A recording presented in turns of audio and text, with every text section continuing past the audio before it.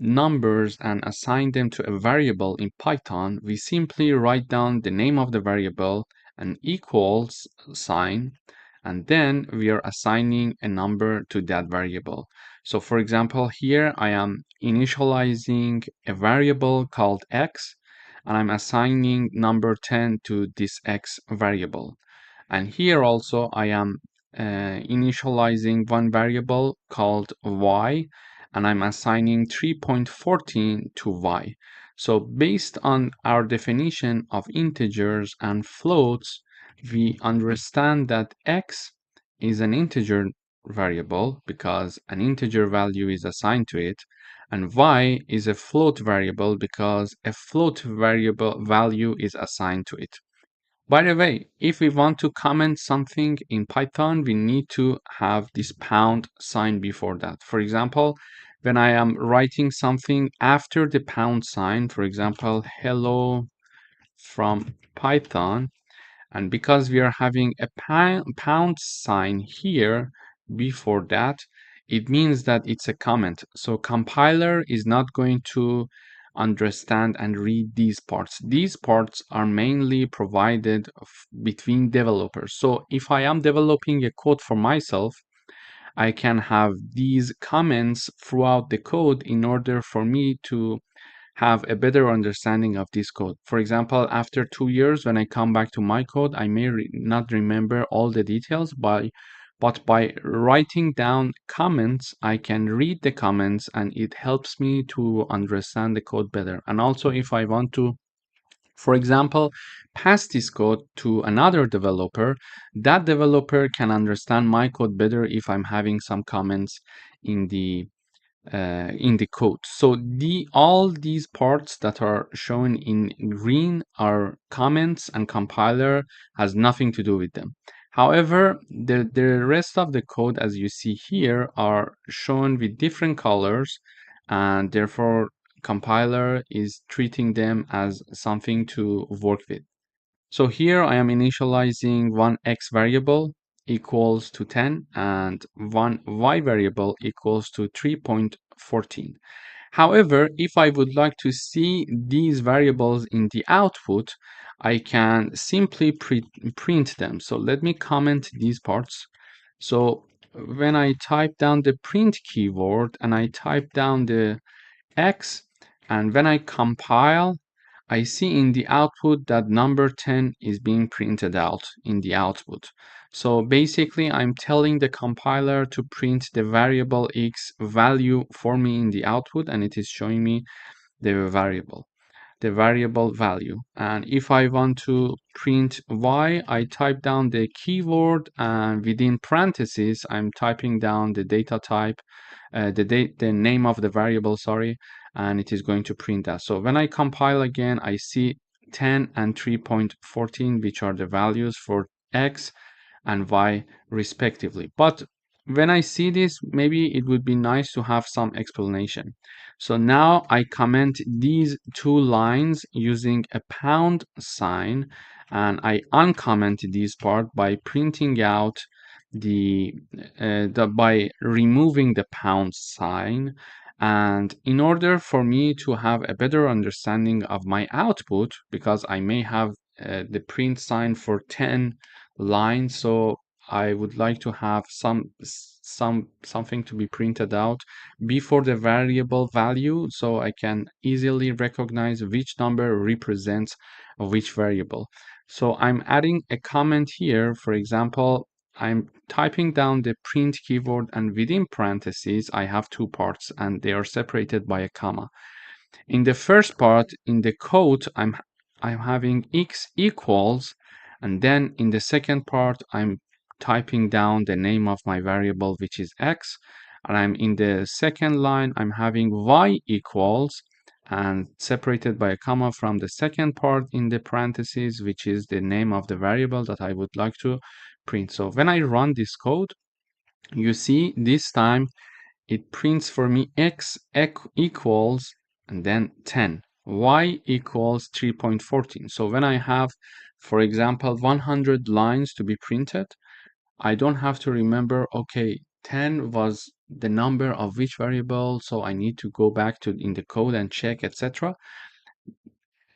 Instead of that, I can simply print this text in the terminal, so I understand 10 is the value that represents variable x, and also y equals 3.14. So in this video, we learned about integers and float data types in Python, and we learned how to print them in the output. And also we learned how to comment some parts that compiler has nothing to do with them. For example, now the compiler is not printing this part because there is a pound sign behind that. But if I uncomment this part and I compile, I see 10. Let me go up a bit. Okay, I see 10. Then I see x equals 10, y equals 3.14. So this is being printed, which is this 10 number, because it is printing x, and x is equal to 10. Sorry, I went up too much. And then I'm having this line being printed out, and then this line being printed out. But this line is not being printed out because there is a pound sign there. So if I remove the pound sign and I compile, I see that now I see that 3.14 is now being also printed out in the output. Thank you for watching. In the next videos, we are going to have some coding exercises with respect to initializing and declaring integer variables and float variables. Thank you for watching. Hello everyone, welcome to this lecture. In this lecture, we are going to talk about strings. So a string is a sequence of characters enclosed in quotes. A string can include letters, numbers, symbols, or spaces. So in order to initialize one string, I am giving it a name r equals, and in quotes, I'm having the string that I want. It is, for example, in this case, Reza Shahin. So a variable r is assigned a string, and this string is Reza Shahin. I can have another string, for example, it could be hello world.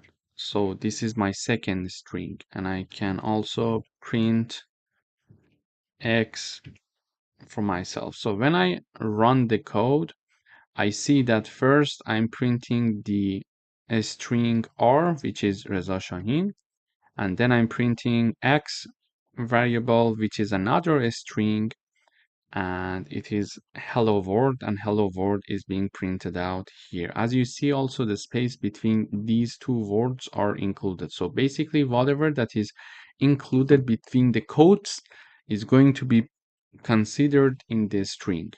So this is how we declare and we print out one string in Python. Thank you for watching.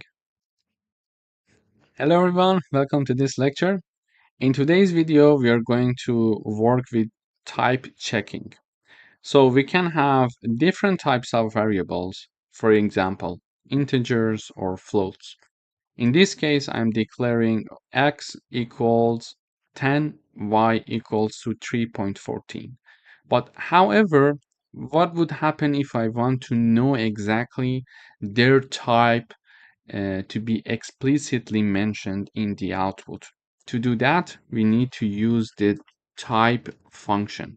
Okay, so in order to know the data type of x and data type of y, I'm going to use the print keyword, and within parentheses, I'm going to use the type function. Type, we use the type keyword, and then I'm having the variable in the parentheses that I want to know the type of. So here, when I run the code, we see that class int and class float is being printed here. It means that the first one is, which is x, is an integer, and the second one, which is y, is a float data type. So basically we used to use the print function like this. So it was going to print out the x for us. Okay, so now I'm using this function, type function, to know the type of my variable. And which variable? Okay, I want to know the type of X variable, or I want to know the type of Y variable. Okay, this is how we can ask the compiler to give us the variable type of different variables. Thank you for watching. Hello everyone, welcome back. In today's video, we are going to again talk about type conversion. Previously, we learned that we can use, for example, int function or float function to convert any other types of variables to an integer or to a float. Here, I'm printing out the variables like this. So I'm having the print keyword, and within parentheses, I'm having float 5. Within parentheses, I'm having 5. So I would like number 5 to be printed out as a float number. And also, I would like to print out the value 3.14 to be printed out as an integer. So when I run this code, I see this output. So number 5 is being printed out like this, like 5.0. It is being printed out with 10 decimal, so it is now a float number. And also the number 3.14, which was originally a float number, is now being printed out only 3.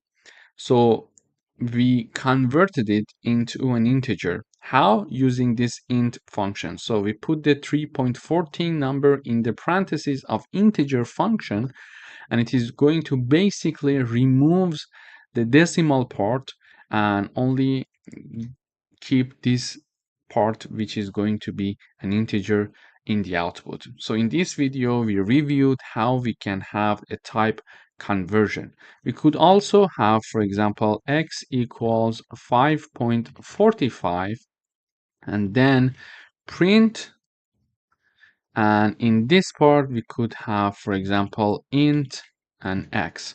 So x is a variable equals 5.45, so it's a float variable. Okay, so it's a float variable, and now I'm going to convert it to an integer. How? I'm printing out the value of variable x that is converted to an integer. So I'm having a print keyword and then 2 parentheses, and within the parentheses I'm having the int function and 1 parenthesis, and in the parentheses of int I'm having the name of the variable x. So when I run this code now, we see that 5 is being printed out. Why? Because it was originally a float number, 5.45, and this decimal part is being removed and only this integer part is being kept. So in the output, we are having the number 5 here. Thank you for watching. Hello everyone, welcome to this lecture. In this video, we are going to talk about arithmetic operators. So we are going to discuss addition, subtraction, multiplication, and division. In order to do that, we can have the print keyword, and in the parentheses, we can have the numbers, for example, 5 plus 3 or 10 divided by 4. I run the code now. We see the output 5 plus 3, the output is 8. And we are having 10 divided by 4, the output is 2.5. We could also have this message being shown. So for example, sum of 5 and 3 is this message being shown out. And we could also have the division of 10 by 4 is, so if I have this message, it's more clear in the output to understand the 8 came from where. Okay, the sum of 5 and 3 is 8. The division of 10 by 4 is 2.5. Okay, and another way to have these is like this. So x equals 10, for example, y equals 4. Let me just choose another number. So y equals 4. Now I could have, for example, z equals x plus y, h equals x minus y, for example. We could have, for example, q equals x multiplied by y, and w equals x divided by y. And then I could print out their values. So let me use this keyword so I can have this. The first one is z, then h, q, and w, and I could have the message the sum of x and y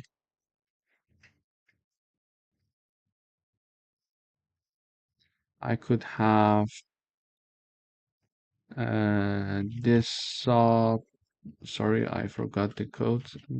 The subtraction of x and y, the multiplication of x and y, and we could have it here the division of x and y. So let me explain what I did here. So what previously we were printing out the sum directly using the numbers, but I would like to use variables in the print out keyword function. So for example, variable z, print variable z, h, q, or w. To do that, I'm declaring x and y. X equals 10, 20, and y equals 5. I'm having z equals x plus y. So 20 plus 5 is going to be assigned to z. We expect it to be 25. And then I'm having x minus y is assigned to a variable named h. So 20 minus 5, we expect it would be 15, and x multiplied by y, its value is assigned to q, and we expect to see 100 here, and also x divided by 5, the output we expect it to be 4, is assigned to w. And we are going to print the sum of x and y, and we are going to print x, which is this part. Then the subtraction of x and y, which is this part, we're going to print h. We're going to print q to be the multiplication of x and y, and w to be x divided by y. So when I run this code, so let me print out, let me comment this part so we don't see them in the output. So we are having the sum of x and y, 25, which we expected here. The subtraction of x and y, which is 15, 15 is here. The multiplication of x and y is 100. And then the division of x and y, 4. So we see that here we could do some arithmetic operations using variables and direct numbers here. So this is basically how we do mathematical operations in Python. And it's a very good example, I think, for you to start coding as of these videos that we just started, because it would be nice to start coding and get used to the syntaxes and start to see if you're making any mistakes or not. And if you're making any mistakes, check your code with the code that I'm providing for you, and you will understand where the error comes from, and then you can improve from there. So I would suggest you to start coding right away so you get used to all the syntaxes. Thank you for watching. Hello everyone, welcome to this lecture. In this video, we are going to talk about modulus operator. To do that, we are having this sign here. So if we are going to calculate the remainder when one number is divided by another. So modulus operator is going to gives us and finds us the remainder of a division of one variable by another variable. So let me give you an example. For example, here I'm saying that the remainder of 10 divided by 3. and then I'm using this modulus operator here. So 10, when 10 is divided by 3, the remainder is going to be calculated using this operator, and we expect to see the output 1, because if you do the division, you see the remainder will be 1. However, the output of the division of 10 divided by 3 is calculated like this. So we are going to have 10 slash 3. I'm going to repeat. If you're going to calculate the remainder of 10 divided by 3, it is going to be handled by modulus operator. But if you want to know the output of when 10 is divided by 3, you're going to use the slash sign here. Okay, another example is here. So x equals 20, y is 10. I'm having this x modulus y or x modula y. So their result is being assigned to z. Basically, this part of the code is going to do the following. So x is divided by y, and their remainder is going to be calculated using this part of the code, and it is going to be assigned to z.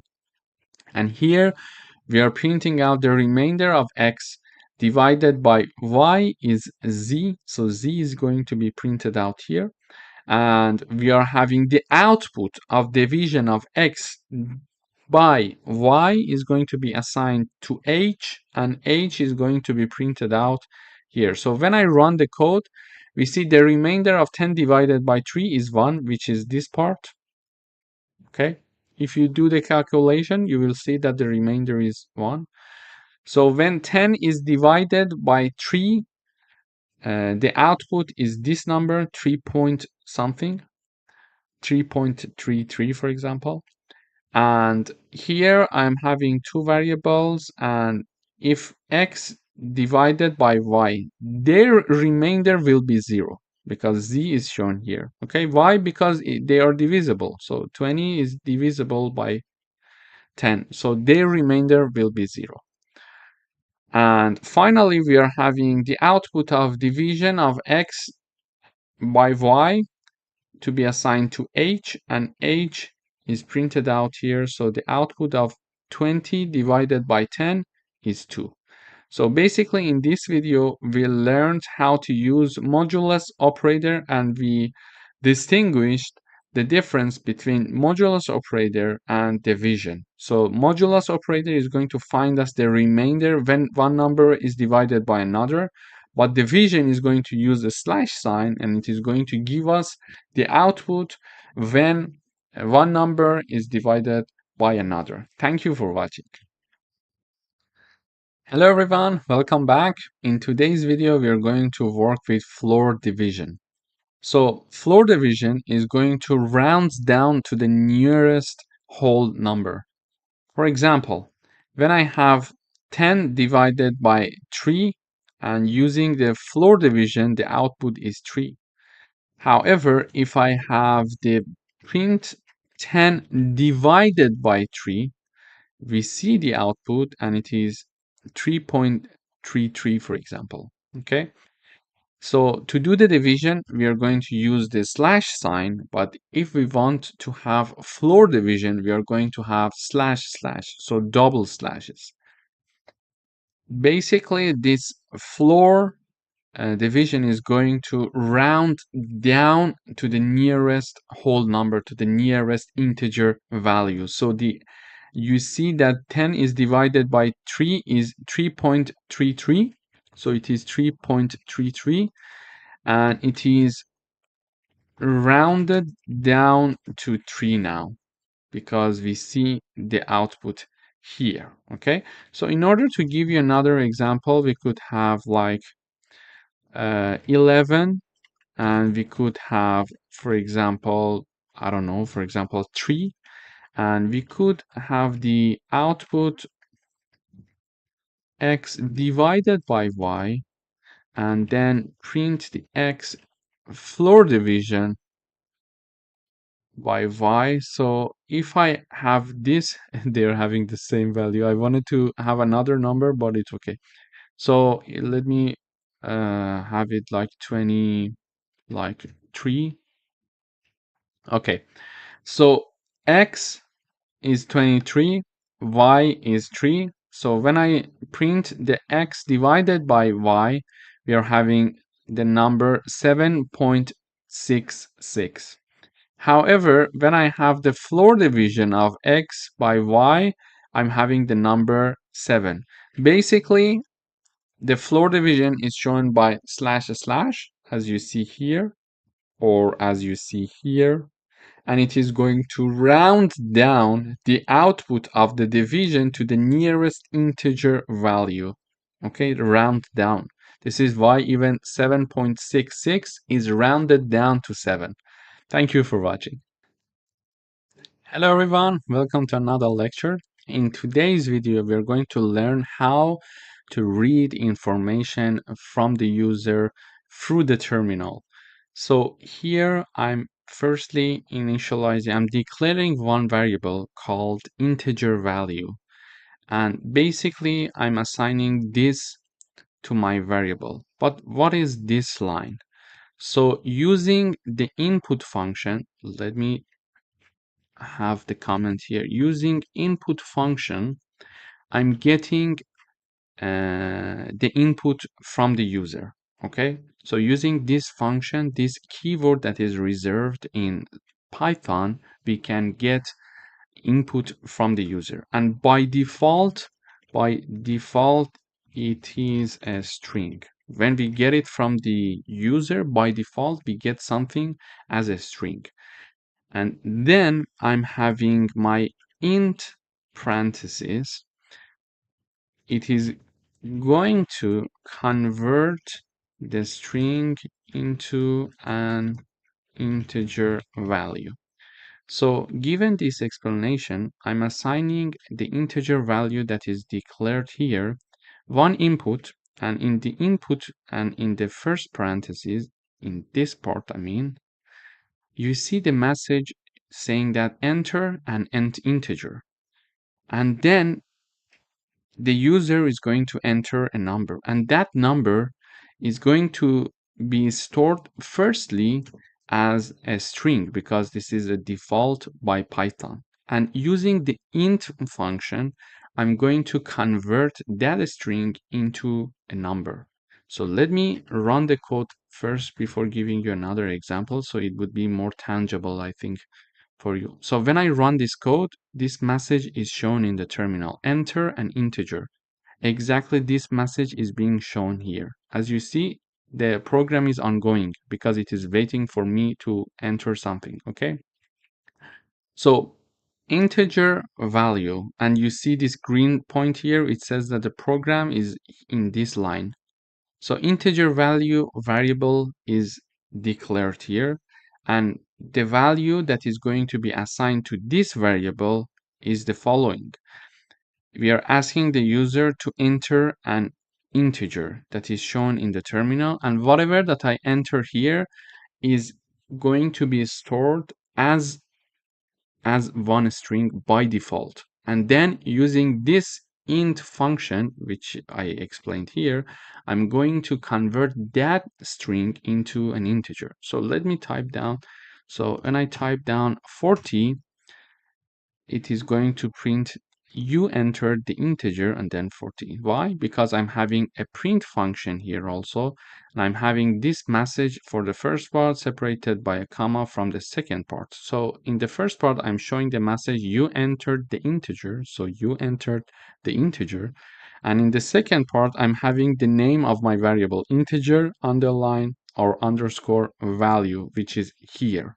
Okay, so using the input, I'm getting some information from the user, and because it is by default a string and I want it to be an integer because I would like to read an integer from the user, I'm converting that string to integer using this int function. Okay, so the second example here is the following. So I'm having another variable called float value, and I'm going to show the message enter a float using the input again function. Okay, And then whatever, as you know, whatever that is entered by the user is by default defined to be a string. It is something, it is a rule of Python, okay?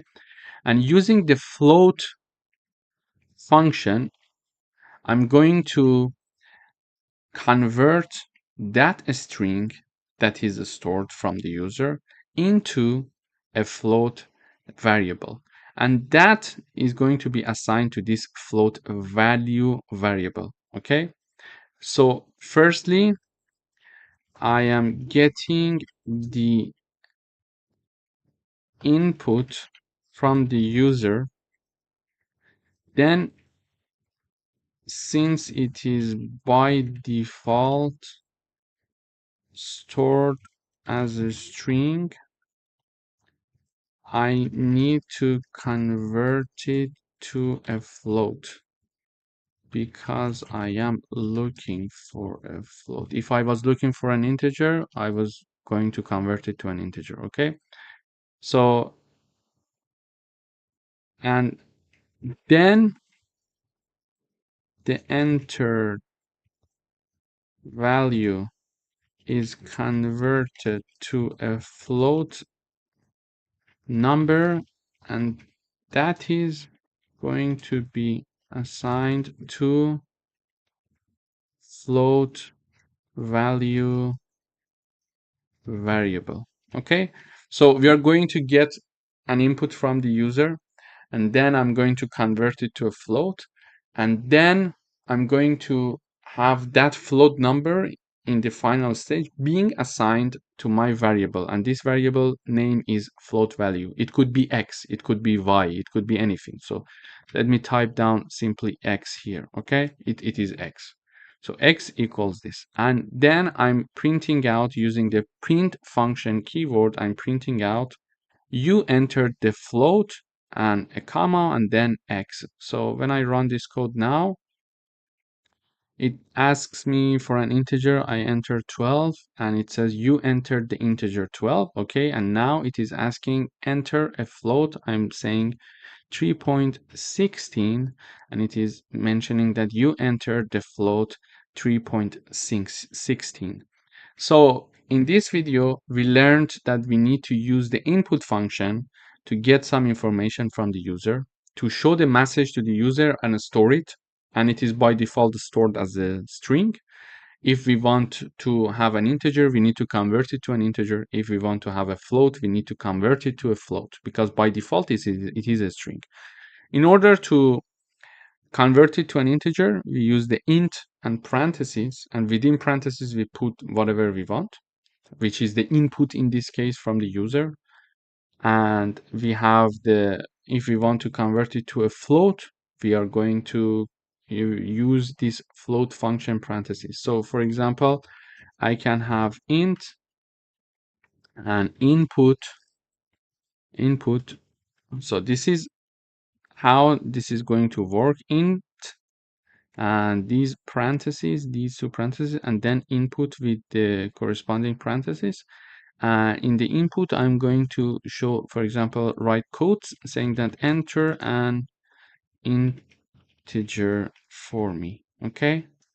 And then the user is going to enter something. It is stored in this part using this input function, and whatever that is stored, because it is in the parentheses of int function, because we are having one int keyword here and one parenthesis in the left and one parenthesis in the right. So whatever that is inside it, it is going to be converted from the string that is by default to an integer. The same rule goes with the float. Thank you for watching.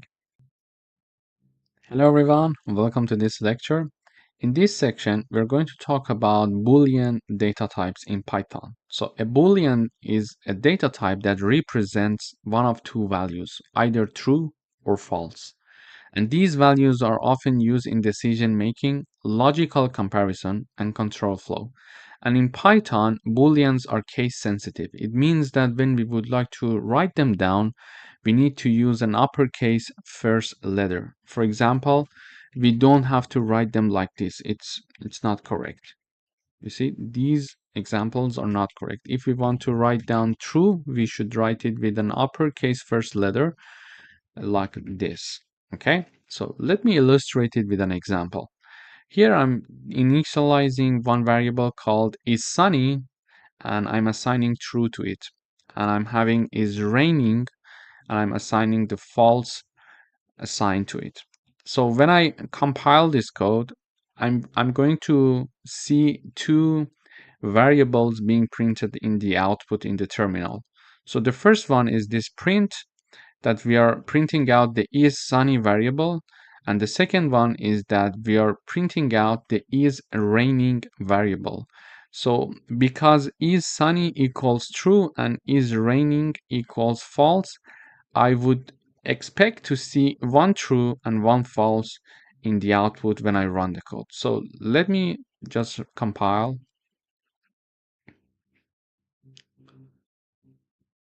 So it is compiling. Okay, we see now one true and one false. So basically, we are assigning Boolean data types to these two variables. The first one is true and the second one is false. And we are simply printing out the values that are assigned to these two variables. In the next lectures, we are going to do some coding exercises using these Boolean data types to understand how they can help us to have a control flow, logical comparison, or decision making. Thank you for watching.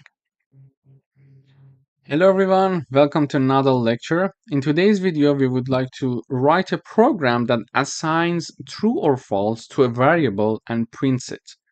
To do that, we learned how to declare a variable. So here I'm declaring a variable is underscore student, and I'm assigning true to it.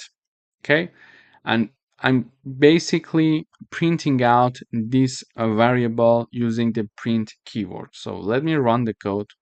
So when I run the code, I see true in the output. I could have, for example, is young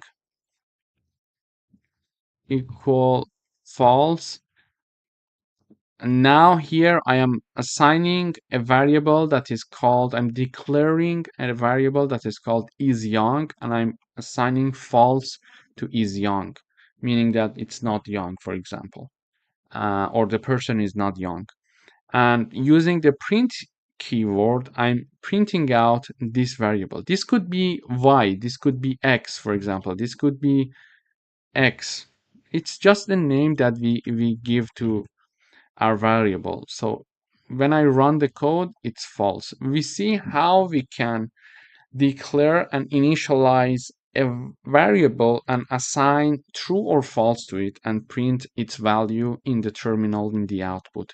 This is how we can start working with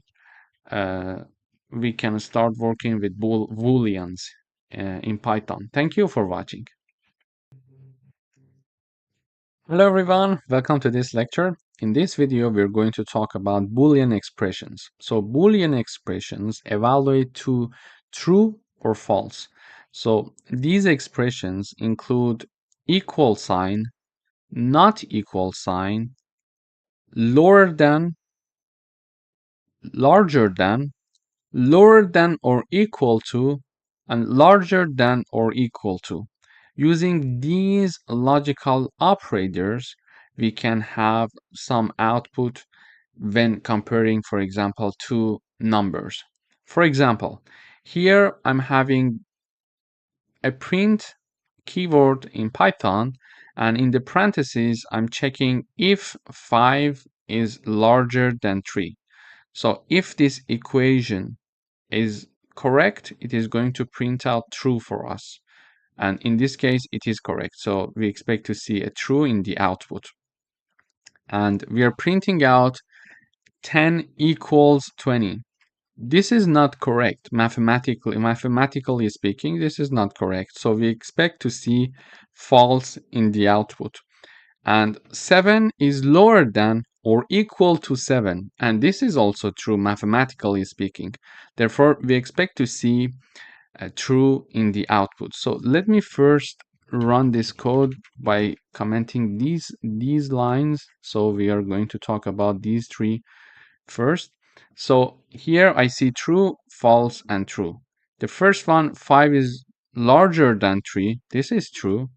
So we're having the true in the output. 10 equals 20. It is false because it doesn't make sense.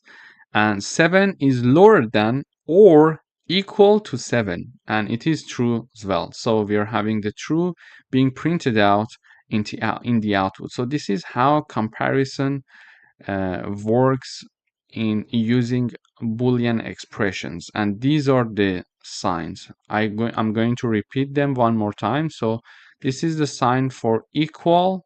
So we are checking to see 10 equals 20 or not equal, lower than, larger than, lower than or equal to, larger than or equal to. Moreover, we are going to discuss logical operators. So we are having and, or, and not. So let me comment these 3 lines and uncomment these 3 lines. So I am having the logical operators true and false. So if true and false are together and we are using and logical operator, the output should be and must be false, let's say. If there is an or, the output is true, and when we are saying not true, the output is the opposite, so it is false. So when we are having one true and one false, and we are using the and logical operator here, the answer is always false if we are having one false in the output. Let me illustrate it with another example. So here, if I have true and true, the output is true. If I have false and false, the output is false. So let me comment these 2 lines so we can compare these 3 first. So when we are having at least one false when using AND logical operator, the output is false. When both of them are true, the output is true. And when both of them are false, the output is obviously false. Okay? So, sorry, false. Okay? So this is how the AND logical operator is going to work. And even if the false is first and then we are having the true, here the output is again false because we are still having one false here. Okay, so let me run. Okay, so when we are using AND logical operator, if we at least have one false, the output is for sure false. If both of them are false, like this case, the output is false. And if both of them are true, the output is true. So the only possible option that the output is true is when we are having 2 truths using AND operator and logical operators. Okay, this is how logical operator is going to work using AND. Okay, so let me now comment these lines and talk about this line. So using OR operator, we are saying that if this one is true or the other one, okay? In this case, when at least one of them is true, the output is true. So if I run, you see true in the output. So for other cases, if I have true or true, print false or false. So let me run this code. So here I'm saying true or false, the output is true. True or true, the output is true. False or true, the output is true. And false or false, the output is false. So using OR operator, logical operator, if we have at least one true, the output is true. And if both of them are false, the output is false. Because we are checking to see if we are having at least one true when using OR operator. So either this or that must be true. If either of them is true, the output is true. But if both of them are false, the output is false. Okay. And finally, we are having the not logical operator. When I'm having true and before true I'm having not, it is going to return the opposite output for me. So the opposite of true is false. So when I run the code, we see false in the output. So this is a bit abstract for now, the logical operators. You may understand the context, but you may not see how it may be useful for the moment if you have no background in programming. But later on in the very same course, in the section where we are going to talk about if conditions, if and else and elif conditions, we are going to use these logical operators practically, and in practice and examples, coding exercises, you will see how practical they are. And you will understand their usage better, much better in that section. But this is just an introduction for you to understand what logical operators are. So we learned that there is and, there is or, and there is not. These are three logical operators that we are going to use. This is just an introduction, and in the section that we are going to talk about if conditions, we're going to use them practically in coding exercises. So I expect that there you will understand everything about logical operators. If you're not sure yet about the things that I told you about logical operators, don't worry. This is just an example here, just to give you a little bit of thoughts about these logical operators, and we're going to see them in practice later on this course. Thank you for watching. Hello everyone, welcome to another coding exercise session. We're going to write a program that compares two numbers and prints whether the first number is greater than the second one. In order to do that, I'm initializing and declaring and initializing two variables called num1 and num2. I'm assigning 10 and 5 to them respectively. And in the output, I'm using the print keyword and I'm checking to see if the first number is greater than the second one using this comparison operator. So the first one is 10 and the second one is 5. So it means that 10 is larger than 5. Is it correct? Yes. Therefore, it is going to print true in the output. Okay. But if I have number 1 equal to 1, we expect to see the output to be false, as you see here. So this is how logical comparison operators uh, is going to work for Booleans expressions. Thank you for watching. Hello everyone, welcome back. We would like to write a program that uses logical operators to combine two Boolean values and print the result. To do that, I'm declaring and initializing two variables. The first one is weekend, and true is assigned to is weekend, so it means that it is during the weekend. And I'm having the has homework to be false. So, for example, one student is in the weekend because it's true and has no homework to do. Okay. So we are going to use and or, I mean, this and or logical operators as the program wants to combine two Boolean values and print the result. Okay, so I'm printing out the result and I'm using logical operators.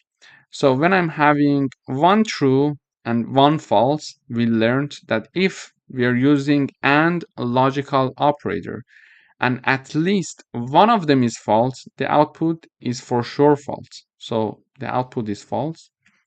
And when I'm comparing a true and a false using or logical operator. If at least one true is there, the output is true.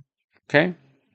So when I run the code, I expect to see false for the first one, and I expect to see true for the second one. I'm going to repeat one more time.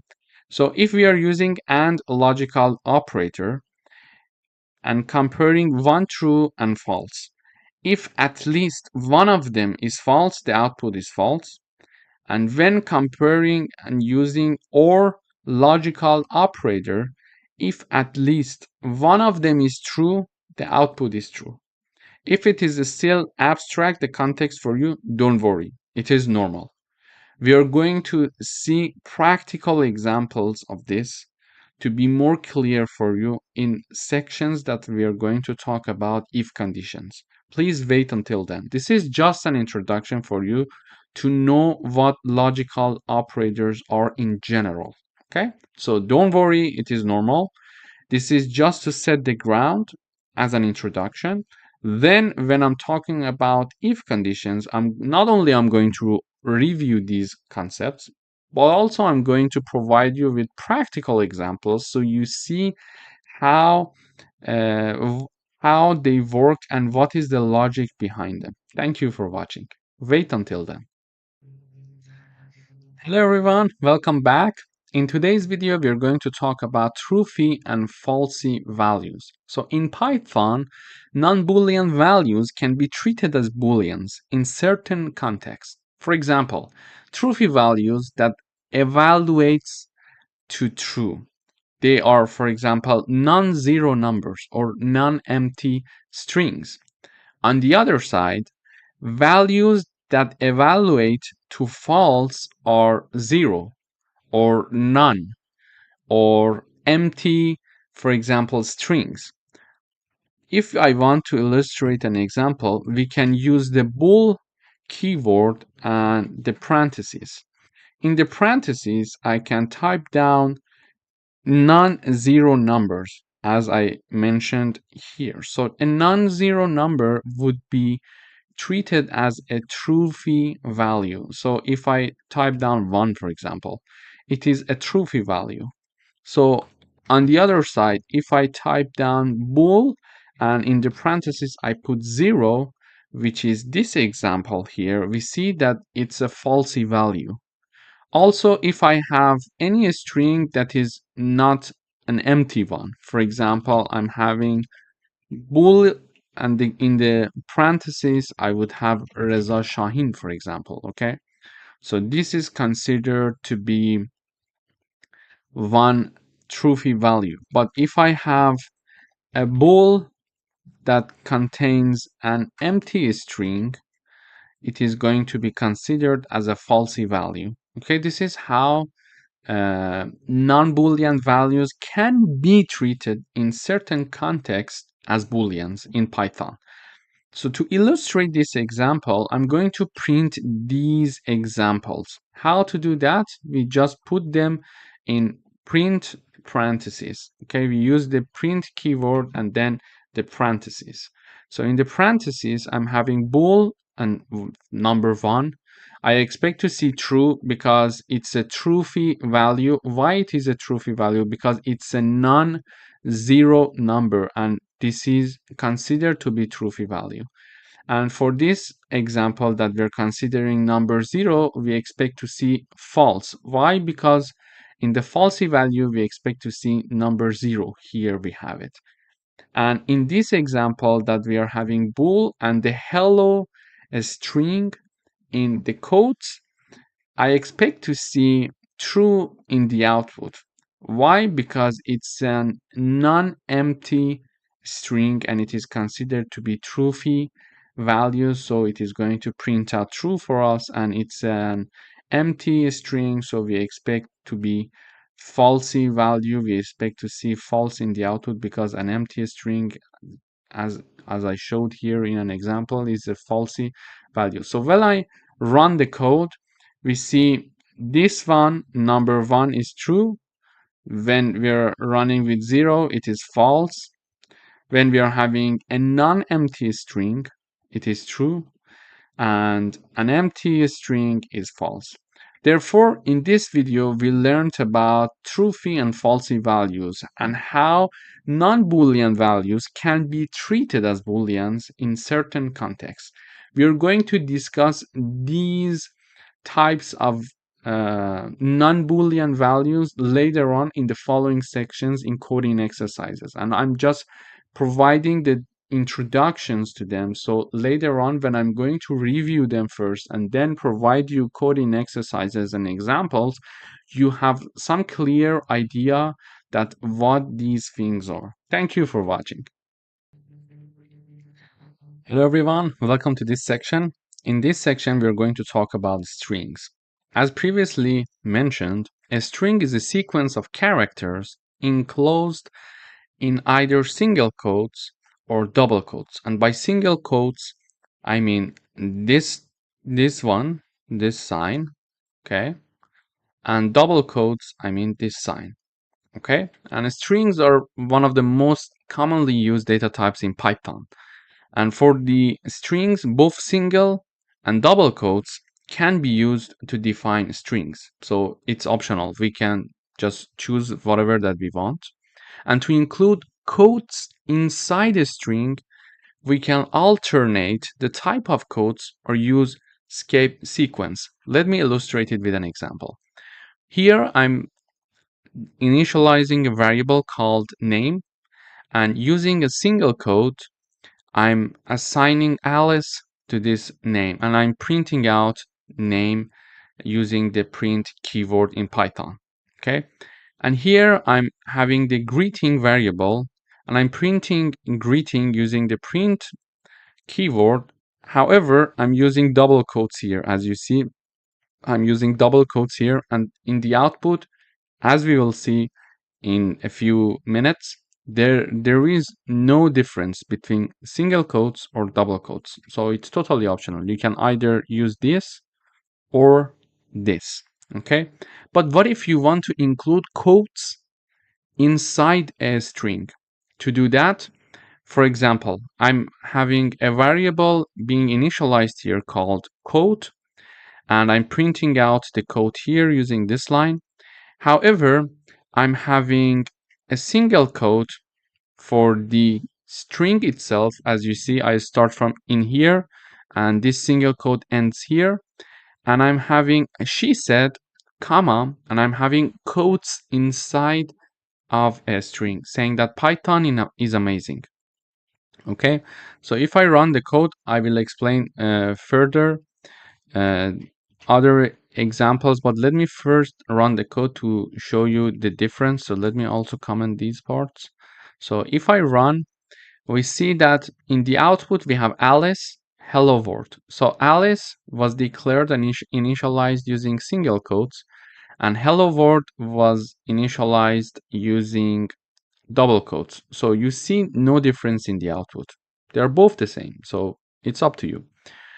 And when I mean to include quotes inside a string, I mean this. So we are printing out she said, comma, Python is amazing. So it's like a direct speech. So if we are going to have quotes sign here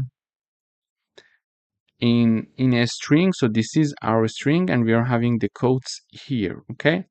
We can alternate the type of the quote. So because here I was using the single quote to initialize my string, then in order to include quotes in the string, like Python is amazing, to include that, I'm using double quotes. Okay, so you can alternate the type of the quotes.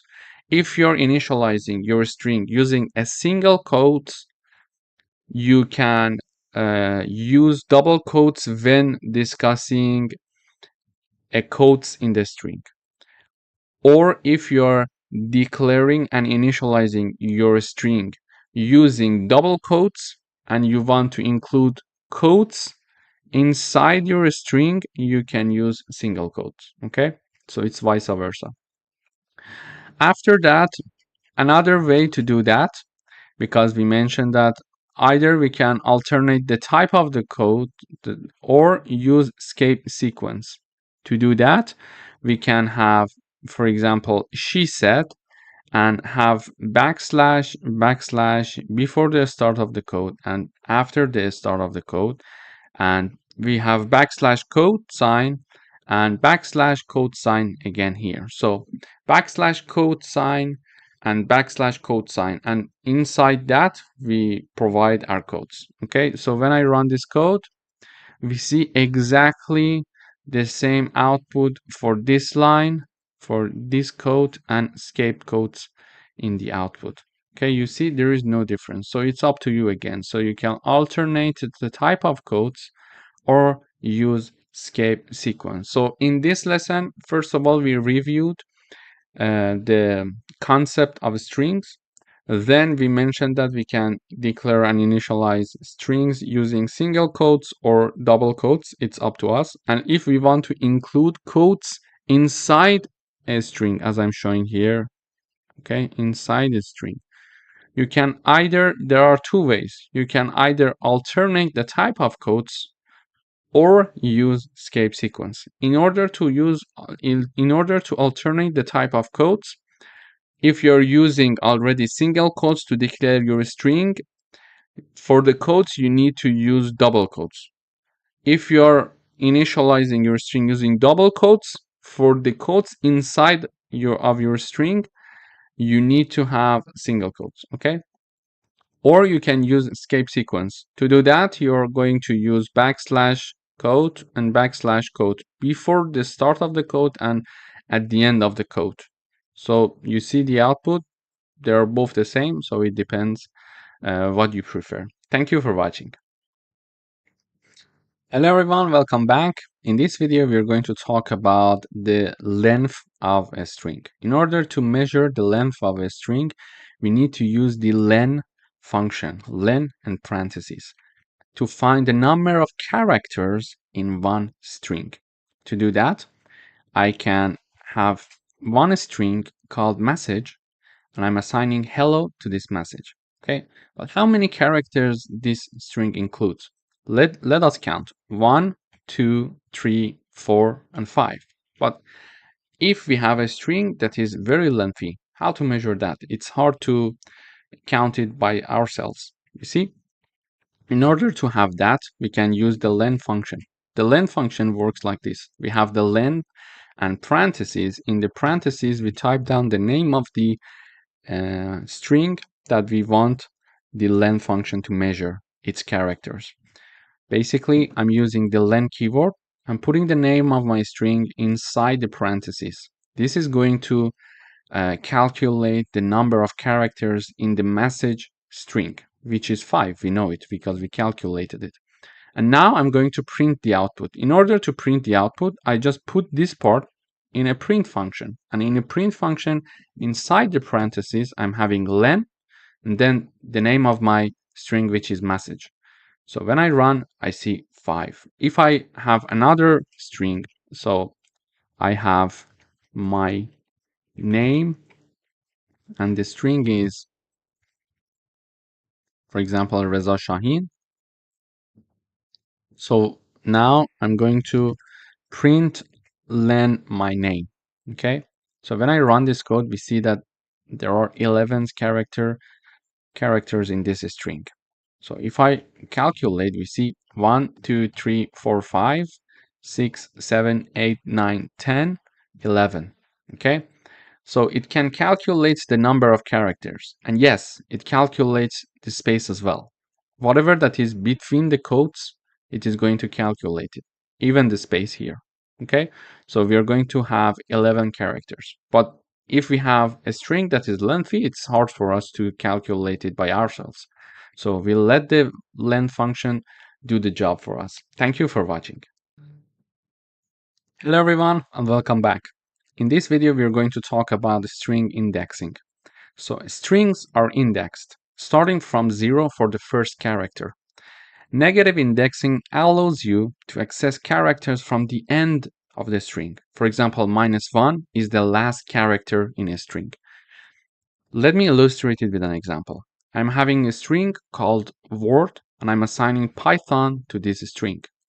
In the output, I'm printing out 2 characters indexes.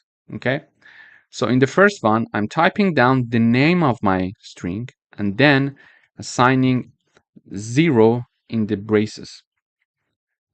And then I'm having word again here and number -1. So when I run, first I see P and then I see N. This P comes from the fact that this is the first index of my string, and the first index in my string is this P here. Okay, because we mentioned that it starts from 0 for the first character.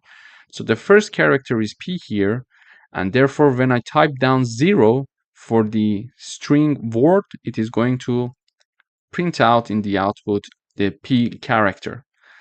However, when I want to access the last index, instead of just going from the left side, I can start from the right side to go back. It's easier sometimes. To do that, I'm using -1 to access this last character in my word string. So let me illustrate another example. For example, my name. And I assign Reza to my name. So if I print my name, I print the first one, the first character with index 0. So let me comment these parts. So when I run, I see R here. Okay. So what if I print out the second character here using the 1 index? It is going to print E for me. The third one is Z, and the fourth one is A. So the fourth one is A, but we are typing down 3. Why? Because we started from 0. 0, 1, 2, 3. So the fourth one is 3, okay? And instead of having 3 to print the last character of this string Reza, I could type down -1 to access this A, or -2, for example, to access Z here. It depends on what we're looking for. But this was a good example to understand string indexing. Thank you for watching. Hello everyone, welcome back. In this lesson, we're going to talk about string repetition. So repeating a string multiple times using star operator or multiplication sign, okay? So I'm having the first string or variable called hi. And please note that there is one space after hi here, okay? And I'm having the new variable being assigned the name of my first variable word times 3, okay? Then I'm printing out my repeated word. I'm going to explain one more time. I'm initializing the word variable and it's hi, it's a string. I'm initializing my second variable to be word times 3, and word was my first variable, which was a string, okay? And in the third line, I am printing out my second variable, which is repeated words. So when I run, I see hi with one space, hi, space, and hi, okay? So if I don't have this space, we see that they are very close to each other, as you see in this example here. So I consider this hi, so it is going to put space before printing out the next one. So this is how basically we can have string repetition in Python. It's very easy. So if you want to have 4 repetition, you basically put 4 here, 5 here. So if I put 5 and I compile, we see 5 highs being printed in the output. Thank you for watching. Hello everyone, welcome back. In this video, we are going to talk about string slicing in Python. So we can extract a portion of a string using slicing. And the formula is this: string, the name of the string, start, and the end. But what is very important is that start is inclusive, but end is exclusive. Let me illustrate it with an example. So I'm having a string called text, and I'm having hello world here. In order to extract a portion of this string, I use this formula here. So I'm printing out the string, which is the name of the string, our text here, and then I'm having braces. From 0 colon and 5. Okay, so there are two parts here: before colon, after colon. Before colon is the start point, after colon is the end point. And please note that the start point is inclusive, but the end is exclusive. So we are going to start here from 0, and then we are going to finish at 4, including 4. Why? Because we are having number 5 here, and the end is exclusive. This is just a basic rule in Python. We just need to be aware of it when working with string slicing. So if we want to go up to 4 and include 4, we need to go up to 5 because end is exclusive. So this code is going to give us from index 0 to 4, and index 0 it's here. Okay, so index 0, index 1, index 2, index 3, and index 4. Okay, so we go from 0 up to 5, but not including 5. Okay, then when I run the code, we see the output is hello. The first output is hello. This is for this one. Okay, from index 0 to index 4. It is included here. Then in the second part, I'm having two parts again: before colon and after colon. So before colon, we learned that it's the starting point that is inclusive, but after the colon is the ending point and it is exclusive. So when I type down nothing in the right part, which is the end of the string, it means that start from 7 here and go until the end of the string. Okay, so what is the string 7? So 0, 1, 2, 3, 4, 5, 6, and 7. So 7 is the starting point. W is the starting point. Okay, so I'm having W, and I'm going to continue until the end of the string. Why? Because on the right part here, I don't have anything. If I had like 9, it was going to print out 7 and 8 because the starting point is 7. And when we are having number 9 there, 9 is exclusive, so it is going to go up to 9 and not including 9. So it was going to include 7 and 8 only. So when we type down nothing on the right side, it means that we are going to go until the end of the string. Okay?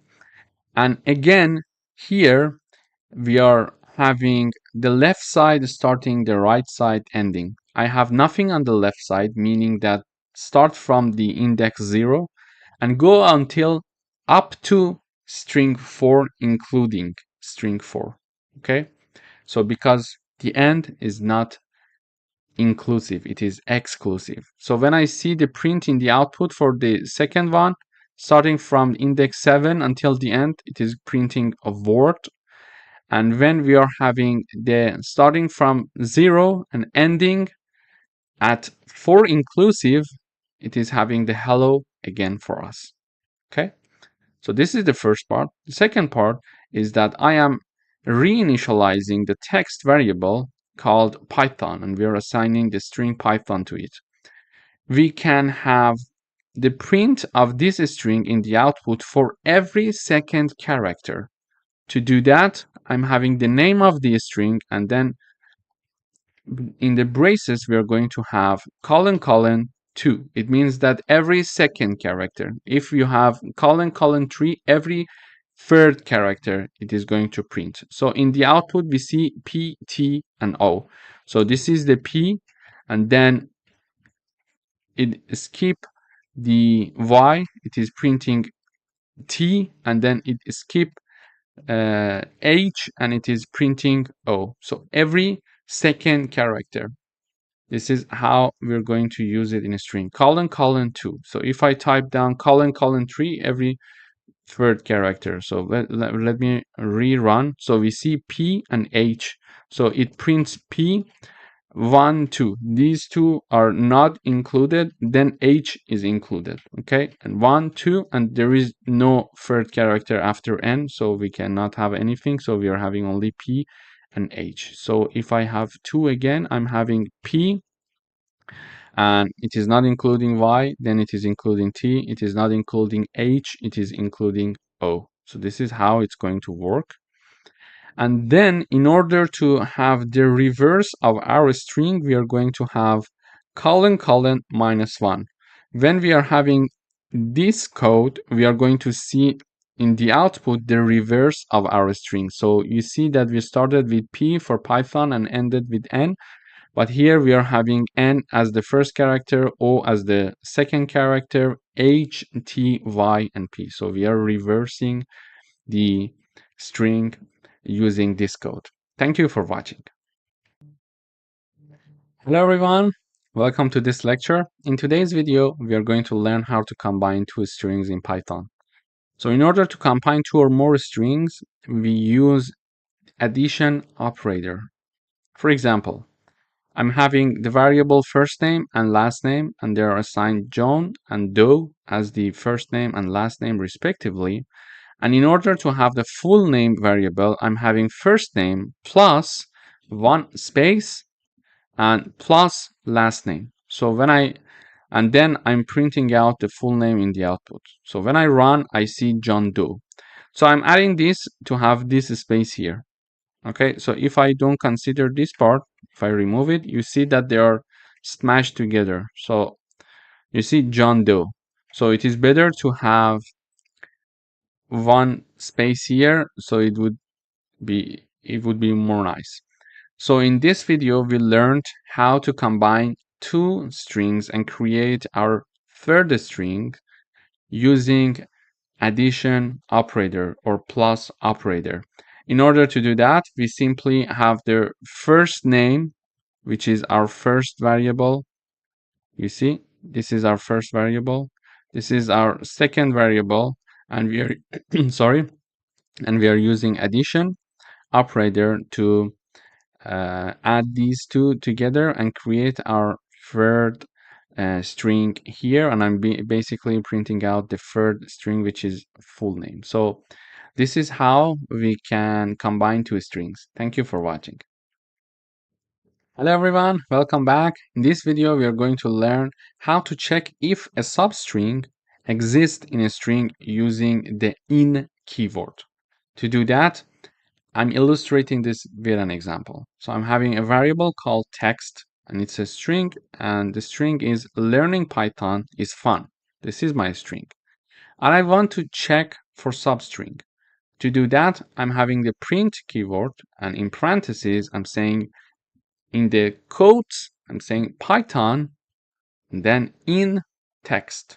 And text is the name of my variable. So I'm basically what I'm asking the compiler is to see if the string Python is inside and is included in string text. And you see the Python is there. So we expect to see the output to be true because Python exists in the string text. To say to compiler, we use the codes saying that Python or anything that we want to look for, and use the in keyword, and then use the name of the string that we're going to check whether a substring is there or not. So I'm saying Python is Python a substring of text string. Learning Python is fun. So is Python included, let's say, in this string? The answer is yes. So we expect to see true here. And then I'm checking to see if I check and see Java is included in the string text or not. So we see this string is learning Python is fun and Java is not there. But I'm checking to see if Java is included in this string or not. And since Java is not there, we expect to see false in the output. And also we can check for the absence of a substring. For example, we can say Java not in text, and the output is true because we are saying Java is not in the string text. Yes? And it is going to answer yes, it's true. Java is not in the string text. So when I run the code, we see true, false, and true as we expected. True, false, and true. Basically, it is saying Python is included in the text string because we see the Python. Then Java is not included in the text string because Java is not there. You see no Java there, yeah? And then we are saying, okay, I think Java is not in the string text. Am I right? It says yes, you're right. So it is printing out true in the output. So this is how we can very easily check to see if a substring exists in a string using the in or not in keyword. Thank you for watching. Hello everyone, welcome back. In this video, we are going to write a program that takes a user's first and last name as input, combine them into a full name, converts the full name to uppercase, and prints the length of the full name, excluding spaces.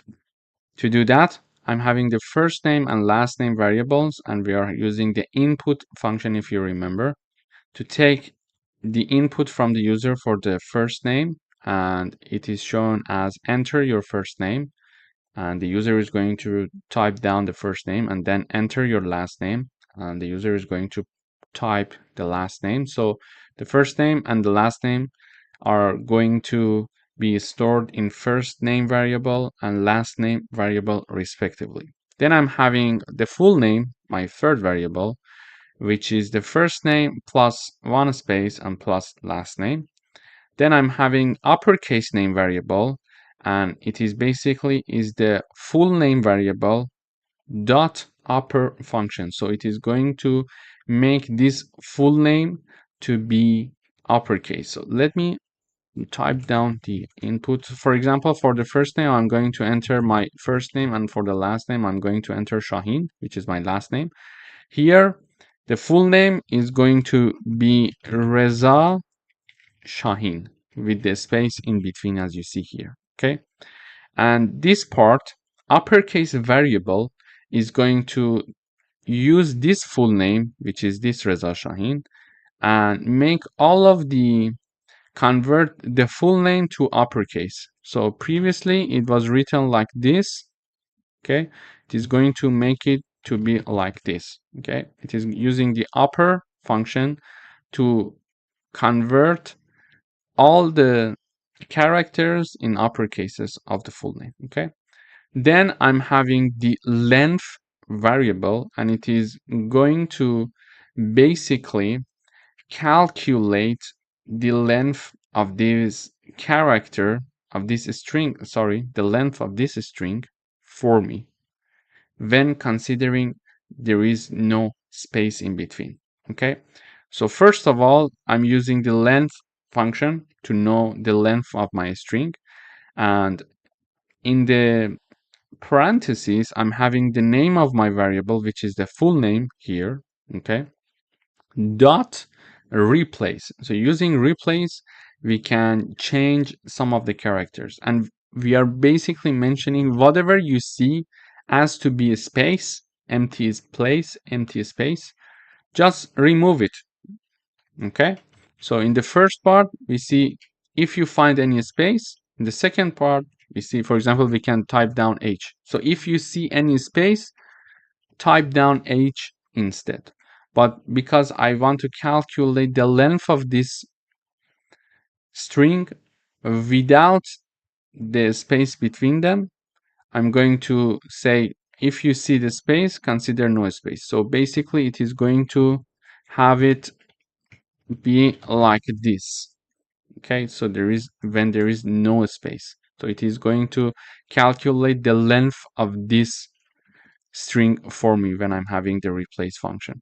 Then I'm having the print in the output full name is the full name variable is being printed out, and we are saying the full name is, and we're having the variable called full name, uppercase name, and I'm having the uppercase name variable here, which is this part, and the full name was this part. And then I'm having the length of full name. When no space is considered, I'm printing out the length variable, which is here, and it is calculated based on the length of the full name variable, in which we are replacing all the spaces with no space. So it is going to calculate the length of this. So when I run, it says enter your first name, I say Reza, enter your last name, I say Shaheen. So it is printing out full name Reza Shaheen, uppercase name Reza Shaheen, length of full name with no space, it is 10. Let us check and verify this. 1, 2, 3, 4, 5, 6, 7, 8, 9, 10. So the length is 10. So we see that we calculated everything correctly. Thank you for watching. Hello everyone, welcome back. In this video, we are going to learn about converting case, upper and lower. Using the dot upper parentheses function, we can convert all characters to upper cases, and using the lower function, we can convert all characters to lowercase. For example, I'm having one string here called text, and it is assigned Python, and I'm using the text dot upper and parentheses, and then text dot lower parentheses. So when I run this code, we see in the first example, in the first output, I'm having the Python being printed with uppercase, all of the characters, and in the second print, we see that all of the characters are printed in lower cases, because in the original example, P was written with uppercase, but in the second output, we see everything is written in lower cases. So let me illustrate with another example. So I would say Reza Shaheen, for example, here, and I print the name upper. My name is the name of my variable, my name dot upper and my name dot lower. So when I run the code, we see that in the first print, everything, all of the characters are in uppercase, and in the last print, we see that all the characters are shown in lowercase. So this is basically how we can convert cases in Python. Thank you. Hello everyone, welcome to another lecture. In today's video, we are going to learn about the replace function in Python. So I'm having one string called text, and it is assigned the hello string. Then I'm having a new variable called new text, and I'm going to use the replace function. So I'm saying that new text equals text, exactly the first one, but I would like to replace H with J. So wherever you see H in the text string, replace it with J. And I'm printing text and new text in the output. So when I run, we see the text is being printed out in the output with no changes. So hello is printed because text is hello and text was assigned hello.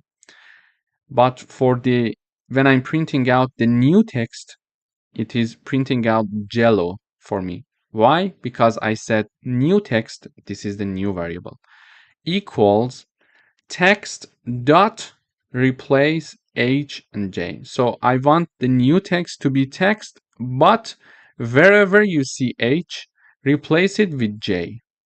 So it is going to print out Jello for me because there is one H, and this H is going to be replaced by J. So we are having Jello here. Okay. In order to use the replace function, we type down the name of the original variable dot the replace keyword, and within parentheses there are two parts, before the comma and after the comma. Before the comma, we type down whatever we want to change, and after the comma, we are going to type the replacement of whatever we want to change. So in this case, in this example, I wanted to replace H with J. So I type down H before comma on the left side, and I type J on the right side after the comma. This is why the new text is now Jello. Thank you for watching. Hello everyone, welcome back. In today's video, we would like to ask the user to enter a string. And then we would like to check to see if that entered string starts with a specific character or not. For example, we're going to ask the user to enter a string. The user is going to enter, for example, Reza. Okay. And then we would like to check and see if the entered string by the user starts with R, with the letter R or not. Okay, so this is some validation. Maybe the user is going to enter something and we would like to check if the user is entering something that is starting with R, for example. Okay, this is how we're going to proceed. Here, to do that, here I'm showing this message to the user and saying that enter a string. Okay, and whatever the user is going to enter is stored in the text variable. Then we are having another variable called start, and we would like to enter the starting character to check. Okay, so here I would say, for example, R, because I want to check if the input string by the user is starting with R or not. Okay, and whatever that we enter here is going to be assigned to start variable, and to check to see if a string starts with that specific character, we show this message first using the print function.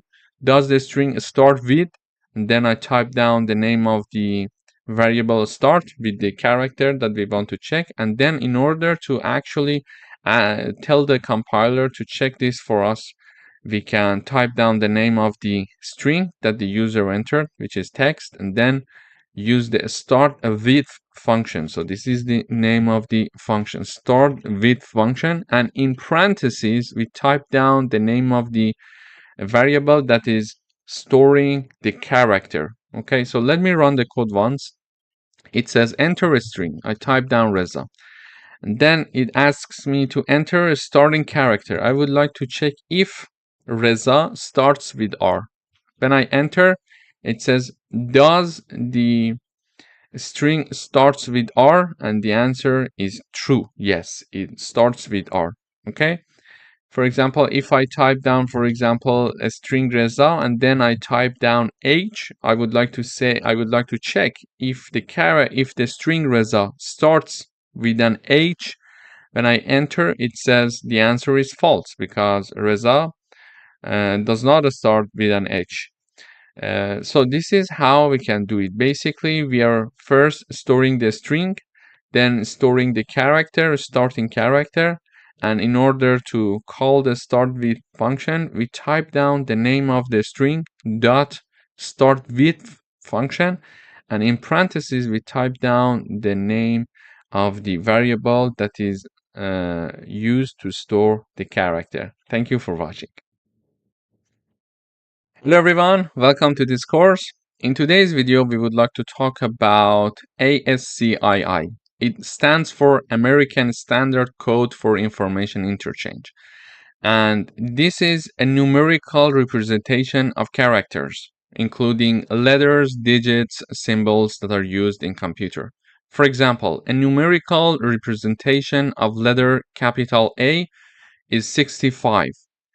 If it's a small a, it's 97, for example. For number 1, the numerical representation is 49, okay? So today we would like to learn how to get and how to obtain these numerical representations, okay? To do that, I am presenting you an example here. So here is a message being shown to the user saying that enter a character to find its ASCII code. Then whatever the user is going to enter, we're going to assign it to this variable called char. And then in order to understand what the numerical representation of the input of the user is, we're going to use ORD function. So in order to use ORD function, we type down the ORD, and in parentheses, we type down the name of our variable. And in this case, it is char, okay? And then simply I use the print function. I type down this message, the ASCII code of, and then the type of and then the name of the variable, and then is message, and then we use the ORD function, and in parentheses I put down the name of char. So let me run the code once. When I run the code, first of all, we expect to see a message from the program that asks us to enter a character to find its numerical representation. For example, here you see enter a character to find its ASCII code. So now I enter capital A, and when I enter, it says the code of A is 65, as we mentioned here. If I type down, for example, capital B, it says it is 66. If I type down, for example, small a, it is going to give us 97. So this is how we can use the ORD function in order to find the numerical representation of characters. Thank you for watching. Hello everyone, welcome back. In today's video, we would like to write a program to find the smallest and largest character in a string using the min and max functions. So we are going to have an equivalent of numerical representation for each character. So each character has its numerical representation, and we learned that we can find it using the ORD function. Okay, so now we would like to enter one string and understand which character has the largest, let's say, numerical representation, and which character has the smallest numerical representation. Let me first run the code. It says enter a string to find its smallest and largest character. So I type down Reza, for example. It says smallest character is R and largest character is Z. Okay, so when I uncomment these parts, I am showing in the output the numerical representation of R, capital R, and small z. So when I run the code, I again type down Reza, and it says for R, the numerical representation is 82. However, for Z, it's 122.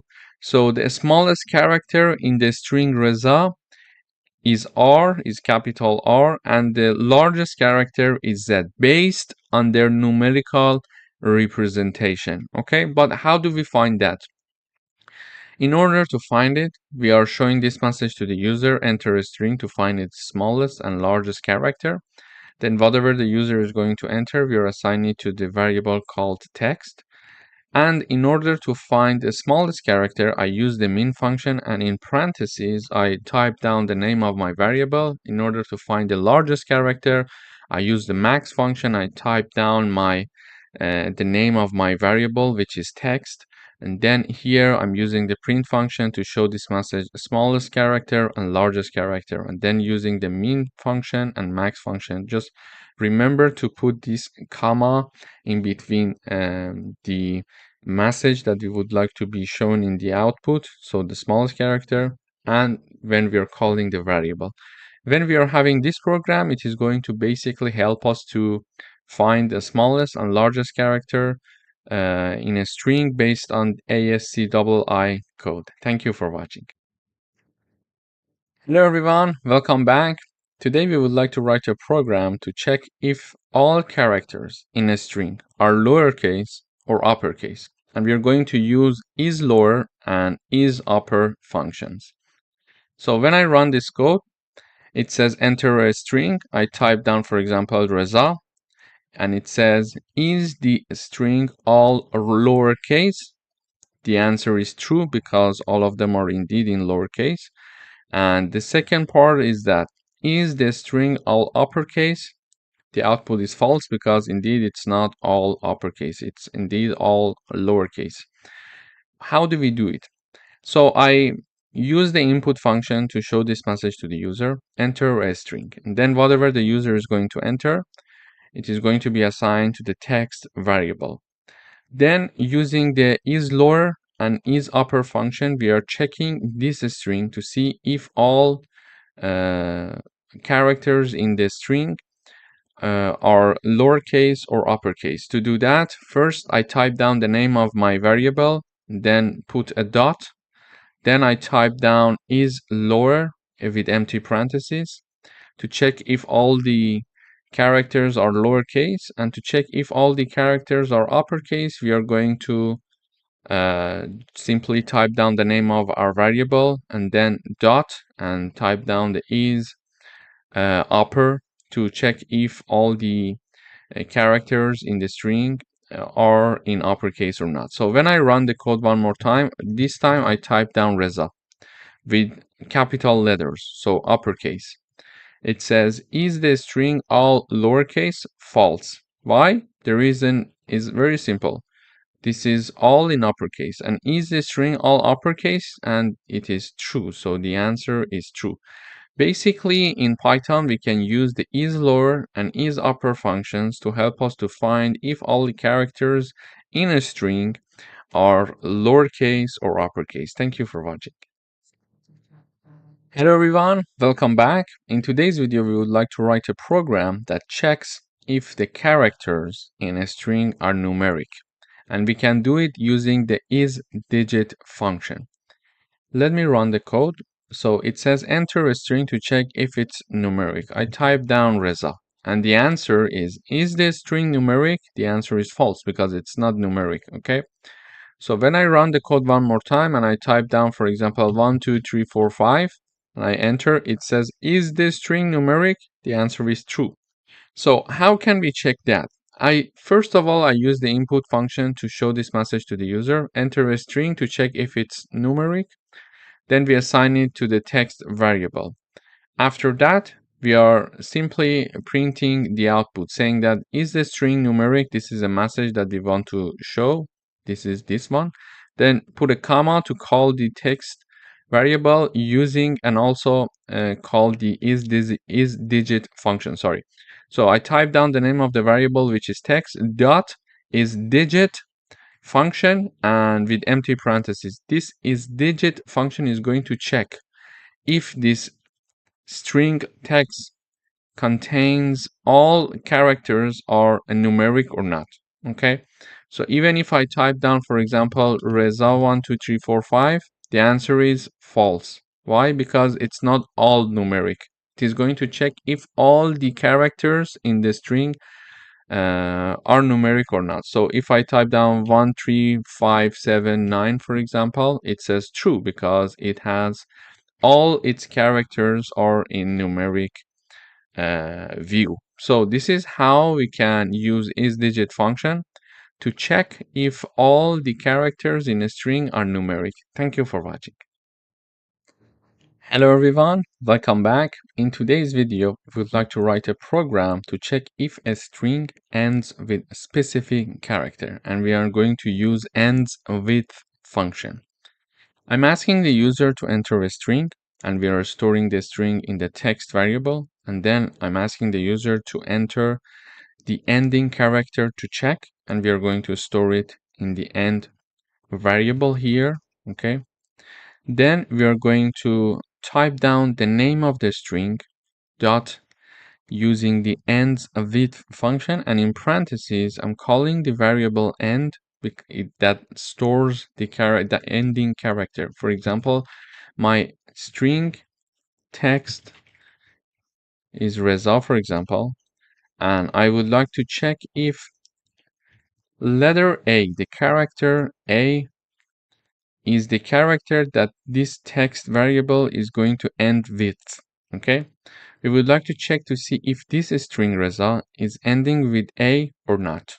This is how we're going to do it, and in order to do that, we're going to use ends with function. We type down the name of the string, which is a text dot ends with, and in parentheses I type down the name of the variable that is carrying the ending character. So when I run this code, it says enter a string and type down Reza, for example, and then it asks me to enter the ending characters to check. I would say A.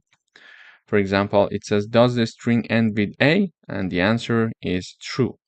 So if I type down, for example, Reza, and then I type down, for example, W, the answer is false because the string Reza is not ending with W.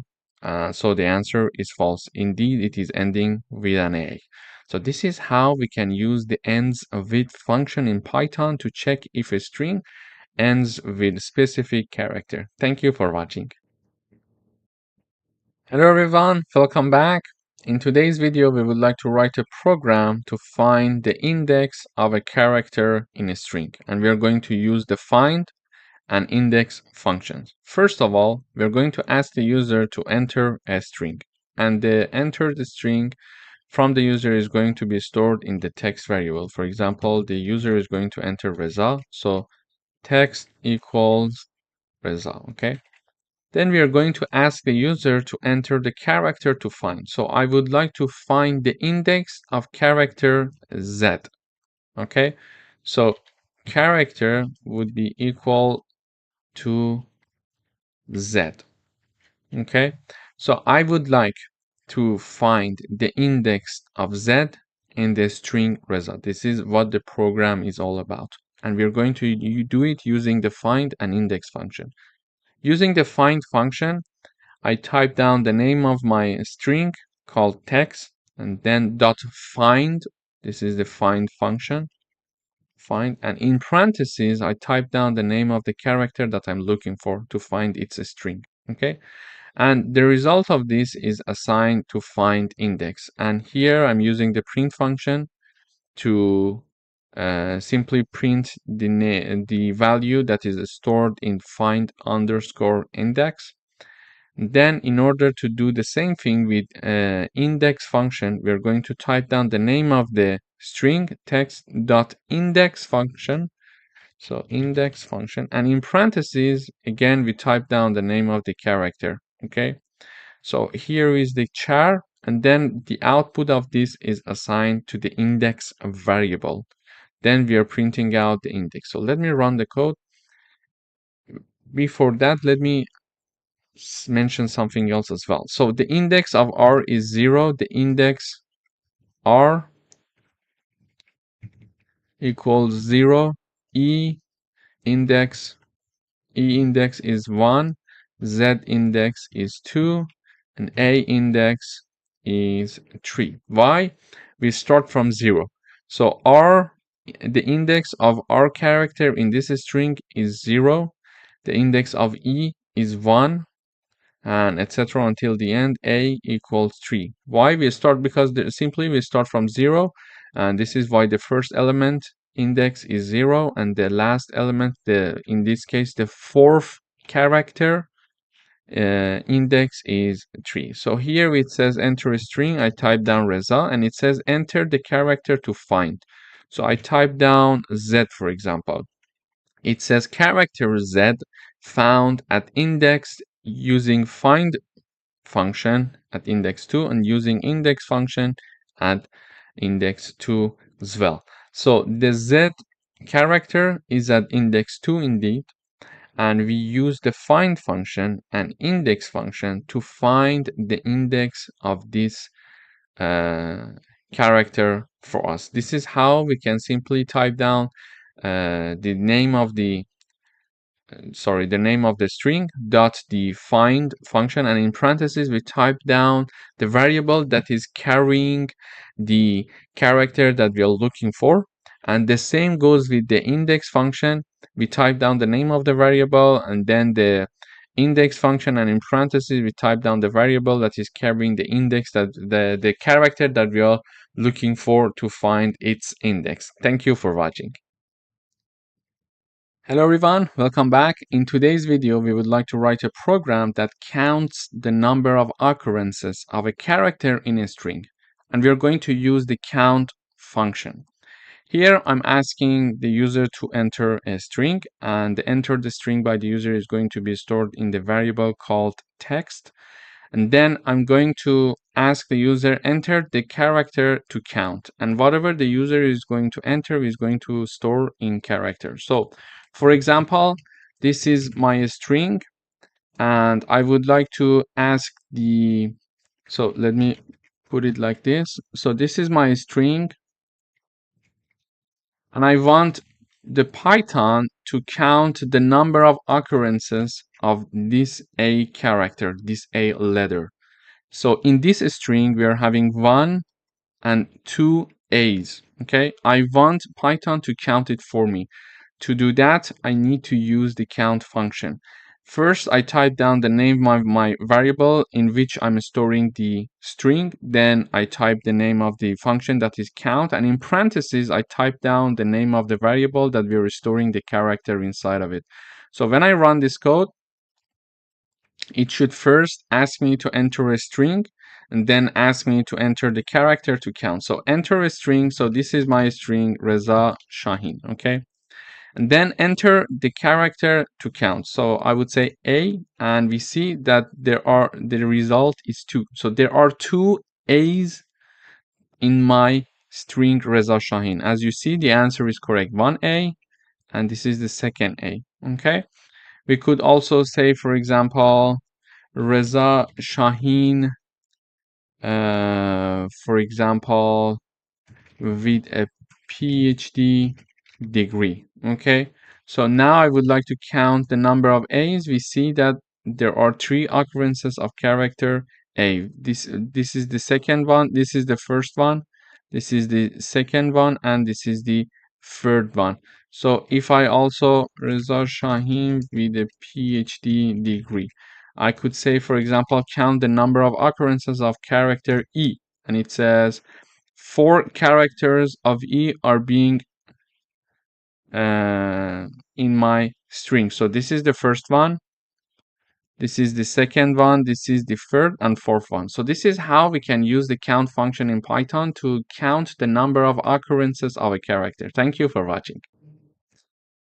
Hello everyone, welcome back. In today's video, we would like to write a program that converts the first letter of a string to uppercase, and we're going to use the capitalize function in Python. First of all, we're asking the user to enter a string, and whatever the user is going to enter is going to be stored in the text variable. Then, to capitalize the first letter of this string, we use the capitalize function.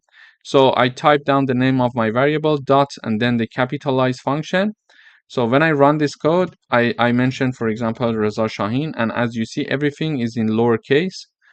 And when I enter, it says Reza Shahin. So it returns me my own string, but R is now capitalized because initially it was not with upper cases. So if I type, for example, another name, this is Reza Shahin, and it is going to, you see that the T is now with uppercase while I entered with lowercase. So we can use the capitalize function in order to convert the first letter of a string to uppercase. Thank you for watching. Hello everyone, welcome back. In today's video, we would like to write a program that converts the first letter of each word in a sentence to uppercase, and we are going to use the title function.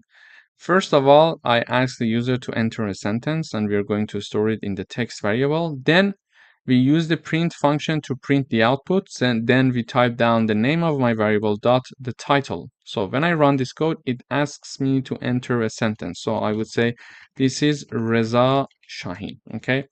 And it is going to capitalize the first letter of each word. So T is capitalized because it was lowercase, and then I is capitalized here, and this is R, which is capitalized again here, and then S is now in uppercase. As you see, it was in lowercase originally. So in the previous video, we learned how to capitalize the first letter of a string, but here we are learning how to have the uppercase for the first letter of each word. This is how we can use the title function in Python. Thank you for watching. Hello everyone, welcome back. In today's video, we would like to convert all letters in a string to lowercase, and we're going to use the lower function. First of all, we're going to ask the user to enter a string. We're going to store it in the text variable, and then we type down the name of our variable, which is text, and then dot lower with empty parentheses. So when I run this code, it asks me to enter a string. So everything I would like to be in uppercase. This is Reza Shahin from Python coding lessons. Okay, and when I enter, you see this is my string, and this is the returned string. This is Reza Shahin from Python coding lessons. But you see that all letters in my string are now converted to lowercase. So this is how we can use the lower function to have all letters in a string to become lowercase. Thank you for watching. Hello everyone, welcome back. In today's video, we're going to learn how to convert all letters in a string to uppercase, and we're going to use the upper function. Here I'm asking the user to enter a string as before, and we're assigning it to a variable called text. Then in using print function, I'm printing the output. So I type down the name of my variable dot the upper. So the upper is the function that is going to help me to make all letters in my string to be uppercase. So I type down, this is Reza Shaheen from Python coding class.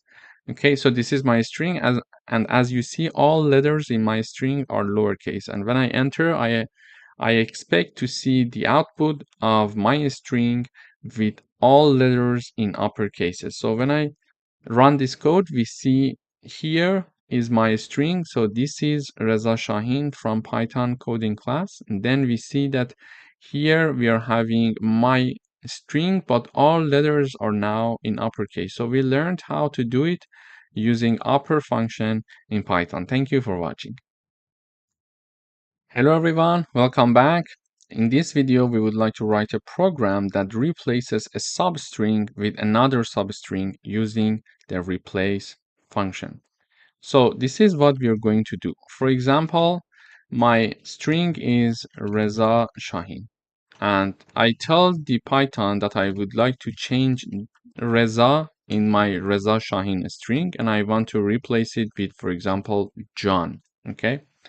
And now I would expect the Python to return me John Shaheen. So one more time. This is my original string. Then I tell Python that I would like to replace Reza with John. And then I expect to see the output John Shaheen. So to do that, I'm having my enter a string message to the user, and then whatever the user is going to enter is going to store in text. So this part is my text variable. So this is my text variable equals Reza Shaheen string. Then we are showing another message to the user, enter the substring to replace. And we are going to assign it in old substring variable. So old substring variable equals Reza. So this is Reza that we want to change. Then we are going to show another message to the user saying that enter a new substring. And this is going to be stored in new substring variable. So this is John is my new substring. And finally, we are going to use the replace function to print John Shaheen instead of Reza Shaheen. To do that, I use the print function as always to show the output. Then I type down the name of the original variable string. This is the text. Then I type down the name of the string, the name of the function, which is replace. Sorry. So replace here, I'm having it. Okay. So far I type down the name of my variable, which is text, and then I call the replace function. But in parentheses, there are two arguments to mention, one before the comma and one after the comma. The one that is before the comma, we need to type down the old substring, and after the comma, we need to type down the new substring. So I want the old substring to be replaced with the new substring. So the one that we want to change is the left hand side of the comma, and the one that we want to be replaced to inserted in our string is on the right side. So when I run this code, it asks me to enter a string. So I would say Reza Shaheen, this is my string. So enter the substring to replace. So which part of this string I would like to change? I would like to change the part that says Reza. Then it says, okay, what do you want to put instead of Reza? I would say John, okay? And then it returns me John Shaheen in the output. So I use the name of my variable, which is text, then dot replace function. So I call the replace function with two arguments, okay? The first argument before the comma is the argument that I want to be eliminated, and after comma is the argument that I want to be inserted. So these are two arguments. So the first part is the part that I want to be eliminated, and after that I type down the variable, the string that I want to be inserted. Thank you for watching. Hello everyone, welcome back. In today's video, we would like to write a program to split a sentence into words, and we are going to use the split function in Python. Here I'm asking the user to enter a sentence, then whatever the user is going to enter is going to be stored in the text variable, and then simply we call the name of the variable, which is text dot, and then we call the function, which is a split. So when I run this code, everything should be taken care of. So I would say this is Reza Shaheen from Python class, okay? And then we see each word in this sentence is now splitted into words. So this is Reza Shaheen from Python class. So each word in my string in the sentence that was stored in the text variable is now divided into words, as you see it here. So this is how we can use the split function in Python. Thank you for watching. Hello everyone, welcome to this section. In this section, we're going to talk about if statements in Python. So let me illustrate it with an example. We would like to write a program that checks if a number is positive and prints positive number if it is correct, it is positive, okay? So there are certain situations that we would like to check certain condition in Python. To do that, we need to use if conditions. For example, we would like to say if this happened, do this. If something else happened, do something else. Okay, so this is a logical conditional statement in Python. For example, here we would like to write a program that checks if a number is positive or not and prints positive number if the number is positive. To do that, I'm initializing a variable called number and I assign number 10 using the if keyword followed by the condition itself followed by a colon. We are having the if statement in Python. For example, here I'm saying that if that number that we declare to be 10 is larger than 5, then print out the number is greater than 5.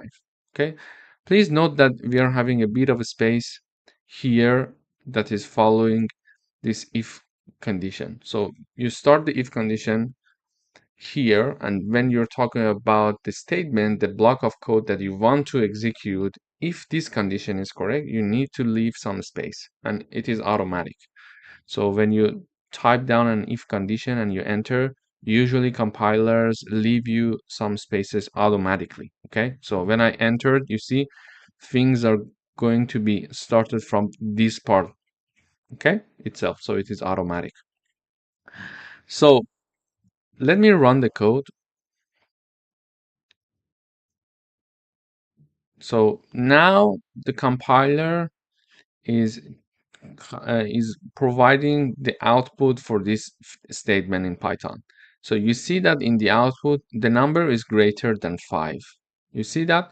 But if I put here a 15, so I say I am initializing a variable called number that is assigned to 10, and I'm checking to see if this number is larger than 15, do this for me, okay? So when I run, I see nothing in the output as you see it here, okay? So when you see nothing in the output, it means that this part is not passed. This condition is not passed. Why? Because 10 is not larger than 15. So in order to have one if statement in Python, we are having the if keyword followed by the condition. So in this case, we are saying number is larger than 15. Then don't forget to put this colon here as well. Then when you enter, you go for the printing or the rest of the execution of code that you would like to write down there. So for example, I could say if number is lower than 0, for example, print the number is negative. Okay, So this is another if condition that I'm typing down here. Please note that there is a little bit of a space. When I enter, it automatically leaves a little bit of space, so it increased the readability of your code as well, because now you understand that this part of the code execution depends on this if condition. So if we enter this condition, then this execution will be done. So when I run, you see that in the output we see nothing. Why? Because this is 10. 10 is not larger than 15, therefore this if condition is not executed, because this part is not passed, and by passed I mean this part is not true, it's not correct. And also because 10 is not lower than 0, therefore this part is not also executed. So what if I put -10, for example, here, and I run the code? So you see that first it checks this if, and it says -10 is larger than 15. No, then this is not being printed out in the output. But it is checking to see -10 is lower than 0. Yes, so it is going to enter this part and execute this part, and it is saying that the number is negative. So this is how basically we can use if statements in Python. In the following videos, we are going to do some practical coding exercises to understand different situations in which we can use if statements. Thank you for watching. Hello everyone, welcome to another coding exercise. In this video, we're going to talk about if and else statements. In the previous video, we learned already about if statements, but now we're going to include else as well. So we would like to write a program to check if a person is older than 18 or not. Here I'm initializing a variable called age. I'm assigning number 18 to it. I'm having the if keyword here, and I'm checking to see age larger than or equal to 18. So if age is larger than or equal to 18, then colon, so then print out this part for me. So let me first comment this part of the code. So we work with the first part first. So it says that you are eligible to vote. So basically I'm assigning a variable. I'm having again, there are 3 steps. We use the if keyword, we put the condition, and then the colon. Okay, so we are saying that if age is larger than or equal to 18, then if this is true, print out you're eligible to vote. So if I put 10 here, it prints nothing. You see, it prints nothing because 10 is not larger than 18. In this case, we can have else conditions. For example, we want to check, because in the output I see nothing. I get somehow, okay, did I do everything correctly, because I'm not seeing any message in the output. But in order to make sure that you did everything correctly, it's nice to have sometimes an else condition. So if the condition is true, do this. Otherwise, using else keyword, otherwise do this. Okay, so I'm saying that age equals 10. First, I'm checking 10 is larger or equal than 18. No. Otherwise, because it does not pass this condition, print you're not eligible to vote. So when I run, you see that you are not eligible to vote. So it's not going to execute both of the conditions. It is going to either be in the first one or in the second one. Okay, so let me illustrate with another example. So the person age is 22. So this is a program to check if someone can vote or not. Okay, so when I run, it says 22 is larger than 18, so you are eligible to vote. Okay, but if I put, for example, instead of 22, 12, it says you're not eligible to vote in the output. Why? Because 12 is not larger than 18. So this if and else condition is somehow, if the condition is true, do this. Otherwise, say that, for example, you're not eligible. So anything that is not larger than or equal to 18 is going to be included in this else part. Okay, you understand? So this is how an if-else statement would work in Python. We check one condition. If this condition is true, do this. Any other things, otherwise, anything other than the condition that I'm putting there, just include it in the else part. then you say that, okay, in the else part, it means that you're not eligible. It doesn't matter if the person is 12 years old, 2 years old, 5 years old, or 17 years old.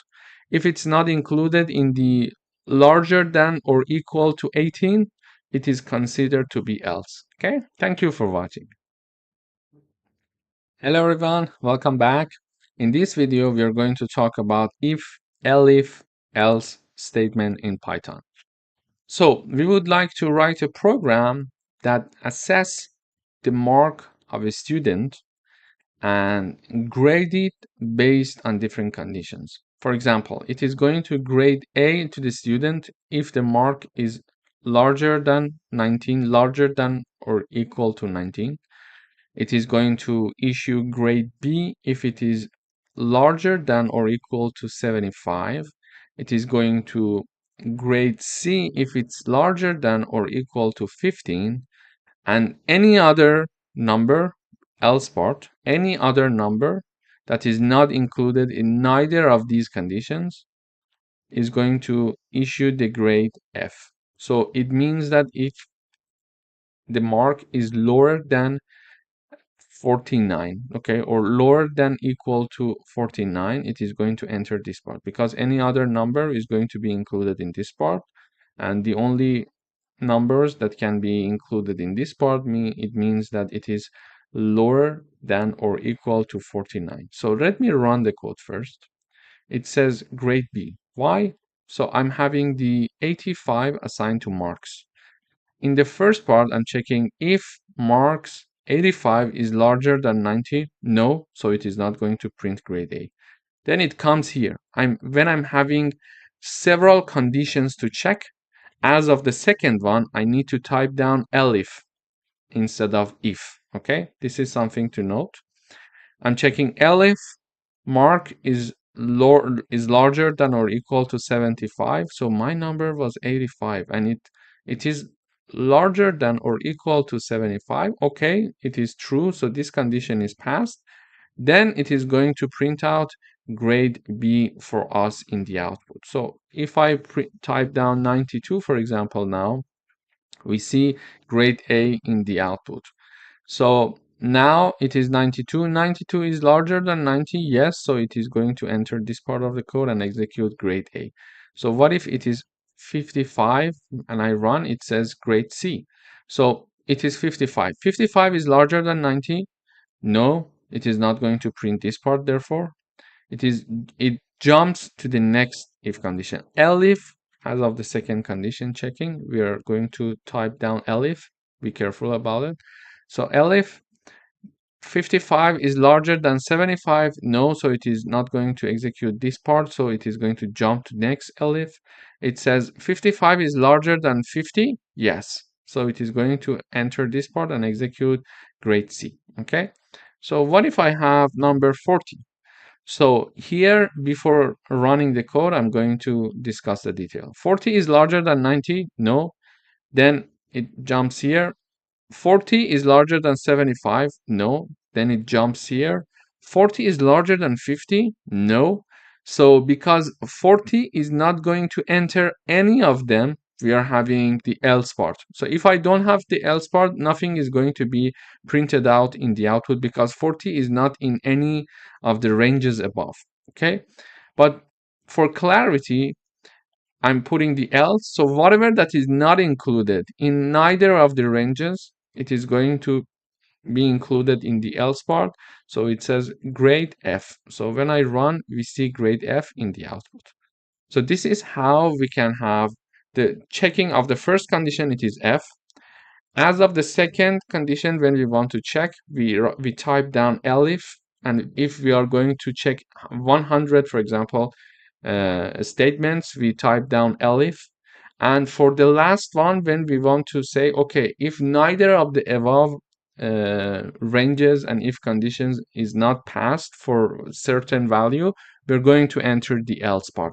So you see, if I comment this part, we see nothing in the output because 40 is not in any of the ranges that we are investigating using if and elif conditions. Okay, so it is not larger than 19, not larger than 75, not larger than 50. But for the clarity, it's nice to have something in the output so you know when you have, for example, 2000 lines of code, it's nice to know what is happening in each part of your code. So I'm having this else part, and also for validation, when you're having something in the output for validation, it's very good.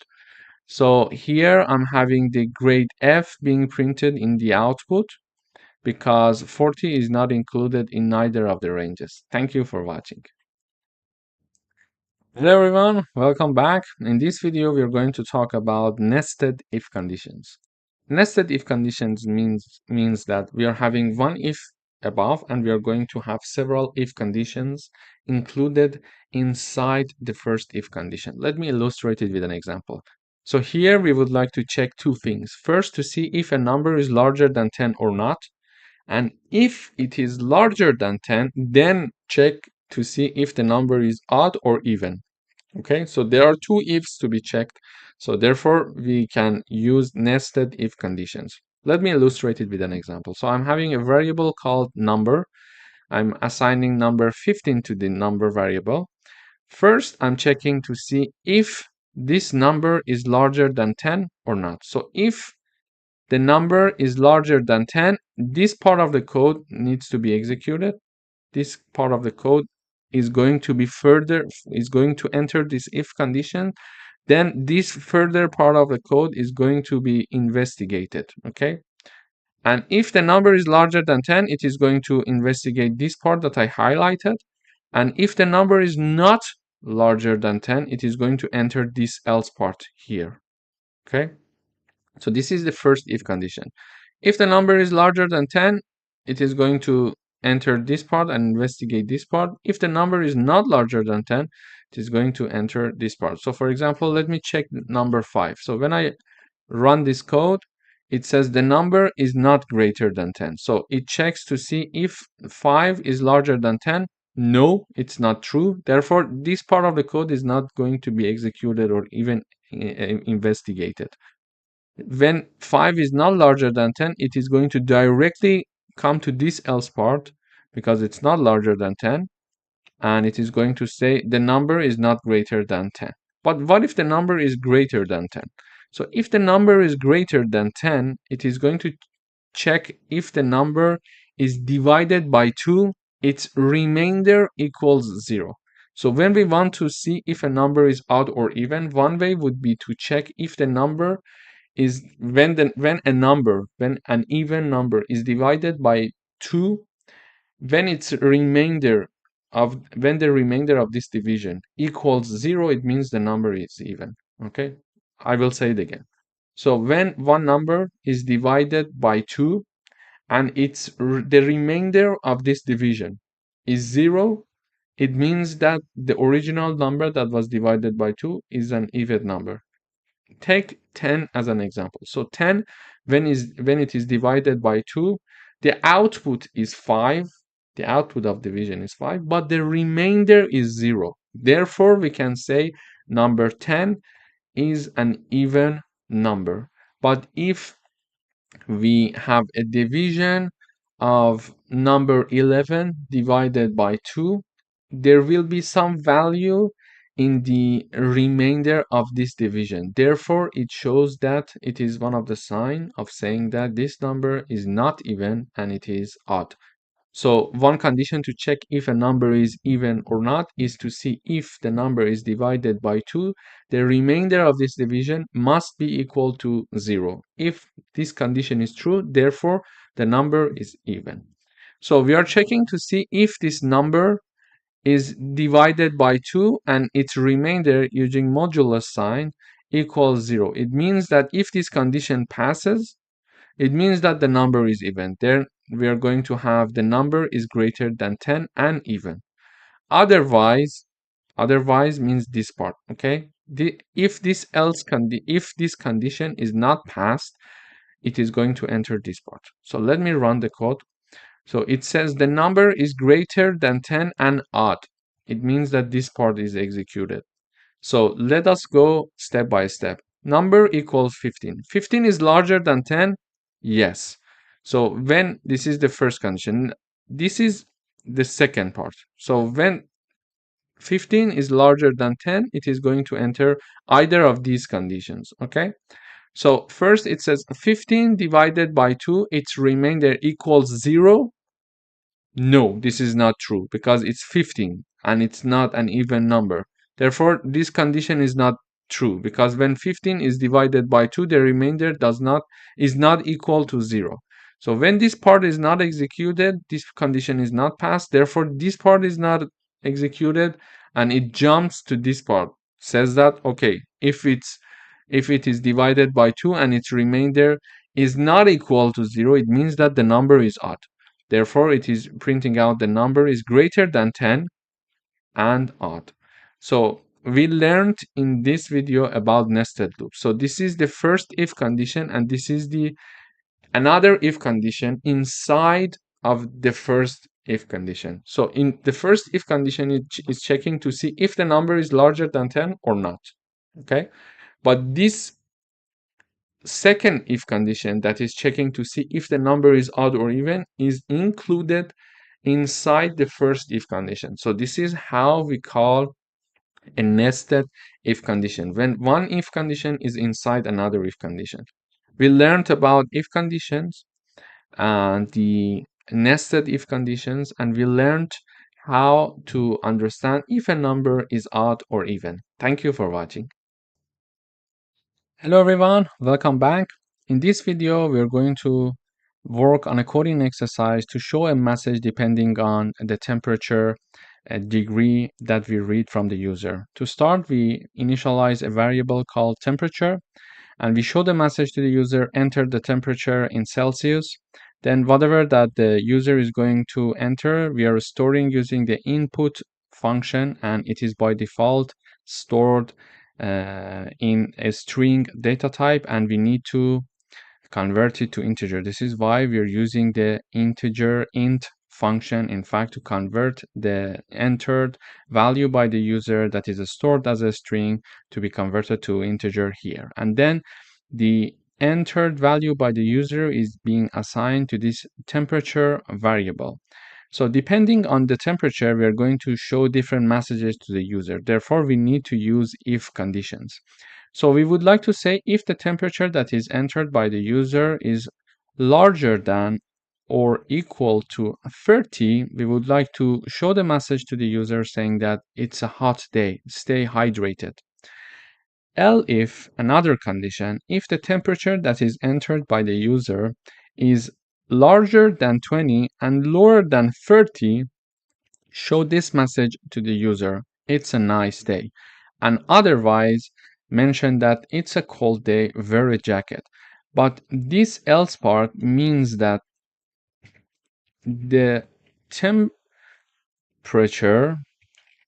that is entered by the user is lower than 20. How come? How did I understand it? Because we are entering a number, so the user is entering a number, and we are storing it in temperature variable. So this temperature variable is either larger than 30 or it is between 20 and 30. And if neither of these conditions are true, therefore it is lower than 20. So larger than 30, between 20 and 30, or below 20. So we could write down elif below 20 like this, like the one that we are having here. So we could write it like elif temperature lower than 20, for example, lower than or equal to 20. In this case, print it's a cold day, wear a jacket, or we could simply use the else part, because when neither of these conditions are true, then this else condition is true, and it is going to show the message, it's a cold day, wear a jacket. So when I run this code, I have the enter data 35. So it shows the message, enter the temperature in Celsius. This is this message here. So I enter this temperature, and it says it's a hot day, stay hydrated. How? Because when I entered 35, it checks this if condition, and it says that 35 is larger than 30. Therefore, this statement is true, and it is going to print this message for me in the terminal. But if I say the weather is 25 degrees, it says it's a nice day. So it starts from here. It says 25. Is it larger than 30? No, this statement is not true. Therefore, it's not going to execute this line, and therefore it is jumping to the next condition. It checks to see 25, is it in this line? So 25, is it larger than 20 and lower than 30? Yes, it is true. Therefore, when this statement is true, it is going to print this message for us in the output, which is it's a nice day. And if I type down, for example, the degree 5, it says temperature, is it larger than 30? So 5 is not larger than 30. So this statement is not true. It jumps to the next condition. 5, is it between 20 and 30? No, it's not true. So it's jumping to the next condition. And because neither of them are true, therefore, this else is being executed. So it says that it's a cold day, wear a jacket. So this is how we can use practical exercises in Python to practice some concepts that we already learned. Thank you for watching. Hello everyone, welcome to another coding exercise session. In today's video, we are going to talk about if statements when they are combined with logical operators. So let me illustrate it with an example. Here I'm having one variable called temperature. It is equal to 30, and we have humidity equals to 70. So we want to say if temperature is larger than 25 and at the same time humidity is larger than 60, then it's hot and humid. So first, if temperature is larger than 25 and humidity is larger than 60, print it's hot and humid. Then elif, we're going to have elif, if either the temperature is larger than 25 or humidity is larger than 60, then print it is either hot or humid, otherwise print the weather is comfortable. Okay, this is what we want to write in the output. So don't just see this part of the code, just see these lines, these 3 lines, okay? So if temperature is larger than 25 and humidity is larger than 60, print it's hot and humid. So far, we learned about if statement and nested loop. So we could write something like, for example, if temperature is larger than 25, let me uncomment this part and I comment this part.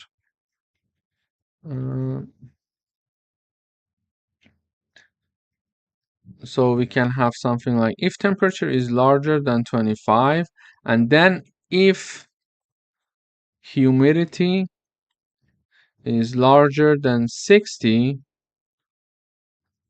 print hot in the output. Okay, so this is one way to type this code down.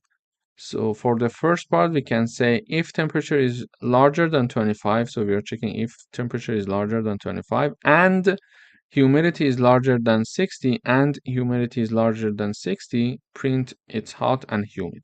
So this is a nested if condition, one if inside another if.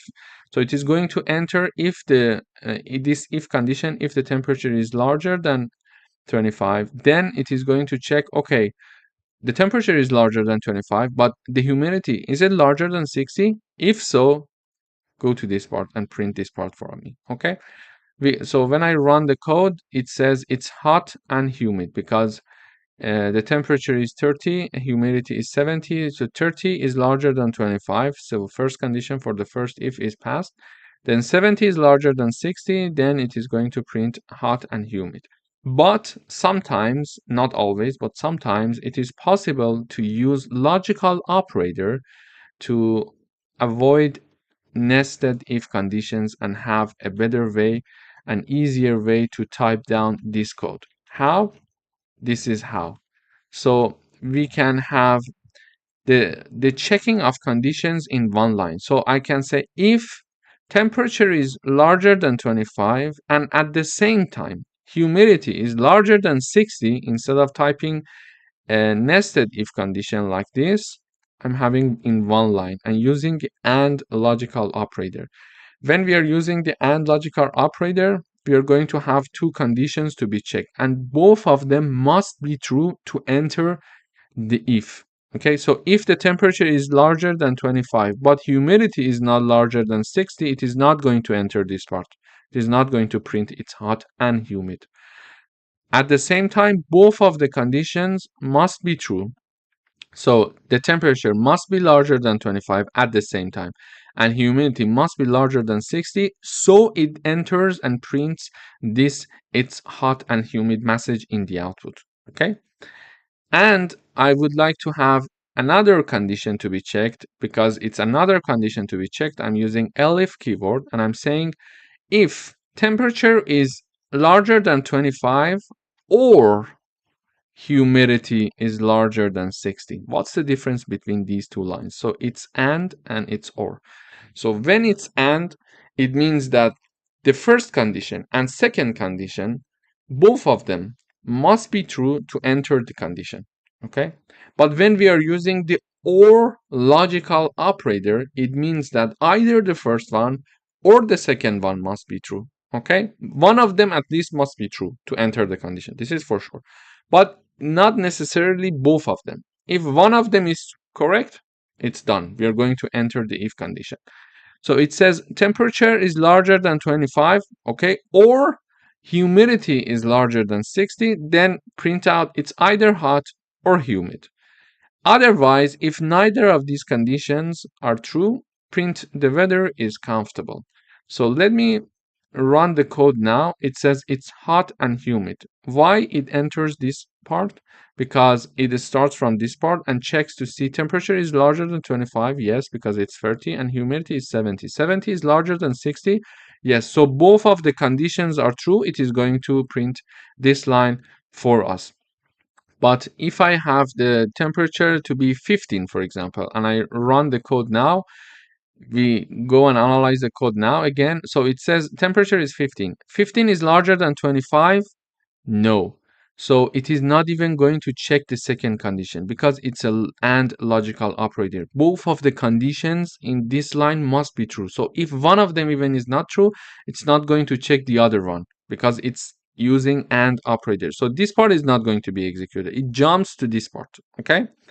So it says temperature is larger than 25. So 15 is larger than 25. No, it's not true. But we are using the OR logical operator. Let's check the other side also. So humidity is 70. 70 is larger than 60. Yes. So one of the conditions is true and is passed. Therefore, it is going to execute this part for us. It's either hot or humid. And if we have a situation, if, for example, the humidity is like 10, for example, and I run the code, it says the weather is comfortable because it checks to see it 15 is the temperature. 15 is larger than 25. No. So it is not even going to check this part because it's AND logical operator and both of the parts must be true. Therefore, it's not going to execute this part. It jumps here. It checks temperature is 15. 15 is larger than 25. No. But because we are using OR logical operator, it's not a problem if one of them is not true. Let's check to see if the other part is true or not. So humidity is 10. 10 is larger than 60. No. So we are having two conditions and neither is passed. Therefore, this part is not going to be executed as well because for OR logical operator, at least one of them must be true. But for the AND, both of them must be true. Okay, this is the difference. So let me type down both of them must be true. One of them, if, let me type it like this. If one of them is true, it is executed. Okay. But in our case, in this example, we had our temperature and humidity neither included in this range nor in this range. Therefore, it is going to be included in the else part. So the weather is comfortable, and therefore the weather is comfortable is printed out in the output. Thank you for watching. Hello everyone, welcome back. In today's video, we are going to work on a coding exercise that is checking to see if someone is eligible to vote or not. To do that, we are initializing a variable called age, and we are using the input function to ask the user to enter their age, and we are storing using the input function, and because it is stored by default in a string data type, we need to convert it to integer, so we use the int or int function to convert it to integer, and then we are storing the output in the age variable. Then the eligibility condition here is like this. So if the guy or the girl is older than or equal to 18 years old, they are eligible to vote. Otherwise, they're not eligible to vote. To check that, we are having the if condition, and then the condition is like this. So age, is it larger than or equal to 18? If this statement is true, we are going to print you are eligible to vote. And otherwise, meaning that the age of the person is lower than 18. So you're not eligible to vote. So if I run this code, I enter 20. So it asks me enter your age. So I enter 20, and 20, it says you're eligible to vote. So this code is being executed because 20 is larger than 18. So I say 25, it says you're eligible to vote. What if I say I'm 10 years old, it says you're not eligible to vote. Why? Because it checks to see my number 10, is it larger than 18? No, it's because this condition is not true, this statement is not true, it jumps to the else part, saying that, okay, this option is not true for you. If you're not falling in this range, therefore, you're not eligible to vote, and we are entering the else part. Thank you for watching. Hello everyone, welcome back. In this video, we are going to write a program to check if a number is between 10 and 20 inclusive, or if it is equal to 25. So I'm having a variable called a, it is assigned number 15. First is to check to see if this number is between 10 and 20. We can use and to check if the number is between 10 and 20. To do that, I'm having the if condition, if keyword. I'm having this part of the condition first, saying that a is larger than or equal to 10, because it says inclusive, we are having the equal sign as well, and at the same time it is lower than or equal to 20, because we want to make sure it is between 10 and 20. If it was saying that it's larger than 10, we didn't need this part. Okay, we want to check it must be at the same time larger than 10 and lower than 20. So we need one and operator, logical operator. Why? Because both of the conditions must be met. Therefore, we need one and logical operator.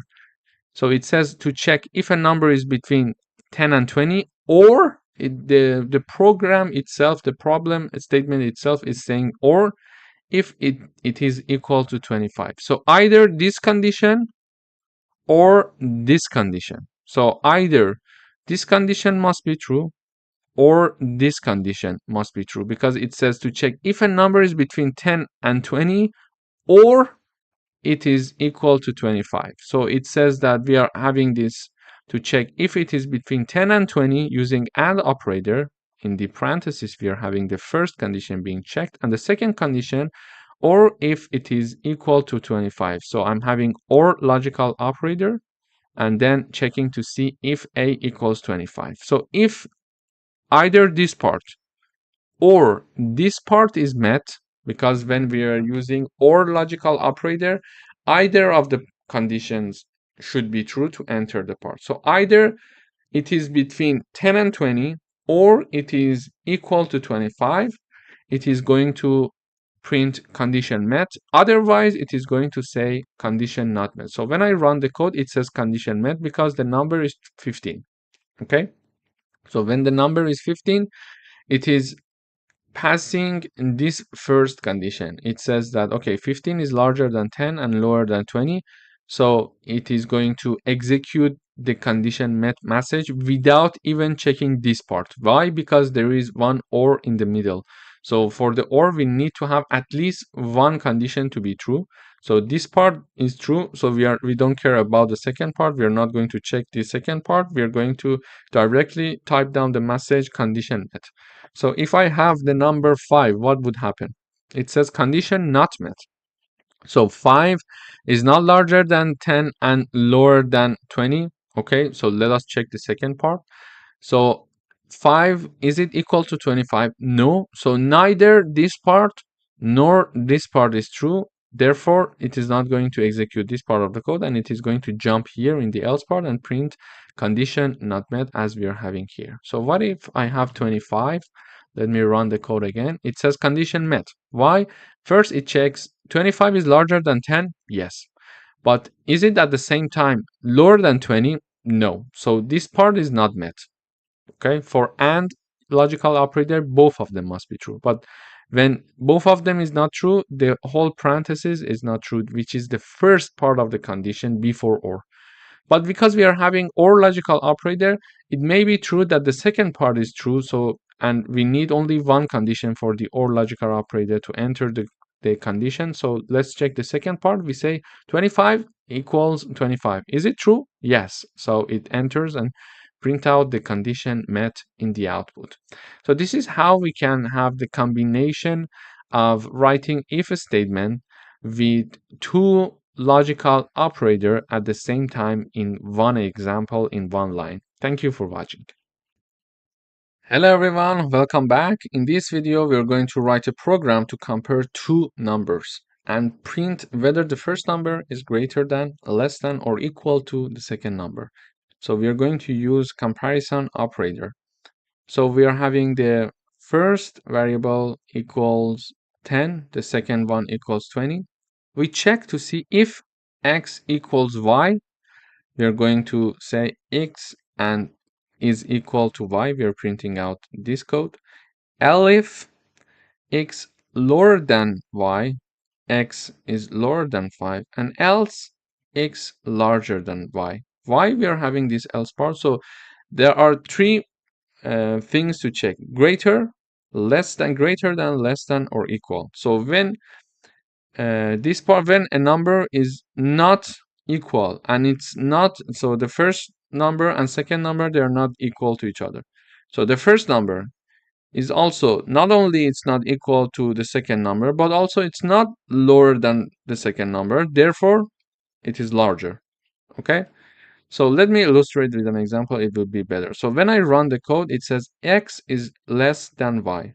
So x is 10 and y is 20. It checks 10 equals 20. No, it's not passing this part.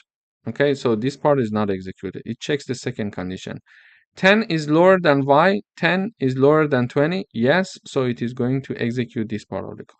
Okay, so when I have both set to be 20, it says x is 20 and y is 20. It says that if 20 equals 20, yes, it says in the output, it prints x is equal to y, and we are having this part here. But what if x is 30?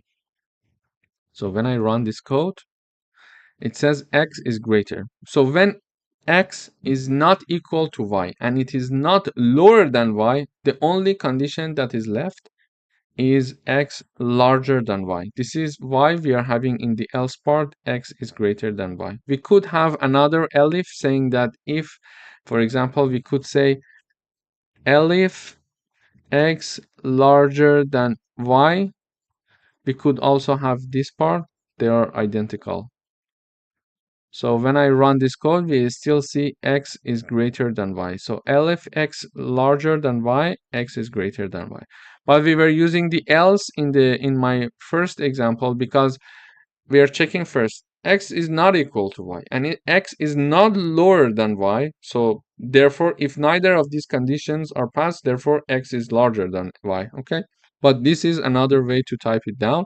The easier way is to have the first if condition x equal to y to check if they are equal, x lower than y if x is lower than y, and x larger than y to see and understand and print out in the output x is greater than y. So this is how we can compare two numbers using comparison operators. And comparison operators are these ones.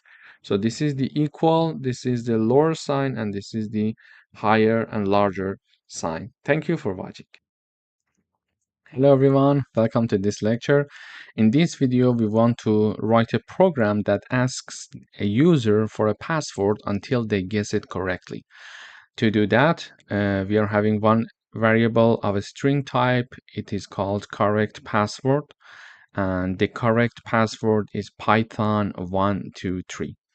And we are having a user input string, and it's of an empty string. As you see, nothing is stored already in this user input when we are declaring it and initializing it. So we would like to write a program that asks a user to enter a password, and the correct password is this one. And we are going to repeat this asking enter the password until they enter the correct password, so the access is granted. Okay, how do we do that? Using a while loop. So we type down the while keyword, then we are having the condition and then the column. But what is the condition? So we would like this while loop to continue as long as the user input is not equal to correct password. So if we are having this sign, two equal sign, it means that they are equal. And if we are having this sign, it means that they are not equal. Okay, so here I'm saying as long as this while loop should be continued as long as user input is not equal to correct password. Okay, this is the condition for my while loop. Then I'm asking in the loop, which is here, these are the execution part of the loop. So when we are entering the loop, these parts are going to be executed. How do I know that? Watch the space from the left line, the left side. Okay, this is the all of them are having some space from the left side of the of the page. Therefore, they are included in this while loop. And you see that this line is having more space as compared to this part. It means that this part is going to be executed for this if condition. Okay, so after passing the condition saying that the user input is not equal to the correct password, so we are going to enter this loop in the beginning of the program. Why? Because the correct password is Python 123 and user input is an empty string. Therefore, they're not equal. So we are going to enter for the first iteration. When we are entering for the first iteration, we are asking the user using the input keyword, we are asking the user enter the password. And whatever the user is entering, it is going to be stored in user input. Okay.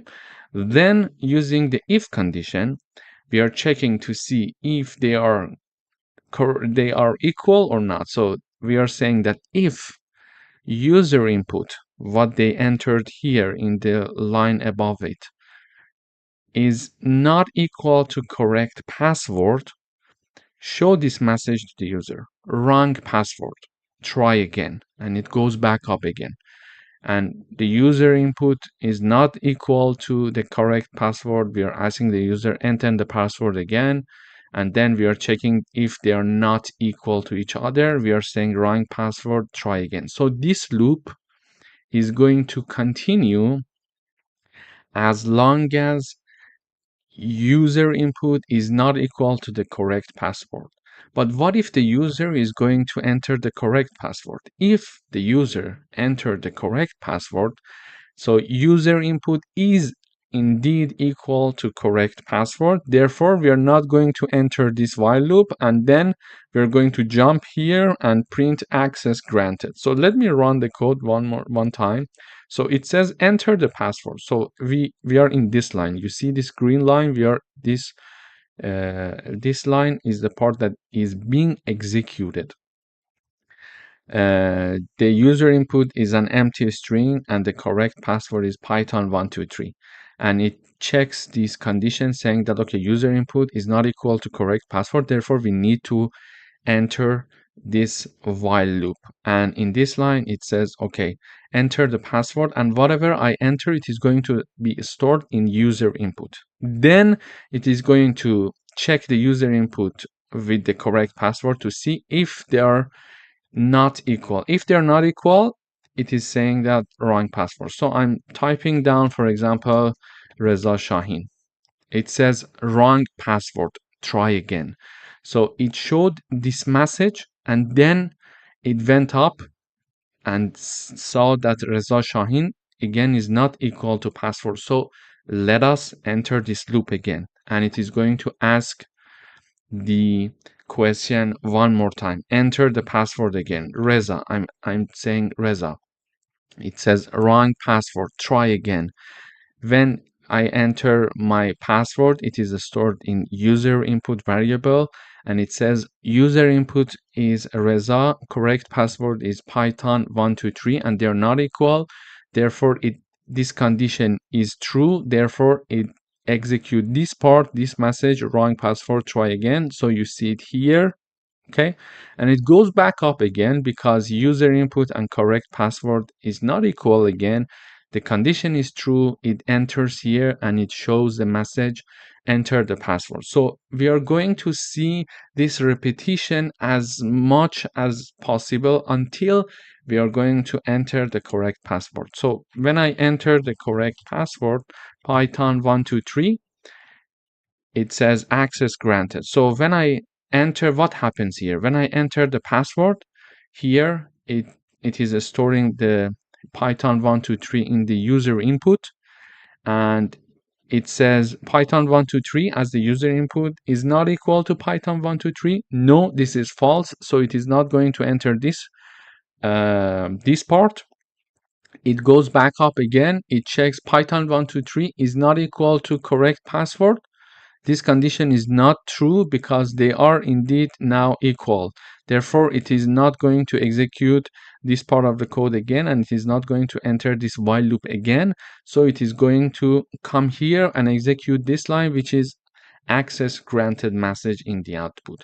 So this is how the while loop can be useful and practical in real world examples, as you see in this example here. Thank you for watching. Hello everyone, welcome to another coding exercise. In today's video, we would like to check if two numbers are divisible or not. So we are initializing two variables called num1 and num2. We are asking the user to enter the first number and then asking the user to enter the second number, and the entered number from the user are stored respectively in num1 and num2. And to check if they are divisible or not, we need to have this condition. So if the first number is divided by the second number and the remainder of this division equals to 0, it means that the numbers are divisible. Otherwise, not divisible. Okay, so the condition to see if a number is divisible by another number is to do the division. So we divide the first number by the second number and we check the remainder of this division. And if the remainder of this division equals 0, it means that these two numbers are divisible. Otherwise, they're not divisible. Okay, this is the condition to be checked.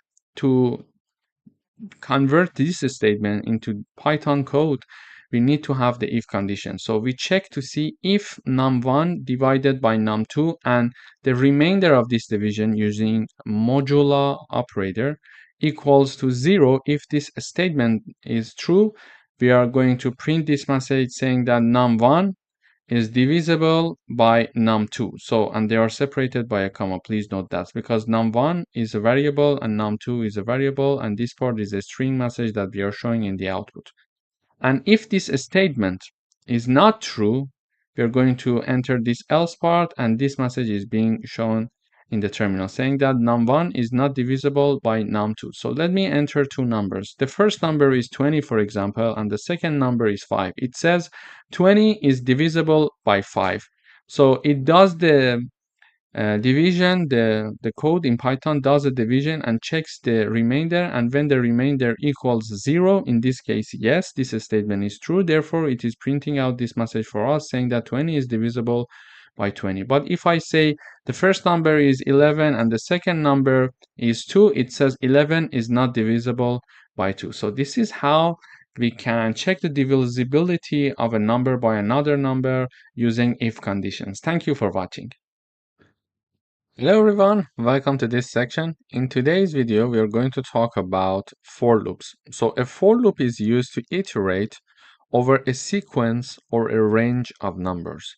So the for loop iterates through each element in a sequence, performing an action for each element.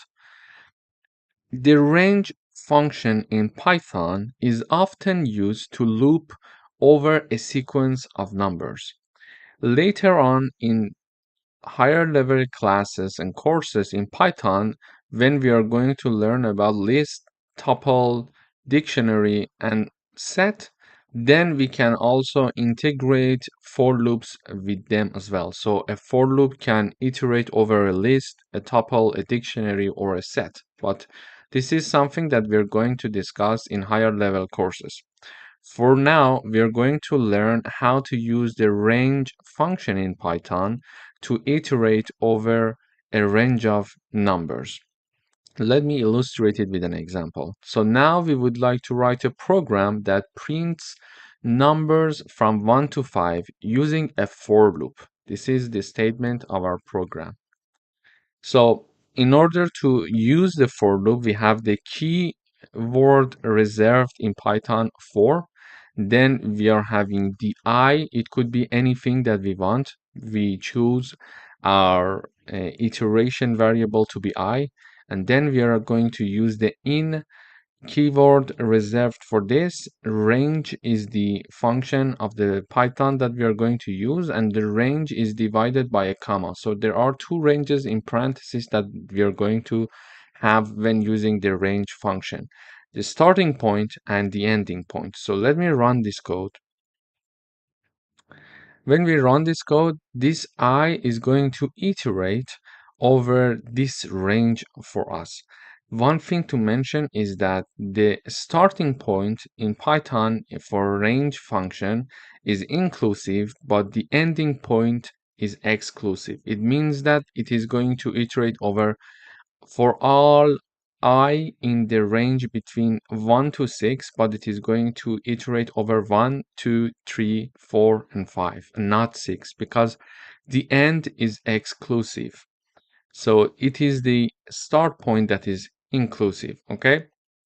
And then we are going to print I. So in the output, we are having number 1 to 5 being printed out. But how does it work? So let me put some comment here. So for the first time, we say that we are using this range function. And when we are having the range function, we need to choose the start point and the end point, okay? Start point, end point. And when we are going to have the range function, for example, here we would like to go over numbers from 1 to 5. So the starting point is 1, and it is going to include 1 because it's a rule in Python. So the starting point is inclusive. So it is going to start from 1 and it is going to iterate until it's 5. But because if I write down 5 here, because the end point is exclusive, it is going to iterate over 1, 2, 3, and 4, and not 5, because the end point is exclusive. Okay, so I'm going to put 6 here, therefore it is going to go until 5. So this is how the range function works. And if I want to explain further, we see that for the first time I get the value 1. Okay, when I equals 1, it is basically having this print function being implemented, because we are having print, and in the parentheses we are having I, and I equals 1, so we are going to print 1 in the output, and we see it here. Okay, and then it goes up back again, and I now equals 2. I now equals 2, and it is going to print 2 for us, and we are having it here, and it goes up again. I is incrementing, and we are having the I equals 3, print 3, I equals 4, print 4, and finally I equals 5, print 5. So this is basically what happens in each iteration in this for loop, that we are having this output here. So in this lesson, we learned how to write a for loop. We are having a for keyword and one variable to be defined here, then using the in keyword and providing the range, a starting point and an ending point. Starting point is inclusive and the ending point is exclusive. So if I type down until 6, it is not going to go for the 6th one, it is going to go until 5, okay, until the end of 5, including 5. And for this loop, I am printing I. So I, the first, when it starts, because it starts from 1, I equals 1, it is printing 1. Then I is 2, I is 3, printing 3, I is 4, printing 4, I is 5, printing 5, and that's it. It is finished. The for loop is finished, and these are the output of our program. And one thing to mention here is that this is the range function that we are using to iterate over a range of numbers, and it has two parts in the parentheses, starting point and ending point. They are separated by a comma. In the next videos, we are going to discuss further practical coding exercises, so you would get used to the syntax of loops, of different types of loops, including for loops. Thank you for watching. Hello everyone, welcome back. In today's video, we are going to talk about nested loops. So a loop inside another loop is called a nested loop. A nested loop is useful for working with multi-dimensional data like matrices. The inner loop runs completely for each iteration of the outer loop. Let me illustrate it with an example. Here I'm having a for loop for variable I iterating between range 1 and 3. I'm having another loop which we call inner loop. So the first one, the loop for the I is outer loop, the loop for the J is inner loop. So we are having another loop here that ranging from 1 to 4, okay? And we are going to print I and J. So if I want to illustrate this, so I equals 1, it enters, when I equals 1, it enters this part.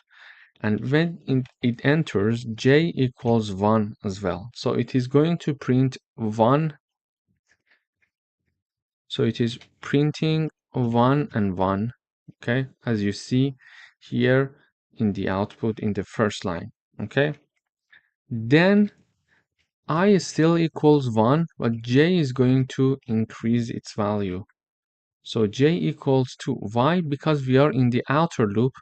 So when we enter the inner outer loop, the outer loop is 1. So I equals 1.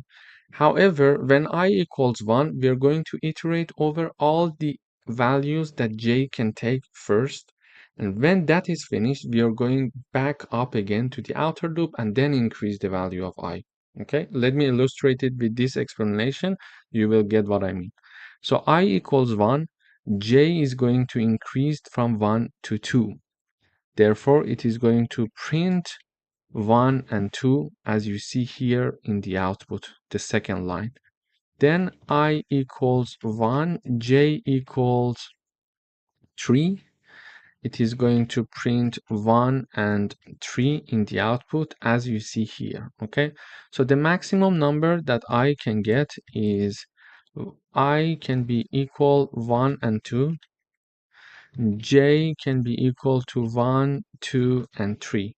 Because the starting point is included, this is why I get the value 1, but the ending point is excluded, so it is going to exclude number 3, so it is going to iterate over 1 and 2. The same logic goes for j, so it is going to iterate over 1, 2, and 3.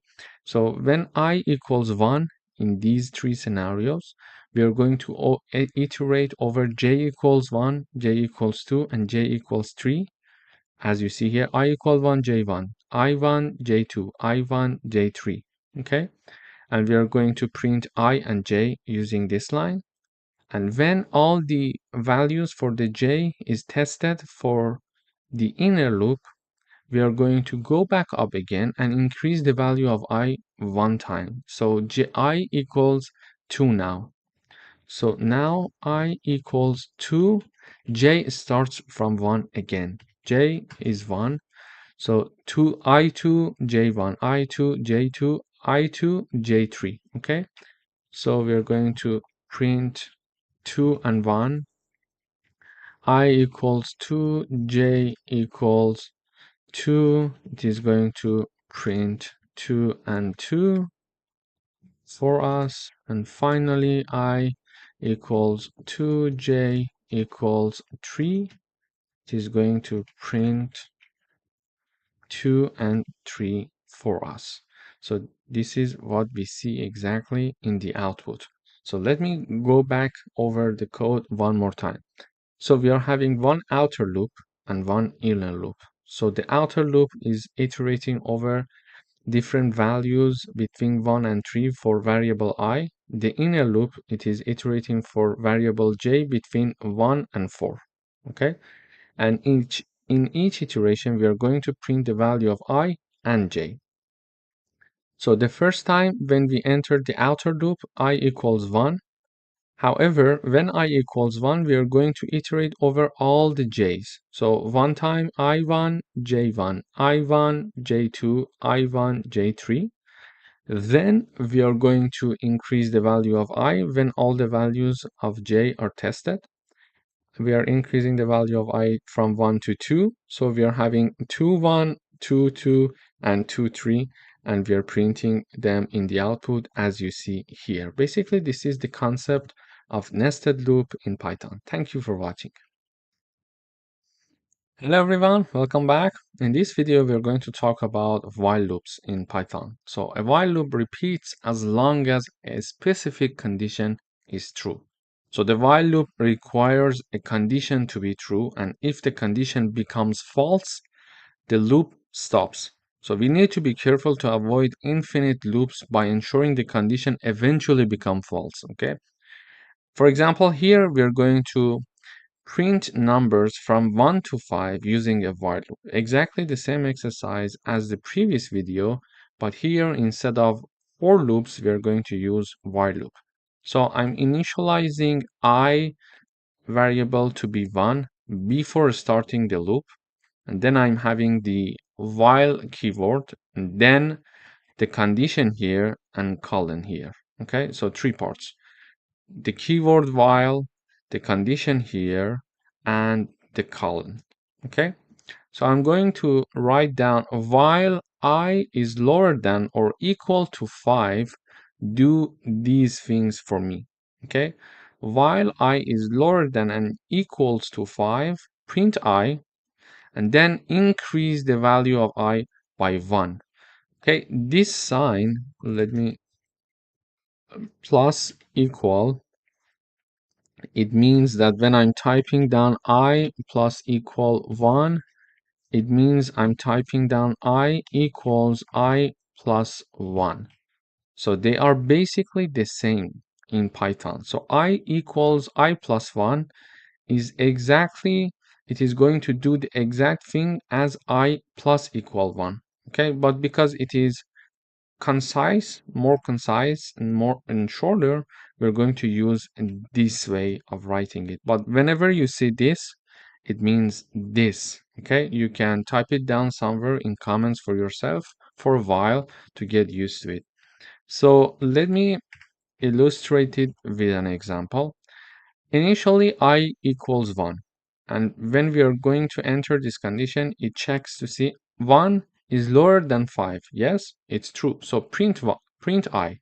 So it is going to print 1 for us. And then in the next line, we are having I equals I plus 1. It means that I equals 1 plus 1. Therefore, I equals 2. Okay? So this line is exactly like this line. And basically, it means that I equals 1 plus 1. Why? We already have 1 here. So this one is that one. And we also have this I here. And I initially equals to 1. So when it equals to 1, we are typing down here. So now I equals to 2. Okay? So we incremented the value of I by 1 value. So now I equals 2 at the end of this loop, and it is going to check the condition again. 2 is lower than 5, yes. So it is going to print 2. Then it is typing down I plus 1. Okay, so it means that I equals 2 plus 1, therefore I equals 3. But why 2 plus 1? Because we are having this formula, I equals I plus 1. So I equals 2 plus 1. This plus 1 is exactly the same thing here, but we are having 2 because we entered this loop initially using I equals 2, because this is why we were printing 2. So 2 plus 1, now I equals 3. I equals 3, we are going up here again and we are checking the condition. 3 is lower than 5. Yes, it is lower than 5. So print 3 for me. Print 3, sorry. And then I equals 3 plus 1. I equals 4. Okay. And here 4 is lower than 5. Yes. So print 4. I equals 4 plus 1. I equals 5. 5 is lower than or equal to 5. Yes. So print 5. And then I equals 5 plus 1. I equals 6. So I equals 6 now. 6 is lower than or equal to 5? No, it's not. Therefore, it is not passing this condition, and thus it is not going to enter this loop anymore. So this is not an infinite loop, because we mentioned here we need to ensure that the condition eventually becomes false here, and now it becomes false because I equals 6 and 6 is not lower than 5. Therefore, the condition becomes false, and now when I run this program, you see here I'm printing 1 to 5 here. So let me explain it one more time. If we want to have the while loop, we need to initialize the variable a priori to the while loop. So I'm initializing this I here, then I'm having the keyword while, then the condition and one colon, sorry. And as long as I is lower than or equal to 5, I'm going to print the value of I and increase the value of I by 1 unit. And when I'm having I plus equal 1, it means that I plus equal 1, it is exactly equal to this equation. I equals I plus 1. But because it is shorter, we are going to use this one. But we could use this one as well. Okay? So when I equals 1, I print 1 and I increase the value of I by 1 value. So 1 plus 1, it's 2. 2 is lower than 5, yes. So print 2, and 2 plus 1 is 3. So 3 is lower than 5, yes. Print 3 for me, and 3 plus 1 equals 4. So 4 is lower than 5, print 4. 4 plus 1 is 5. 5 is lower than or equal to 5, yes. Print 5. Increase the value of I by 1 value. So 5 plus 1 is 6. And 6 is lower than or equal to 5?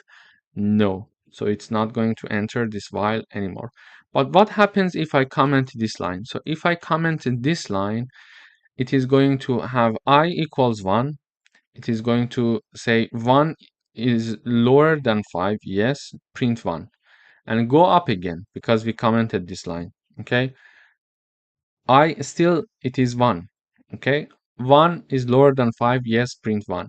Again, it goes up back again.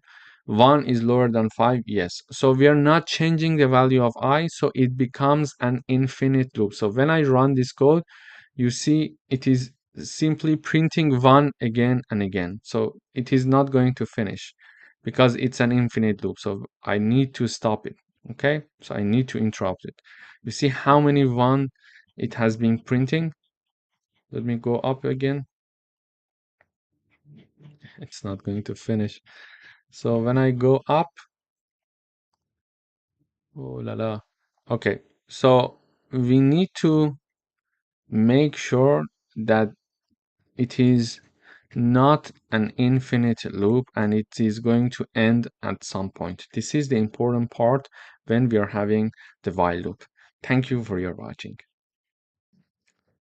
Hello everyone, welcome back. In this video, we are going to talk about break statement. So a break statement is used to exit a loop, even if the loop's condition is still true. It is useful when we want to stop the loop based on certain conditions. So let me illustrate it with an example. We would like to stop the loop when the number equals 5, okay? So we are going to have a for loop. It is going to iterate over I in the range 1 to 10, and we are having the colon here, and we are having one if statement. So if I equals 5, break. If I equals 5, break. Otherwise, print I. Okay, so when I run this code, it is printing 1, 2, 3, and 4. So let me illustrate what's happening here. So I equals 1 in the first time, and it checks to see 1 equals 5. No. So when I say no, it is not going to break because it's not going to enter this part of the if condition. So this is the if condition. This is the statement that is going to be executed if this condition is true. So in the first run, I equals 1. 1 equals to 5? No. Therefore, it is not going to do anything here, and it is going to jump here and print 1 in the output for us. Okay. So print 1. Then I'm having I equal 2. It checks to see 2 equals 5. No. So print 2. I 3. Print 3 because 3 is not equal to 5. And I equals 4, print 4. However, when I equals 5, it checks here. 5 equals 5. Yes? Yeah, that is true. So when 5 equals 5, it is going to execute this part of the code. So it is going to break. When it breaks, it means that it exits this for loop. Okay, so it is going to exit this part and it is going to come here where we have nothing more to execute. So this is why when I equals 5, it is not printing anything for us because this print comes after the break. But if this print comes before the break, it is going to also print the 5 for us. But it is now, let me put it here. So when I put the print here and I run the code, you see that 5 is also printed because when I equals 5, it is going to first print 5 and then checks to see if 5 equals to 5, and then it is going to break. Okay, so it's important for you to know where to put the break and how the output of the program could be different based on where you're putting the break. So when I have the break before the print, when I equals 5, it is not going to print 5. But when the print is before the if condition, it is first going to print 5, then break the loop. So it is not going to go for the I equals 6, 7, 8, and 9 because this loop was supposed to go from 1 to 9. I'm saying 1 to 9 because the endpoint is exclusive, so 10 is not going to be considered. It is going to go from 1 to 9. So it is when we are having I equal 5, it is breaking, so it is exiting the loop. Therefore, I equals to 6, 7, 8, and 9 are not executed here. Okay? So this is how we can use the break statement. When certain conditions are met, we can have the break and exit the loops. Thank you for watching. Hello everyone, welcome back. In this video, we are going to talk about continue statement. So the continue statement is used to skip the current iteration and move to the next one. It allows the loop to continue running but skips executing the rest of the code for the current iteration. Let me illustrate it with an example. So we would like to write a program that skip even numbers. Okay. For that, we are looping over all values for variable I in the range between 1 and 6, and if this I variable is divided by 2 and the remainder of this division equals 0, we're going to continue. Otherwise, if this condition is not passed, we're going to print I. So let me type down this I equals 1, I equals 2, I equals 3, I equals 4, and I equals 5. Okay, so these are the values that I is going to iterate over. So for the first time, when I equals 1, it basically mentions, sorry, let me put this. Okay, 1, if 1 is divided by 2, the remainder would be equal to 0. It is checking this condition. Is it true? No, because it's not true, it is going to print 1 for us. So in the output, we will have the print 1. Okay. Then it moves to the next number. So I is incremented by one value. So we are having if 2 divided by 2, the remainder of this division equals 0. Yes. So when it is yes, it is going to continue. So this condition is passed. Therefore, it is going to skip this iteration. So it is not going to print anything for us in the output. So it is going to skip. It is going to continue. Nothing happens. Skip this iteration. Okay. Then it is going to increment the value of I one more time. So I equals 3 now. So 3, if it is divided by 2, the remainder of this division, is it equal to 0? No. So it's not equal to 0. Therefore, it is going to print 3 in the output.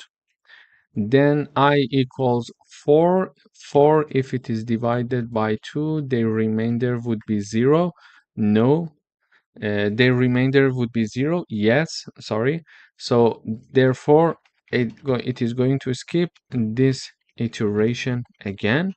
And finally, when I equals 5, 5 is divided by 2. The remainder, is it 0?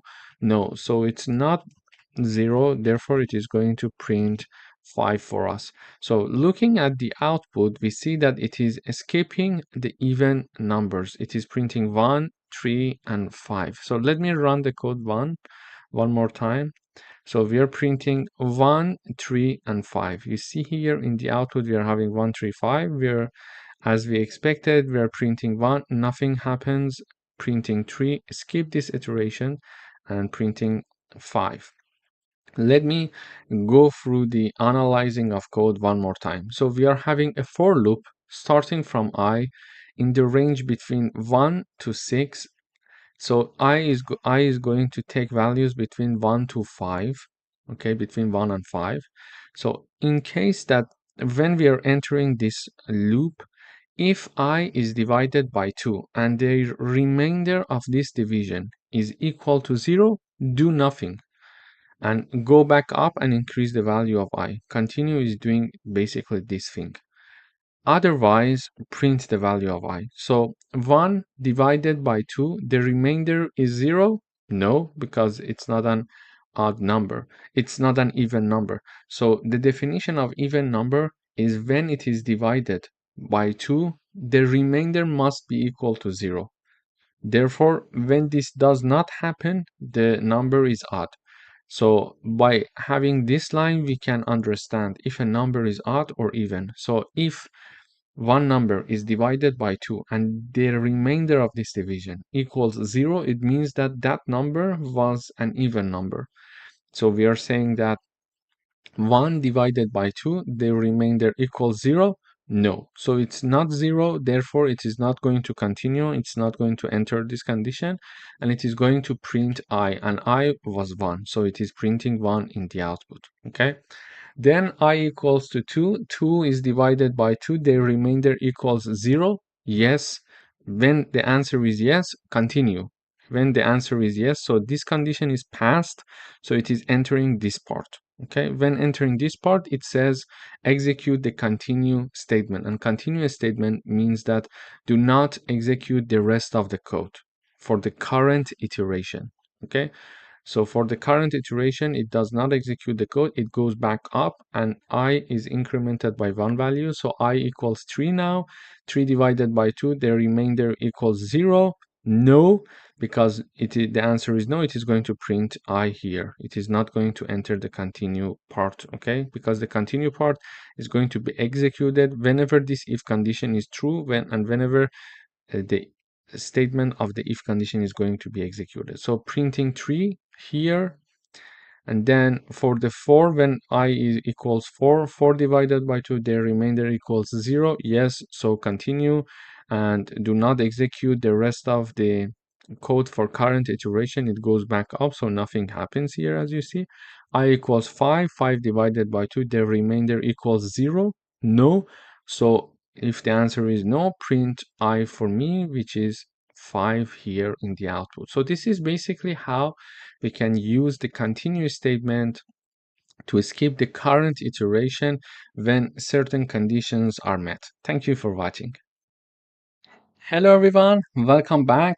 In today's video, we would like to write a program that asks the user to enter the price of 3 items one by one, and we would like to use a loop to collect the prices and calculate the total cost. To do that, we are initializing a variable called total cost to be 0. Then I'm using a for loop starting from I. So the I variable is initialized starting from 1, and ends at 3 because the start is inclusive and is exclusive. So if I type down the range between 1 and 3, I is going to take values 1 and 2 because the end that 3 is exclusive. So therefore, if we want to ask for 3 items, we need to ask for the range of 1 to 4. So for any I in the range 1 to 4, we are going to ask the user to show the message saying that enter the price of the item 1, for example, item 2 and item 3, and whatever the user is going to enter is going to be converted to float and then be assigned to the price variable here, okay? And the price variable here is going to be added to the total price. When we are having the plus equal sign, it means that total underline price variable equals to total underscore price plus price. Okay, so this equation equals to this one. They are doing the same thing, but it is a way to write it more concise. So you can write it down like this if it's a bit complex for you or confusing. So it means that the total price, the new total price, equals to total price plus the price. So in the first iteration, the total price equals 0, and the price is whatever the user is going to enter. So imagine that the user is going to enter prices are 20, 25, and 10. Okay, these are the prices. So when I equals 1, price equals 20. So the user is going, we assume that the user is going to enter 20. So total price equals 0 plus 20. Why? Total price, this is the formula, equals total price plus price. So the total price in the first iteration from before that we know that total price equals 0. And then 20 is the number that we assume that the user is going to enter for the first product. So this means that total price equals 20, okay? And in the next iteration, we are having this. For example, when I equals 2, price equals 25. This is just an assumption. And then we are going to, I'm assuming these assumptions because I want to give you a hint and a detailed examples, a detailed explanation of how this total price is being calculated. So total price equals total price plus price. So here it is total price plus price, and total price was 20 from the previous iteration, and the newly entered price is 25, so it is equal to 45 now. And in the last iteration, when I equals 3, price equals 10, because we assume that the user is going to enter number 10, and total price is calculated as the previous total price, which is 45, plus the newly price that is added by the user, which is 10. Therefore, the output will be 55. And we mentioned that in the output, after doing the calculation, we mentioned that total price is 55. So when I run this code, sorry, I'm having an error in this part here. So when I run this code, it asks me enter the price of the item. So I enter 20 first, okay? When I enter 20, it says enter the price of the item again, because there are 3 items that we are going to enter.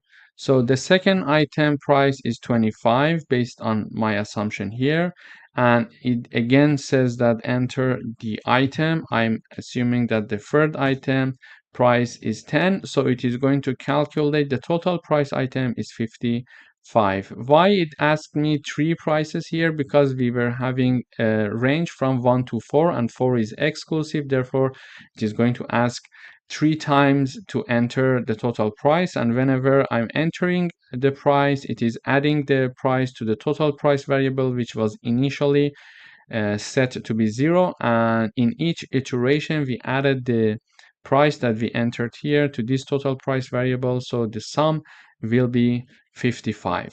So in this example, we learned how a for loop can help us to work as a calculator. For example, in shops, when you're going to a shop and you're giving several items to the cashier, the system of that cashier is using the same mechanism and logic to calculate the total price for you. Thank you for watching. Hello everyone, welcome to this lecture. In this video, we are going to do a coding exercise using while loop. We would like to write a program that counts down from 5 to 1. To do that, we are initializing a variable to be 5, and then we are using while loop. So the while loop is going to continue as long as count variable is larger than 0. So the first time that it is initialized to 5, 5 is larger than 0, then it is going to enter this loop. When it enters this loop, it is printing countdown and the number of the count. So in the first time, count equals 5, so it prints 5 in the output. After that, it is decreasing the value of count by 1 value. We explained that when we are having, for example, these signs, it is equivalent to this count minus 1. Okay, so here it means that count equals 5 minus 1. Why? Because it is already initialized to 5 and we are decreasing its value by 1. Okay, so after this equation, count will be 4. So basically, in the first iteration, we are saying that count equals 5. 5 is larger than 0. Yes, it is true. Therefore, it enters the loop. It prints the value 5 for us as we indicated here, and it decreased the value of count by 1 unit. So count is now 4. It goes back up. It checks the condition again. 4 is larger than 0. Yes. So count equals 4. So it prints 4, and now count equals 4 minus 1. Therefore count equals 3. Why? Because it was 4 already in this equation here. It was already 4 from the previous iteration minus 1, which is here. 4 minus 1, now count equals 3. So now it goes back up again to check the condition. 3 is larger than 0. Yes, therefore it enters the loop. It is saying that count is 3, so it is printing the value 3 and it is calculating 3 minus 1. Therefore count equals 2. And in the next iteration, 2 is larger than 0. Yes, it enters the loop again, so it prints number 2 and calculate the count again and reduce it by one value, 2 minus 1, so count equals 1. And now 1 is larger than 0. Yes, so count equals 1, print 1. And we are having 1 minus 1 equals, now count equals 0. So it goes back up again. It checks count is larger than 0. So count in the final iteration, it is 4. So 4 is larger than 0. No, it's not. Therefore, it's not going to enter the loop. Therefore, these two lines are not going to be executed, and it is going to print the last message in the terminal blast off. So when I run the code, we should see the same output as we anticipated here. So 5, 4, 3, 2, 1, and blast off. So 5, 4, 3, 2, 1, and blast off. As you see, we can use while loops in many practical examples in real world. For example, countdown. Thank you for watching. Hello everyone, welcome back. In today's video, we are going to learn how to print the words of a string one by one using a for loop. To do that, we are initializing a string called word, and we are assigning the Python string to this word. And we are writing down a for loop, and we are initializing a variable called a letter. And letter is going to iterate using the in keyword the word string. Okay, and then for each iteration it is going to print this letter for us. So in the first iteration, letter equals p. In the second iteration, letter equals y. In the third iteration, it is going to be equal to t, then letter will be equal to h, then letter will be equal to o, and then letter will be equal to n. So this letter that we are having here is going to iterate over this word string, and it is going to print the letter here using the print function. So in the first iteration, letter is taking the P letter, then Y, then T, then H, then O, and then N. So when I run this code, I expect to see Python this a string, but one by one, letter by letter, it is being printed. And we already learned if we want to print this string in one line, we can simply use this syntax and we can say print and the word variable that is called word. it is going to print us the output of our string. So in this lecture, we learned how to iterate over a string and how iterating over a string can help us to print all the letters of a string one by one. And from before, we reviewed that if we want to print the whole string itself in one line, we can use the print function and put down the name of our variable that is containing that string and simply print out that string here for us. So here you see that the Python is being printed. Thank you for watching. Hello everyone, welcome back. In this video, we would like to write a program that prints the multiplication table for a given number. So my given number in this example is 5, and I'm looping over variable I ranging from 1 to 11. So it loops through numbers 1 to 10. And in each iteration, I'm printing out number multiplied by I equals number multiplied by I. So when I run this code, you see in the output, we are looping through 1 to 10. So we are looping from 1 to 2, 3, 4, 5 until 10.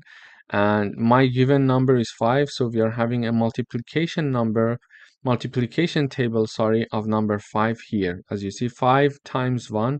So number times I, 5 times 1, 5 times 2, etc. equals, and the output is number times I that is being printed out here. So 5 times 1, it's 5, 5 times 2, it's 10, 5 times 3, it's 15. But how it is happening? So we know that number equals 5, okay? It's a fixed number because we are not changing number. It's just a number that we set to be 5, and we can change it for another example if we want.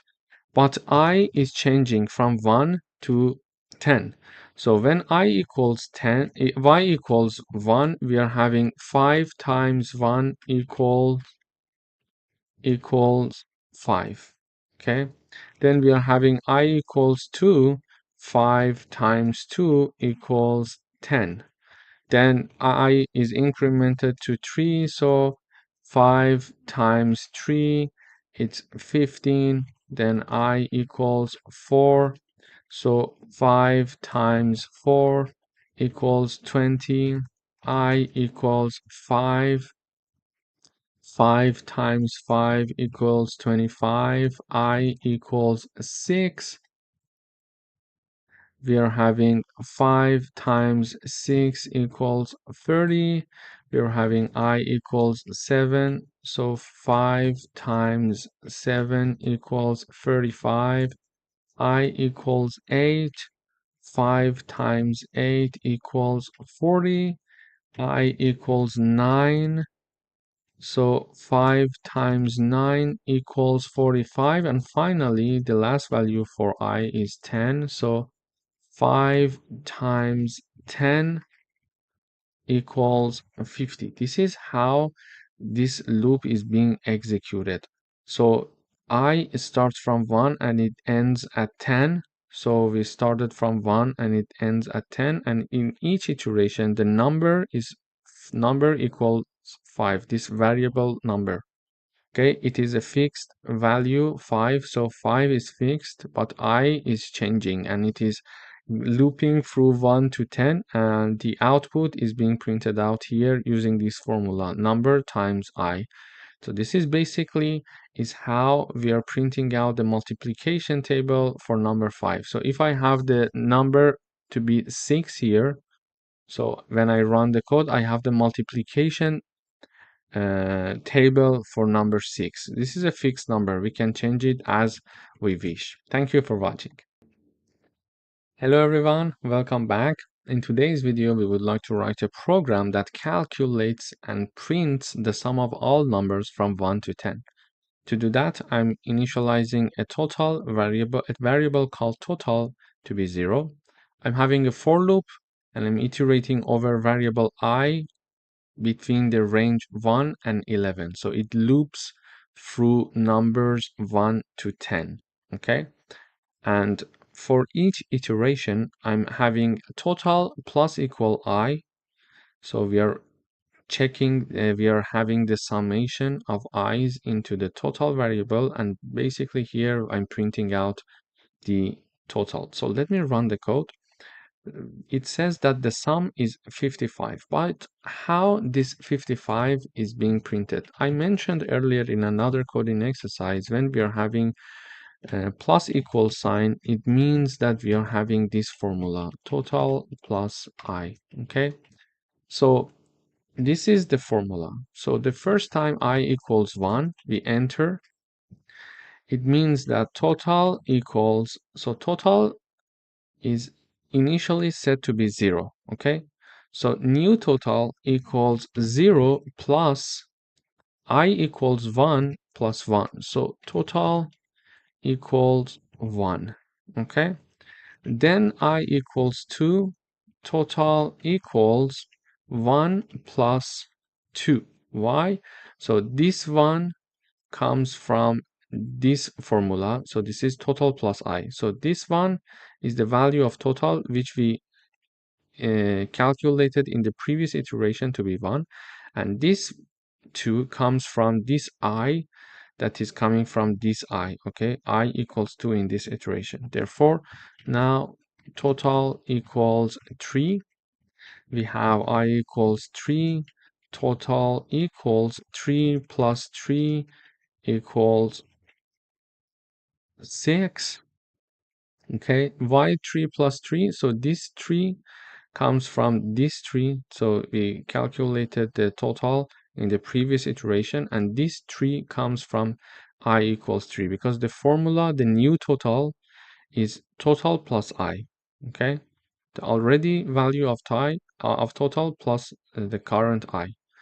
And then when I equals 4, we are having the total equals 6 plus 4. Therefore, total equals 10. Then I equals 5. We are having total equals 10 plus 5. So total would be 15. Then we are having I equals 6. Total equals 15 plus 6. So total equals 21. Then we are having I equals 7. Total equals 21 plus 7. Therefore, total equals 28. Then we are having I equals 8. We are having total equals 28 plus 8. It equals 36, if I'm not mistaken. 26, yeah. 28 plus 8 is 36. And then we are having I equals 9. So total equals 36 plus 9. So the total is now 45. And finally, I equals 10. And total equals 45 plus 10. So total is 55, which is this number that we got here. So basically, in this code, we are iterating over values for I between 1 and 10. We are looping through numbers 1 and 10, and we are calculating and adding the current number to the total number. So total initially equals 0. In the first iteration, total is 0. We are adding the first iteration, I equals 1. So total is now 1. Then I equals 2, 2 plus that previous one. Then I equals 3, 3 plus the previous 3 of the total. So we are increasing the value of 1 to 10 in each iteration to total. So we are having one total, which is summing over all the values that is being iterated between 1 and 10. So it is going to give us the sum of all numbers from 1 to 10. This is how it works, because total starts from 0, and we are increasing the value of the I in each iteration. As you see here, I'm adding 1, 2, 3, 4, 5, 6, 7, 8, 9, and 10. And these are added to the previous value of I. So you see to previous value of total, because total was 0, so I equals 1, 1 plus 0 it's 1. Then this old value is here, and in the second iteration number 2 is added to that, so it is 3 now. And the I is 3, we are adding it to already existing total, which is 3, so it's 6 now. 6 is added to number 4, their summation is added to number 5, their summation is added to number 6, their summation is added to numbers 7, 8, 9, and 10. So we reach the output of sum of all numbers from 1 to 10 is 55. Thank you for watching. Hello everyone, welcome back. In today's video, we would like to write a program that calculates the diagonal of a rectangle given its width and height. Here, because we want to do some mathematical operations, we are importing the math library to use its function. For example, one of the functions that we want to use is the sqrt. So this is why we type down the keyword import and then the math keyword, which means that we are going to use the math library and we are going to import the math library. Then we are going to show this message to the user, enter the width of the rectangle using the input function. And because whatever that we get from the user using the input function, it is by default in Python treated as a string, we need to convert it to a float. And because we want to convert it to a float, we are going to use the float function, and this is the float function. So we are using the float function. So everything that is inside these parentheses is going to be converted to the float. So therefore, I type down the input function inside the float function, and inside the input function parentheses, I say enter the width, for example, and the user is going to enter a number. That number is stored firstly in a string data type, and then it is going to be converted to a float, and the output is going to be assigned to the width variable. The same reasoning happens for the height variable. We are going to show this message to the user saying that, okay, enter the height of the rectangle, whatever the user is going to enter. Firstly, it is stored in a string data type. Then we are going to convert it to a float, and then it is assigned to the height of the rectangle. Okay. Then we are having this variable diagonal equals to the formulation. So this is the formulation to calculate the diagonal of a rectangle. In order to calculate that, we need to have a square root of width to the power of 2 plus height to the power of 2. Okay. And when we are having this output, we are going to calculate its square root, and it is going to give us the diagonal of a rectangle. So in order to compute the diagonal of a rectangle, first we need to have the output of width to the power of 2 plus the height to the power of 2, and then have the square root of their summation.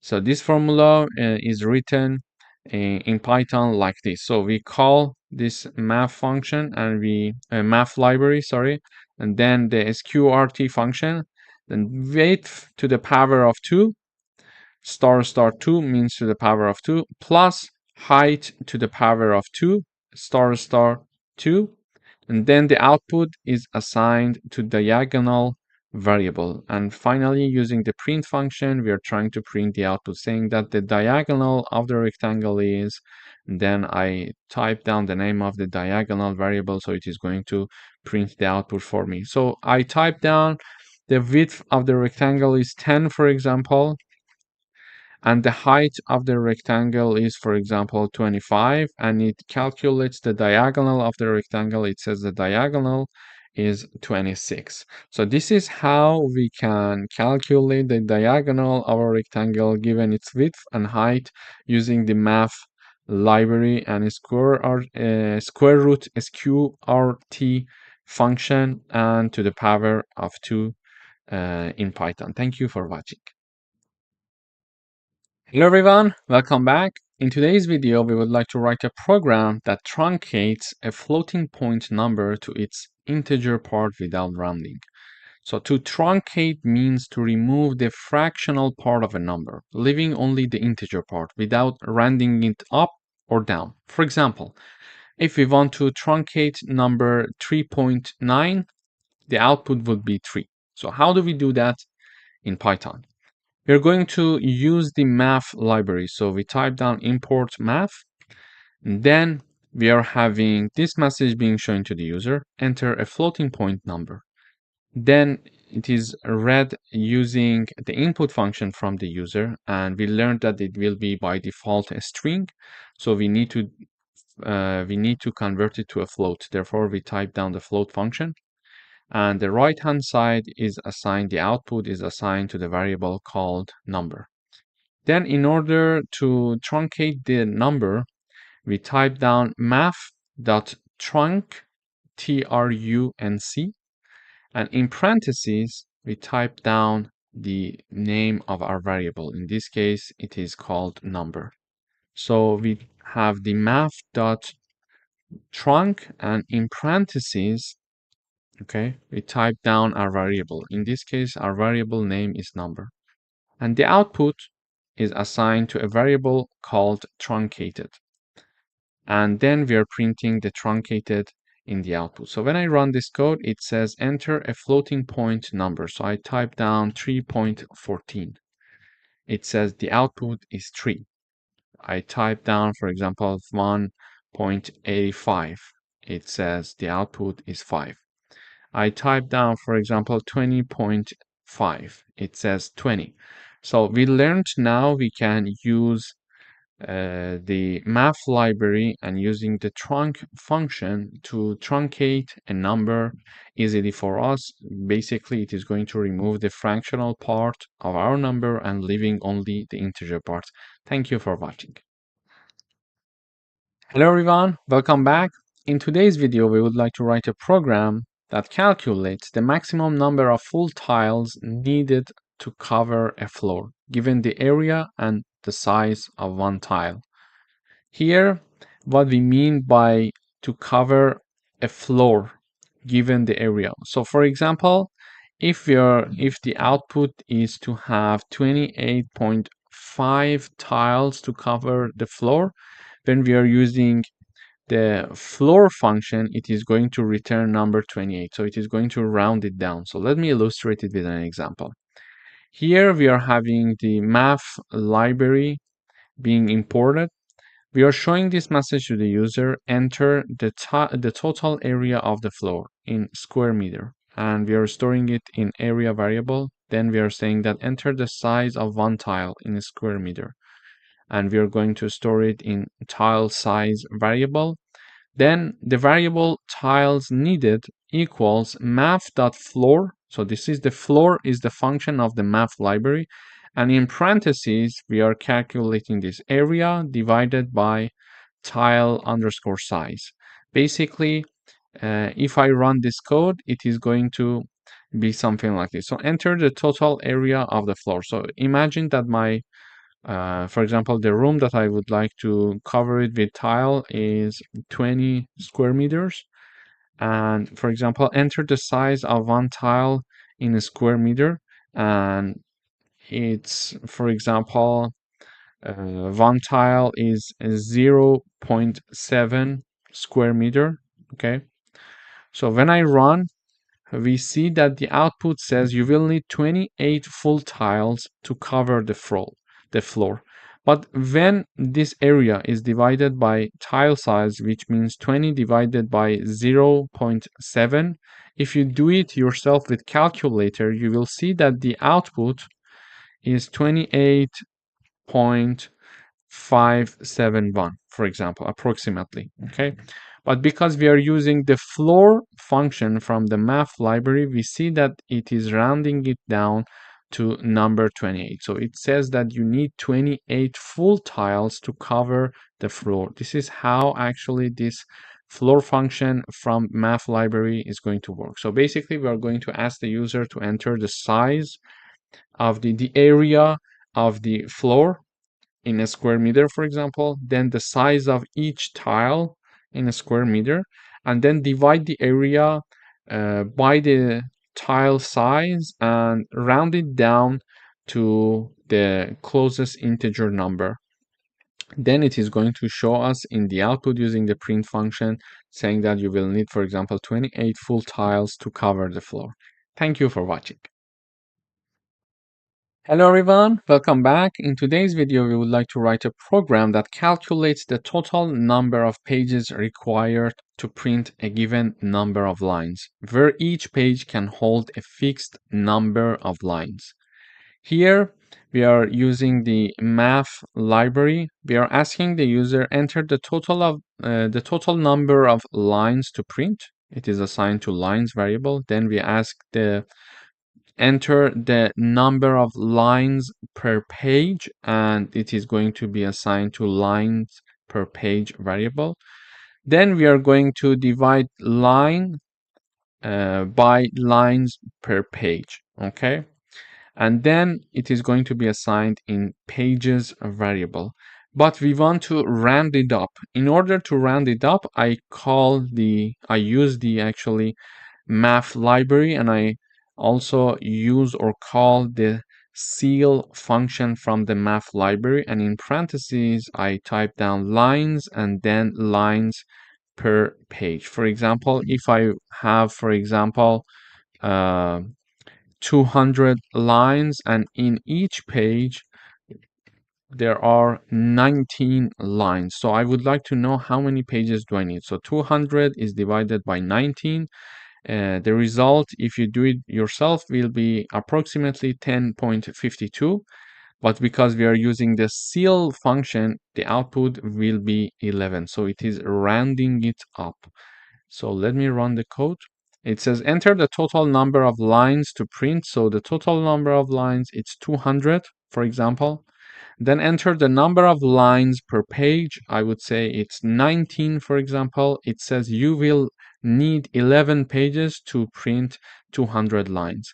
But you see that 200 is divided by 19 in this formula here. 200 is divided by 19.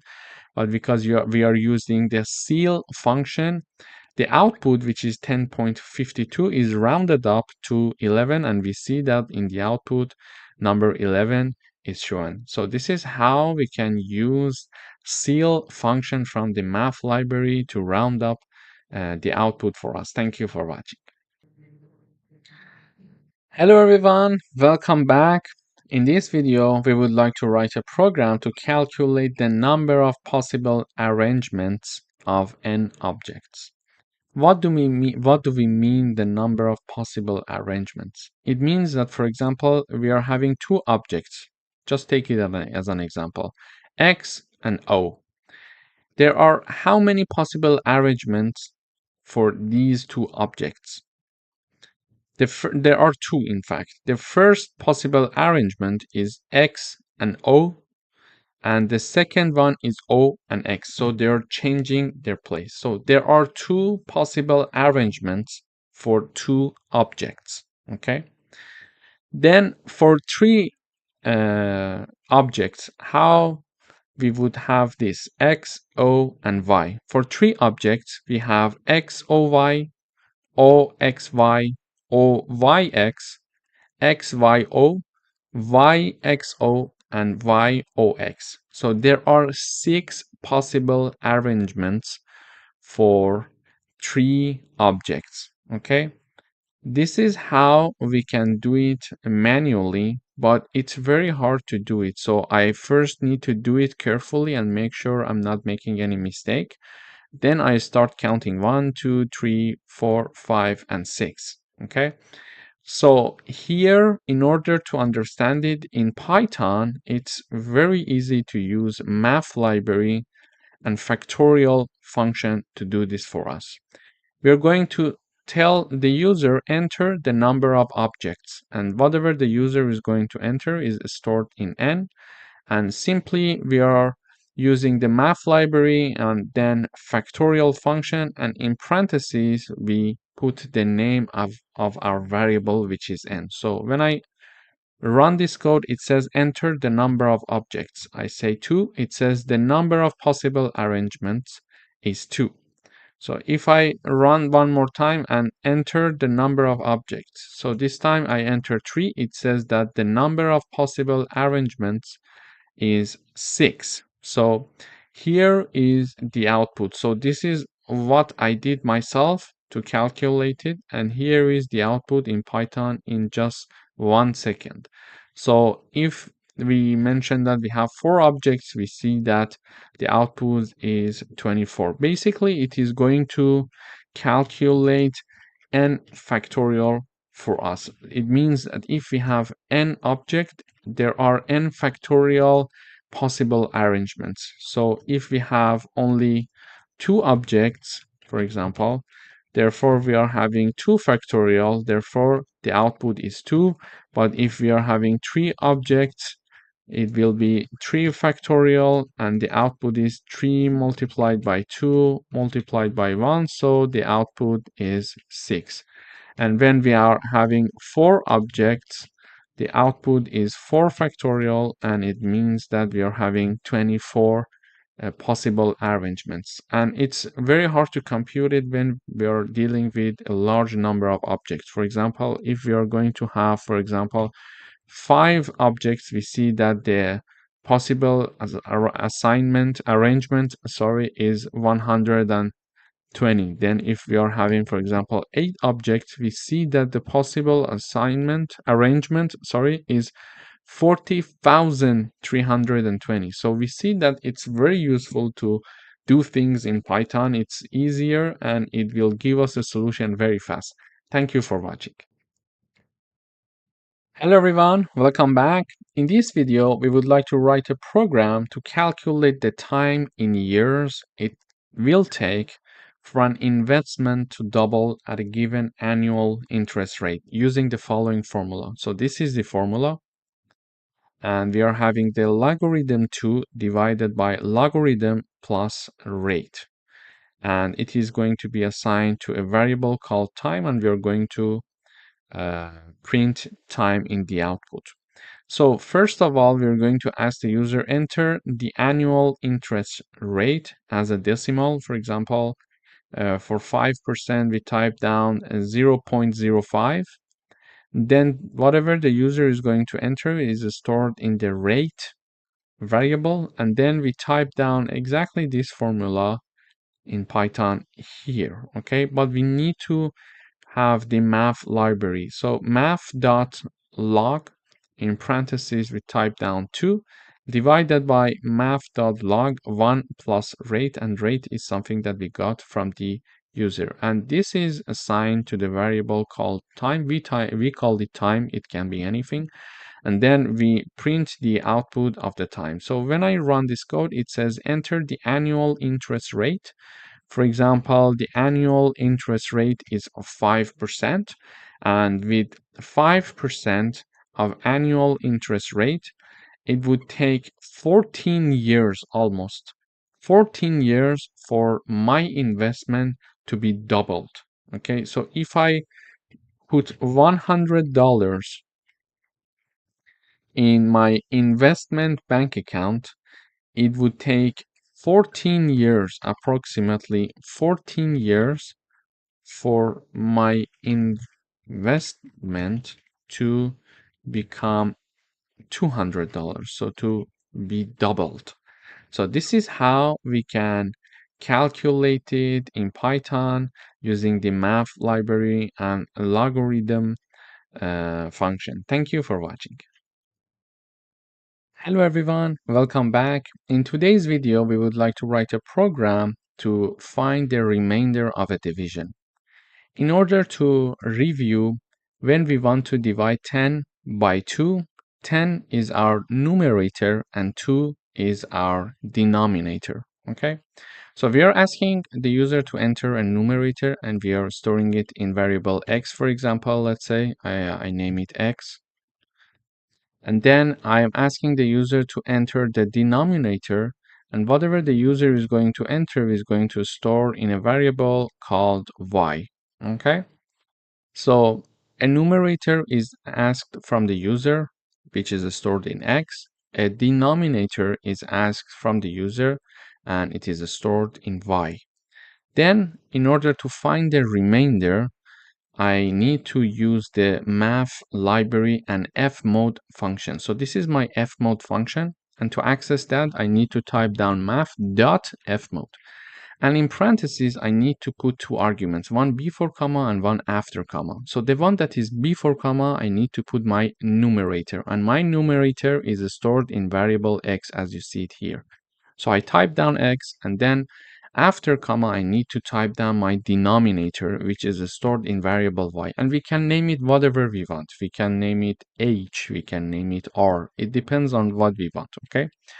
Then this fmode function from the math library is going to calculate the remainder of the division of my numerator divided by denominator, and we are going to use the print function to print our remainder in the output. So when I run this code, it says enter the numerator here. Okay, so I want to divide 10 by 2, for example. 10 is my numerator and my denominator is 2. It says the remainder of 10 divided by 2 is 0.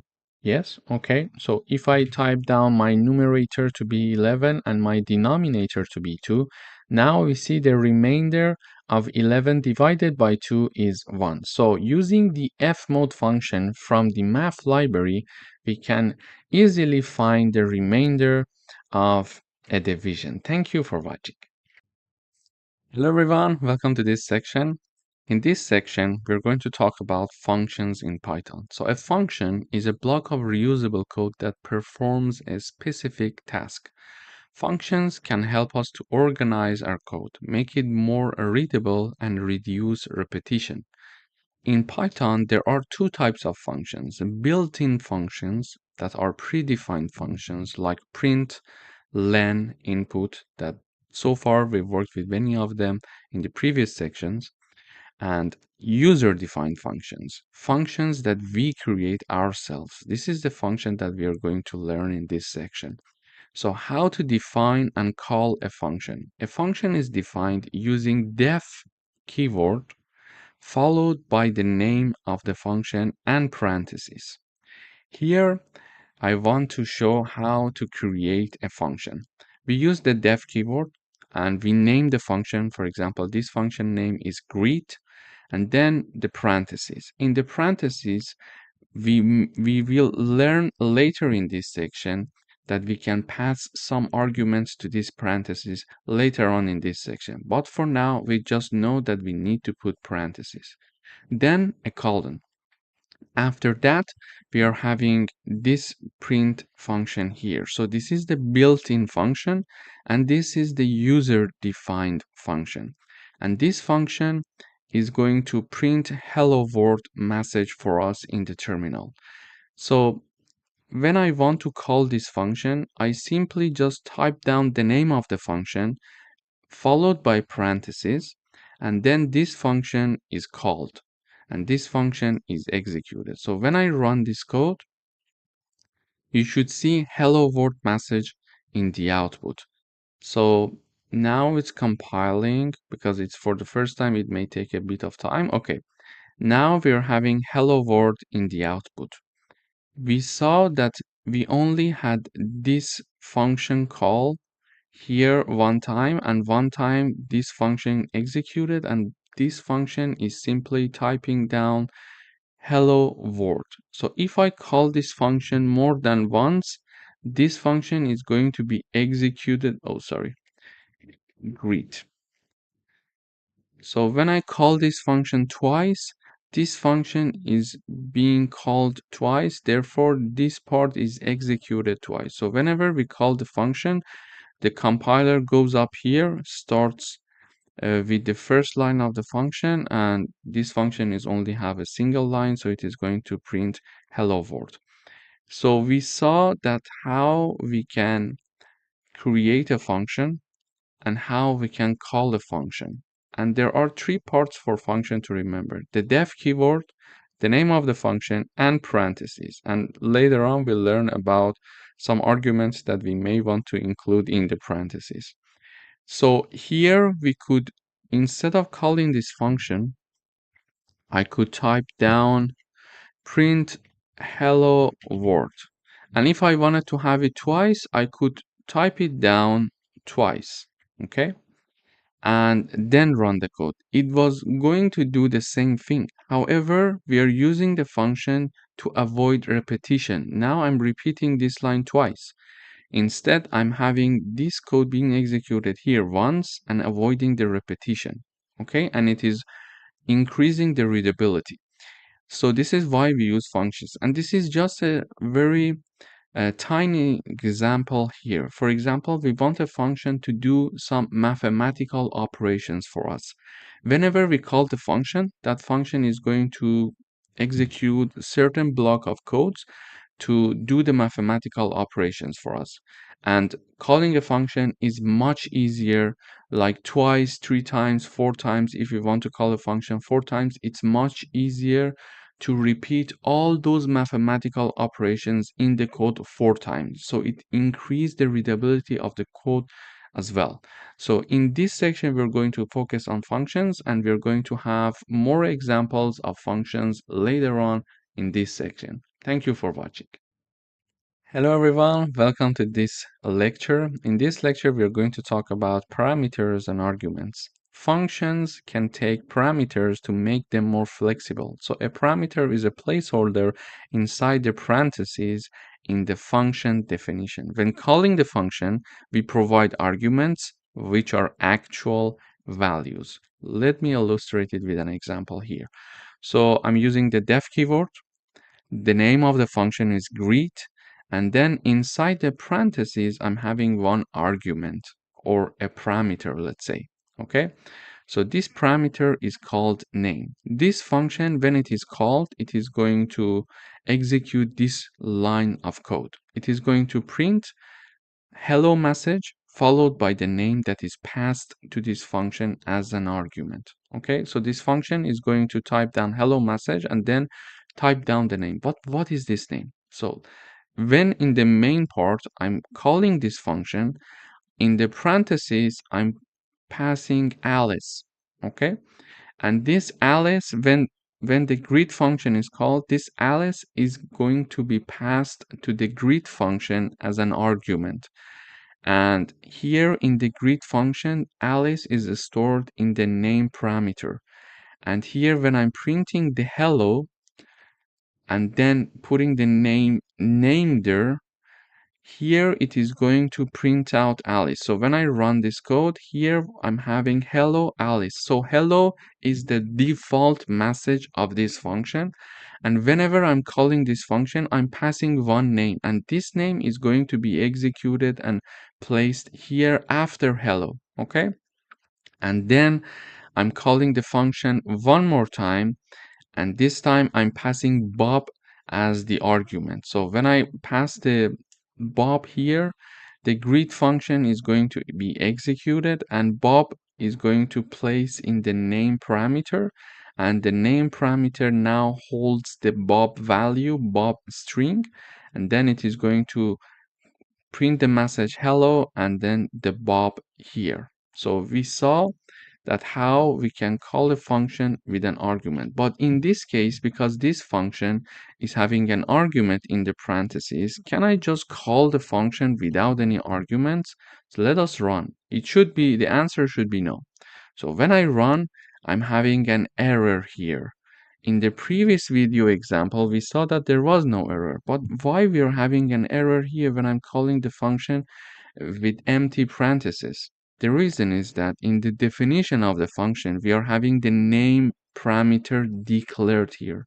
So whenever we are calling this function, we are obliged to pass an argument here.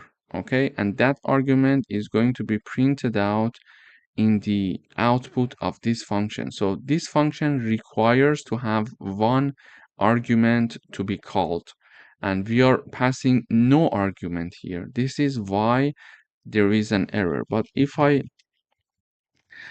have a message here when I'm calling the function, I'm having the Reza Shahin, a string to be passed as an argument for the greet function.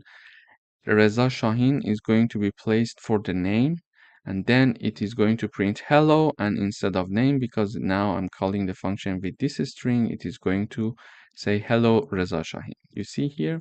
So this was a coding exercise of how to declare a function, how to call a function, and also how to use parameters or arguments when calling a function. Thank you for watching. Hello everyone, welcome back.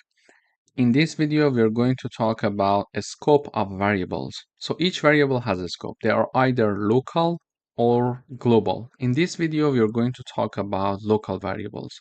So variables that are declared inside a function are local variables, and they can be only accessed within that function. Let me illustrate it with an example. I'm having a function called greet, and I'm using the def keyword, and there is no argument for this function. So when I call this function, a local variable is initialized to be equal to hello world string, and then it is going to print this variable for me, which is called message. Okay, so I'm having the greet function being called here. So when I run, I see that I'm calling the greet function. The compiler goes up here, initialize the message variable, and then it prints the message variable. So we see the message variable in the output hello world. Okay, but can I access this message variable?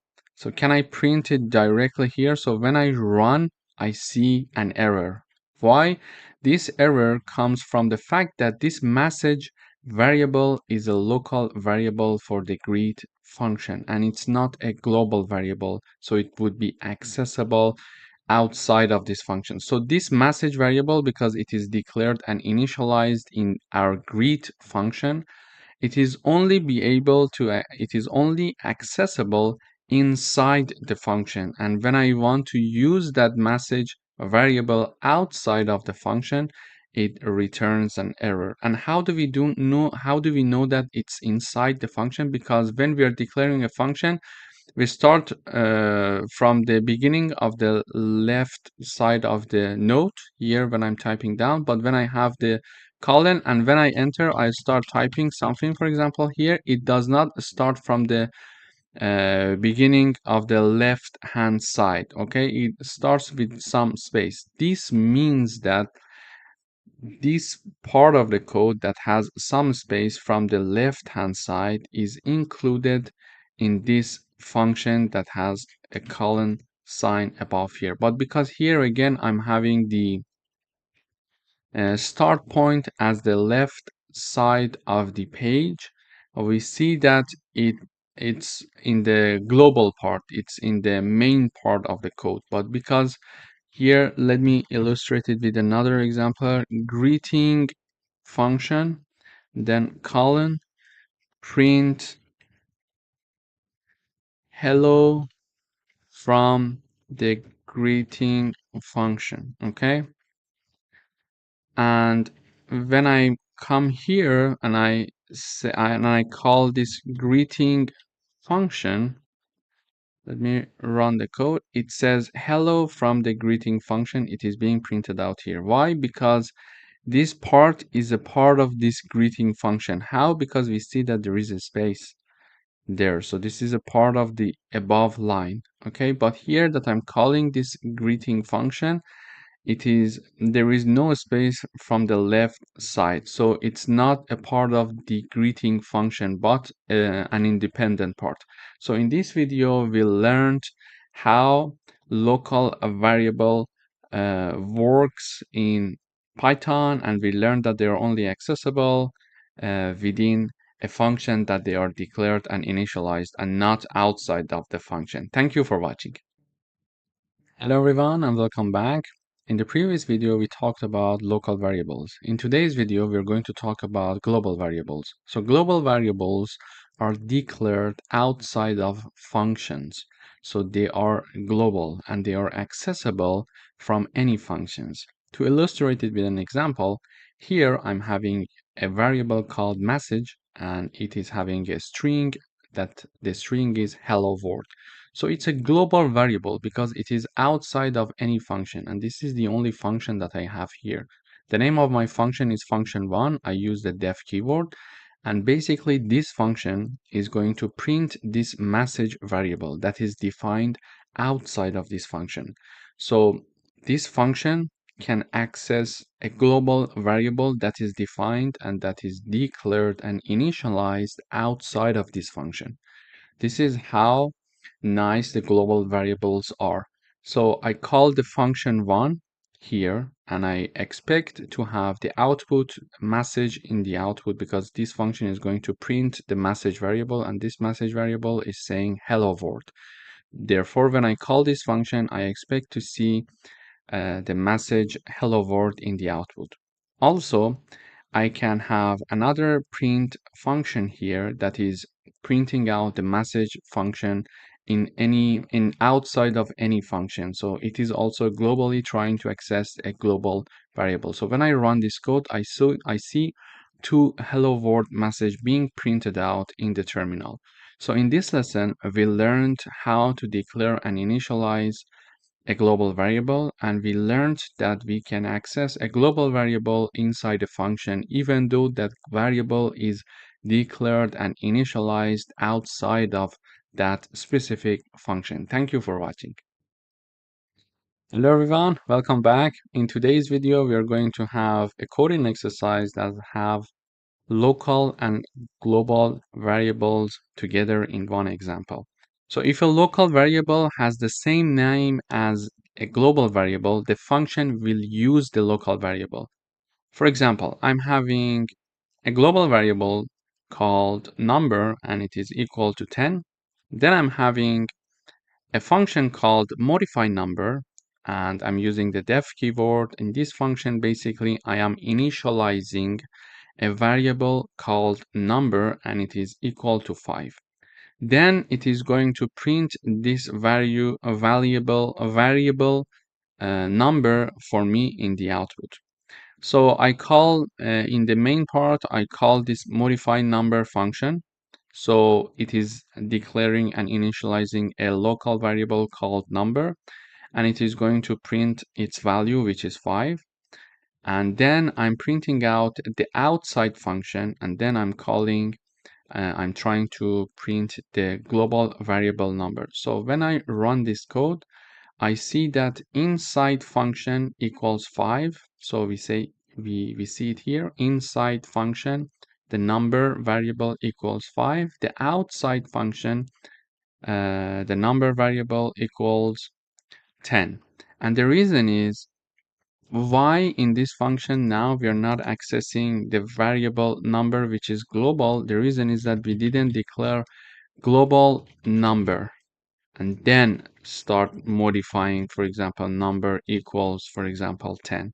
This is why when we are not typing down this line of code, when we are typing down only the declaration of a variable like number which has the same name as the global variable, it is going to consider it as a local variable. However, if I comment this part and I have this part right here and this part right here, I'm using this line for the declaration of the global variable inside my function, and then I'm having this global variable equals to 20. So now the global variable has been modified to 20. So when I run this code, I see inside function the variable is 20 and outside function the variable is also 20. So this is very important to use the global number uh, creation and declaration of the global variable inside a function if we want to use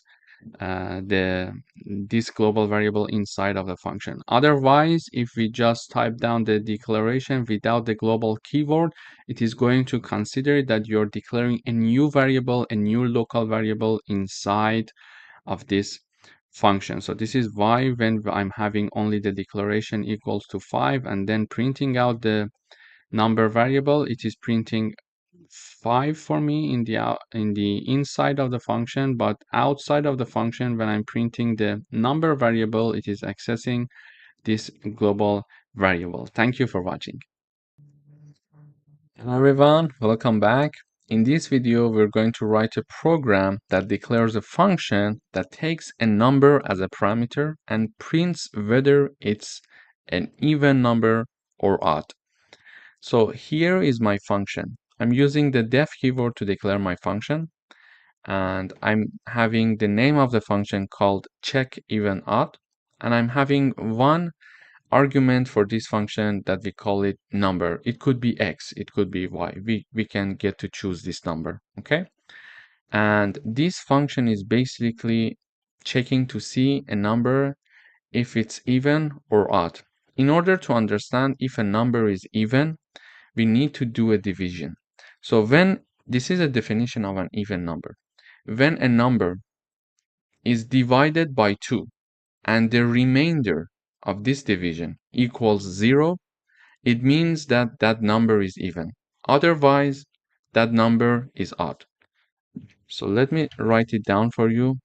If a number is divided by 2 and the remainder of this division equals 0, it means that number is an even number. Otherwise, it is an odd number. So this is a definition of an even number. So if a number is divided by 2 and the remainder of this division equals 0, it means that number is even. And if a number is divided by 2 and the remainder of that division does not equal 0, that number is an odd number. Okay? So for example, when 10 is divided by 2, the output of this division is 5, but the remainder of this division is 0. So we understand that 10 is an even number. But when 11 is divided by 2, the remainder of this division does not equal to 0, is not equal to 0. This is why 11 is an odd number. So now we want to define a function that checks whether a number is even or odd. To do that, we are having one if-else condition here. So the number that is passed to this function, we are having this operation on that number. So this number is divided by 2. And we are checking to see if that number that is passed as an argument to this function, it is divided by 2. And it's the remainder of this division equals 0. We are checking the if condition. If this happens, print even. Otherwise, print odd. So it checks to see if a number is passed to this function. That number is divided by 2. Its remainder equal to 0. If this statement is true, then this part is true. Then it is going to enter this if condition and it is going to print even. Otherwise, it is going to print odd for us. Let me illustrate it with an example. So I call this check even odd function, and I'm passing number 10 as the argument. And I'm calling this function one more time, and I'm calling the function, I'm passing the argument that is 7. So let me run the code. So when I run the code for the number 10, I see even in the output. When I have the number 7, I see odd in the output. So one thing to remember is that I'm using the modular sign here. So the modular sign is going to return the remainder of a division. So this number is divided by this number. When I'm using this modular sign, it means that if this number is divided by this number, print me the remainder. Okay, give me the remainder. So when I'm having, let me illustrate it with an example. So when I have 10 divided by 2 here, when I run this code, you see number 5 in the output. Okay, 10 divided by 2. But when I have print 10 modulo 2 and run this code, we have the output 0. What does it mean? It means that if 10 is divided by 2, the remainder of that division is what number? This is 0. Okay, so this is how the modulo sign is going to help us to understand the remainder of a division. It was a very good example. And now we see that here I'm having this block of code being executed whenever we call this function. Just imagine that we were not using the function. So I'm calling the function 2 times using 2 lines. Okay. And this part of the code is written only once. So if I wanted to not have a function, and every time that I was checking a number to see if it's odd or even, I had to write these 4 lines. So whenever, for example, I want to check 10 numbers, each time I had to write 4 lines of code. So 10 numbers multiplied by 4. So 40 lines to check 10 numbers if they are odd or even. However, here I'm having only 4 lines being written only once. And when I'm calling that function, I'm just using 1 line to call this function to do the mathematical work for me. So if I want to call this function 10 times, it will take 10 lines plus these 4 lines that are written only once. It will be 14 lines of code. However, if I want to this mathematical operations, these 4 lines for 10 numbers to be checked, the result will be 40 lines of code. And this is just a simple example. So it is very useful to use functions to reduce the repetition in our code and therefore increase the readability. Thank you for watching. Hello everyone, welcome back. In today's video, we would like to write a program that declares a function that takes 3 numbers as parameters and returns the largest number. I'm declaring my function using the def keyword. The name of my function is find_max, and it is taking 3 arguments, a, b, and c, and they're separated by commas. And basically, this function is going to return the maximum number among these 3 numbers. So this is a user-defined function. The user-defined function in this example is find max because we are defining this function, okay? But we are having one built-in function as well. If you remember, we discussed this in the introduction. For example, the print function is a built-in function. So the Python itself give us this permission to use the print function to simply print and do no further works, okay? And this max function also is one of the built-in functions. So when I'm having this max function here, whatever that I'm putting in the parentheses, it is going to calculate the maximum among the numbers, and it is going to return me the maximum number among those numbers. So this function, whenever it's called, it is taking 3 arguments. It is going to call this built-in max function to find which one is the largest number and then return the largest number for me, okay? Now I'm having a variable called largest. It is equal to this line. Basically, this line is going to find max. It is going to call the find max function, and these are the 3 arguments: 10, 20, and 15. So these 3 variables are used here as a, b, and c respectively. So 20 is b, c equals 15, and a equals 10. And then this function basically is going to call the built-in function and find the largest number, which is 20, and return that number. And that output of that function is going to be assigned to this variable largest because there is an equal sign here. And it is going to basically print the largest variable, which we expect to have the output 20.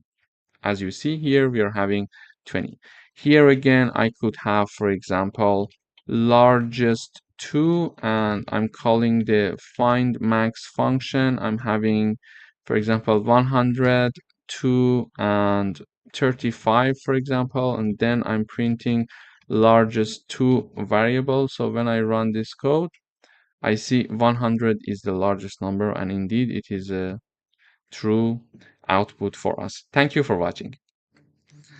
Hello everyone, welcome back. In today's video, we're going to talk about functions with default values. So we can assign default values to parameters of a function. So if no argument is provided, the default value is used. Here I'm having a function called greet. I'm declaring it using the def keyword, and I'm having a parameter here, but this is a bit different from what we saw so far. Previously, we were having a function, for example, called def hello, and it was having the name, and it was printing in the output for us the hello message, and then, sorry, and then the name. Okay, this is what we saw so far. So when I call this hello function, let me comment these 2 lines. So when I call this hello function and I'm having an argument here, so when I call it, it says hello Reza, okay? And when I call this function with no argument, there is an error here, and we saw that that this error will come up when we are having an argument in the parentheses for the function when we are declaring it. Okay, so in order to avoid this error, we are going to have functions with default values. So here I'm having a function called greet with default values. So it has the name again, it has the same argument, it is having one argument in the parentheses, and it has this part that is extra. What is this part is going to do is the following. Name equals friend, and this function, when it is called, it is going to print hello and then print out the name that is used when calling this function. However, we can call this function with an argument and without an argument. So when I call this function with an argument, it is going to say, for example, hello Reza. But when I call this function without any argument, it is going to say hello friend. This is a function with default parameters or default values. So when I call this function now, so let me comment this part. So when I call the greet function and I'm having Charlie here as the argument being passed to this function, and when I run this code, it is going to say hello Charlie. Okay, but here when I call this function and I put nothing in the parentheses, if I call the hello function with empty parentheses, we saw that there will be an error. Why? Because it requires an argument. But when I call this function greet, it requires an argument indeed as well. But when I call it with empty parentheses, it is going to by default set this friend string equal to name and assign it to the name, and then consider that name in the output. Whenever I call this function with no argument, it is going to use this default value. This is why we call them functions with default parameters or default values. So let me run the code. Now I'm calling this function and I'm passing no argument. It says hello friend. In the next line, I'm calling the function and passing an argument. It says hello Charlie. Okay, so let me review it one more time. Functions with default values are like this. When we are calling the function with an argument, it is going to place the argument here. So when I call the function with the Charlie argument, Charlie string, it is going to set Charlie to name, and then in the output says hello Charlie, as we see in the code here. But when we have the greet function being called with empty parentheses, it is going to by default use the friend keyword here and put it equal to name and print hello friend in the output. Okay, so this is how a function with default value would work. We learned that this is not possible in normal functions, because in normal functions, when I have this hello function and it has no default value, I must have an argument when I'm calling this function. Otherwise, if I call this function with empty parentheses, it is going to return an error for me. And how we can understand that a function is a normal function or it's a function with default values? It's a good question if you're having it. This is the answer. So this part shows us, okay, this is a function with default value. This is a sign for us to understand. When we see this equal and certain value equals to, for example, the argument of the function, we should understand, okay, this is a function with default value. So when I call this function with my own argument, it is going to use my argument. But when I call this function with no argument, it is going to use a default value itself for that function. Thank you for watching. Hello everyone, welcome back. In today's video, we are going to have a coding exercise with functions with multiple return values. So functions in Python can return multiple values. Here is an example. I'm using the def keyword to declare my function, and I'm having a function called get sum and product. And in parentheses, it takes two arguments. And this function, whenever it is called, is going to declare a new variable called sum. And sum equals a plus b. So it is going to have the result of a plus b stored in sum. Then it has a new variable called product, and it is storing the result of a multiplied by b. This sum could be x, and this product could be y, but we are just naming them like that so it increases the readability of the code. So after that, it is going to return the value of sum, this variable that is calculating a plus b, and product, which is this variable that is calculating the multiplication of a and b. Okay? And whenever I want to call this function, as before, I'm having the get sum and product name, so the name of the function, and then in parentheses, I'm having two numbers because it takes two numbers in parentheses as the argument. So 3 and 4. I'm calling this function with 3 and 4. However, because this function is returning two values in the output, this line of code, this call of the function equals two variables on the left side. So the first one is the result of the sum, and the second one is the result of product.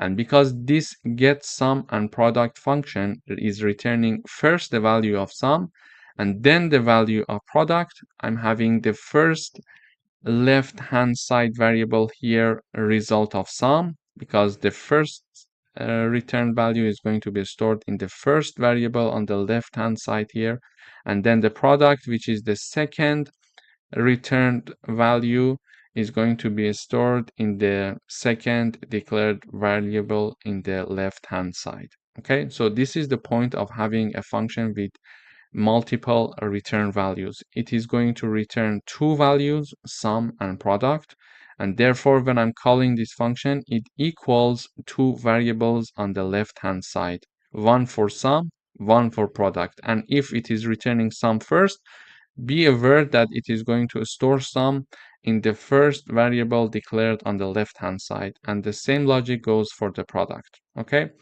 then I'm printing the result. So I'm saying that print and the message sum result underscore sum, which is the first variable, and then print the message product, and then a result product variable, which is the second variable. So when I run this code, we see this sum message is shown here, and it says the result sum equals 7, and the product is shown here, and the result product equals 12, which are the correct numbers, 7 and 12. So this is a very good example of having a function with multiple values, multiple return values. Why?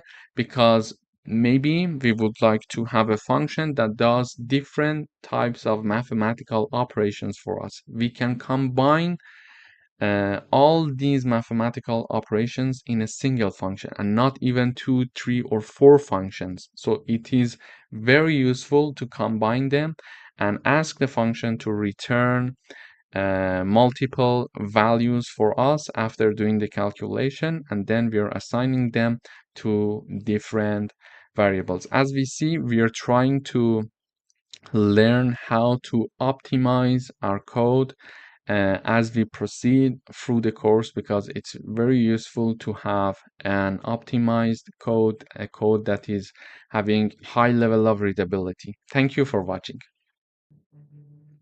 Hello everyone, welcome back. In this video, we're going to talk about return statement in functions. So functions can return a value using the return statement. The value returned can be stored in a variable for further use. Let me illustrate it with an example. So here I'm having a function called add. To declare this add function, I'm using the def keyword, and in parentheses, I'm having two parameters or arguments. They are separated by a comma. The first one and the second one. The first one is called A and the second one is called B. Whenever we call this function is going to return A plus B. Okay, so this function is going to add the first number and the second number that are passed to this function by doing this line, return A plus B. So let me show you how I'm calling this function. Now when I call this function, I'm having a variable called result, and this result variable equals the result of this function, the output of this function equals this result variable. So I'm calling the add function, so I'm typing down the name of the function, then in parentheses I'm having two numbers and they are separated by a comma, 3 and 5. So 3 is going to be equal to A because this is the first parameter or argument that is passed to this function, and 5 is going to be set to B because this is the second argument that is passed to this function, and B also is the second argument. So I'm calling the add function and I'm passing 3 and 5. And when I'm calling this function is going to return a value for me. It is going to return the value A plus B for me. And A plus B equals 8. So the output of this function is going to be assigned to my result variable here. So 8 is going to be stored in the result, and now I'm printing out the result. So when I have the output, when I run the code, I see that when I'm printing the value of result, I see 8 in the output. I can have, for example, a new variable called x equals add, and then I'm having 2 and 2. I can have y add 5 and 6, for example. I could have z equal add, for example, x and y. And in the output, I would like to have the result of x, then x, print the result of y, then print y, and then finally I want to show the result of z and have the z here. So what I'm doing here is that, again, like the result variable, I'm declaring three new variables, x, y, and z. I'm calling the add function, asking the function add to perform the a plus b with two numbers, 2 and 2. So when I call this add function, the first 2 is placed for the a, the second 2 is placed for the b, and a plus b is going to be returned when I'm having this line, and the result of the return, the output of the function is going to be stored in x. So I expect the value of x will be 4. Then I'm calling the function another time and assigning the result to variable y. And when I'm calling the function, I'm having 5 and 6. So 5 is a and 6 is b. 5 plus 6, the result is 11. So I expect to have the 11 for the y. So 11 is the output of this function, and this is going to be assigned to variable y. And then I'm calling the function one more time, this time with the variable x and variable y, and they are previously taken two values. So I expect the result will be 15 because x is 4 and y is 11. So x is now placed for the a and y equals b. So 4 plus 11 equals 15. So when I run this code, I see the result of x. So here also I'm printing out the output of x, y, and z. The result of x equals 4, which we expected. The result of y equals 11, which we expected. And the result of z equals 15, which we expected. So this is how we can have a return statement in a function to give us some output of the function, and we store that output in, for example, certain variables for further use here. And also we learned how functions can be useful, because now I'm performing this line of code a plus b one time only, but I'm using it 4 times in my code. Instead of typing down these mathematical operations 4 times, I'm just calling it with different parameters.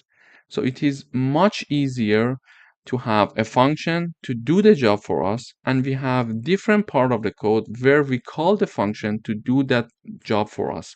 So we don't have any repetition. We are having the mathematical operations being written only once. This is how it can reduce the amount of code that you're going to write, and this is how it is going to improve the readability of your code, because you're typing down the operations one time, but when we are going to have like 10 times of this operation, instead of having it 10 times being repeated in the code, and it would be not very easy to read, it would be hard to follow. Okay, another time I'm having for example, a plus b, another time I'm having 2 plus 2, 5 plus 6, x plus y, etc. Instead of having these, I'm just calling the function, and the code is being reused several times, and it is being written one time only. So this is how useful the functions are in Python. In the next videos, we're going to dive deeper into this concept. Thank you for watching. Hello everyone, welcome back. In this video, we're going to write a program that declares a function, and this function takes a temperature in Celsius as a parameter and returns the equivalent temperature in Fahrenheit. Here is my function. So I'm using the def keyword to declare my function. This is the name of my function, called Celsius to Fahrenheit. And in the parentheses, it is taking one parameter or argument, and I just name it Celsius. We can call it X, we can call it Y, whatever we want.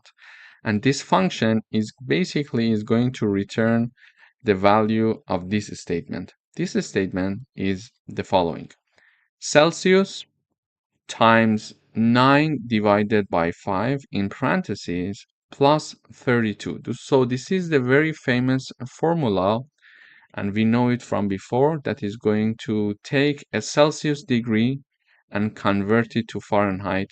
So this is the formula to do that. For example, this Celsius could be, for example, 30, and I want to know 30 degrees in Celsius is what is the temperature of equivalent of 30 degrees in Celsius in Fahrenheit. So this is the Celsius value, so 30 for example, and then using this formula we can get the output of the Fahrenheit temperature. Now to do the job for me, I'm having a variable called temp. I call it x for the sake of simplicity. So I'm having a variable x, and we are calling this Celsius to Fahrenheit function.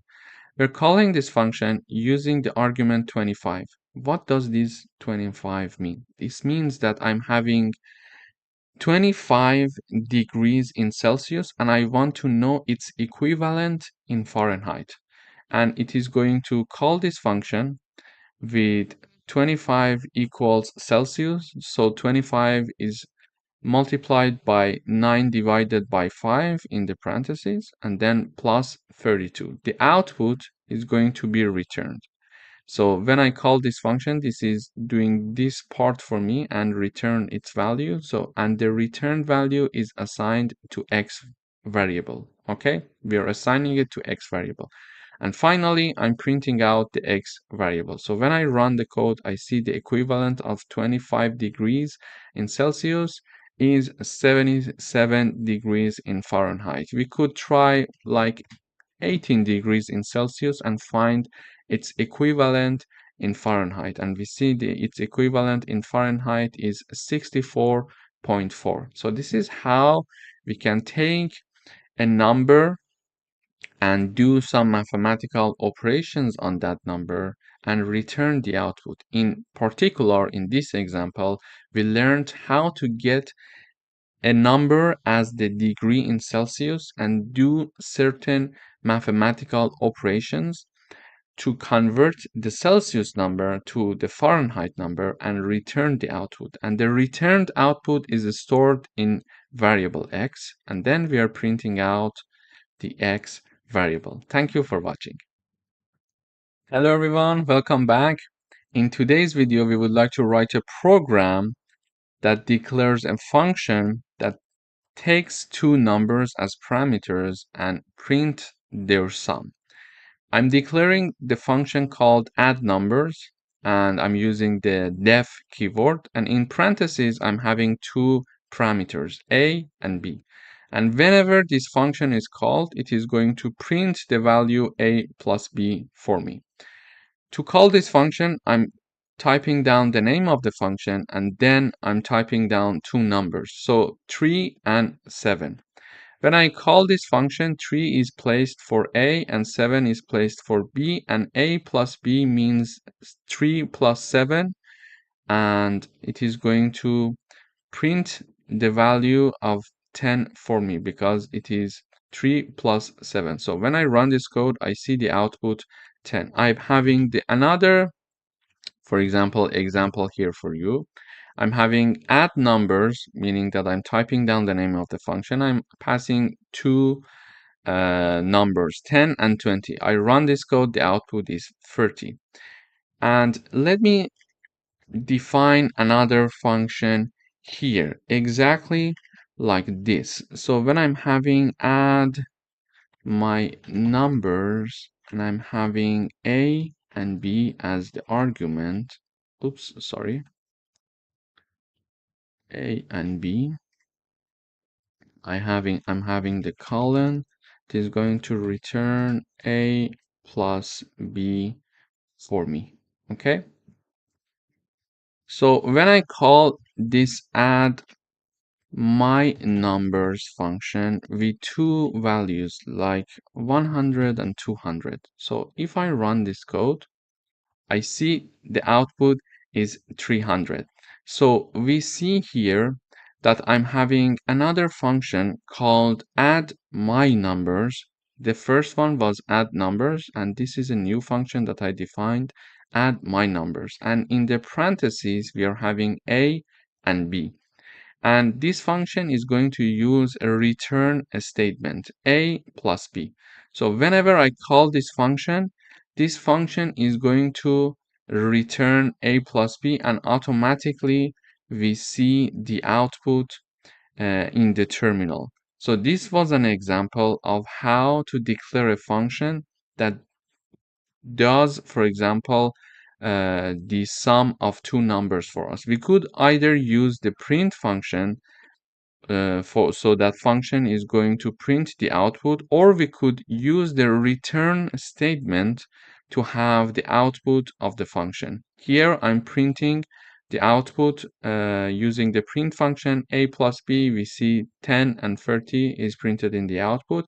Here I'm not using the print function, but I'm using the return function, and it is going to return the value a and b, a plus b. So whenever this function is called, this value is going to be returned, and we see the output in the terminal. This was a very good example of how to call a function and how to have a function with print or a return statement to do the job for us. Thank you for watching. Hello everyone, welcome back. In this video, we are going to learn about how to modify a global variable inside a function.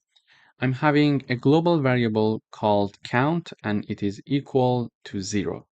Then I'm having a function called increment count, and I'm using the def keyword to declare this function and empty parentheses, so it accepts no argument for this function, then colon. Then in this function, I am declaring the global variable. In order to modify a global variable, for example, in this case, the count variable, I must use the global keyword before declaring this count global variable inside this function. So if you want to modify a global variable, you must use the global keyword and then the name of that global variable that you're intending to modify. So I'm typing down global keyword and then count, meaning that I would like to modify the count variable, which is a global variable. And after that, I, for example, type down count equals 1. So now I modified my global variable. This is what is going to happen in my increment count function.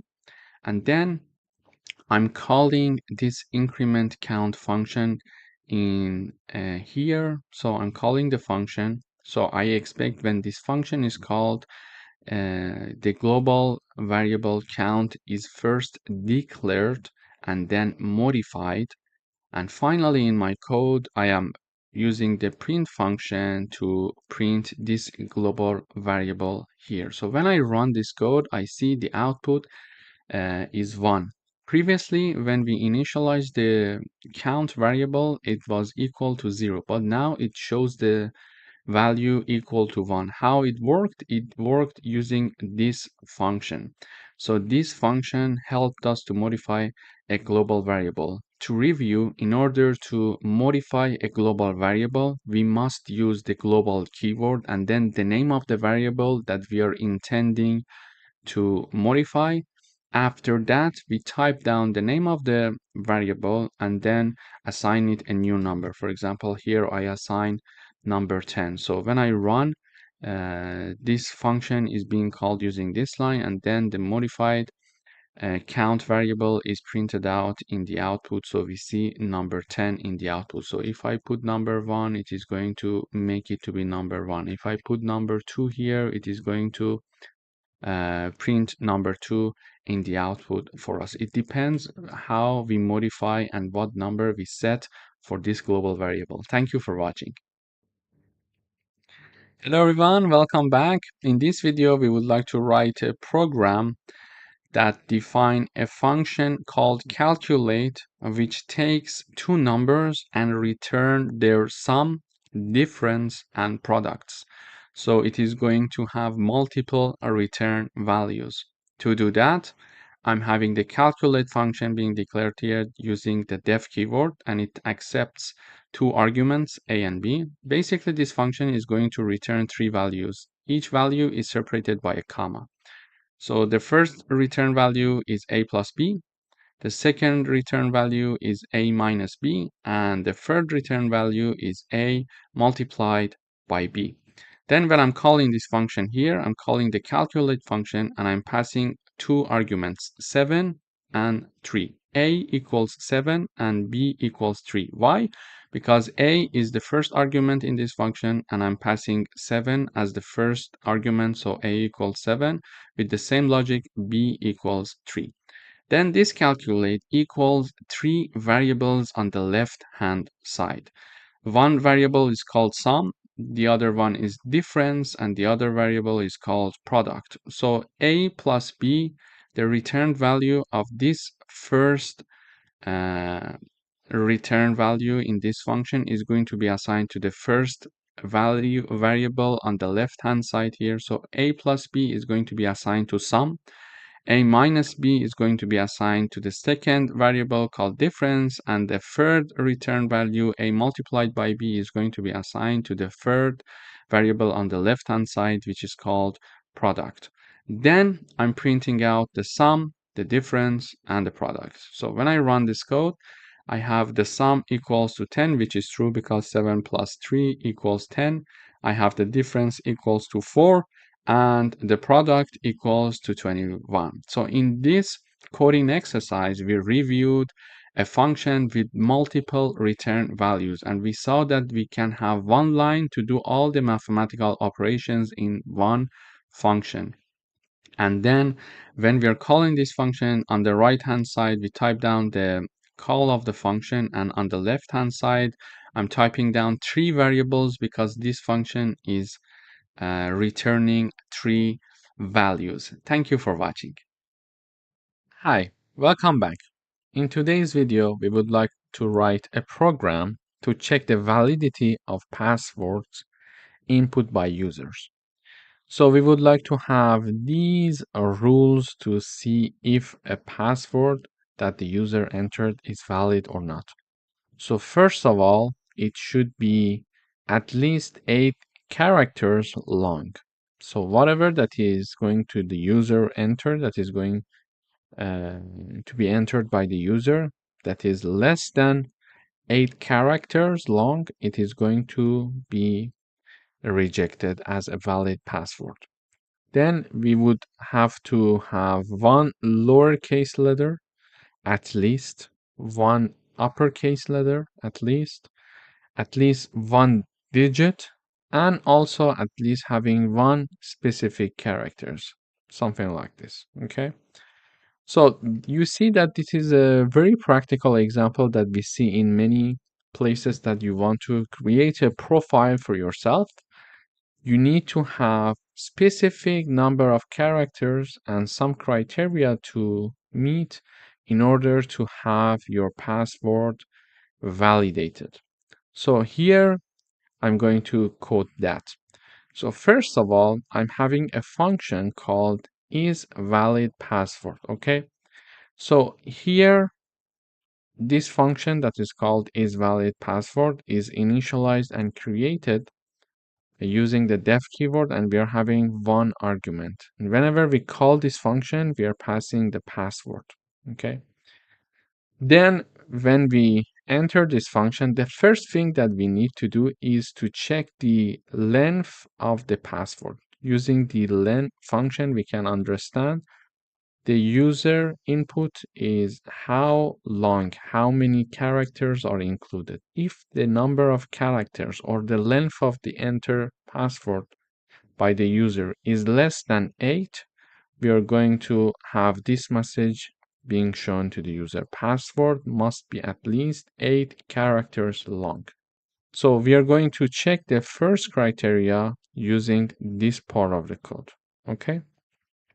Then we need to check if it has at least one lowercase, at least one uppercase letter, at least a digit, and have a specific character or not. And these are the characters that we are defining as specific characters. For example, and pound, dollar sign, etc. until the end. This is our defined special characters, and the password must also include one of them. Okay, special characters. So all of them are assigned to false initially we mentioned that, okay, we are initializing these Boolean flags for different character types and we are assigning them to be false. And we're going to check the entered password by the user. If they are meeting these criteria, we are going to assign true to them. So now we would like to check these characters. First of all, we check each character in the password. So for each character that is in the password that the user entered, we're going to check if that one character is having a lowercase.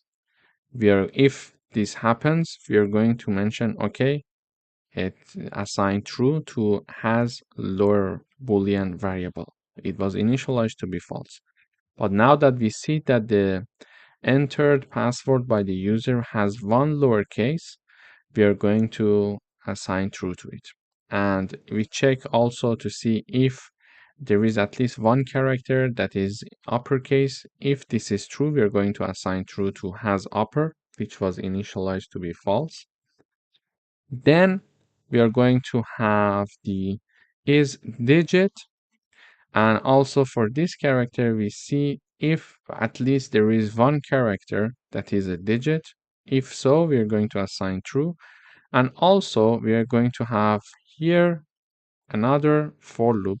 So saying that, okay, for each character that is in password, if that character is inside this, okay, if it equals to any of these signs. If so, assign true to has special Boolean flag variable. And this part is just for checking the character in the password.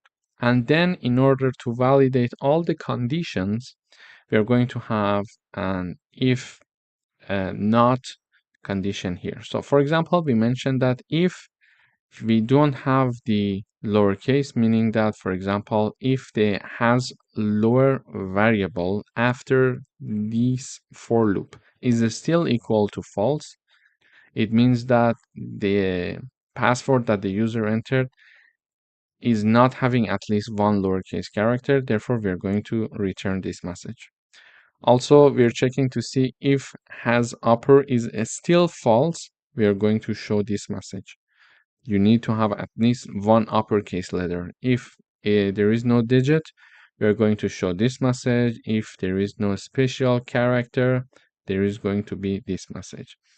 And finally, we're going to say, okay, password is valid if all of these criteria has been met, okay? So let me run the code once and we're going to analyze the code one more time. So initially, we're going to ask the user to enter a password.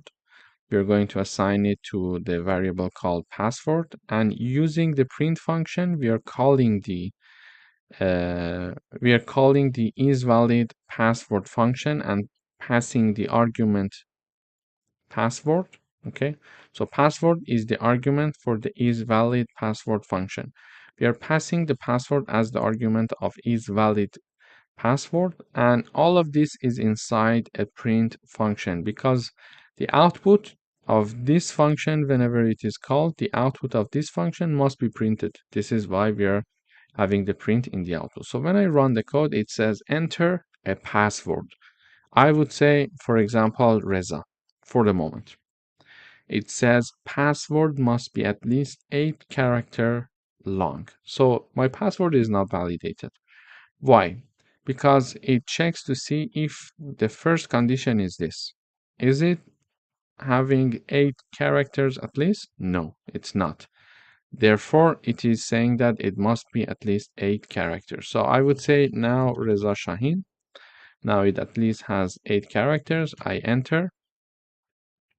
It says password must contain at least one lowercase letter. So here is the message. Okay. Password must contain at least one lowercase letter.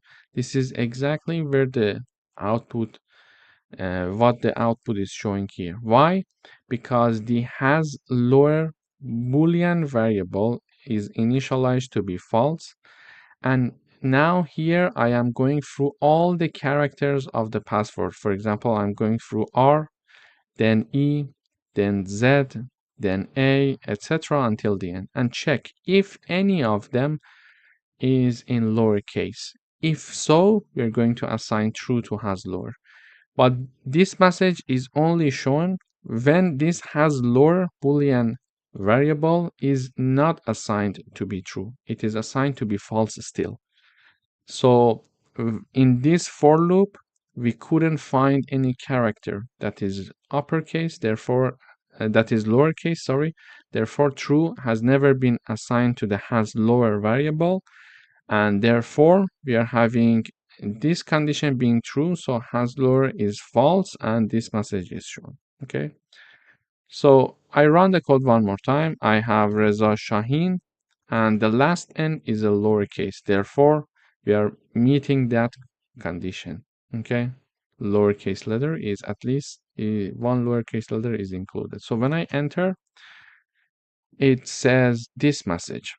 You see, password must contain at least one digit. Password must contain at least one digit. So what is the problem with this password? This password has at least the 8 characters, yes. Is it having a lower case letter? Yes, in the when we are checking the characters one by one, the last character is a lowercase character, therefore this true is assigned to has lower. And all of the other characters are uppercase, therefore when we are checking the is upper function for each character, we are at least one time assigning true to has upper. So also we are having this function is not going to be, this message is not going to be shown because we at least have one uppercase letter. But here we are checking to see if any of the characters that I entered for my password is a digit or not. So because I was not having any digit, this condition never became true, and this true has never been assigned to has digit Boolean variable. Therefore, here it says has digit Boolean variable. Is it false? Yes, it's false. Therefore, it is going to return this message. So now I'm going to enter the same password, Reza Shaheen, and I put number 1 in the end. So when I run the code, we see that we get another message. Password must contain at least one special character. This message is shown. So the problem of the digit is now solved because now we are having at least one digit, because when we were iterating through each character, we saw that we had one digit, and true has been assigned to has a digit variable. So this message is not shown. But when we were iterating over the characters and checking to see if there is one of these characters is included in my password to assign true to has a special, we saw that neither of these characters were included in my password. Therefore, no character was having any of these signs. Therefore, this was not true, and therefore true was not assigned to has a special, and therefore we are checking to see has a special. Is it still false? Yes. Therefore, this message is shown. So now what if I have my password Reza Shaheen, the last n is lowercase, we have one digit, and I have this sign. So now it says password is valid. So this is how we can have a password checking validation system to see if the user is entering a password that can meet all of these characters and criteria for us. Thank you for watching. Hi, welcome to this video.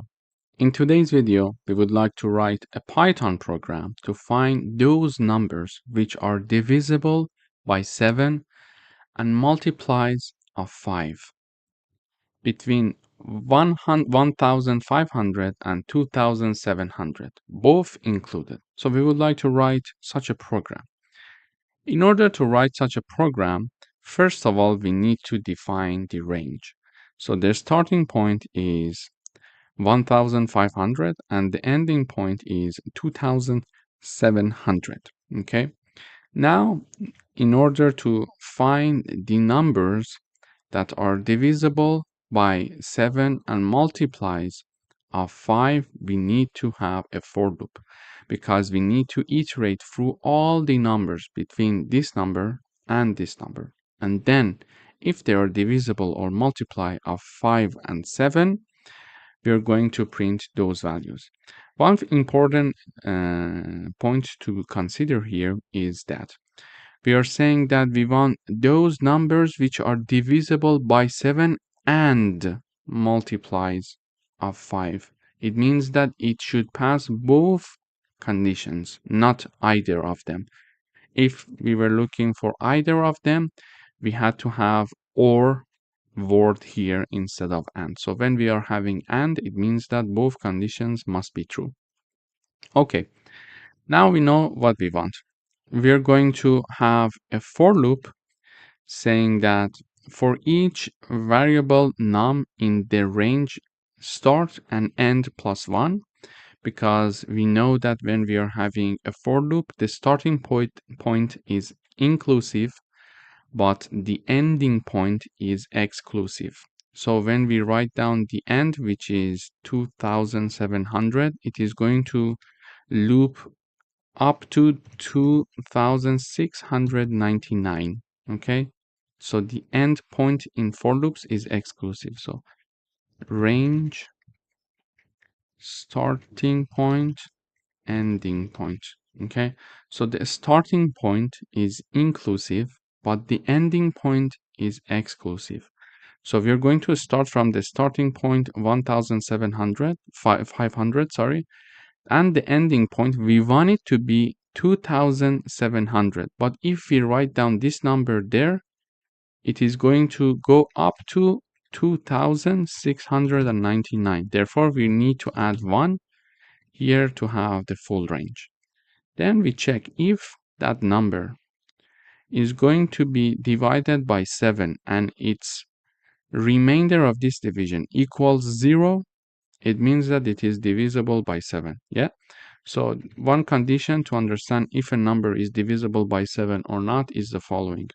So a number is divisible by 7 only if that number is divided by 7 and the remainder of this division equals 0. In this condition, we know that that number is divisible by 7. So if a number is divisible by 7 only if that number is divided by 7 and the remainder of this division equals 0. In this condition, we can say, okay, that number is divisible by 7. So this we are checking here using the modular operator, because we learned that using modular operator, we can understand the remainder of the division between two numbers. And because we were having the division by 7 and multiplies of 5, therefore we need to have the AND operator here. And here, in order to check if a number is multiplied of 5 or not, again we are going to do the same test. If a number is multiply of 5, that number, when it is divided by 5, the remainder of this division must be equal to 0. Also, we can say a number is a multiply of, for example, 5 only if that number is divided by 5 and the remainder of this division equals 0 again. In this condition, we also understand that number is a multiply of 5. So if a number is a multiply of 5 only if that number is divided by 5 and the remainder of this division equals 0.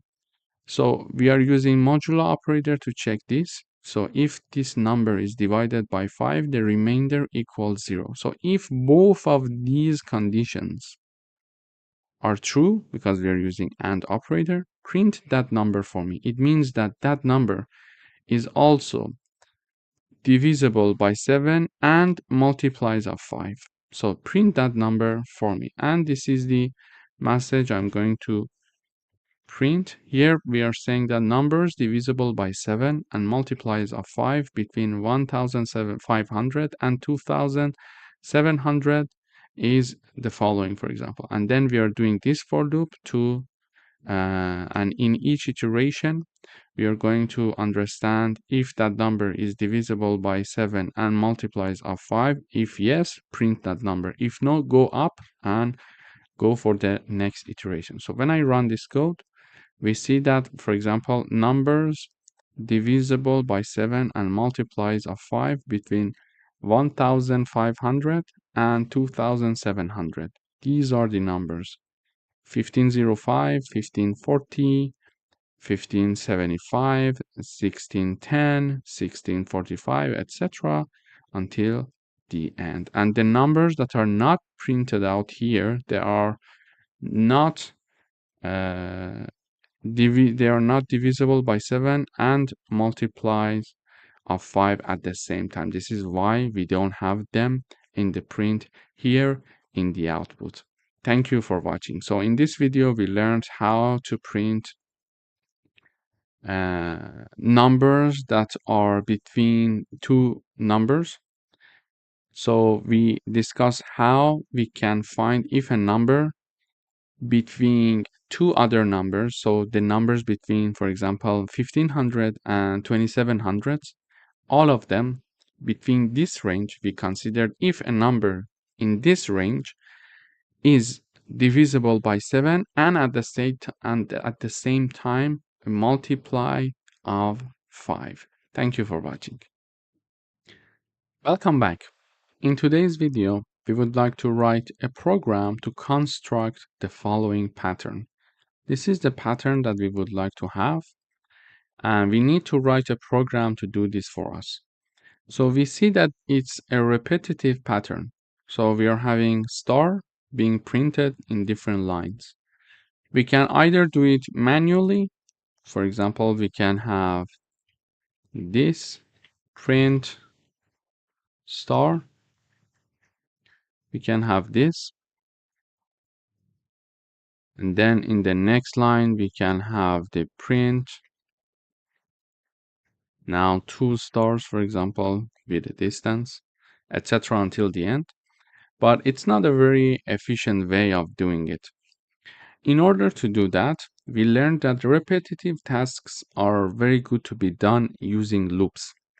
So we are going to use loops here in this example to do the job for us. So first of all, we see that what is the maximum number of rows that we see here.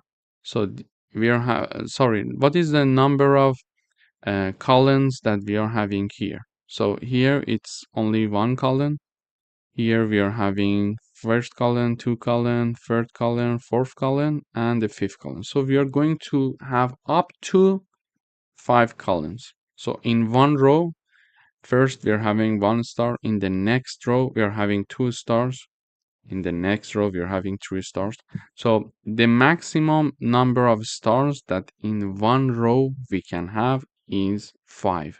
This is why we are having our n equals to 5. The maximum stars that are there in one single row is 5. So we are having n equals to 5. Now, let's start the work. We said that for repetitive tasks, it's better to use loops. Here we are going to have a for loop with our iterating variable I for each I that is in the range of 1 and n plus 1, because we learned that when we are having the range, the starting point is inclusive, but the ending point is not inclusive, okay? Therefore, we are having the ending point, which is 5 plus 1 here. And in each iteration, we are going to print the star with the repetition, with the number of I. What does it mean? It means that, for example, when I equals 0, when I equals 1, sorry, because we are starting from 1, print 1 star. Okay. But if I equals 2, print 2 star. 2 star with 1 space between them. Why? Because we are having it here. So we are having a star and then a space multiplied by I. It means that whatever the value of I is, multiply it with this. Okay, so this is going to be printed as large as the value of I. If I equals 1, it is going to be printed once. If I equals 2, it is going to print it 2 times. A star with a space. Okay, if it's 3, it is going to print the star with a space 3 times.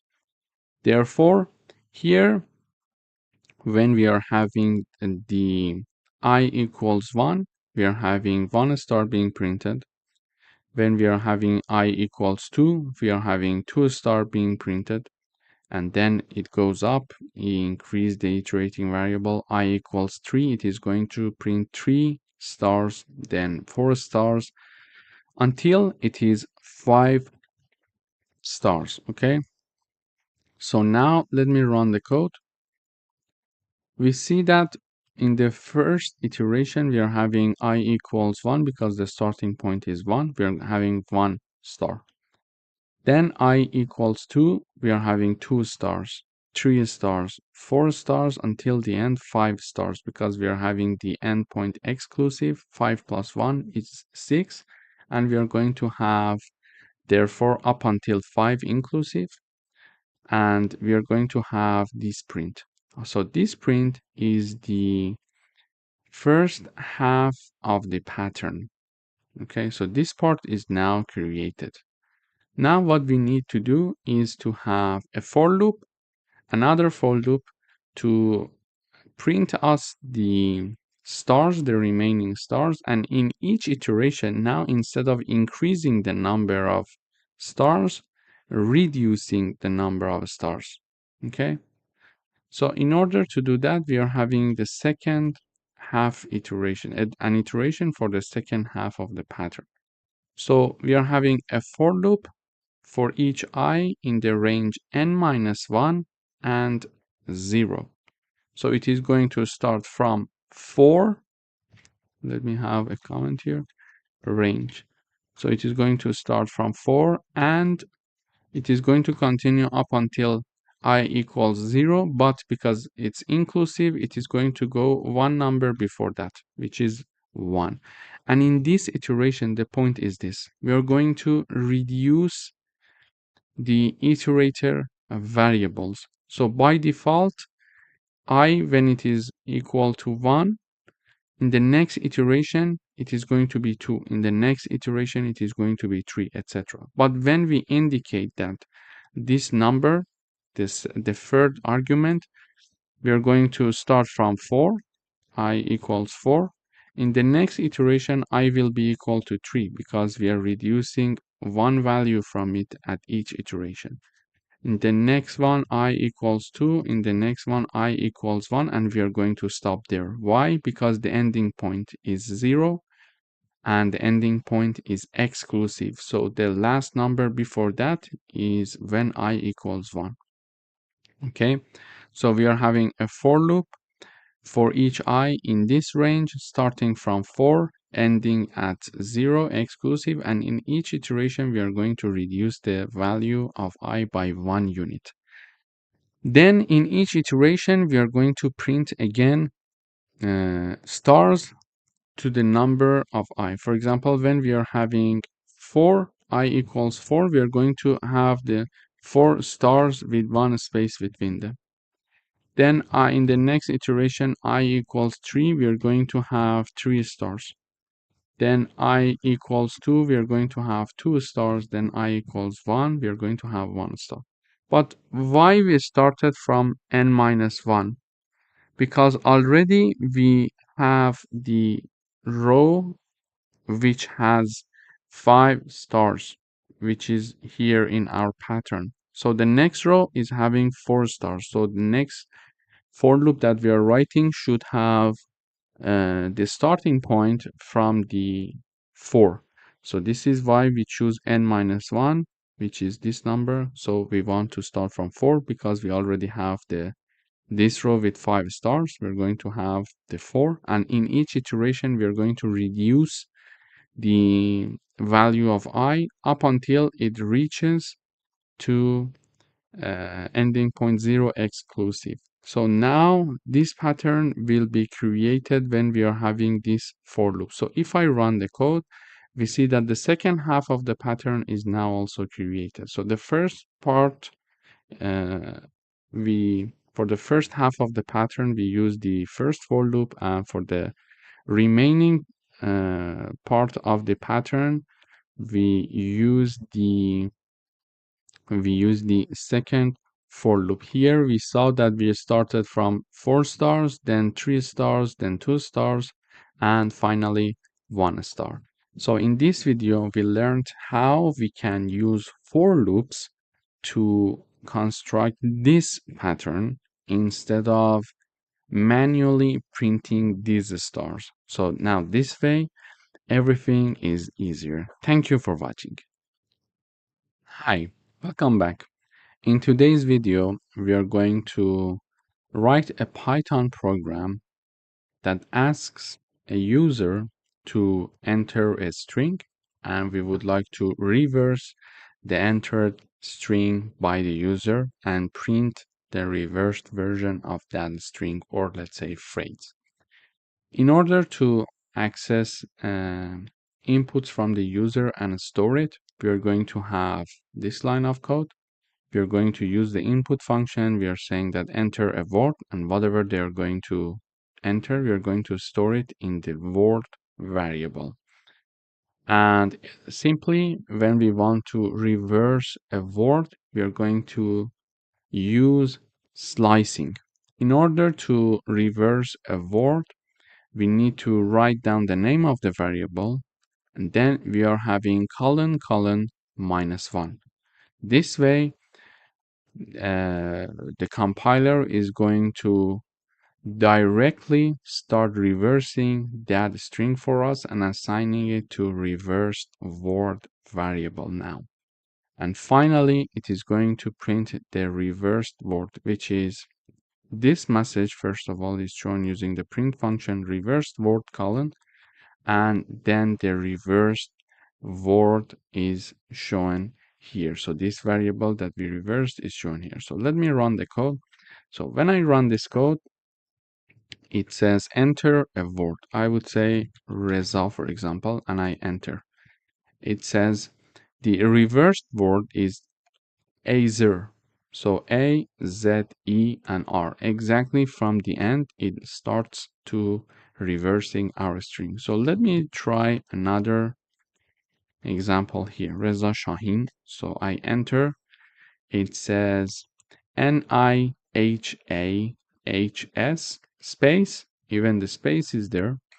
And then the rest of the work is there to reverse our word, our string, let's say. So if I have a phrase, what would happen? For example, this is the Python online course that we are having here. So it's, first of all, it's our original phrase. This is the Python online course that we are having here. And now you see that it starts from the last word and starts reversing the last word, then the 1 to last, 2 to last, etc. So you see that instead of here, we are having this word. Instead of having, we are having exactly this word. So having ends with ing. It starts with G, N, I, V, A, H. So V, A, H. And then we are having the era instead of the R, and we are having EW instead of V, and the all of the words are reversed here. So in this video, we learned how we can get one string or a phrase from the user and then start reversing it simply using this methodology. So we write down the name of our string that is holding the string inside of it. So the word variable is having the input string from the user. Then we write it down and simply we are having colon -1 starting to reverse our string from, and it is going to basically, the compiler is going to start reading our string from the end. So this is why we are using -1. -1 is the index of the last letter in our string. So it is going to start reading our string. For example, if my string is, for example, Reza. Okay, when we are having the indexing, so the index is 0, 1, 2, 3. So for letter, I'm providing the space so I can explain it easier. So for letter R, the index is 0. For letter E, the index is 1. For letter Z, the index is 2. For letter A, the index is 3. Okay. Also, it can be this way. Okay, -2, -3, and -4. So here we see that letter A is also having the index -1. Letter Z is having the index -2. Letter E index -3, and letter I index -4. Therefore, when we are using this methodology, basically the compiler starts reading from the last letter of our string, which is also having the -1 index. So the compiler starts reading from here for each word. And when it is going to read from here, it is going to also store it, and now we are having the output which is reversed, because instead of having the Reza, now the compiler is seeing AZER, because it is reading it from the end, from the -1, then -2, -3, and -4 until it reaches the starting point, which is R now. Okay, so this is how the compiler treats a reversing, and after reversion, it is assigned to reversed word variable, which is another string, and then we are printing it here in the output. Thank you for watching. Welcome to this video. In today's video, we would like to write a Python program that prints all the numbers from 0 to 6, except for 3 and 6. Okay. In order to do that, the one method is to print, for example, 0, then print 1, etc. until the end manually. But we learned that if we are doing repetitive tasks, it's important to use for loops. So now I would like to use for loops here. Here is my for loop. So for each num is my iterating variable. For each num that is in the range between 0 and 7, we are looking for numbers from 0 to 6, but because we learned that the ending point is exclusive, so we are going to have between 0 and 7 is exclusive, so it is going to include up until 6. If num equals 3 or equals 6, simply continue. And if this statement is not true, print that number for me. So when I run the code, we see 0, 1, 2, 4, and 5. And 3 and 6 are not being printed. So let me analyze the code for you. Num is my iterating variable here. Okay. So in each iteration, num is going to take one value. First of all, num is going to take value 0 in the first iteration. When num equals 0, what happens is the following. It checks to see if num, which is 0, equals 3. No. Is it equal to 6? No, it's not equal, because this condition is not true. Therefore, this block of code, which is one part of the if condition is not going to be executed, and then it is going to come here. Using the print function, we are going to print that num, which is 0 that we see here. Okay, and this end keyword helps us to have all the prints in one line rather than having them in different lines. So if I remove this, for example, when I run, you see that they are not in one line. They are in different lines. Okay, so when I have this, everything is going to be printed in one line and with a space. Okay, so you see it here. In the first iteration, num equals 0, and we're going to have the 0. Then num equals 1, and we are going to, in the next iteration, 1 equals 3, no. Is it equal to 6? No. Therefore, we're going to go to the print again. We're going to print 1 and put 1 space. Then num equals 2. 2 equals 3? No. 2 equals 6? No. Therefore, we're not going to go to this part and we're going to print. Simply, we are saying that, okay, 2 is printed with 1 space. After that, we are having num equals 3. Here in the next iteration, num equals 3. 3 equals 3? Yes. And because we are using the OR operator, we are not even going to check this part. Because when we are having OR operator, either of the conditions must be true. So we don't care if it's the first one or it's the second one. If one of them is true, we are going to have the result to be true. Okay, so whenever we are, let me review it here for you. Whenever we are having the AND operator, both conditions must be true to enter it. Okay, when we are having the OR operator, however, one of the conditions must be true to have the true output. To have the true output. Okay, so when we are having an operator, both conditions must be true to have the true output.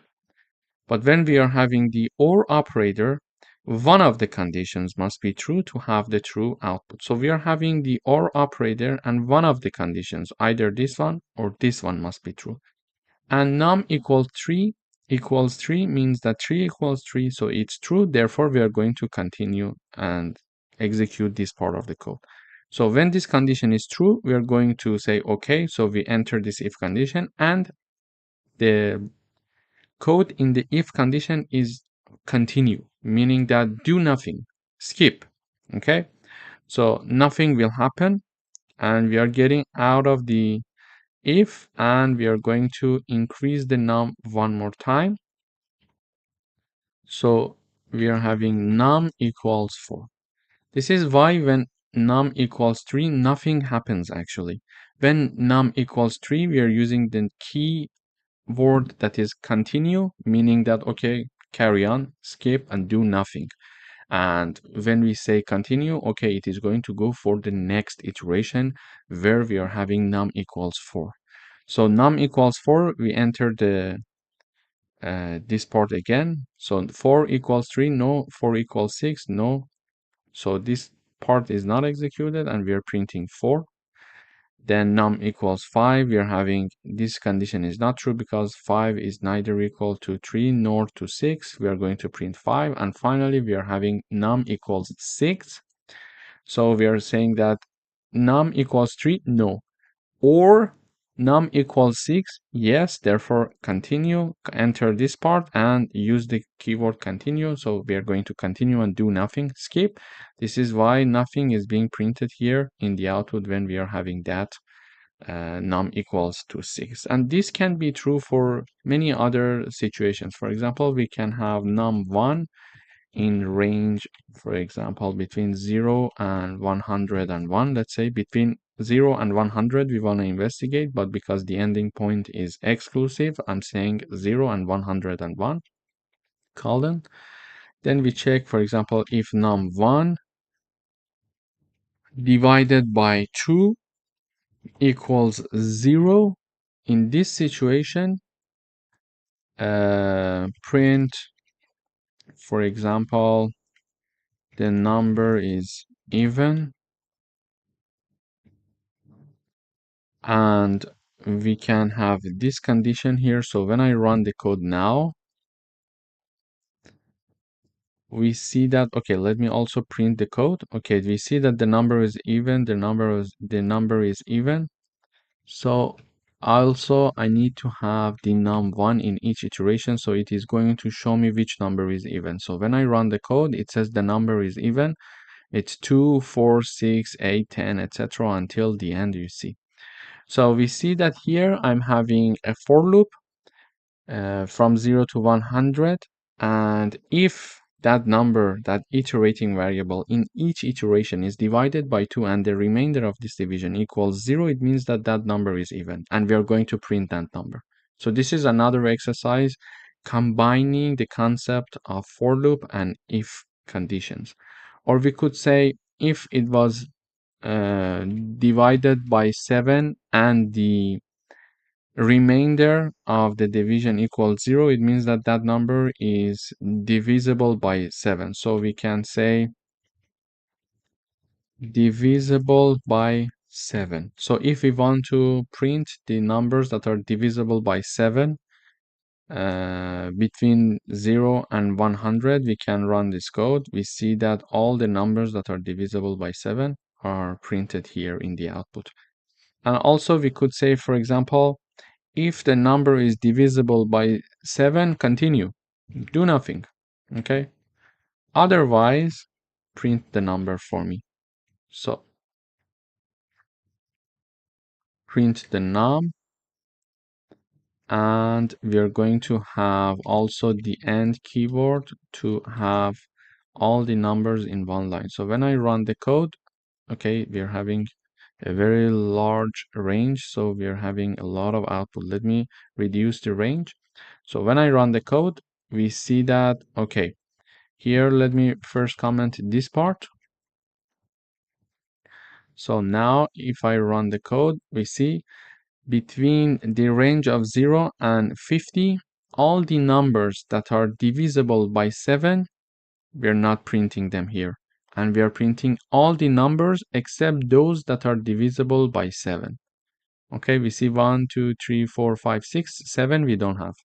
Then we have 8, 9, 10, 11, 12, 13, and 14 we don't have. 21, for example, we don't have. 28 we don't have, etc. until the end. So this is how we can combine the concept of for loops and if conditions in order to check certain conditions and continue and skip and do nothing in certain conditions and do something else in other conditions. Thank you for watching.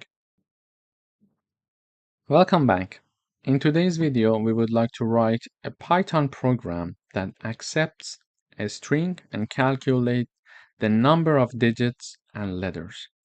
For example, when I run the code, it says enter a string. I write down Reza Shahin, and it says the number of letters, it's 10, and the number of digits it's 0. Okay, so we would like to write a program to calculate number of letters and digits.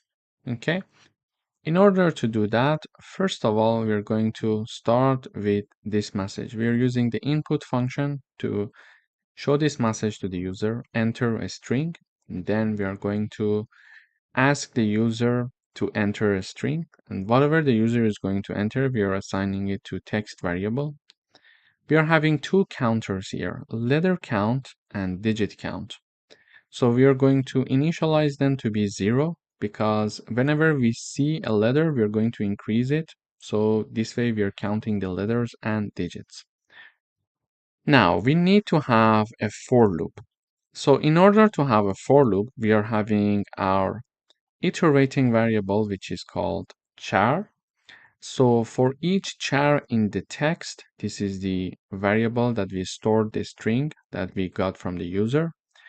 If that character is a letter, increase the value of letter count by 1. And if that letter is a digit, if that character, let's say, is a digit, increase the digit count. And we are going to use the is alpha and is digit function to do that. Basically this function is going to help us to see if one character is a letter or it's a digit. So in order to understand if a char is a letter, we can use the isAlpha function, meaning that, for example, if the name of my character is char, like this, char.isAlpha is going to tell us the answer is true or false. If it's true, it means that this character is a letter. If the output is false, it means that this character is something else. It's not a letter, let's say. So here, in order to check if one character is a digit or not, we are also going to use the isDigit function. Okay, so here we are going to check to see if that specific character is a digit or not. If character is digit, this line of code is going to return true for us. If that character is not a digit, it is going to return false for us. So here we are iterating through each character of my string here, text, and checking each character one by one. So I say that character, in the first iteration. For example, let's say, let me run the code one more time. I say my string is Reza. It says we are having 4 characters. Let me say Reza 1. Okay, it says 4 characters, 1 digit. So now let's see how it works. In the first iteration, my character equals R because my string is Reza 1. Okay, in the first iteration, the char equals R. And then we check to see if R is a letter. What is the answer? Yeah, it's true. So because this statement is true, we are going to enter the if condition and we are going to increase the value of letter count by 1.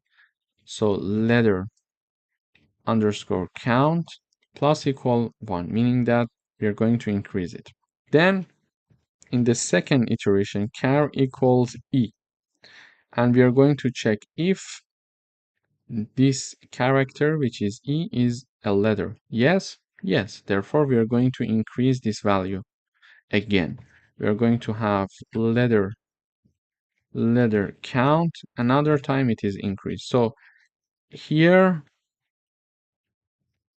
letter count was equal to 1. Initially, it was 0 because we initialized it here.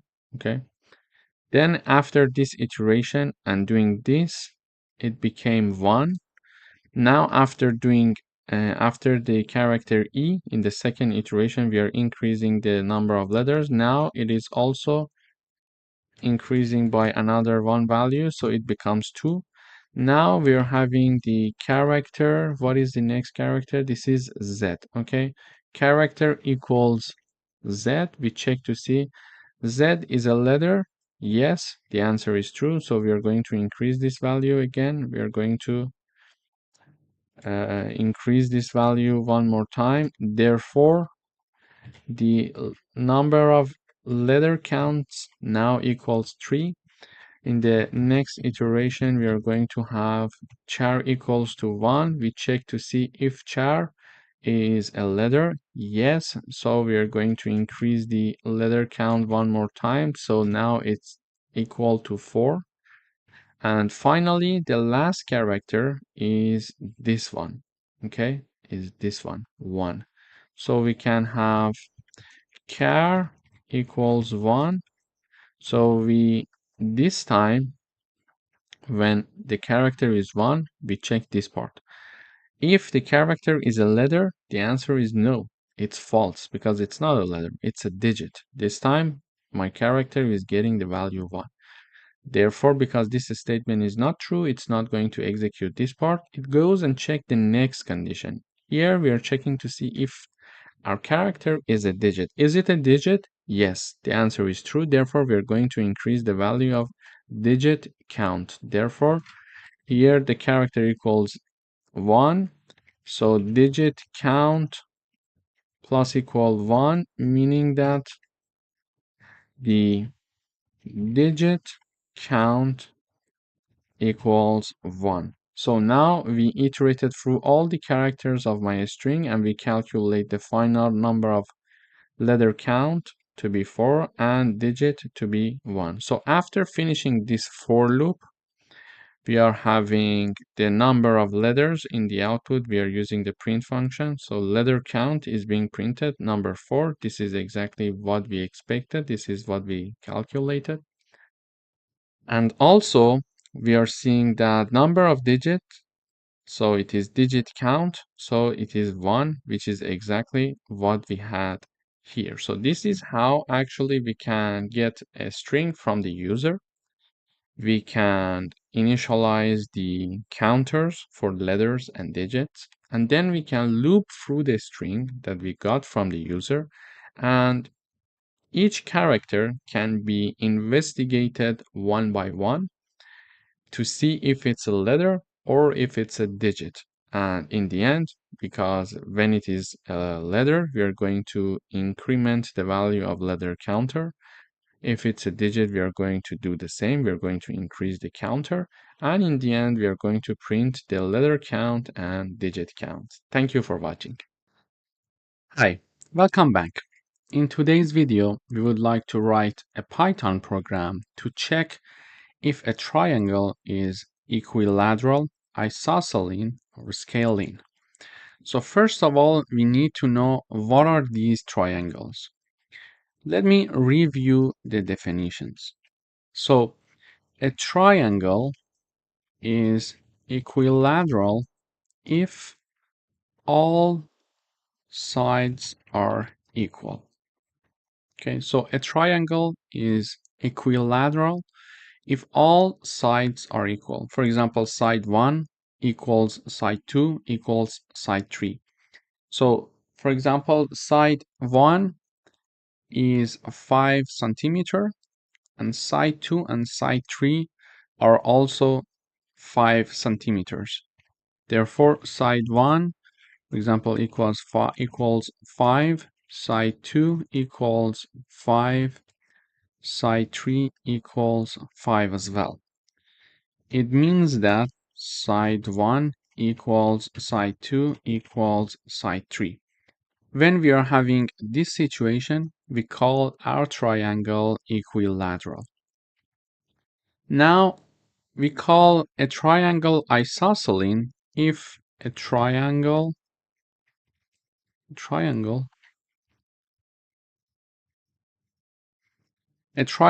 is isosceles if two of the sides are equal. Okay, it means that, for example, side 1 equals 5, side 2 equals 5, and side 3 equals, for example, 10, for example. So these two sides are equal.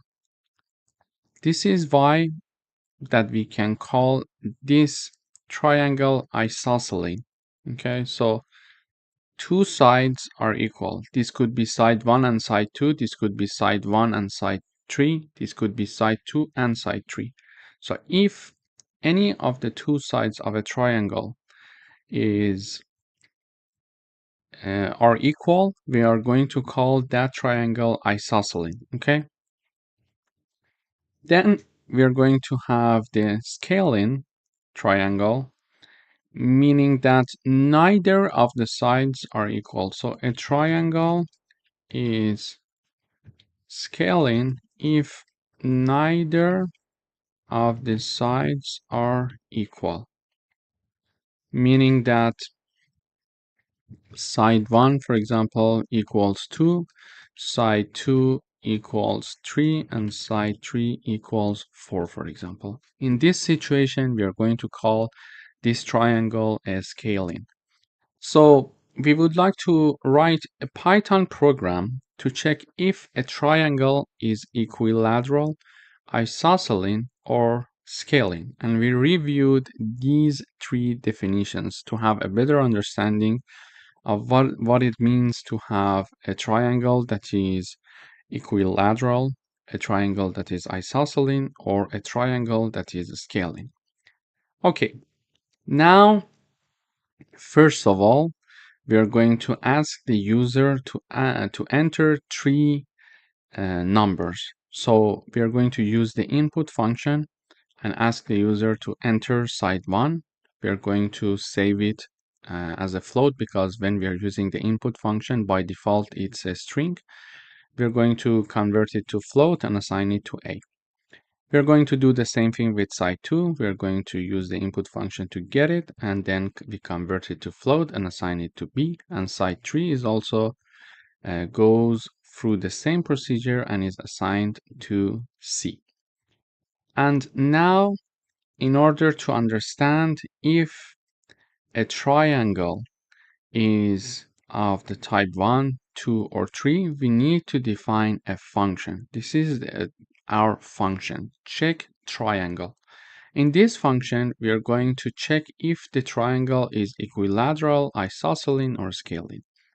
But before that, we need to check the sides of our triangle to see if they are valid or not, because it means that when we are having the addition of two sides, it must be larger than the third side. Okay, the third side, yeah. So for example, A plus B must be larger than C, and A plus C must be larger than B, and B plus C must be larger than A. This is a general rule for sides of triangles of a valid triangle. So first of all, we are going to check this. If this part is true, we are going to call the check triangle function. Otherwise, if this statement is not true, it means that we are not even having a valid triangle. We need to revise it, and this message is shown. The given sides do not form a valid triangle. Okay, so we imagine that we are going to enter inputs that is a valid triangle. We are going to call the check triangle function, and we are going to pass three arguments, A, B, and C. So the check triangle function is called using three arguments, A, B, and C. So we check to see if the sides, all of them are equal. So A equals B equals C. If this statement is true, we are going to print this message. The triangle is equilateral. Okay. But if this statement is not true, so this part is not going to be executed. And we go for the next condition. Elif A equals B, or B equals C, or A equals C. So here we check to see if any of the two sides of the triangle are equal. So A equals B, or B equals C, or A equals C, because if any of these conditions is true, it means that we are having an isosceles triangle. So we check all the sides 2 by 2 if they are equal. If we at least have two sides that are equal, it's an isosceles triangle. Okay, if all of them are equal, it's equilateral. So we check A with B if it's equal or not, B with C, or A with C. If any of these conditions, any of these three conditions is true, we are going to enter this else part, and we are going to this elif part, and we are going to print this message. The triangle is isosceles. Otherwise, if neither this condition nor this condition is true, it means that the triangle is scaling. So we are going to print the scaling message in the output. Okay, so this is how we can check the type of our triangle. So let me run the code first. It says enter side 1, I say 5, enter side 2, I would say 5, enter side 3, I say 5. So all of the sides are equal. We expect to have this message: the triangle is equilateral. So when I enter, it says the triangle is equilateral. So we call the check triangle function, and we see with these three arguments, and then we check here a equals b equals c. Yes, so the triangle is equilateral. Then this message is shown. So if I run the code one more time, so 5, 6, and 7, when I run the code, this time it says the triangle is scaling. Why? Because we are having a triangle and neither of the sides are equal. So 5, 6, and 7. The first one, all of them must be equal. The second one, two of them must be equal. And if neither of them are equal, it's scaling. And finally, we are having, for example, another triangle, which is 5, 4, and 5, let's say. And this is a triangle of type isosceles. So this one. Why? Because the first side and the second side, both of them are the same number. So here we check A equals B, 5 equals 4, no. B equals C, 4 equals 5, no. A equals C, so 5 equals 5, yes. Therefore, it enters and checks here. The triangle is isosceles. So in this video, we learned how we can write a program to check if a triangle is of type equilateral, isosceles, or scaling. Thank you for watching. Welcome back. In today's video, we would like to write a program to count the number of characters in a string. In order to do that, I would like to define a function that is going to do the counting of each character. So in each character, frequency is counted inside this function, char frequency. What I'm going to do here is the following. For example, when I run the code, it says enter a string. So I write down Reza, for example. When I enter, we see that it says R, the frequency is 1, E, the frequency is 1, Z, the frequency is 1, and A, the frequency is 1. So our program counts the number of frequency of each character. When I run the code one more time, I type down Reza R, for example. This time it says we are having two R, one E, one Z, and one A. So here, first of all, I ask the user to enter a string, and we use input function to get the string from the user. We assign it to text. Then we are having the call of the function of the char frequency. This is the name, and we are passing text variable as an argument of this function. And the output of this function is assigned to variable called frequency, okay, which is a dictionary. But let's see what's happening inside this char frequency function. When we call this function, the compiler comes here, it checks the name of the dictionary, sorry, the name of the function, and okay, so this is the function that was called. When this function is called, this part of the code is going to be executed. So first of all, we are creating a dictionary to store character count.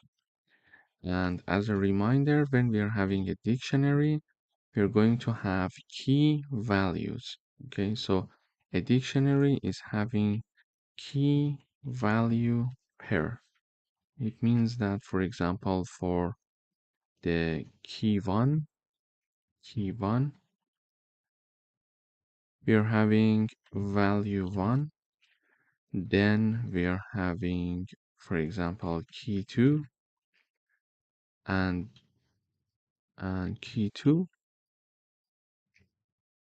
Then we are having value 2, for example, etc. Okay, so just imagine that we are having a dictionary with two keys and two corresponding values. So it's a key value pair, a dictionary. We are having the key 1, its corresponding value, key 2, its corresponding value. Here exactly, if you see that R is my key and its corresponding value is 2. So in a dictionary, we can easily count the number of frequency for each character. Now I created an empty dictionary here.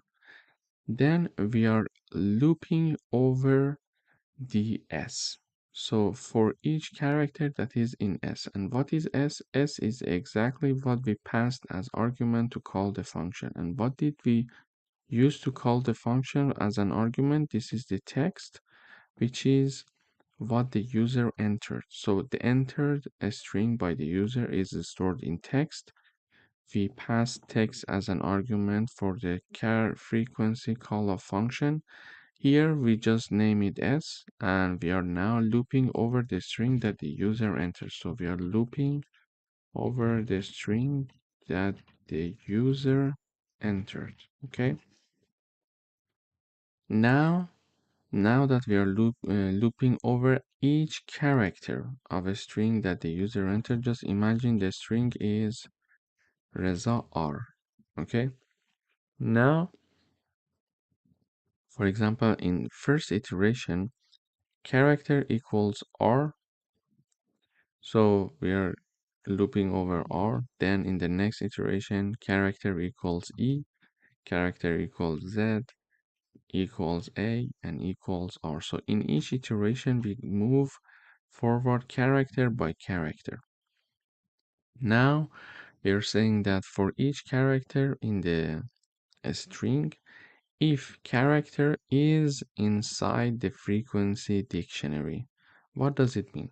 It means that, for example, we are checking to see now that in the first iteration, char equals R, okay? We want to see if R is in frequency dictionary, okay? In order to check that, we need to check the keys of my dictionary. And first of all, in beginning, initially, this dictionary is empty. So when in the first iteration, when we are having the character R and we are checking to see if R is inside the frequency, the answer is false because initially it's an empty dictionary. So there is nothing inside that. Okay. Now that this statement is not true, we are not going to execute this part of the code and we go to the else part. When we go to the else part, now we are having the value of that character in the frequency dictionary equal to 1. Okay, so we are creating one element for the frequency dictionary here. So what's happening here is the following. So now frequency dictionary is having one key and its corresponding value. Okay, let me repeat it one more time. So what's happening here is the following. So first of all, we started by looping over the string that the user entered. So we are having the character by character, we are looping over the string. For example, if the string is Reza R, first we start by R. We check if R is in the frequency dictionary. The answer is no, because initially it's an empty dictionary. So this part of the code is not executed. We go to the else part. Here we are creating a key for this dictionary, which is R, and we assign its value to be 1. Okay. And after this has been implemented, we go up, we move to the next character, and next character is now E. So now the next character is E here. Okay. So now we check if E is in the frequency dictionary. Now our frequency dictionary has one key and its corresponding value, which is R and 1. So E, is it inside the frequency? No, because we only have R, so this part is not executed.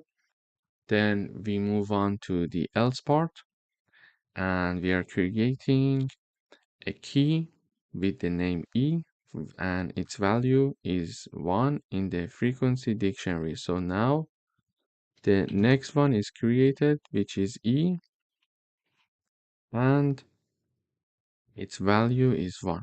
Okay, so we go for the next character now. Next character is Z. So Z, is it inside the frequency? No, because here we only have R and E. So we go to the else part and we are creating another key which is called Z, and its value is 1 in the frequency dictionary. We do the same with A. So A is not existing already there. We are creating one uh, and assign it to the A key. Now that we are going to the last character, the last character is R. So we check R, is it in the frequency? Yes. Now the answer is yes, because we already have one R. So in this case, we are going to increase its value by 1. Okay, so we are going to increase the value of the R key in the frequency dictionary by 1. So it is already 1. We are going to increase it by another 1 unit, so it will become 2. Okay, so let me repeat the last part. We are going to have the last iteration. So the last iteration is over R. We check to see if R is already there. Yes, R is already there. So R is there. So this statement is true. We check to see if this character is already in the frequency dictionary. Yes, therefore we are going to increase the value of R in the frequency dictionary by 1. So it was already 1. We are adding another one. It will become 2. This is how this function is going to count the number. So the number of frequency of each character. So in this frequency dictionary, now I have R equals 2, E equals 1, Z has the Z has the value 1, and A has the value 1. So A, Z, E, and R, they are my keys. As we said, it's a key value pair, and it's 2, 1, 1, and 1. It's their corresponding value. As we expected here, we saw the same thing in the output. So we were here. So here we called the function. We did all this computation, and in the end, we are returning the dictionary frec, okay, or let's say frequency. We are returning this dictionary. So we created this dictionary and we are returning it now, okay, and the return dictionary is assigned to this frequency variable, which is itself a dictionary. Now we would like to display character frequencies. So everything is inside this dictionary now, frequency, because the output of the function was assigned to this variable. Now we are having that. We are looping over characters and values. Let's say we call count here. These two are my iterating variables, character and count. And they're going to iterate over the keys and values respectively. Okay, keys and values, keys and values. For example, this char iterating variable is going to iterate over all the keys R, E, Z, A, and this count variable is going to iterate over their corresponding values 2, 1, 1, and 1. Okay, in frequency.items, when we are having the frequency.items, frequency is the name of the dictionary. .items means that the items function is going to help us to iterate over the keys and values. Now in each iteration we are going to print the character with its corresponding value. So in each iteration, we see R, for example, and its corresponding value is 2. So R is my character, its corresponding value is 2. We are printing it. Then in the next iteration, we are having E and 1. So E and 1, Z and 1, and A and 1. So this way, we are having a function to count the frequency of characters. And also in the end, to display these character frequency, we are using a for loop to iterate over key and value pairs of my dictionary. So in this video, first of all, we reviewed dictionaries, we reviewed how they are created, and we learned that a dictionary is a key value pair, and then we learned how to count the number of frequency of different keys in a unique dictionary. After that, we learned how to iterate through key value pair in a dictionary. Thank you for watching. Welcome back. In today's video, we would like to write a Python program to get a string made of first and last two characters of a given string. So if the string length is less than 2, return empty string instead. Or we can say, or a message, return an error message. Okay. So here is my code. When I run, it is going to return the first two and last two characters of a given string. For example, I'm calling the function using this string Python. What I get in the output is pyon, so the first two characters and the last two characters. I called it using hi Reza. I say I get hi, the hi and za in the end. And when I call the function with the string less than two characters, I'm going to get this message. It must have at least two characters. Okay, so this is my code. But how can we do that? So here I'm having a function called first and last two. It accepts one parameter. Whenever we call this function, we need to have one parameter. So here I call this function first and last two with the argument Python. So I'm calling the function with a string. Here, first of all, in the function, I check to see if the length of the argument that is passed to call this function is less than 2 or not. So if it's less than 2, we are going to return this message. It must be at least 2 characters. Okay? So if the length is less than 2, it is going to show this message. But if it's not less than 2, we're going to return this part. And what is this part? Basically, this part is having a new string being returned with the first two characters and the last two characters of the S string. So for example, if my string is Python, here what's happening in the return, it is returning the S2 plus S minus 2. Okay, and basically this part is going to create a new string that is py, which is the first two characters of my string Python, which is py,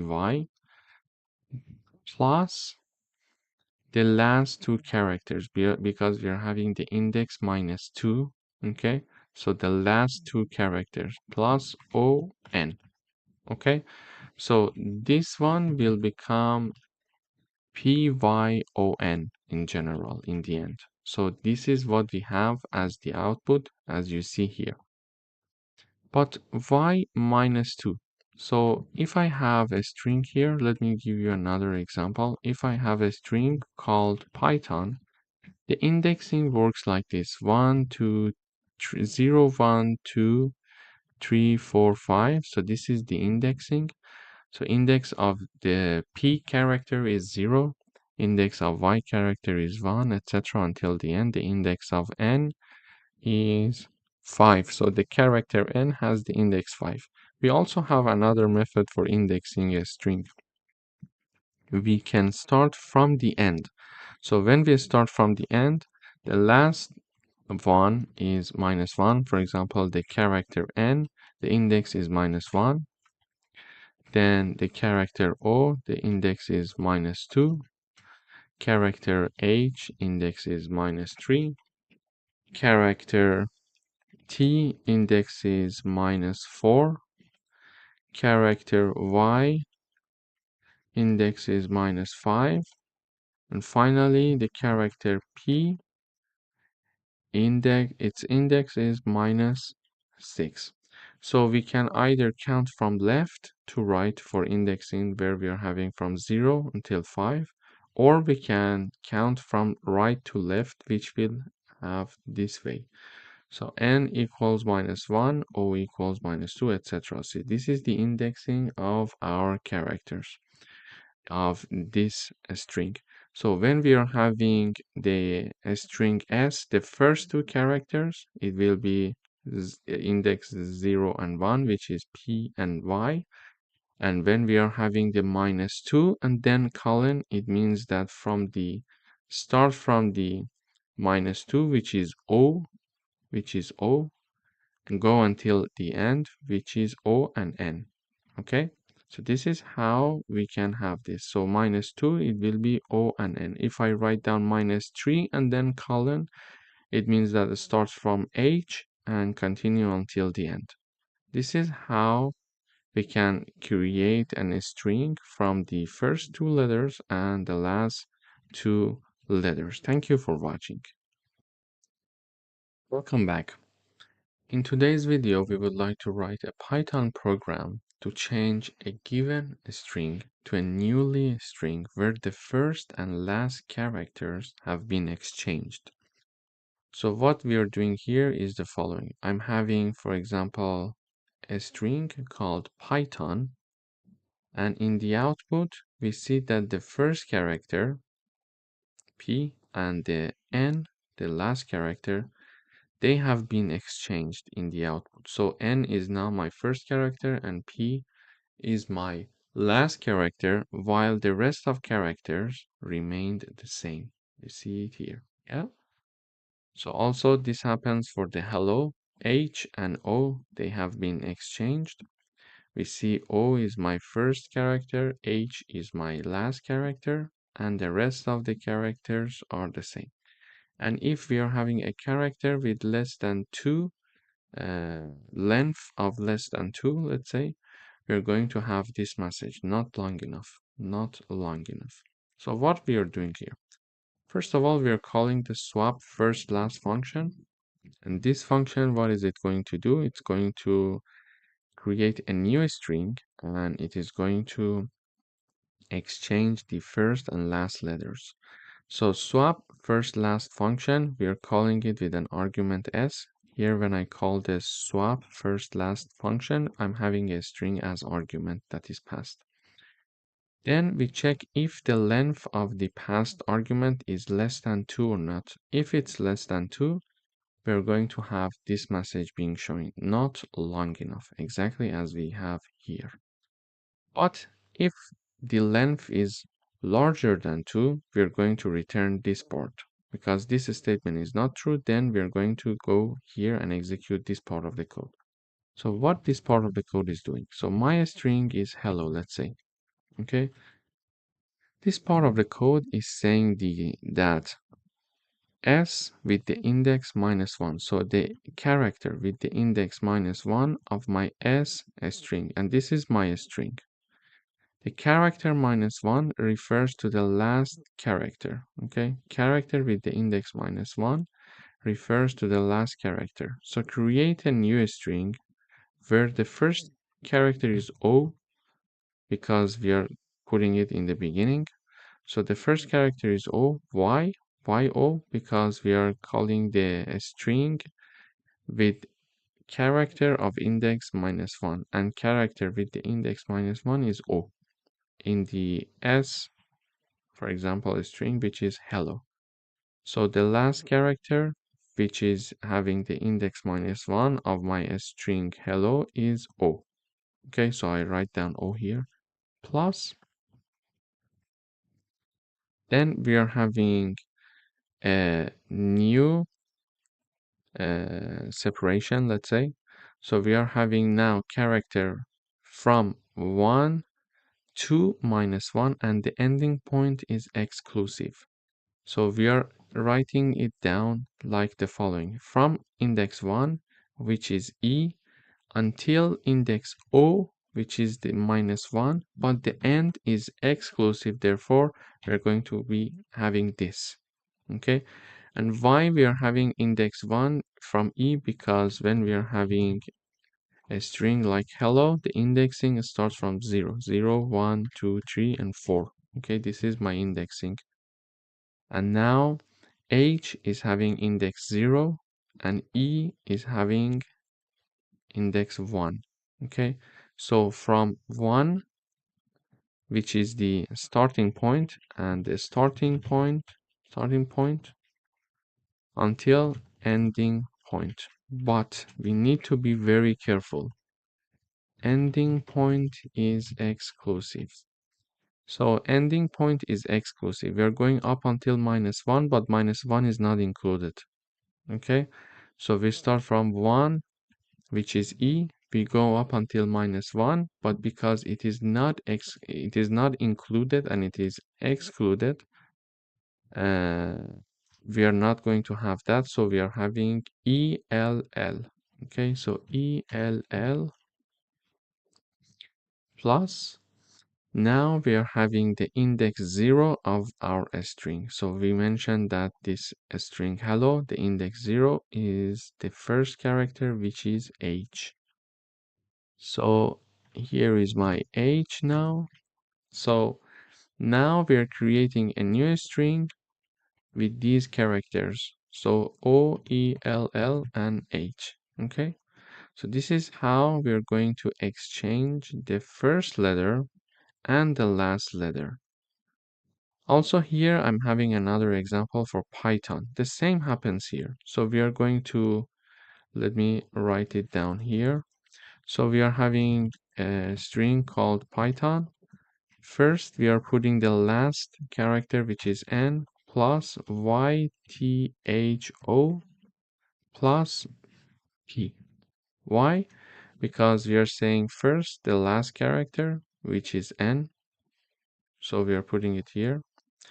Then start from the character with index 1 and go up until character -1, but the -1 is exclusive. So this is index 1, which is Y. Go up until -1, but -1 is exclusive. So we go 1 to the left. We are having the YTHO as we have here. And finally, we are having index 0 of the string s. So index 0 of this string means that we are talking about the first character here, which is P. So now we created a string that is like this, NYTHO and P, exactly as we see here in the output. And in case that we are calling the swap first last function with any string that has the length less than 2, we are going to have not long enough message because it's less than 2. So the length of the character is measured through the len function. If it's less than 2, if this statement is true, we're going to show this message not long enough. So in this video, we learned how to exchange the first and last characters of a given string. Thank you for watching. Welcome back. In today's video, we would like to write a Python program that creates a function. And this function is going to check if a given string is palindrome or not.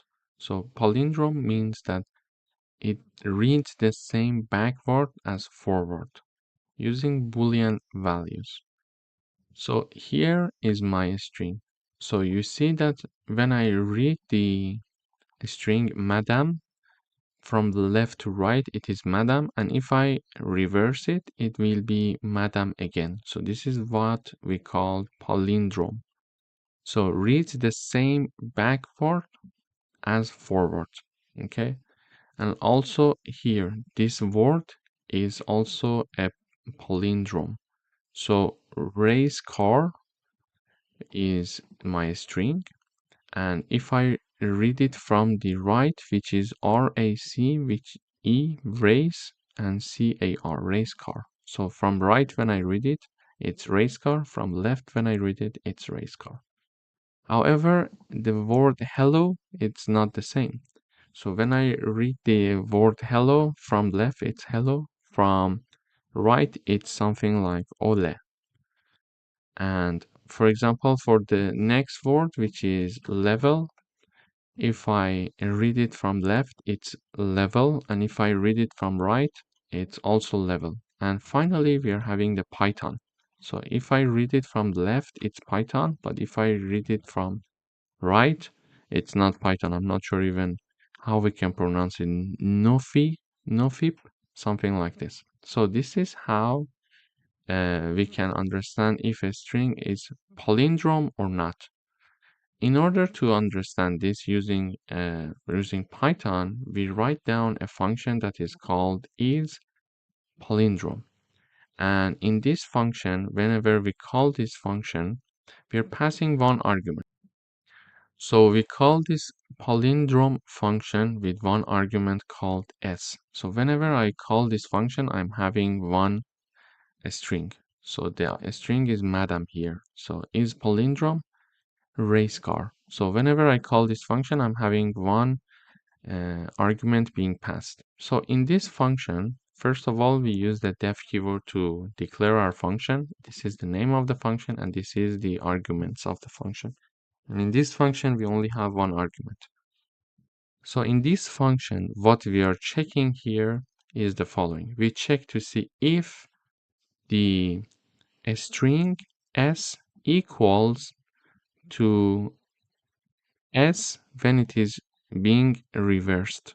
So it checks to see if s string equals to its reversed version, and its reversed version is colon minus 1. Okay, s colon minus 1. This is the reversed version. Whenever I want to reverse a string, I'm going to do this. Okay, so now because this function, let's say this code will help me to reverse my string, I'm checking to see if my original string equals its reversed version. Okay, so here we check to see if it equals its reverse version. And when I call this isPalindrome function with the madam string, or let's say argument or parameter, the output is true. Why? Because the original string, which is madam, is equal to its reversed version. Then we are having the race car, it's also true, but for hello, it's false. For level, it's true. For Python, it's false. So one thing here to mention is the following. So for example, if I have my string equals Reza, okay, this is my string, then my new string equals my string colon minus 1. So now print the reversed string is, then I would like to have my new string being printed. So when I run this code, you see that my original string is Reza. I want to reverse it. So now that I want to reverse it, I create a new string called my new string, and my string, which is Reza, is reversed using colon minus 1. And now I'm printing my new string, and you see that it is reversed. Other. It's the reversed version of Reza. Okay? So this is how we can reverse a string. So here we are exactly doing the same thing. In this function, we are having the original string and checking to see if it equals its reversed version. If this part is true, if they are equal, we are going to have the true in the output. If they're not equal, we are going to have the false in the output. So in this video, we learned how we can check if a string is palindrome or not. Thank you for watching. Welcome back. In today's video, we would like to write a program that calculates whether a person is eligible for voting based on their age or not. Here is my function. So it is called can_vote, and it needs one argument. And whenever we call this function, therefore, we need to have one argument. And for example, here, I'm calling the canVote function with the argument 20. So I'm passing this argument to the canVote function to check if this person with 20 years old can vote or not. Also with the age 18, also with age 16. So we're going to have 3 inputs to check whether the person can actually vote or not. So here, whenever this function is called, this code is executed and checked, investigated, let's say, these if parts. So first of all, we are checking to see if the age that the user entered or the age that we are investigating is larger than or equal to 18. If this condition is true, it means that we are eligible to vote, because this is the only condition that we are defining here. So this person is larger than, it's more than 18 years or equal to 18, that person can vote. So we're calling the function with number 20. We check to see, okay, 20 is larger than 18. Yes, so you are eligible to vote. So when we run this code, we see this message here. You are eligible to vote. Then we call the function with number 18. And 18, is it larger than or equal to 18? Yes, you are eligible to vote. Therefore, this message is also printed in the output. However, when we call the function with a number that is lower than 18, because this is the criteria for checking if someone can vote or not, we are calling a function, we are calling the function with a number lower than 18, for example, with 16. We check to see 16, is it larger than 18? No, it's not true. Therefore, this part is not executed and the else part is executed. Because whatever that is not inside this condition is going to fall into the else part. And this message is shown. You are not eligible to vote. You need to wait 18 minus age. So 18 minus the enter age, which will be 18 minus 16, so 2 more years. So you need to wait 2 more years. So here you see you are not eligible to vote. You need to wait 2 more years. So this is how we're going to have the output. So now if I want to have another input, for example, can vote, and in parentheses, I write down, for example, 10. So we want to check to see if someone with the age 10 can actually vote or not. So here we're calling the function 10. Is it larger than 18? No. So this part of the code is not executed and we fall into the else part, and we see this message. You're not eligible to vote. You need to wait 18 minus 10. It's 8. 8 more years. So when I run the code, you see that we are having this message. You're not eligible to vote. You need to wait 8 more years. So this is how we can actually combine the concept of functions and if conditions in Python to check a simple condition. If the person is older than 18 years old, or the person is 18 years old, the person can vote. Otherwise, it's not possible and they need to wait. And how much they need to wait, the difference between their age and the number 18. Thank you for watching. Welcome back. In today's video, we would like to write a Python program that creates a function. And this function is called factorial. This function needs to calculate the factorial of a number that is a non-negative integer. So whenever I call this function, I need to have an argument being passed. So here I'm calling the factorial function and I'm having one number, for example, number 5. It means that I would like to calculate the factorial of 5. So here, when this function is called, n equals 5 in this part, and 5 is it lower than 0? If it's lower than 0, show this message, invalid input. Please enter a non-negative integer, okay? However, if it's not lower than 0, do the following. Assign a new variable, initialize a new variable called result, and it is equal to 1. and define an iterating variable, which is I. So for each I that is in range 1 and n plus 1, and we know that the ending point is exclusive, so we are having the range, starting point, ending point, and the ending point is exclusive. This is why we are having n plus 1. Okay, so actually it is going to go start from 1 and goes up to n. And in each iteration, we are going to have the results equal result multiplied by I. So this formula exactly equals this formula. So if you think that this one is easier to understand, you can simply write it down. The results will be the same because they are the same thing. So in the first iteration, I equals 1. We are going to have result equal 1 multiplied by 1, and therefore result equals 1. Why 1 multiplied by 1? Because we are multiplying result by I, so result is 1.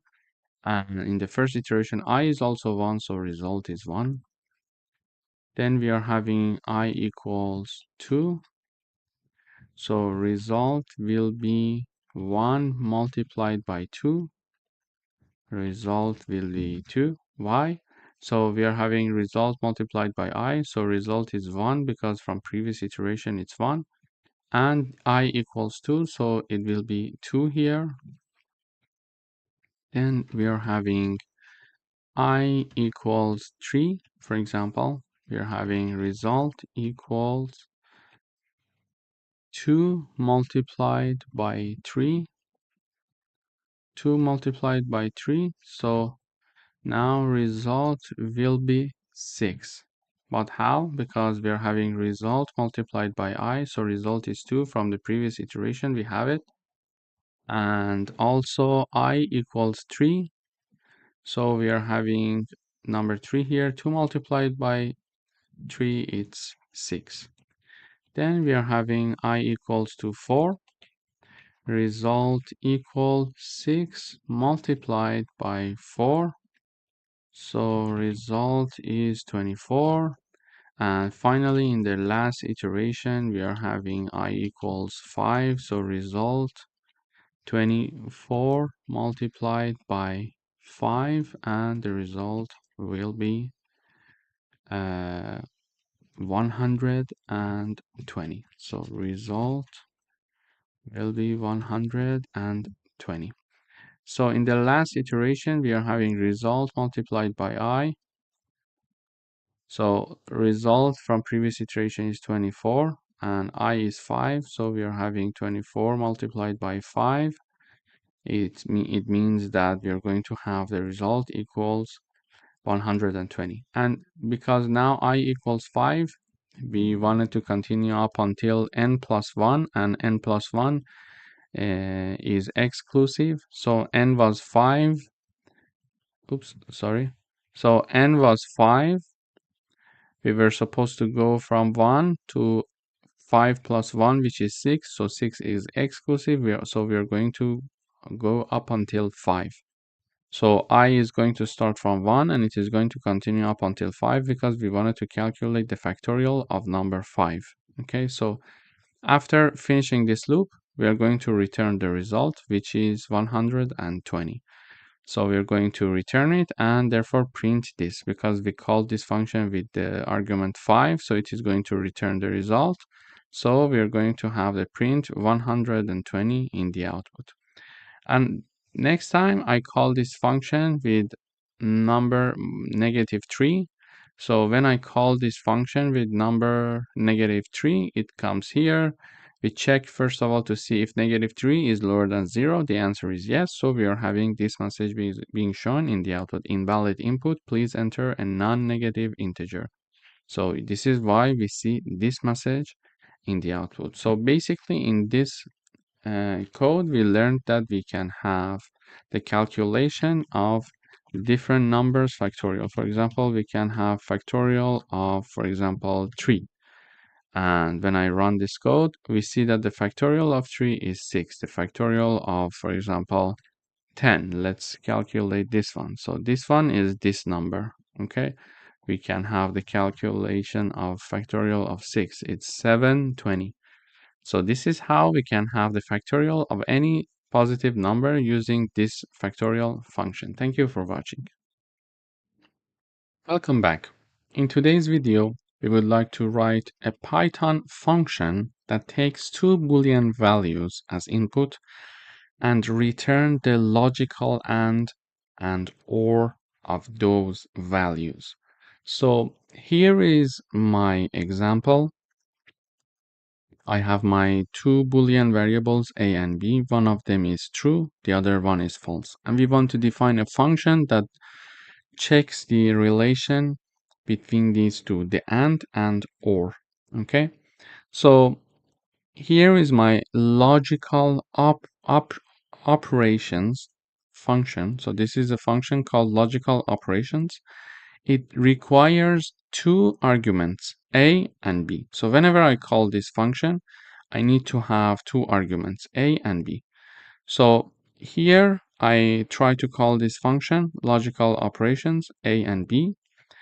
Then we are assigning the result of this function to and value and or value. So we are having two variables on the left hand side, meaning that this function is going to return two values for us. Here you see this is the function output. So the first output, the second output. So the first output is going to be assigned to the and value. The second output is going to be assigned to or value. So this is how this function works. We're calling the function with two variables. On the right hand side, we are having the call of function. On the left hand side, we are having two variables. It means that this function is going to return two values for us, and or. Okay, so it is returning also two values. After doing the calculation by this function, these two values are assigned to add and or values. Finally, we are showing the and value and or value. So what does this function do? Logical operations. Two variables, let's say two arguments are required for this function. So a and b.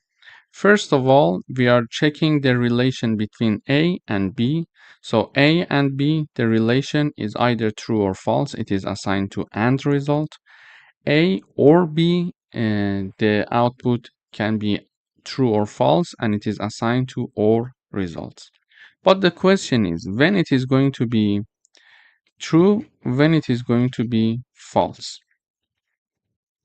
So when we are having a equals true, b equals false, when we are having the AND operator, both conditions must be true to have an output of true. Okay, so when we discuss AND operator, if both of them are true, the result is true. So let me write it this way. True and true, it's true. True and false, it's false. False and true, it's false. And we are having false and false, it's false. So when we are discussing the AND operator, both of the conditions must be true so that we can have the output to be true.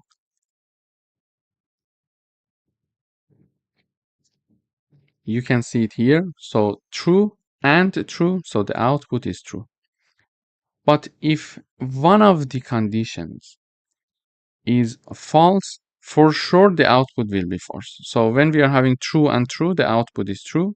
But when we are having true and false, the output is false. When we are having false and true, the output is false. When we are having false and false, the output is false. So when using the AND operator, the only situation in which the output will be true is when we are having both conditions to be true. Okay. But what about the OR operator? So when we are having the OR operator, when we are having true or false, the output is true. When we are having false or true, the output is true. When we are having false or false, the output is false. And finally, when we are having true or true, the output is true. So, however, when we are discussing the OR operator, at least one of them must be true to have an output of true. Okay, at least one of them must be true. So we are having true or false because we are at least having one true, the output is true. False or true, the output is true. False or false, the output is false. And true or true, the output is true. So this is the review of and OR operator. Now we are having the A equals true, B equals false, and we would like to check A and B. So true and false. So true and false, the output is false. So the output of this will be false because one of them is true and the other one is false. And in order to have the true answer, we must have both of them as to be true. So now one of them is false. Therefore, the output is false and it is assigned to AND result. Then we are having A or B. We are having A or B, true or false. And this one is like this, true or false, because at least one true is there. So the output is true and it is assigned to OR results.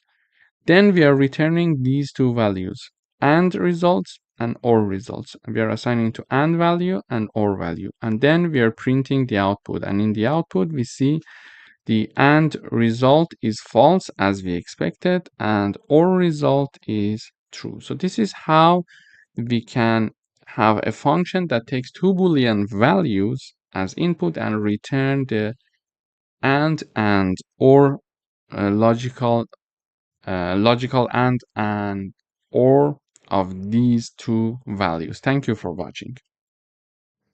Welcome back. In today's video, we would like to write a Python function that accepts a string and counts the number of upper and lower case letters. So here is my string, hello world, and I'm calling a function called count upper lower. This is the name of the function, and I'm passing my string as argument. And this is the right hand side. On the left hand side, I'm having two variables. This again shows that we are having a function that is going to return two values. Okay, so when looking at this function, this is my function, this is what's happening inside the function. As we see in the return part, we are having two variables as the return part. So the first one, upper count, is assigned to upper, and the lower count is assigned to lower. And finally, we are printing the upper and lower letters. So in the output, we see for the hello world string, we have two uppercase letters, which is H and W. Then we are having the lowercase letters, which is 8. But how can we do that? So this place is where we call the count upper lower function, and we pass the string as argument. So when this function is called, we are having two variables being initialized. So upper count and lower count, both of them are initialized to be 0. Then we are having a for loop in order to count the upper case and lower case letters. We can do it manually, but it's hard, so this is why we use for loops. In order to do that, we are having a for loop iterating over s, which is the argument, which is here the text, and text is holding our string. Okay, so we are iterating over this string character by character.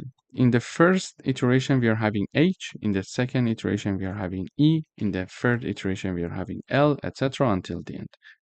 So in the first iteration, let's say, let me write it here. First iteration, character equals H, okay? And we are checking to see if that H is uppercase letter. Using the isUpper function, we can understand that. If this statement is true, add 1 value to the upper counter, which was initialized to be 0. So H is an upper letter, so add 1 value to the upper count. Therefore, the upper count now is 1. Upper count is now 1. Okay, so we continue with the rest of the letters. Now that we want to continue with the rest of the letters, in the second iteration, we are having the char equals to E. Okay, so now char equals to E. Here we check if E is uppercase letter. Is it true? No, it's not, because it's not uppercase letter. It's lowercase. Therefore, this part is not executed. We go here, so we check if E is lowercase letter. Yes, the answer is true. So we are adding the 1 value to the lower count variable. So lower count is now equal to 1 as well. Okay, so this is the lower count now. So we go for the third iteration. For the third iteration, we are having the char equals to L. Yes? Okay, so char equals to L. We check L, is it uppercase? No. So this part is not executed. L, is it lowercase? Yes. So now that it's lowercase, we're going to add another 1 value to lower count. So it was initially 1. Now we're going to, initially it was 0, then it was 1, and now we added another 1. Now it's 2. And this way we are going to continue the iteration over the remaining characters of this string. Therefore, we are going to keep track of the uppercase letters and lowercase letters. And finally, that we finish the for loop here, we are having the updated upper count variable and lower count. So basically the upper count should be 2 because we are having only H on W, and the lowercase letter should be 8. So in the end, it will be 8. And finally, we are returning these upper count and lower count variables, which are assigned to upper and lower variables respectively. Finally, we are showing them in the output here. Thank you for watching. Welcome back. In today's video, we would like to write a Python function to check whether a number falls within a given range or not. So here is my number, num equals 10. We are here calling the isInRange function here, and we are passing 3 arguments. First of all, we are passing our number, which is 10, then starting point and ending point of our range. So we would like to see if this num is inside this range or not. And again, I call this function one more time, and I would like to check the same num to be if it's inside this range or not. This is how we're going to proceed with the program. So isInRange function is called with 3 arguments, number, starting point, and ending point. And finally, in this function, we're going to do a work that is very straightforward.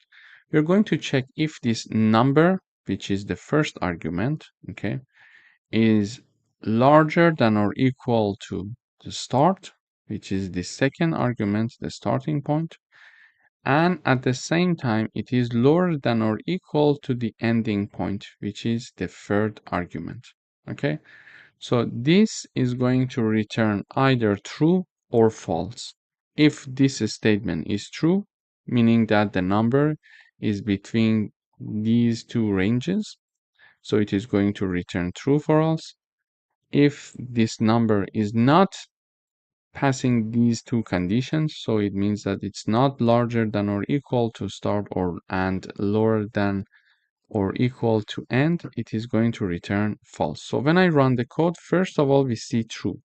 So we are passing number 10, 5, and 15. Basically here we are checking to see if number 10 is lower than or equal to 15 and it is at the same time larger than or equal to 5. This is what we are checking here. Okay, and the answer is true. Indeed, 10 is larger than 5 and lower than 15. So it is going to return true. This is true for us. Then we are having the same number being checked being checked to see if it's between 11 and 20. So here we are saying 11 and this is 10 and this is 20. Okay, so here we check if 10 is larger than 11 and lower than 20. It is lower than 20, but at the same time it must be larger than 11. So it's not, therefore it's not going to return true. So the output is false. It's like AND operator. Both of the conditions must be true to have a true output.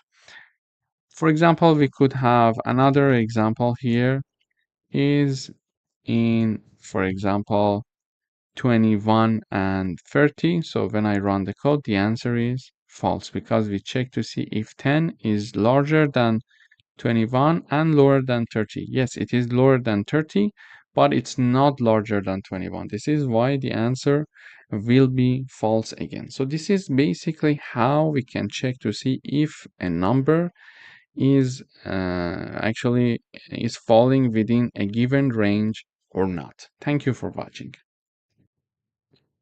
Welcome back. In today's video, we would like to write a Python program to count the occurrences of each word in a given sentence. So here is my sentence. Hello world, hello everyone. This is a word of coding. This is my sentence. And in the output, we see hello is being repeated 2 times, word is being repeated 2 times. So hello and hello, word and word is being repeated 2 times. And the rest is being repeated only 1 time. So everyone, this is a of coding. Everything is being repeated once, apart from hello and word. But how can we count that? In order to count that, here I'm creating my string called sentence. I call the count word function and pass sentence as its argument. Then here we are creating a new variable, let's say a new string, and it is assigned to the argument that we passed, and we use the lower function and a split function. So the argument that is passed is my sentence. So this sentence using the is lower is first of all converted to lowercase letters. All of them are converted to lowercase letters. Then we are having the split function to convert this sentence into words. Okay, they are separated now by a space. So we are using the split function to have a list of words instead of having one sentence. This way we can count to see if one number is being one word is being repeated or not. Okay, so first of all we are doing the lowercase. Second of all, we are splitting the sentence into words. So this is and then it is assigned to words here. Okay, so now in the words I'm having a list of words, a list of my strings. Okay, and for example, one element is hello, the other one is word. Hello everyone, this is a word of coding. Each of them is a different and unique element in these words. Now we are creating one dictionary called word count. We learned that the dictionaries are having the key value per. So key value pair. This is the dictionary logic. For each key, we are having its corresponding value. For example, if we are having the word count, we are having, for example, first key is hello, and its value is 1, for example. It means that for the key hello, we are having its corresponding value 1. And here in the output, for example, we are having the key hello and its corresponding value is 2. Why? Because 2 represents the number of repetition of hello. So we need to create a dictionary that is created of key value pair. So it is going to help us to understand how many times a word is being repeated. So now we are having a for loop. For each word in words here, okay, so word is my iterating variable, words is my variable here.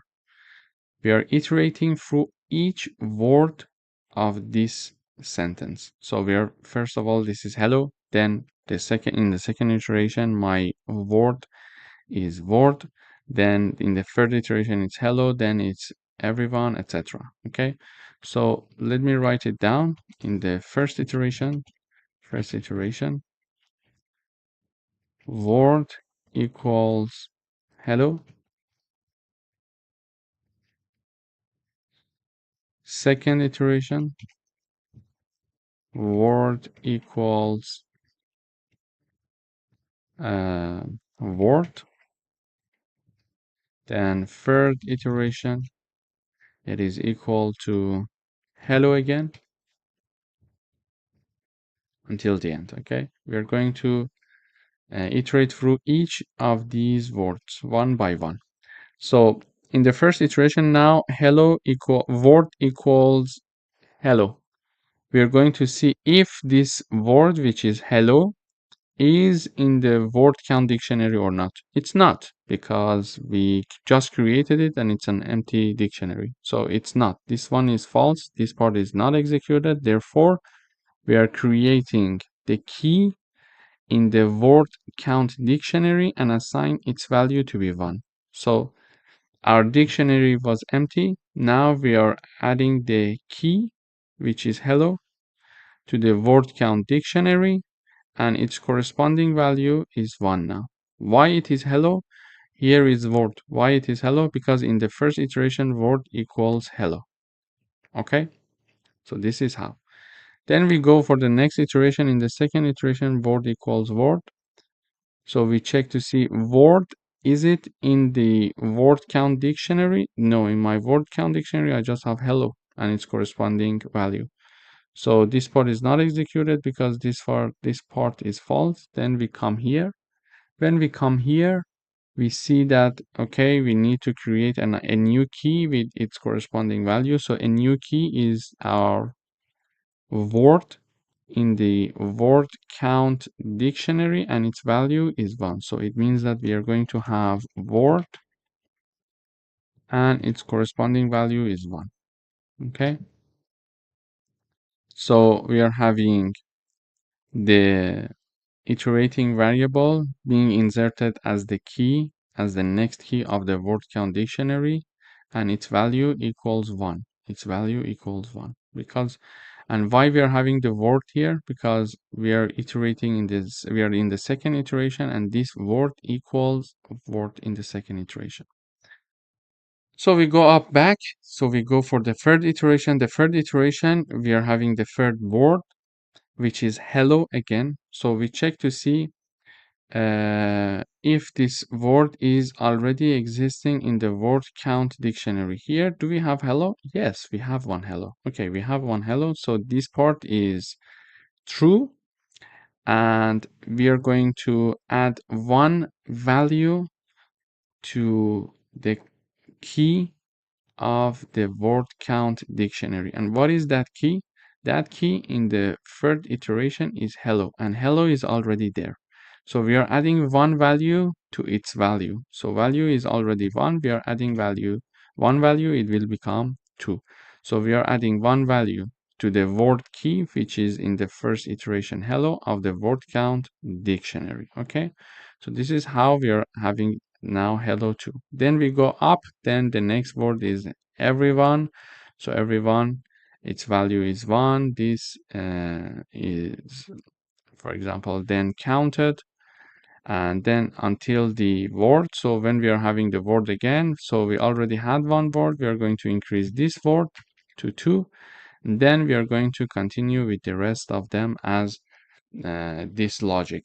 So we learned that in this video, first of all, we lowercase all the letters, and the reason is because if we are having one hello with capital H and one hello with lowercase h, it is going to consider both of them to be equal. So now we are going to lowercase everyone. So this one is also hello now. So the compiler will see them as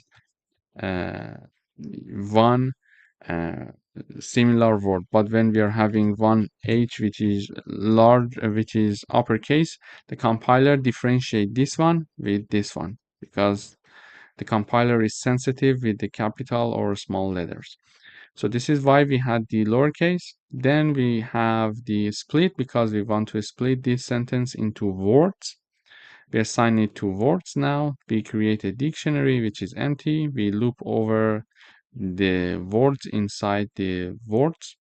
For here we check and we remove the punctuation. So whatever that we are having, question mark, comma, the period, etc., all of them are removed, and we are updating the word here. Then we are going to check to see if that specific word in the first iteration hello already exists in the word count dictionary or not. So it's no. We are going to insert it for the first time and assign it the value 1. Then in the next iteration, when we encounter hello, for example, we see that okay, hello was already there, and we are going to simply add one value to its value. Now it's 2, etc. So until the end, we can count the number of occurrences of each word in a given sentence. Thank you for watching. Hello everyone, welcome to this lecture. In this section, we are going to focus on lists in Python. So a list is a collection of items that are ordered and changeable. They are created using square brackets, and items in lists are separated by commas.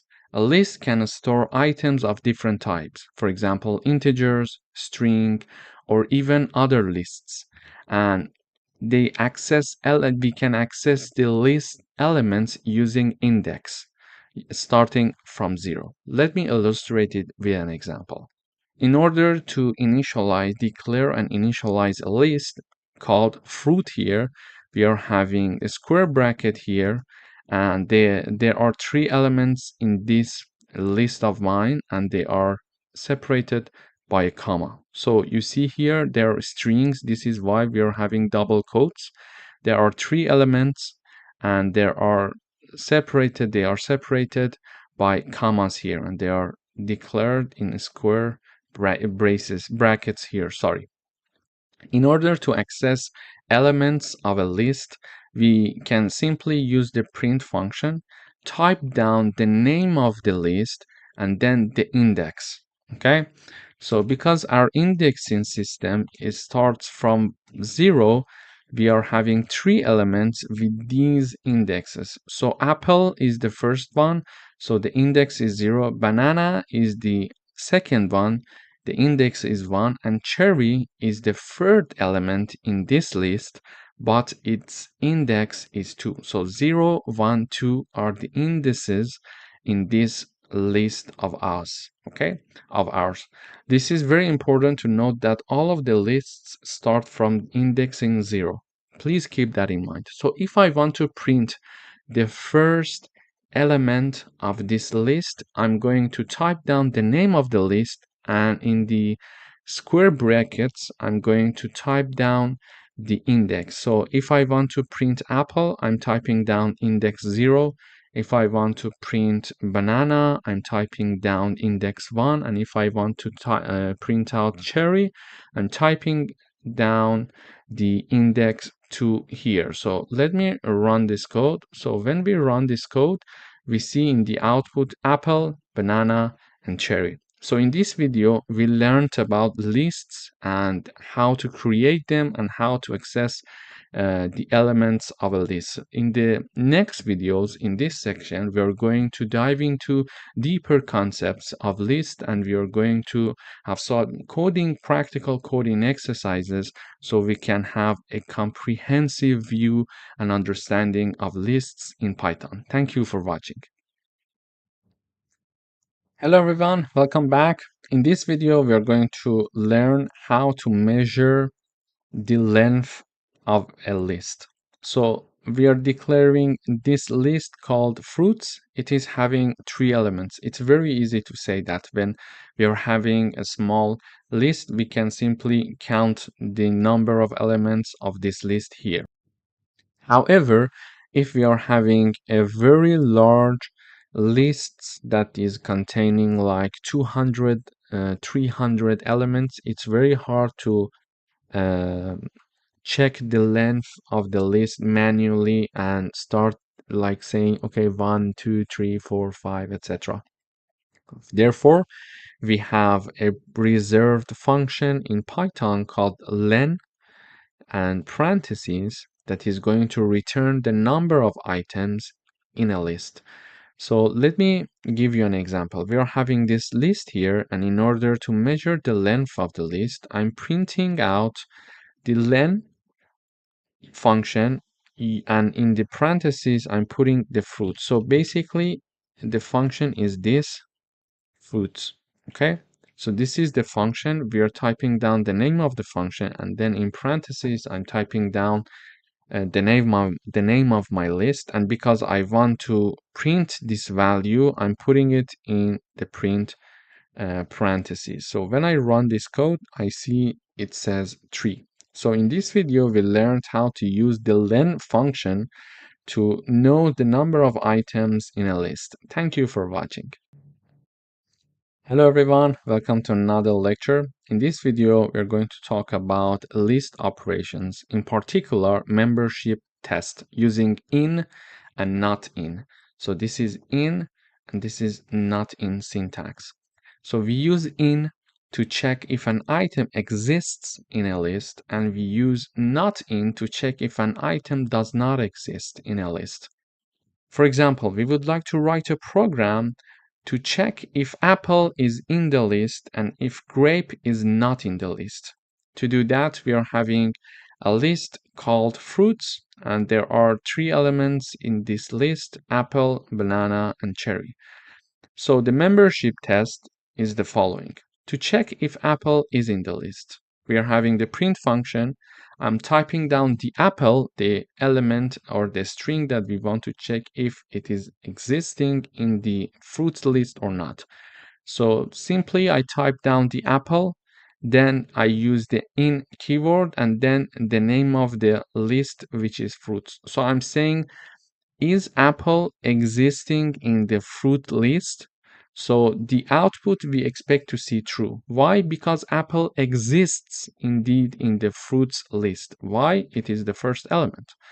And then we are checking to see if grape is not included as one element in fruits list, and we expect to see true again in the output because it is true that grape is not an element of fruits list. So let me run this code. All of them, both of the answers are true because apple is inside the fruits list here and grape is not in the fruits list. So let me have another example here. So for example, we could say uh, banana not in fruits. And the output we expect to see false. Why?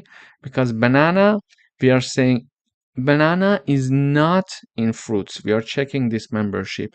The output is false. Why? Because banana is already there. So banana is one of the elements of these fruits. So when I print another time banana in fruits, I expect to see the output true here. So let me run the code. We see for the first two, as we discussed, the answers are true. For the third one, banana is not in fruits. It is false because indeed banana exists in fruits. And then the last one, it is true, banana is in fruits. Is it true? Is this statement true? Yes, banana is in fruits. But banana is not in fruits. Is this statement true? No, this is not true. Why? Because banana is indeed in fruits. Grape is not in fruits. Is this statement true? Yes. So the output is true. Apple is in fruits. Is this statement true? Yes, it is true. So the output is true. Thank you for watching. Hello everyone, welcome to this lecture. In this video, we are going to talk about how to modify a list. So lists are mutable in Python. It means that we can change their elements by accessing their index or performing certain operations. We are going to write a program to replace the second item in a list with orange. Okay, so our original list is here. So it's called fruit. It has three elements: apple, banana, and cherry. And we also learned that the index of banana is 0. The index of apple is 0, the index of banana is 1, and the index of cherry is 2. So we would like to write a program to replace the second item in the list with orange. So the second item in the list is banana. We're going to modify this banana and replace it with orange. But how can we do that? It's very easy. We type down the name of the list and the index of the second item, banana, which is the index is 1. Based on 0, starting from 0, the banana index is 1. And we are setting equal sign to orange. This way, I'm modifying the second element of this list. After that, I'm printing my list. How? I'm using the print keyword and put down the name of the list. So when I run this code, we see that apple, orange, and cherry is being now printed in the output. But what if I would like to change cherry to something else? So for example, I would like to modify cherry. So I would type down the name of my list and the index of my third element, which is cherry, and the index is 2, and I'm going to uh, have the equal sign, and I'm just typing down pineapple. Okay, so now I would like to replace cherry with pineapple and then print out the fruit list. So when I run this code, I see this new list of mine here: apple, orange, and pineapple. So this is basically are the rules of how to access certain elements in a list for further modification. Thank you for watching.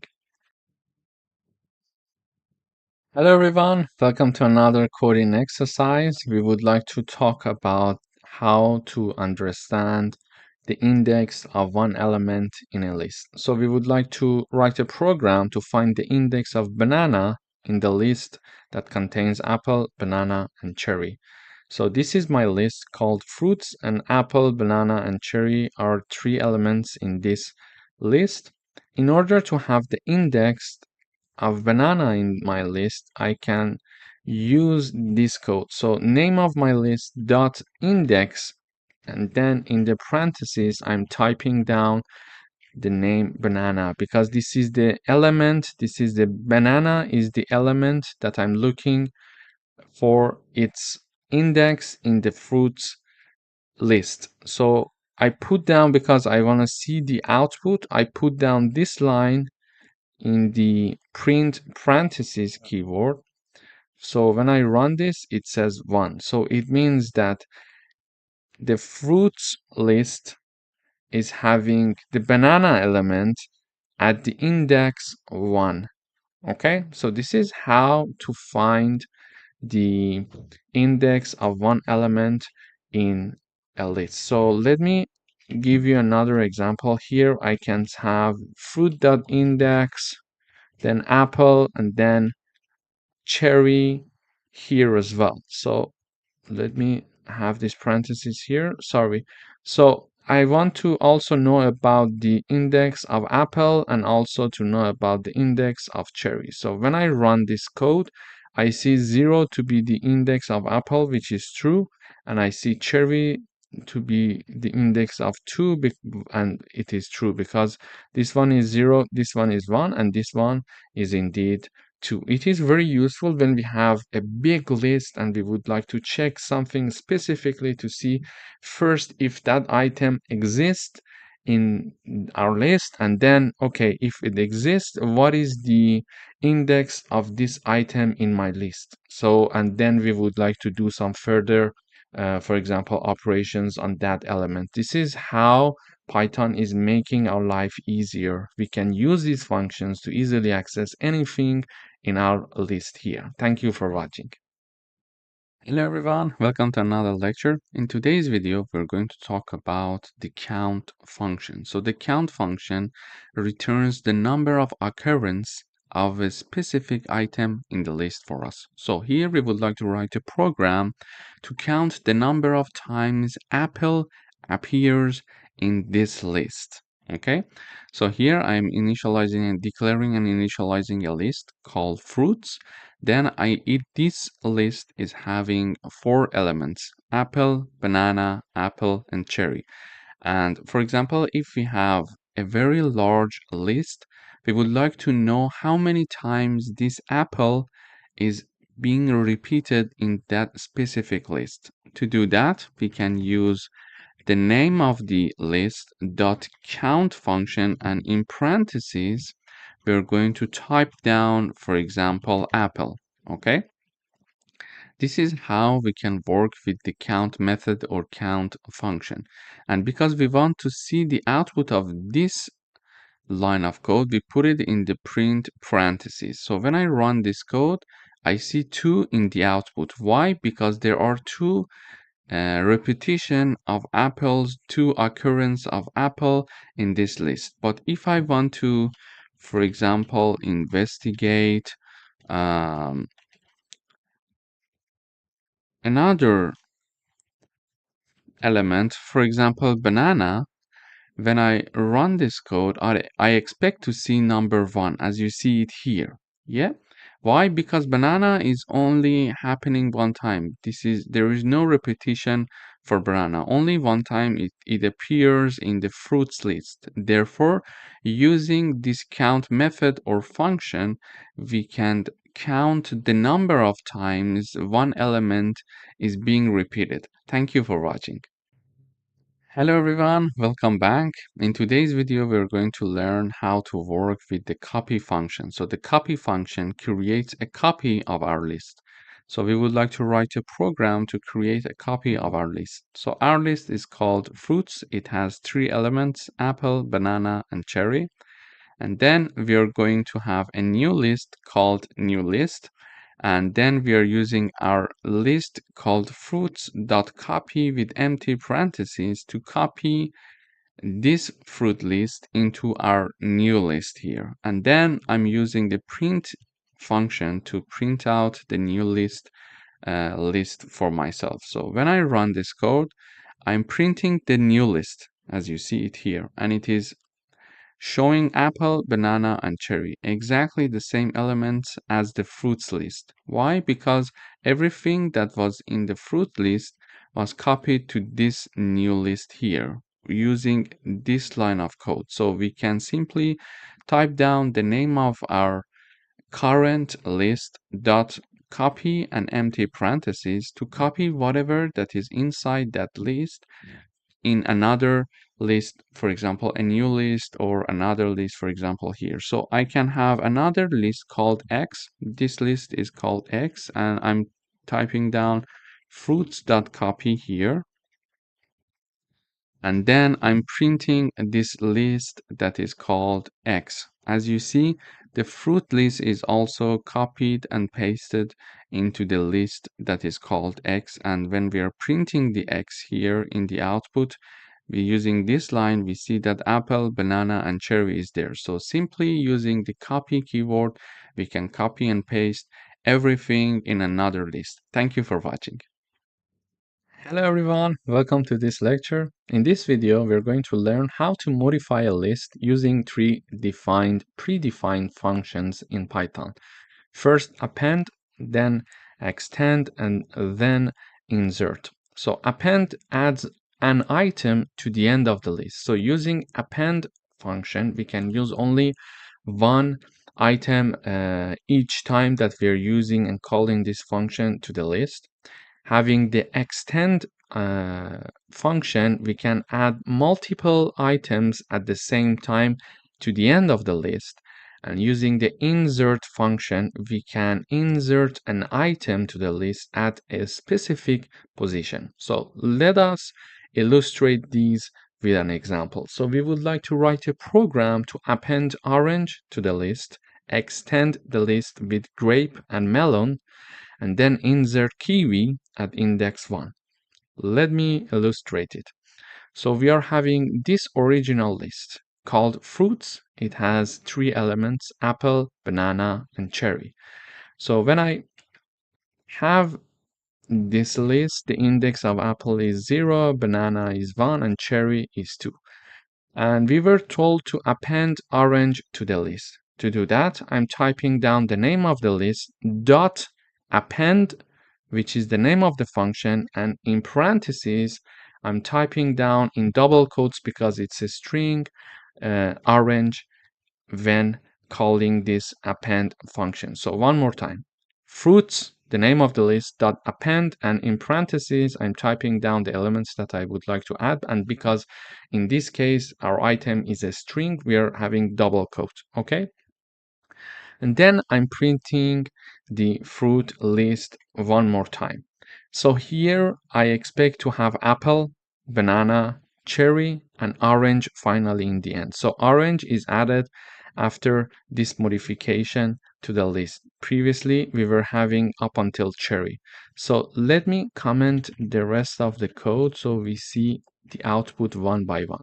So when I run this code, I have this fruit list being printed: apple, banana, cherry, and orange. So now we learned how to use append to add orange to the end of at the end of our list. But this append is very useful when we want to add one item at a time to the list.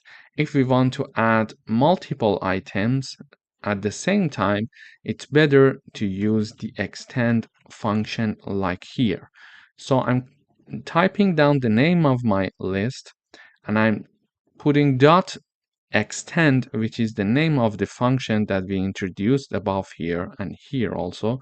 And we were told to extend the list with grape and melon. Okay, so when we are having the parentheses, in the parentheses, we need to have a square braces. Be very careful about it. Sorry, a square brackets, and then having two items separated by a comma. If we were having three items, we were going to have another comma here, then pineapple, for example, here. Okay, so I'm not going to add pineapple because it was asking only for grape and melon. So we use the extend function. We are having the parentheses here, as we see here. Extend has parentheses, but square brackets are used here and in the start and the end of the function before the end of parentheses. And then we are having grape and melon separated by a comma, and they're in double quotes because they are string. After that, we are printing out the fruit function. So we were having apple, banana, cherry, and orange. So up until here is the same as the last version of our list, but now we expect to have grape and melon in the output as well. So when I run this code, I see apple, banana, cherry, orange, grape, and melon. They are added to the list of ours here in the end. So extend function can help us to have multiple insertion at the same time. Finally, what if we want to add one element at a certain position? For that, we need to use the insert function. And the insert function takes two arguments in the parentheses. First, the index where we want to insert the new element, and in the second part, we are typing down the element that we want to insert. So here we are having the kiwi to be added in the index 1. So when I run this code, I expect to have apple as the index 0, kiwi as the index 1, and then the rest of the list like this as I'm typing down here. So everything as of index 1 is shifted to right because we inserted kiwi in index 1. So when I run this code, we see that kiwi is indeed added at index 1 here. So apple, kiwi, banana, cherry, orange, grape, and melon.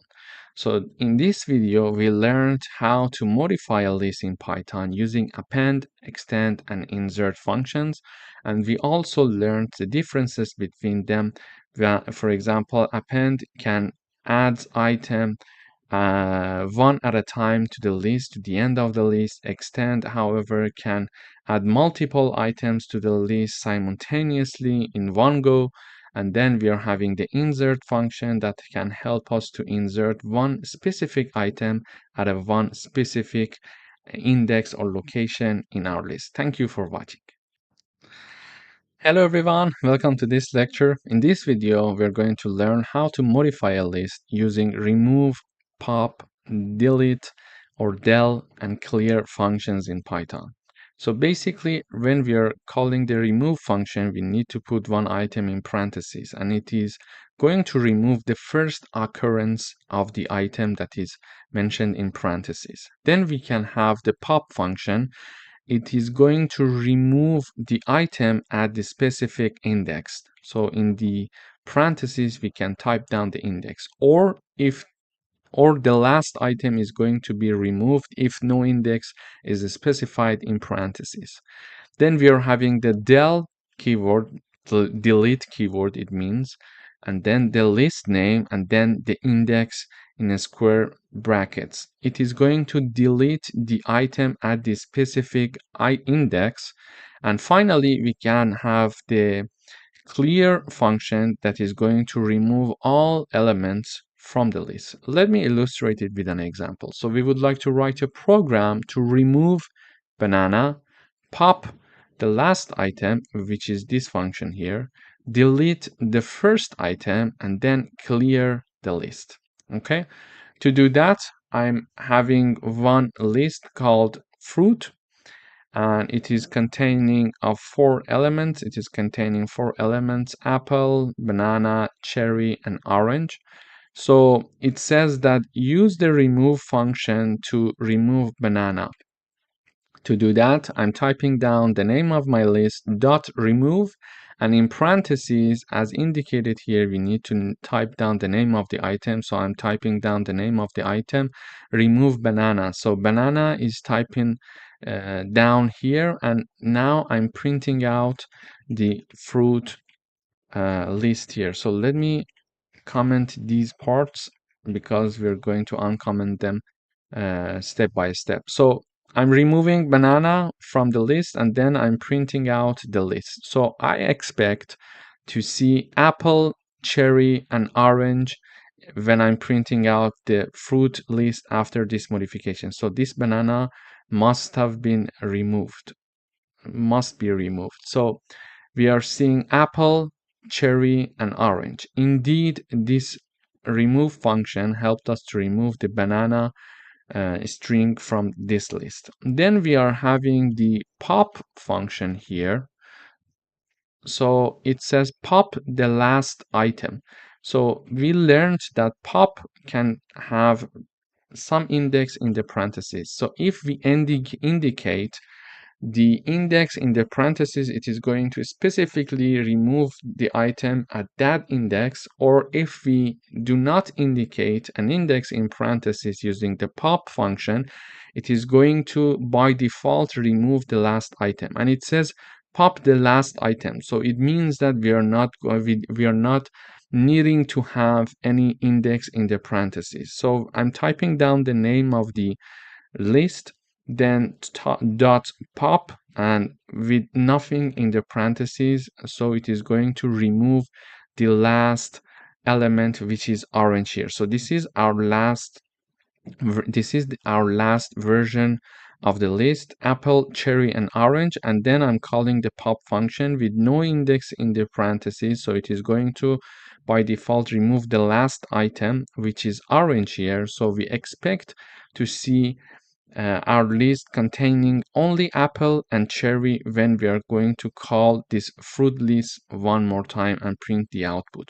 So when I run this code, we see yes, apple and cherry. So orange is now removed after using the pop function for the fruit list. Okay, then it says delete the first item. But how do we do that? So this is the syntax for using the delete function, or del.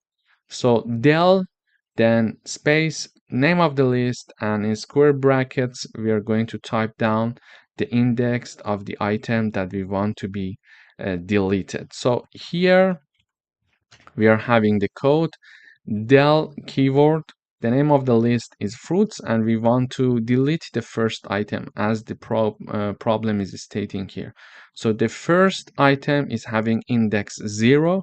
I'm removing the first item and I'm printing out the list fruit one more time. So when I run this code, the last version of my list was containing apple and cherry, and then I del the first item of the fruits list. So I expect not to see the apple anymore when I run the code, and see only cherry, because using this we remove the first element of this list. So yes, we are seeing only cherry in the output after we are removing the first element of the fruits list using the del keyword. Okay, after that it is asking us to clear the list. In order to clear the list, we are having the fruits dot clear and nothing in parentheses, and we are printing out the fruit list one more time, and we expect to see nothing in the list, so we are clearing the list and there will be no item in the list after calling the clear function for the fruits list. So let me run the code one more time. Yes, we see an empty list here. So in this coding exercise, we learned how to modify a list using remove, pop, del, and clear function. Thank you for watching. Hello everyone, welcome to this lecture. In this lecture, we are going to learn about another list operations. In particular, we are going to learn about repetition. So we use the star operator to repeat a list a specific number of times. Let me illustrate it with an example. We would like to write a program to repeat the list apple and banana 3 times. To do that, we are declaring and initializing a list called fruits, and it is containing apple and banana separated by a comma. So there are 2 elements in this list. To do the repetition, I'm having a repeated fruits list here, and it is equal to fruits, this original list, times 3. Very easy syntax. Okay, then I'm printing the repeated fruits here in the output, and I expect to see apple, banana, apple, banana, and apple, banana, because this list is going to be repeated 3 times, and it is going to, let's say, copied and pasted 3 times in the repeated fruits list. So when I run this code, I see apple, banana. This is the first time of repetition. Apple, banana, second time.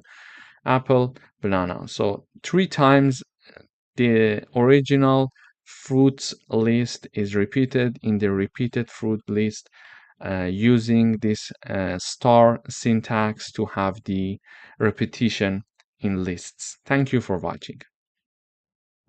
Hello everyone, welcome back. In this video, we are going to learn how to work with the reverse function. So the reverse function reverses the order of the list. We would like to write a program now in this video to reverse a list. So this is our list called fruits, and it has 4 elements: apple, banana, cherry, and pineapple. And by reverse, we mean that apple should be replaced by pineapple and pineapple should be replaced by apple, so they're changing their positions. And also banana and cherry, the same thing happens for them as well.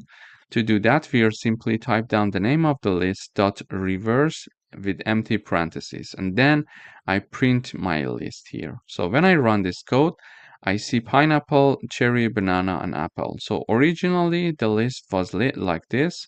So in the output, we see the apple and pineapple, they switched their position, and also banana and cherry, they also switched their position. So simply using the reverse function in Python, we can reverse the elements of the list. So they're going to change their position, and a new list is going to be created based on this reverse function, in which the elements are reversed. The elements are reversed. Thank you for watching. Hello everyone, welcome to another lecture. In today's video, we are going to learn how to work with the sort function or method.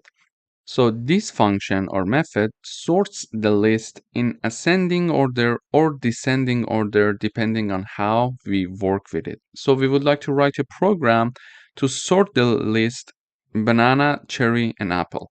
So here is my list declared and initialized. It is called fruits. It has 3 elements: banana, cherry, and apple. And first of all, we would like to sort this list based on ascending order. To do that, I just type down the name of the list, then dot sort and parentheses, empty parentheses. So when I now print out the fruit list here in the output, so when I run this code, I see apple, banana, and cherry. So apple comes with an A, and then banana with a B, and cherry with a C. However, originally the list was banana, cherry, and apple. Now it is in the ascending order, alphabetical order. How we did that? We simply just used the sort function to do this job for us, and after that we printed out the fruit list. But we can also do it in the descending order. How to do that? We simply again type down the name of the list and then dot sort. However, this time in parentheses we type down this keyword, reverse equal true. This code is going to sort the list for us in the descending order. And after that, I'm printing out the fruit list one more time. And now when I print out the fruit list after the last modification in sorting the list in descending order, we see out in the output we have cherry, banana, and apple. Now it started from C and then B and then A, so it's in descending order. So in this video, we learned how to sort a list in ascending order and also in descending order. But just one point that we need to be careful about and keep in mind is that when we are willing to uh, sort our list in ascending order, we simply type down the list name dot sort and empty parentheses. However, when we want to do it in descending order, we type down the name of the list dot sort, and then in parentheses we type down reverse equal true. So this is all we need to do.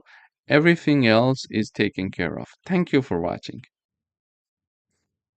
Hello everyone. We would like to write a program that creates a list of 5 numbers and then reverse the order of the list and print both the original and reversed lists. So this is my list. It has 5 elements: 3, 7, 1, 9, and 5. So we would like to print this list and also the reversed version of this list. And what is the reversed version? Reversed version is this one. So we have 5, 9, 1, 7, and 3. This is the reversed version of our original list here. Why? Because in the reversed version, we see that we start with 5 and end with 3. So 5 and 3 are changing their place.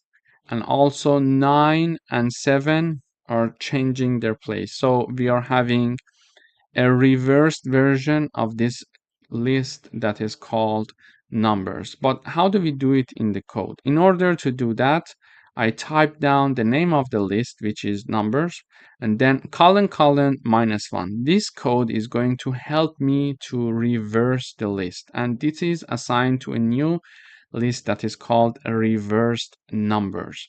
And finally, I'm using the print function to print the original list, which is called numbers, and the reversed list, which is called reversed numbers. When I run, we see the output is exactly as we expected here. So this is the reversed list, and this is the original list.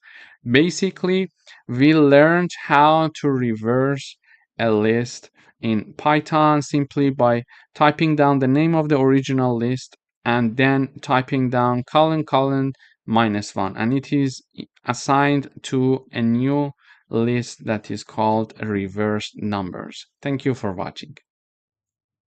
Hello everyone, welcome back. We would like to write a program that creates a list of 5 numbers. Find and print the largest number in the list. This is my list. It is called numbers. It has 5 elements: 12, 45, 7, 89, and 33. And we see the output is 89. So the largest number that we found is 89, which is indeed a true number, a correct number. To get to the largest number in a list, we type down the max function. So this is the max function. And in parentheses, we are going to use the numbers. This is the name of our list, and it is assigned to a variable called largest underscore numbers. And in the output, we are using the print function to print the output, and we are typing down the largest number is, and then we are typing down with a comma, we are separating the message from the variable, and after comma, I type down the name of my variable, which is largest number. So and then in the output, we see that using the max function, we could find the largest number. So using the max function, simply we can access to the largest number in a list. Thank you for watching. Hello everyone, welcome to another lecture. In this video, we are going to learn about list operations. In particular, we are going to learn how to add two lists and create the third list based on those two lists. So we're going to use the addition or plus operator to add two lists into one. So we would like to write a program to add two lists. So the first list is fruit containing of two elements, apple and banana. The second list is called vegetables, and it is containing carrot and spinach. To do that, we are declaring and initializing these two lists that are mentioned above. So we see the fruit list and we see the vegetable list. And we are having a new list called all items. And this is equal to fruits simply plus vegetables. And then we are printing out the all items list here. And we expect to see in the output first the elements of the fruits list and then the elements of the vegetables list, because we are first putting fruits and then vegetables. So when I run this code, in the output we see apple, banana, carrot, and spinach. So we learned in this video how to use the plus or addition operator to add two lists into one. Thank you for watching. Hello everyone, welcome to another lecture. In this video, we're going to talk about list operations. In particular, we're going to learn how to iterate over all the items of a list using for loops. We would like to write a program to print all items in the list. Here is our list, fruits, and it contains apple, banana, and cherry. Okay, so previously we learned about this code, so we can print fruits exactly like that. It is very easy to do it. Okay, but now we are going to learn how to access all the elements using a for loop, not basically printing out only the fruits list typically. Okay, now we would like to loop through the list. To do that, we are typing down the name, the for keyword, then a new variable I'm calling fruit. We can call it x for the sake of simplicity.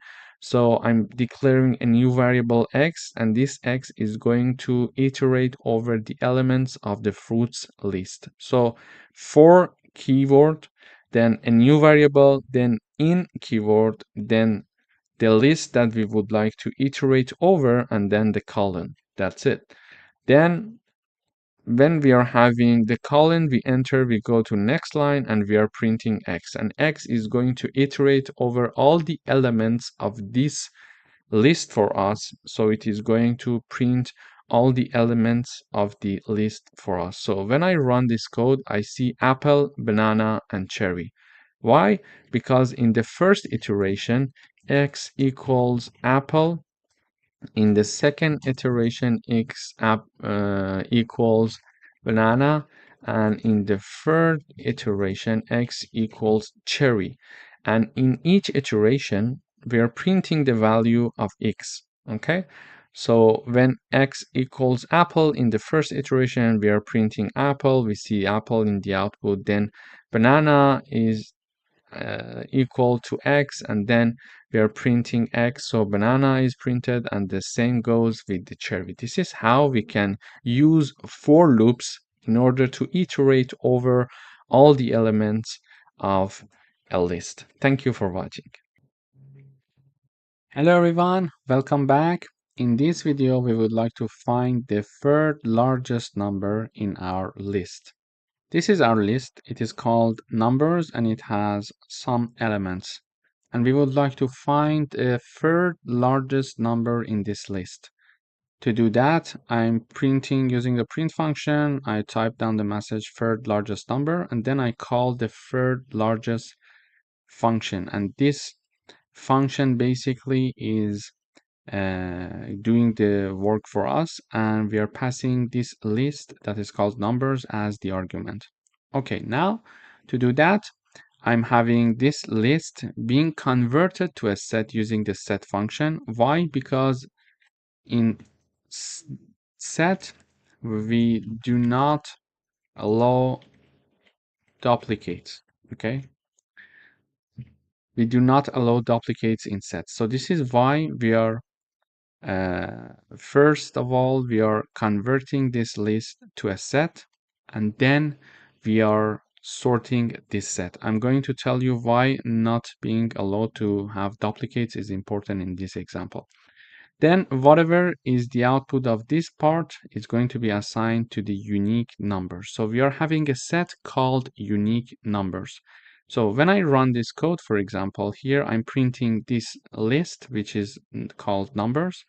Then I'm printing this unique numbers set as well here in the output. So when we are having it in the output you see the numbers is the same as we declared here, but the unique numbers is having 2, 5, 7, 9, and 10. So duplicates are removed. We were originally having 2 number 2s, and we were having 2 number 7s, but in this unique numbers, we are seeing that we are only having 1, 2, and 1, 7. And this is because of this set function that we use here. So if I remove this set function, and when I rerun the code, I see the unique numbers is being printed here as a list. And as a list, when it is being printed, you see the duplicates are there. So we are having 2 number 2s and 2 number 7s. So this unique numbers is being written here when we are not using the set function. We learned if we would like to access to the largest number, we type down the index -1. So when I type down the unique numbers, then here I'm having -3, for example, it is going to access the third number from right. Okay, so we are looking for the third largest number, and we sorted the list for ourselves here because we are removing the set. Okay, now this is the sorted list, and the third largest number is 7, as you see it here. So -3. So this function is going to basically sort these numbers list, then assign it to unique numbers list. Then we are going to access the third element from the right of this unique numbers list. And here is the third element from the right. We see number 7 is the third largest number. Okay, so in this example, this is correct. But if we wanted to look for the fourth largest number, what would have been the answer? When we are having this -4 here and I run the code, we see still it says let me type down fourth here, fourth. So when I run the code one more time, we see the fourth largest number is -7. So I type down -4 to access the fourth largest number.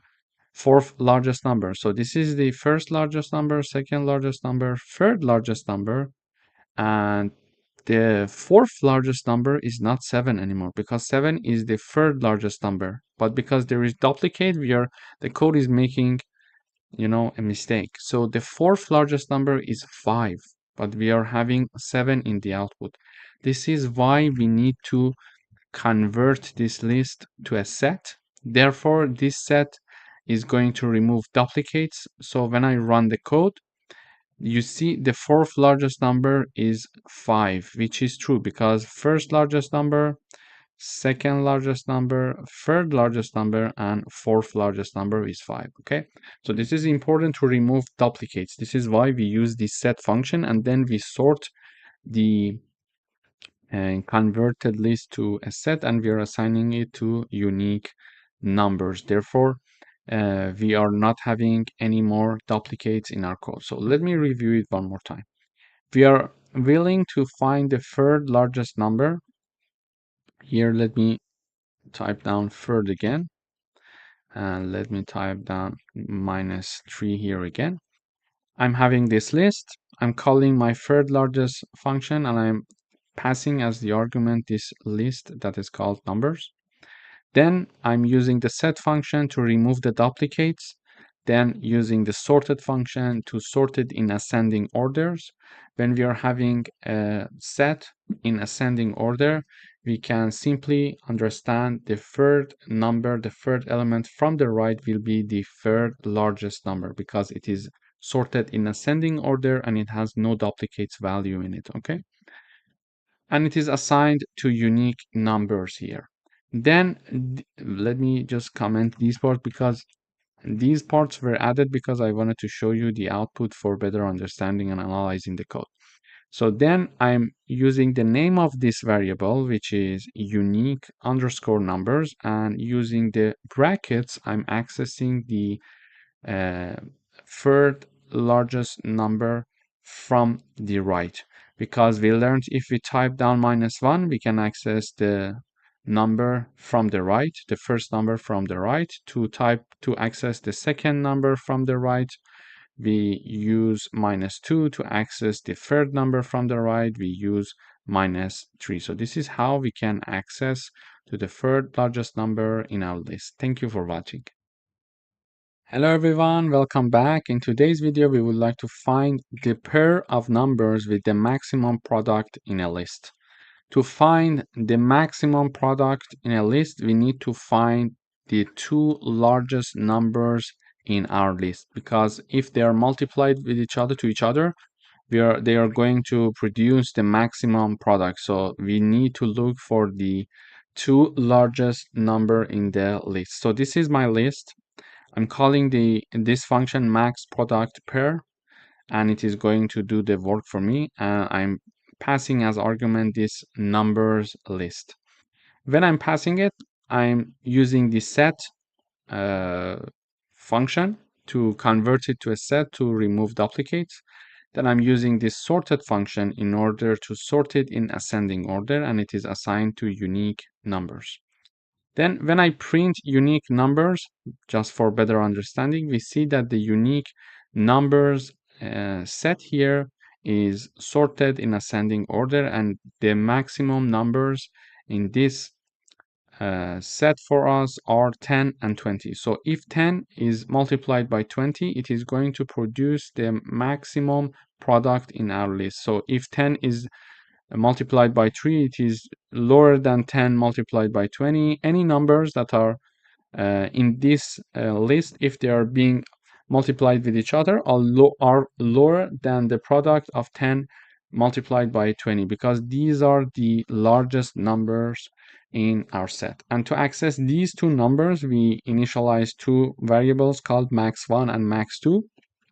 To access the last element of this set, I type down the name of it, and then using the -1 index to access the last element from the right, and then -2 here to initialize it to a second variable called max2. And then finally, I'm returning these two variables. So when I run the code, we see that the pair with maximum product is 20 and 10. So these two numbers, if being multiplied to each other, they are going to produce the maximum product in our list. Thank you for watching. Hello everyone, welcome back. In today's video, we would like to append a list to a second list. I'm having two lists here, list 1 and list 2. Each of them is having 3 elements, 1, 2, 3 for the list 1 and 4, 5, 6 for list 2. Then I print the message in the output appended list. Then I call the append list function, and I'm passing two lists as arguments. They are separated by a comma. And basically here, this function of what it is going to do is the following. It is going to return list 1 plus list 2. So list 1 plus list 2 is going to append the list for us, and we see in the output. So when I run, I see that 1, 2, 3 is from the first list, and 4, 5, 6 is from the second list. So we see that here, using this example and using the plus operator or addition operator, we could append two lists into each other. Thank you. Hello everyone, welcome back. In today's video, we would like to write a program that creates an empty list called shopping_list and add 3 items of our choice to the list. For example, apple, bread, and milk. Then print each item from the list on a new line. To address this problem, we're going to create an empty list like this, and it is going to have no element in the beginning because it's an empty list. Then we are going to use the append function. So this is the function that we have, and using the append function, we are adding new elements to this empty list. So first we are typing down the name of the append, and in parentheses we type down the string that we would like to be added to this shopping list. For example, apple, bread, and then milk is added to this shopping list. And then in order to print each item from the list on a new line, we need a for loop, because if we use the print function and simply type down the name of the list, it is going to print the whole list for us and not to print each item from the list on a new line. Because we want to do that, we need a for loop, and we are going to iterate through the list, and in each iteration we are going to print one element for each item in shopping list. Shopping list is the name of the list, and item is the iterating variable that we are creating here. So for each item in the shopping list, print item. So in the first iteration, item equals apple. In the second iteration, item equals bread. And in the last iteration, item equals milk. So And in the first iteration, it is going to print apple. So when I rerun the code, apple is being printed. In the second iteration, bread is printed. And in the last iteration, milk is being printed in the output. So this is how we can create an empty list, then add items to the list, and how to print the items in the list one by one. Thank you for watching. Hello everyone, welcome back. In today's video, we would like to write a program that creates a list of three numbers, for example, 10, 20, and 30, then calculate and print the sum of the numbers in the list. So here is my list. I am declaring and initializing a list called numbers, and it has three elements, 10, 20, and 30. In order to calculate the sum of the elements in this list, we can use the sum function, and then in parentheses, I'm going to type down the name of the list. So this sum function is going to add all of the numbers and calculate the sum of all the numbers in this list, and then it is going to be assigned to a variable called total. So we are basically using this sum function calculating the sum of the numbers in the numbers list, which are 10, 20, and 30, and it is going to be then assigned to variable called total. Then in the final stage, we're going to show the message the total is, and then type down the variable name. So when I run the code, I see in the output the sum is 60. So 10 plus 20 is 30, 30 plus 30, it's 60. And we can have, for example, more numbers here. For example, if I add another number, we see the sum is 110. Then if I have another number, it will be recalculating all the sum of the numbers in this list after each run. Thank you for watching. Hello everyone, welcome back. In this section, we're going to talk about tuples. So a tuple is a collection of data type in Python that is used to store multiple items in a single variable. They are useful for grouping related data type together, especially when data should remain constant. So now we are going to discuss the differences between tuples that we are going to discuss in this section with lists that we learned in the previous section. So tuples generally are immutable. It means that they cannot change after creation. They cannot be changed after creation, okay?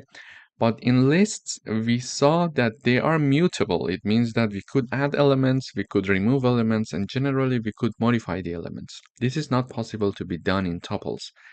And when we want to define tuples, we use parentheses. However, when we wanted to define lists, we were using square brackets. In general, in terms of performance, tuples are faster because they are not changeable. They are immutable because of their immutability.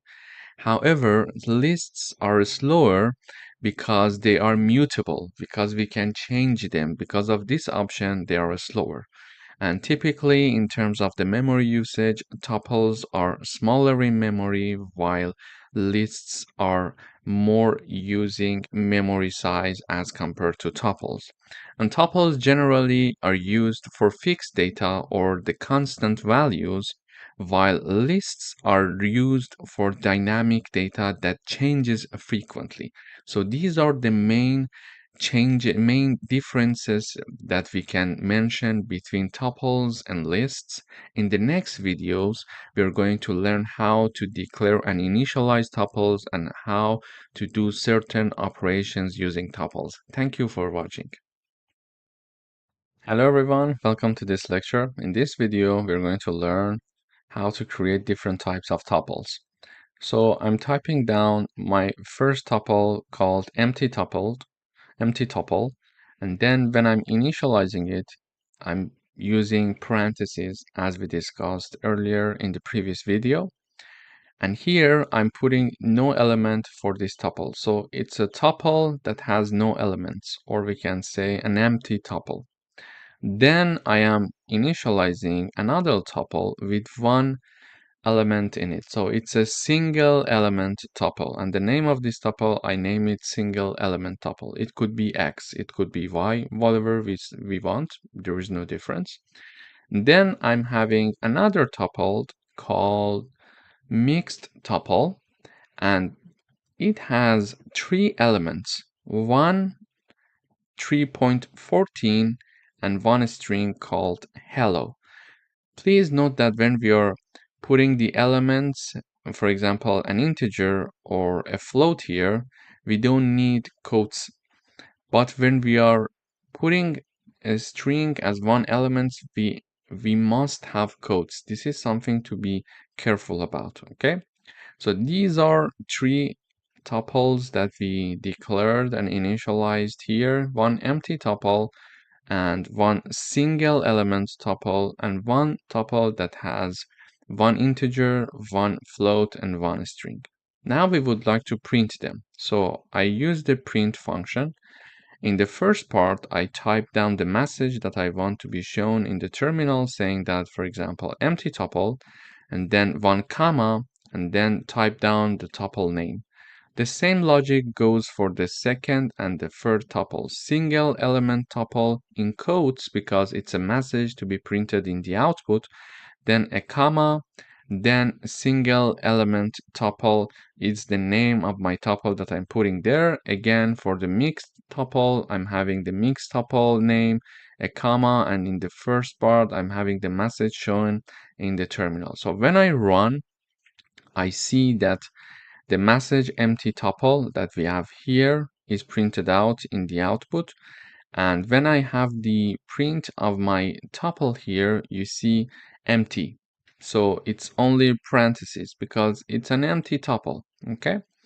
But here, when I have single element tuple, it is initialized to be 42. So here we see 42 in the output here.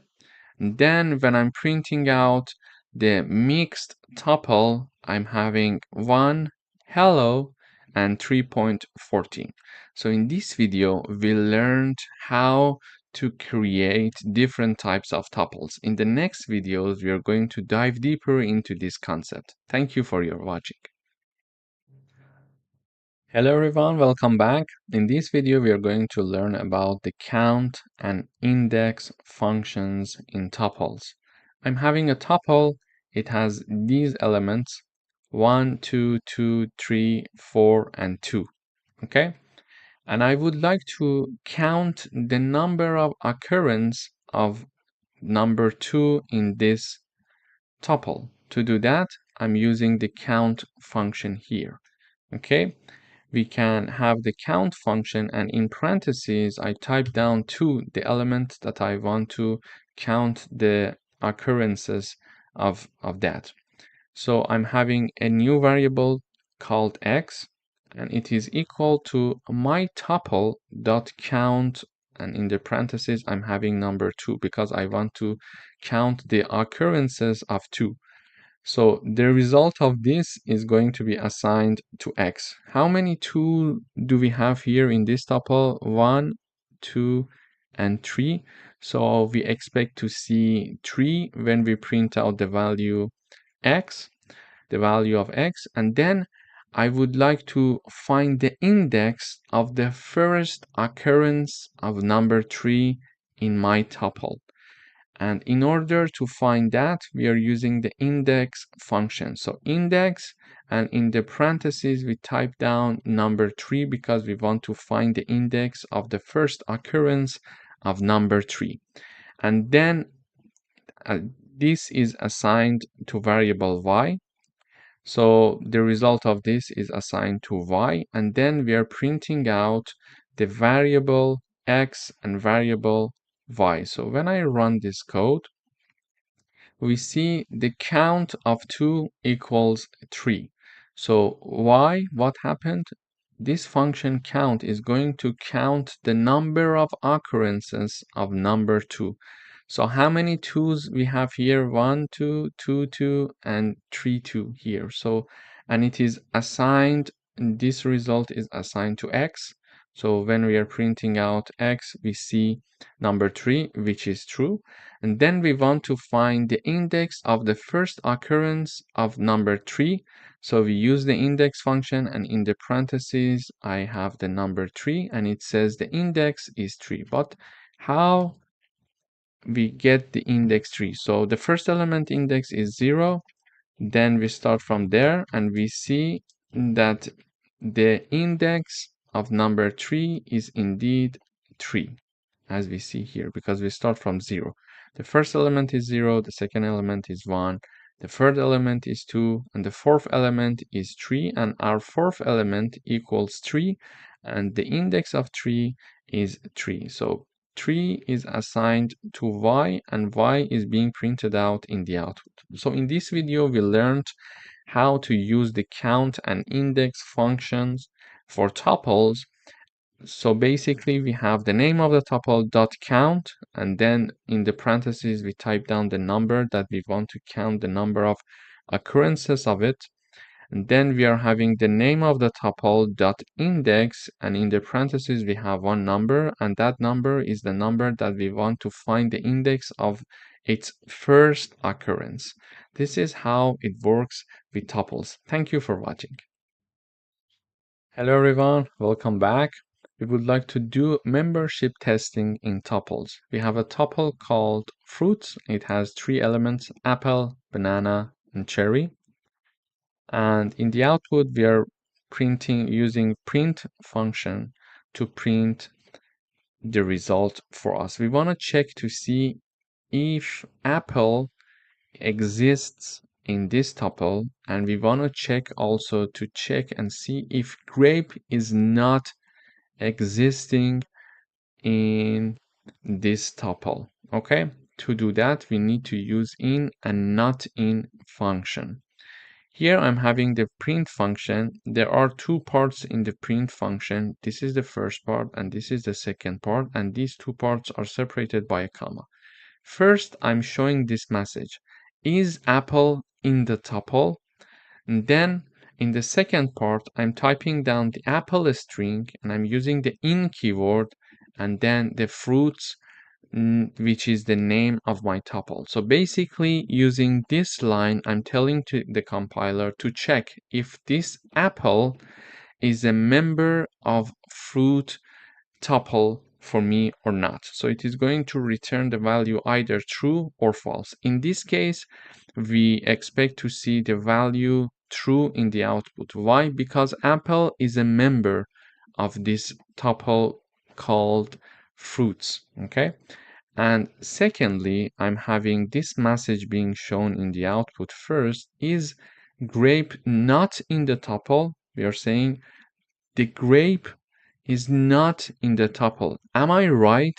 Yes, you are right. But when we want to type down not in the tuple, we are using not in keyword and then the name of the tuple.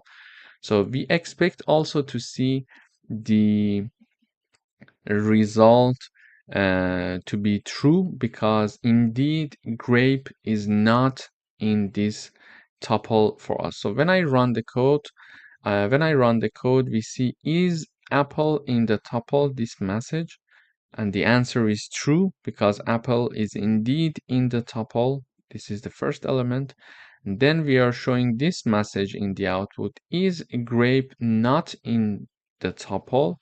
So we are using this syntax: grape not in fruits, the name of our tuple. And we see that grape is not one of the elements.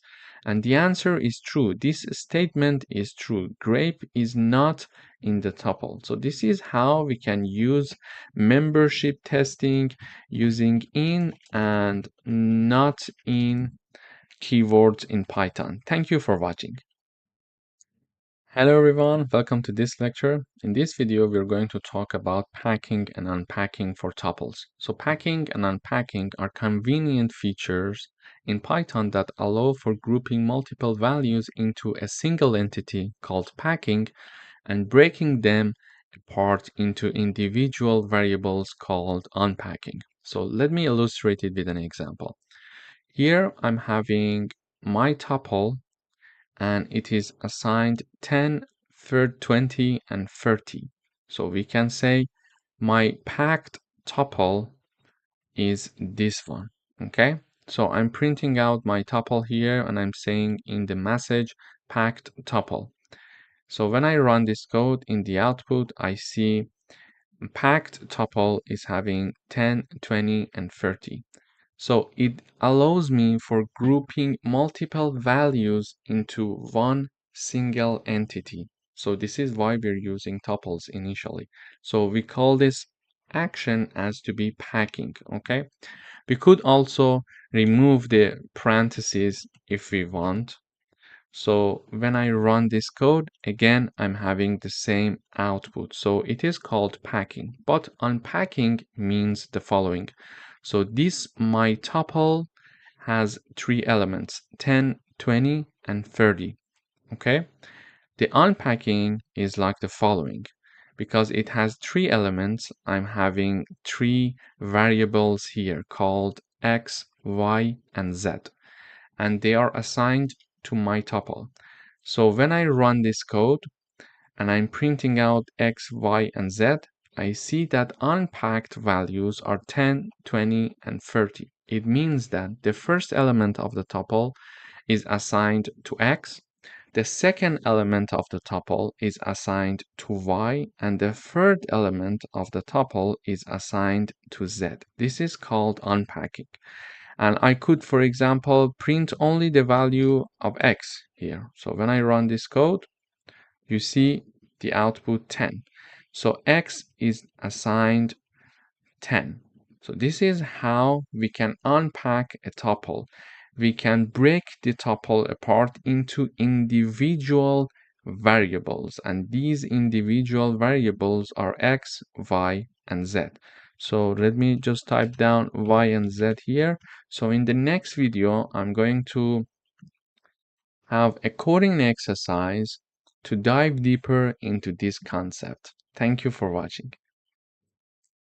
Hello everyone, welcome back.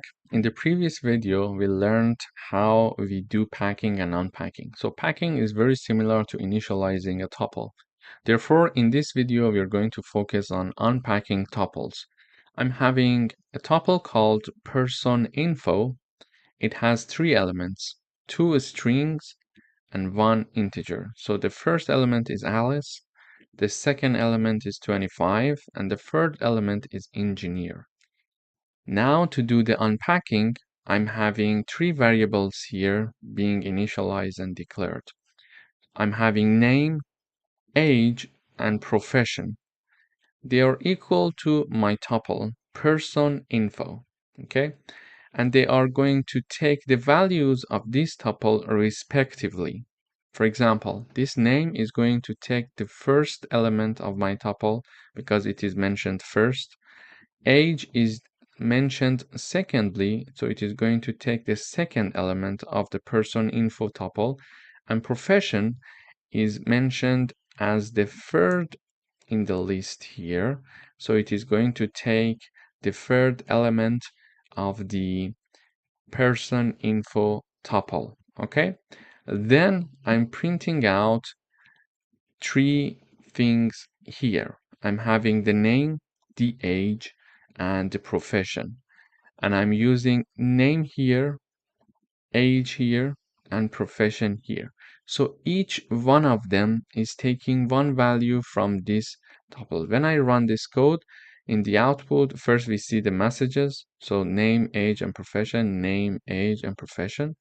Then we see instead of name, we are having Alice. Instead of the age, we are having 25. And instead of profession, we are having engineer.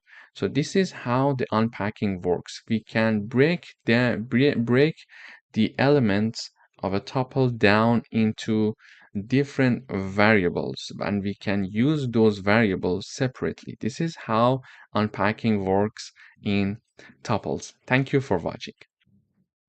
Hello everyone, welcome to another video. In this video, we are going to learn about concatenation and repetition of tuples. Here I'm having tuple 1 and tuple 2. Tuple 1 includes 1, 2, 3, and tuple 2 includes 4, 5, and 6. Here to do the concatenation, we are having the new tuple called x, and I'm having tuple1 plus tuple2. This way, I'm concatenating these two tuples together, and I'm setting their value to tuple x, okay? And then I'm having the repetition here for tuple y. So the name of my tuple is y, and I'm using tuple1 times 3. So tuple 1 is going to be repeated 3 times, and then it is going to be assigned to tuple y. Finally, I'm printing x as a concatenated tuple and as the repeated tuple for y. So when I run this code, I see the x tuple is 1, 2, 3, 4, 5, 6. It has the elements of the first tuple and then the elements of the second tuple. So they are merged in one and single tuple called x. And then I'm having tuple y, which is called a repeated tuple in the message in the output here. And we see it has 1, 2, 3, 1, 2, 3, and 1, 2, 3. So basically it was having tuple 1 times 3, which is this tuple. So 1, 2, 3, the first repetition, 1, 2, 3, second repetition, and 1, 2, 3, the third repetition. So this is how we can do the merging and repetition for tuples. Thank you for watching. Hello everyone, welcome to this lecture. In this video, we're going to learn how to access different elements of a tuple and how to do slicing. So I'm having one tuple called my tuple, and it has the elements 10, 20, 30, 40, and 50. So it has 5 elements. And we know indexing starts from 0. So the first element has the index 0, second element has the index 1, third element has the index 2, fourth element has the index 3, and fifth element has the index 4. So now we would like to access the first element in this tuple. To do that, I'm using the print function, and in the parentheses I have two parts separated by a comma. In the first part, I'm typing down the message saying that first element, colon. Then I type down the name of my tuple, and in the square brackets, I type down the index of the element that I would like to be printed out. So now that I want to print out the first element, which is 10, I type down its corresponding index, which is 0, because we mentioned that indexing starts from 0. So when I type down 0, it is going to print 10 for me in the output. Then I would like to print out the last element in this tuple. I could either type down, for example, I could either copy this line and paste it here, and instead I type down index 4 to have this element, the last element, being printed. Let me correct it. Okay, so the last element being printed, or I could type down -1. I could also type down -1 to have access to this element. This one is -1, -2, then -3, etc. Okay, so this is how we can also access elements, start counting from the right to left using the minus. So I type down -1 also to access the last element, or I simply can type 4 here. So let me make it a bit closer to each other. Okay, so yes, and this is for this. Okay, now it's good. So let me run the code up until here. So let me comment the last line. So when I run the code, I see first element is 10. So 10 is being printed in the output using the index 0. Then the last element is 50 using index 4. Or we could access the last element using -1. So the last element is 50 here again. We could also, for example, type down, for example, if I want to access this 40, I could either type down the index 3 or -2. So I type down -2 to access this 40 element. I would say element 40, okay? So when I run this code, it shows the message element 40 and my tuple index -2 is printing the 40 here for us, okay? But what if we want to print several elements of a tuple? So when I run this code, this part is called slicing. So we slice certain parts of the tuple to be printed out in the output, okay? So here I'm saying that slice from index 1 to 3, 20, 30, and 40. Index 1 to 3 here. It means 20, 30, and 40. But how I'm doing that? So this is the message I'm showing slice from index 1 to 3. So index 1 to 3 is this part. It means that it is going to print 20, 30, and 40 for us. Then I type down my tuple name. So the name of my tuple is my tuple. I type down its name.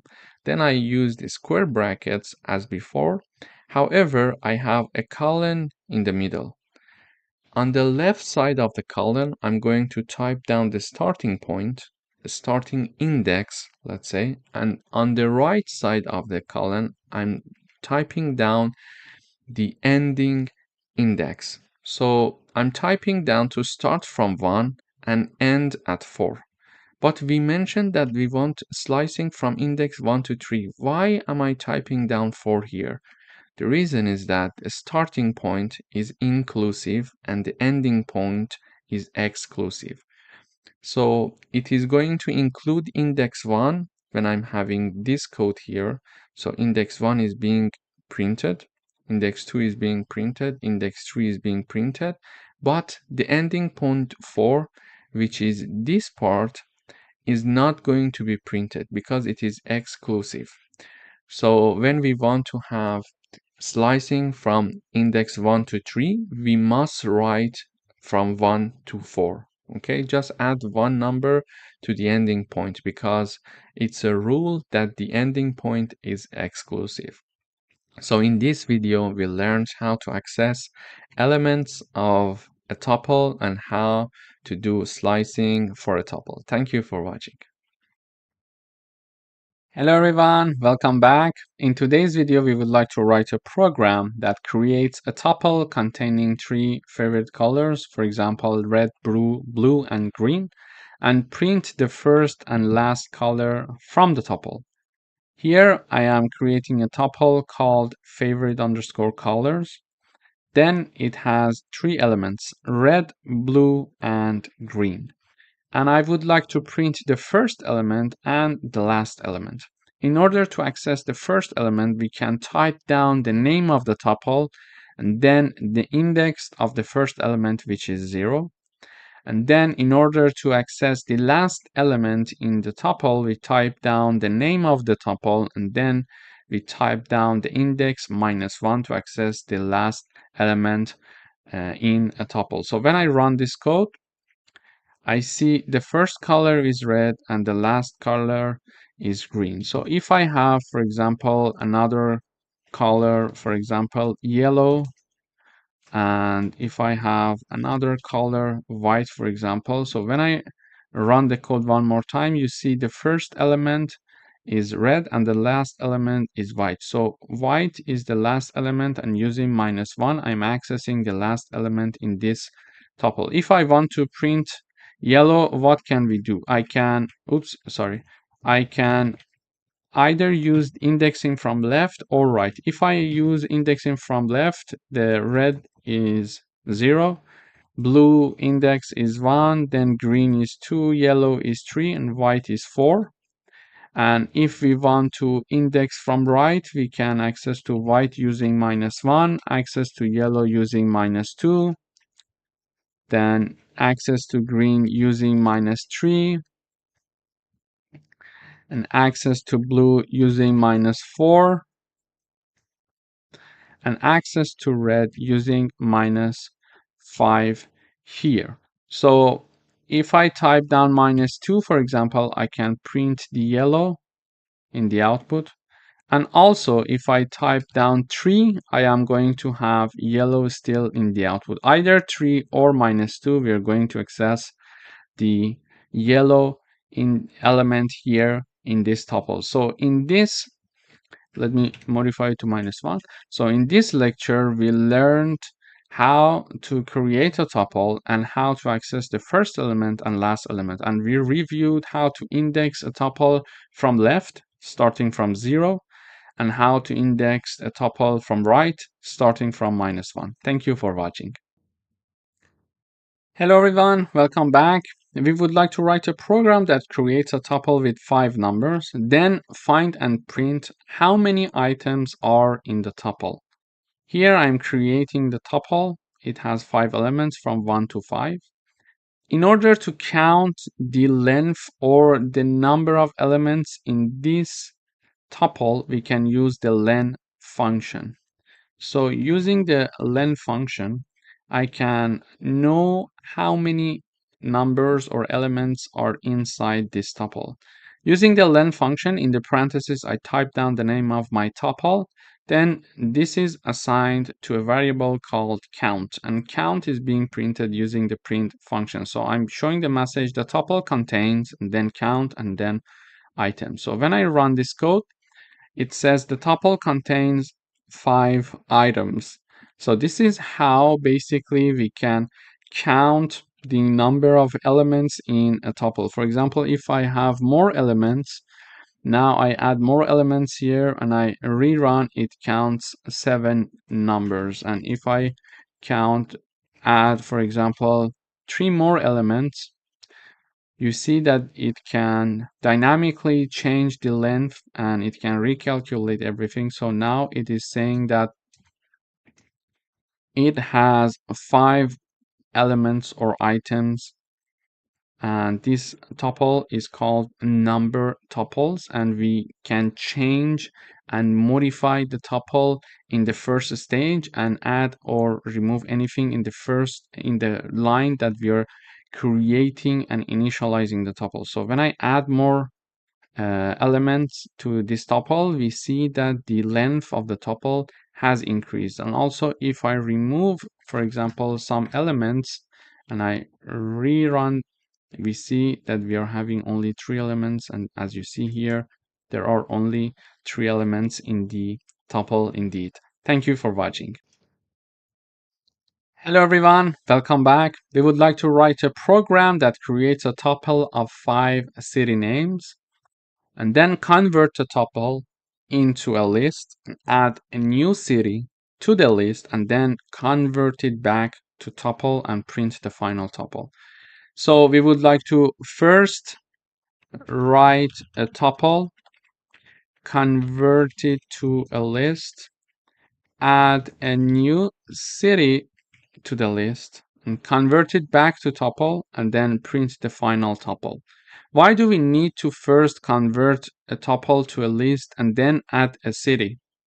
Why don't we directly add the city into the tuple? Because when we create a tuple, it's not possible to modify them. This is one of the features of the tuples. This is why when we want to add something to the tuple, it's not possible. So a trick would be here to convert the tuple to a list, then add a city to that list and create a new tuple and convert that list into a tuple and assign it to the new tuple. So here, for example, I'm having a tuple called cities. It has London, Paris, Tokyo, New York, and Sydney inside of it. And then this cities is being converted to lists using the list function. Basically, I type down the list keyword, and in the parentheses, I type down the name of my subtuple, and it is assigned to cities list. So cities list is the list version of cities tuple for now. Then I take the cities list and use the append function the append function to add Berlin to my list. So now my list is updated and it has a new city called Berlin. Okay. And now the appending is done. I need to convert it back to tuple and create a new tuple. To convert it to a tuple, we use the tuple function, and I'm using it here. And in the parentheses, I type down the name of my list, the updated list, cities underscore list, which has Berlin inside of it as well. Then this is assigned to my variable, which is a tuple, which is called updated cities. Then I'm using the print function, updated tuples, and then put down the updated cities. So when I run this code, I see London, Paris, Tokyo, New York, and Sydney is already there, and Berlin is added, and it's a tuple because we see parentheses here. Okay, so let me review it one more time. So we want to declare a tuple. Then in order to add a new city to this tuple, because tuples do not allow this, we convert this tuple to a list, we append the new city in that list, and then we convert that list to a tuple. And we are going to print the final tuple for us. So this is my tuple. I'm converting it to a list using the list function. And now cities underscore list is exactly equal to this cities tuple because it's just converting from a tuple using the list function, and it is assigned to this. Okay. Then I use the name of my list, which is cities underscore list dot append. Using the append function, I add the new city, Berlin. So now my list is having a new city inside of it. And then I take this cities list in the parentheses and I use the tuple function to convert this updated cities list to a tuple. And it is assigned to a new tuple that is called updated cities. And then this updated cities is being printed in the output. Thank you for watching. Hello everyone, welcome back. We would like to write a program that creates a tuple of 6 numbers. Then ask the user to input a number and check if that number is in the tuple or not. And then print an appropriate message. Here is my tuple called numbers underscore tuple. It has 6 elements, 10, 20, 30, 40, 50, and 60. Then I'm trying to ask the user to enter a number. I do it using the input function, and then because by default it is a string, I'm using the int to convert the input of the user into an integer. Then it is assigned to user input variable here. Okay. Then I check to see if this user input is having one number that is inside this tuple or not. To do that, I type down if conditions, if user input variable in numbers underscore tuple. So the user input is the input of the user, and numbers tuple is the name of my tuple. So I would like to check if the element that is entered by the user is indeed one of the elements of this tuple or not. Is it inside that tuple or not? So if so, just show the message that the user input is in the tuple, else show the message that it's not in the tuple. So when I run the code, it says enter a number in this line. So I type down 15. It says 15 is not in the tuple. So here I'm entering 15. It want to check 15. Is it inside this tuple? No, it's not there. It's not going to execute this line. It is going to jump to the else, and it is going to print the user input variable, which is 15, and then show the message is not in the tuple, because indeed 15 is not one of the elements of the tuple. But if I type down 20, for example, it says 20 is in the tuple. So it is going to say 20 is inside the tuple, and it is going to iterate over all the elements of this tuple. Okay, 20 is one of the elements. Okay, so this condition is true, therefore it is going to enter this if condition, and it is going to execute this line, and this line basically prints the user input, which is 20 in this case, and show the message is in the tuple, which is here. Thank you for watching. Hello everyone, welcome to this lecture. In this video, we are going to learn how to iterate over a tuple in Python. I'm having my tuple and it has 4 elements: Python, Java, C++, and JavaScript. So there are 4 strings included in my tuple. Okay, so I'm going to show the message programming languages, and then I'm having my for loop. So for language, this is a variable. We could call it x, for example, here for the sake of simplicity. For any value of x that is inside the my tuple, this is the name of the tuple, print the value of x. So when I run this code, it is going to print all the elements of this tuple for me here. Of course, we could also use this syntax to have the print of the tuple in the output, but we were trying to learn how to iterate through a tuple using for loops. Here, when the first time in the first iteration x equals Python, in the second iteration x equals Java, in the third iteration x equals C++, and in the last iteration x equals Java script. This is why when x equals Python in the first iteration, we are printing x, we see Python in the output. Then we see in the next iteration Java in the output, then C++, and then JavaScript. And this programming languages that is printed in the beginning is exactly this line that we were having it here. So this is basically how we can iterate through a tuple in Python. Thank you for watching. Hello everyone, welcome back. In today's video, we would like to compute the element-wise sum of 2 tuples. So these are my 2 tuples. The first tuple is having 3 elements, 1, 2, 3, and the second tuple is having 3 elements, 4, 5, 6. So when I run this code, I see the element-wise sum to be 5, 7, and 9. But how do we get there?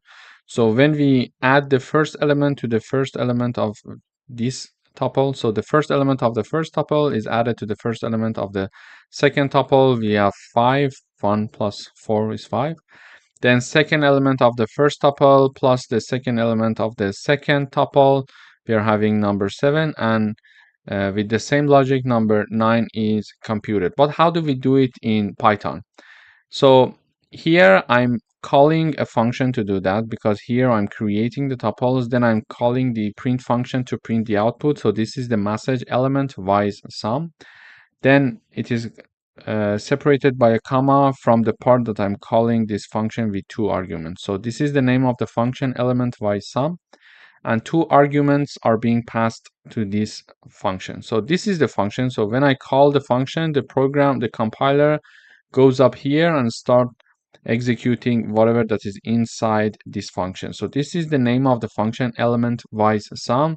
To declare it, I use the def keyword, and it has 2 arguments, tuple 1 and tuple 2. So these 2 tuples are being passed to this function as arguments. Then what is happening here is the following. So we would like to iterate over the first tuple and the second tuple, and one by one add the elements. Okay, so we need to iterate through both of the tuples, and the first iterating variable is going to take this number, and the second iterating variable is going to take this number, and then these 2 numbers need to be added to each other. To do that, I'm having a for loop. So 2 iterating variables, as you can see here, are created, are declared here.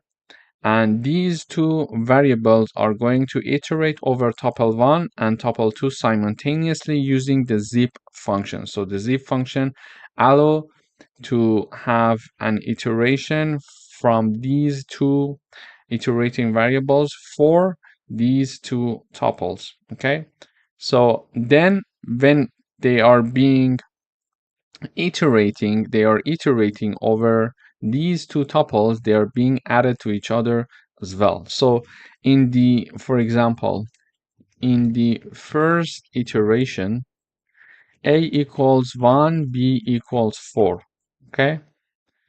And then a plus b equals 5 here. So this is the first element of the element-wise sum, okay?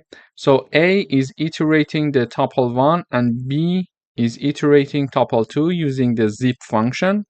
We are iterating over two tuples simultaneously using two different iterating variables. Here we call them a and b. And then we add them to have the element-wise sum, okay? We add them. And finally, in this part of the parentheses, we are converting whatever that is inside or whatever that is done there to a tuple because we want to create a tuple, okay? So in the second iteration, a equals 2, b equals 5, then a plus b equals 7, and in the third iteration, a equals 3 and b equals 6, therefore a plus b equals 9. So this is how we can use the zip function to use two iterating variables to iterate over two tuples simultaneously, and then we have a plus b here to add the value of each of those iterating variables in each iteration to each other. Then I use the tuple function to convert whatever that is inside this parenthesis, whatever that is happening here.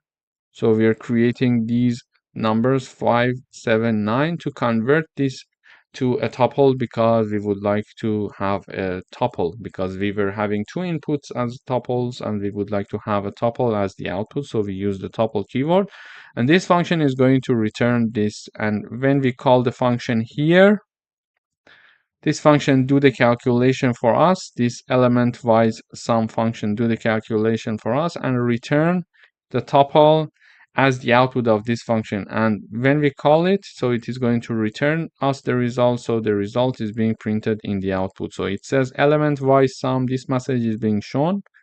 And then the final tuple is shown here. Thank you for watching. Hello everyone, welcome back. In this video, we would like to write a program to check if one list is a subset of another. Here are the lists that we have. List 1, it has two elements, 1 and 2, and list 2, it has four elements, 1, 2, 3, and 4. In order to know if this list 1 is a subset of list 2, for example, we can convert them to sets using set function, then use the isSubset function to check if list 1 is a subset of list 2. Okay, let me illustrate it with an example here. Now I would like to check if list 1 is a subset of list 2.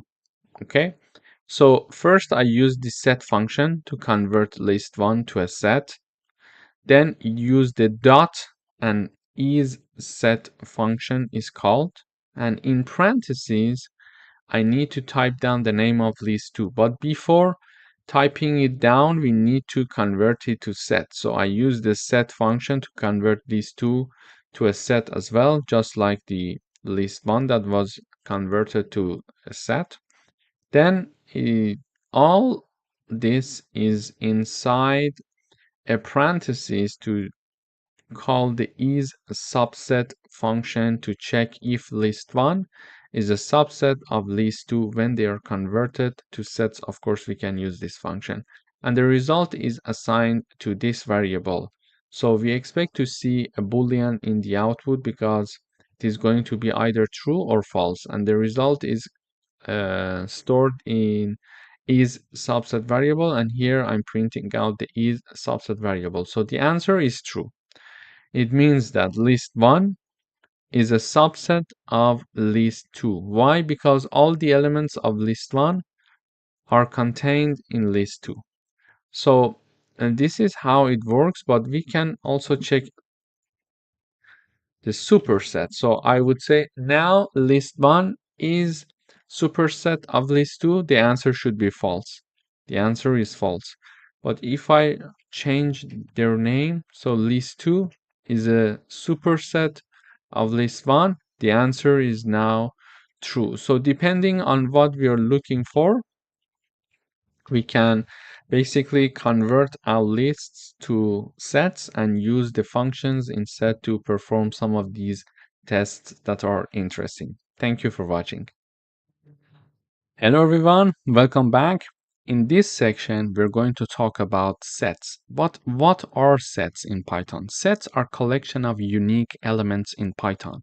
They are mutable, but their elements must be immutable. Let me illustrate this concept with an example. Here I'm declaring a set. The set has three elements, 1, 2, and 3. So the set itself is mutable, meaning that I can add an element to it or I can remove one element from it.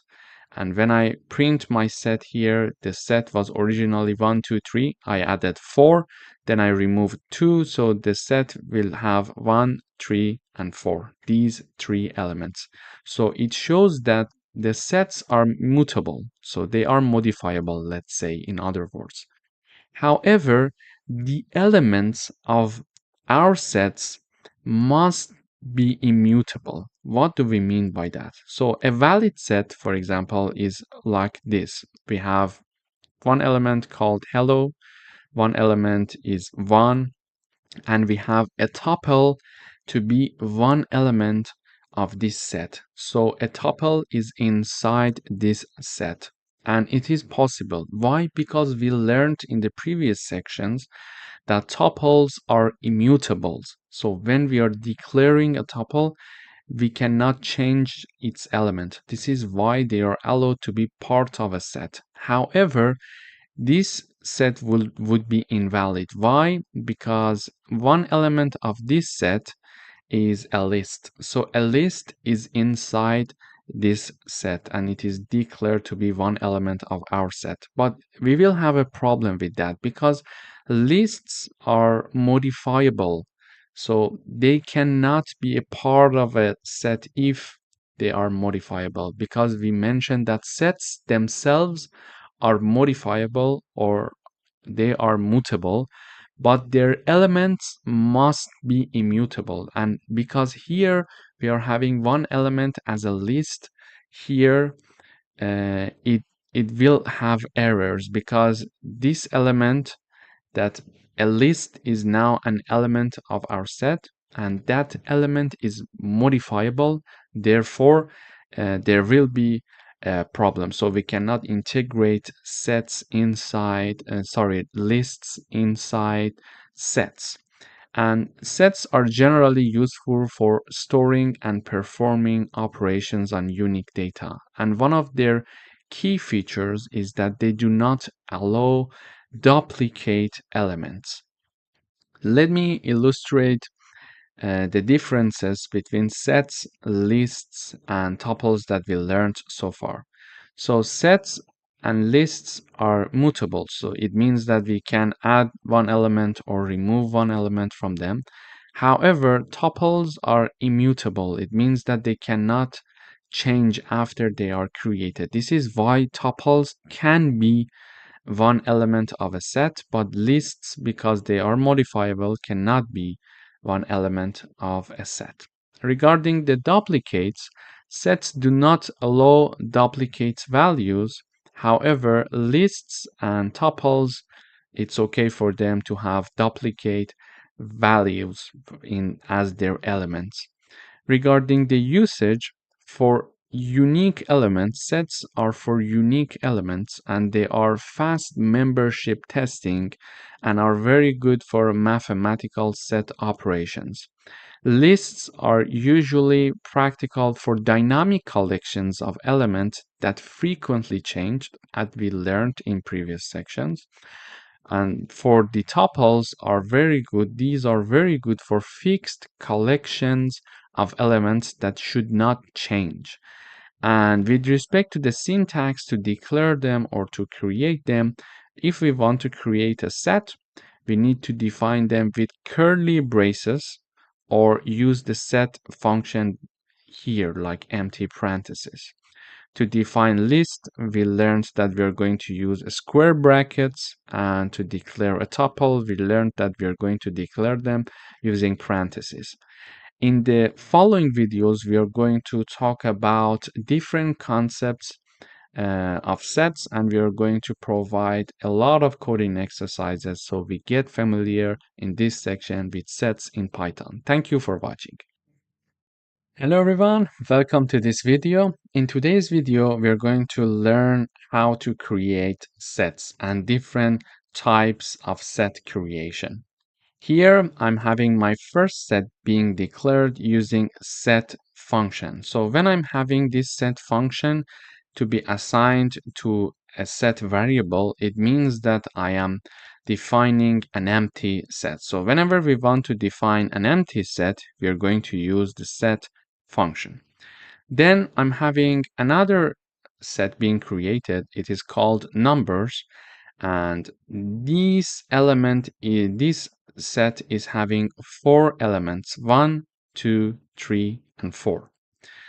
And finally, I'm having my third set being declared here, and it has 3 elements: 1 integer, 1 float, and 1 string. As we see, there is no problem if there are elements of different types, of different data types, let's say. And finally, I'm here printing out these 3 created sets, where I'm showing the message empty set, set of numbers, and mixed data set. And I'm calling their name. So I'm putting the name of my sets, so it is going to print them. When I run this code, I expect to see the sets here in the terminal, the values of the set. So the empty set is returning only this for us. So it says it's an empty set, so nothing to be shown there. And for the set of numbers that we are printing the message here, it is printing numbers variable, which is a set here declared, and its elements are 1, 2, 3, and 4, and we see them in here. And finally, here I'm having mixed data set, which is calling this mixed set, and it contains 3 elements: 1, hello, and 3.14. So in this video, we learned how to create and print elements of a set. Thank you for watching. Hello everyone, welcome back. In today's video, we are going to learn how to add and remove elements from a set. I'm declaring a set here, and I'm initializing it to 1, 2, and 3. So there are 3 elements here being assigned to this set, and the name of my set is my set. So in order to add one element to this set, I'm having the name of my set, then the add function, and in parentheses, I type down the value that I want to be added to this set. So let me comment the rest of the code first, and afterwards we're going to investigate those as well. So now I added one element to my set, and this value 4 is added to the set, so the set is updated, and now I'm printing the message after adding 4. Then I'm printing my set.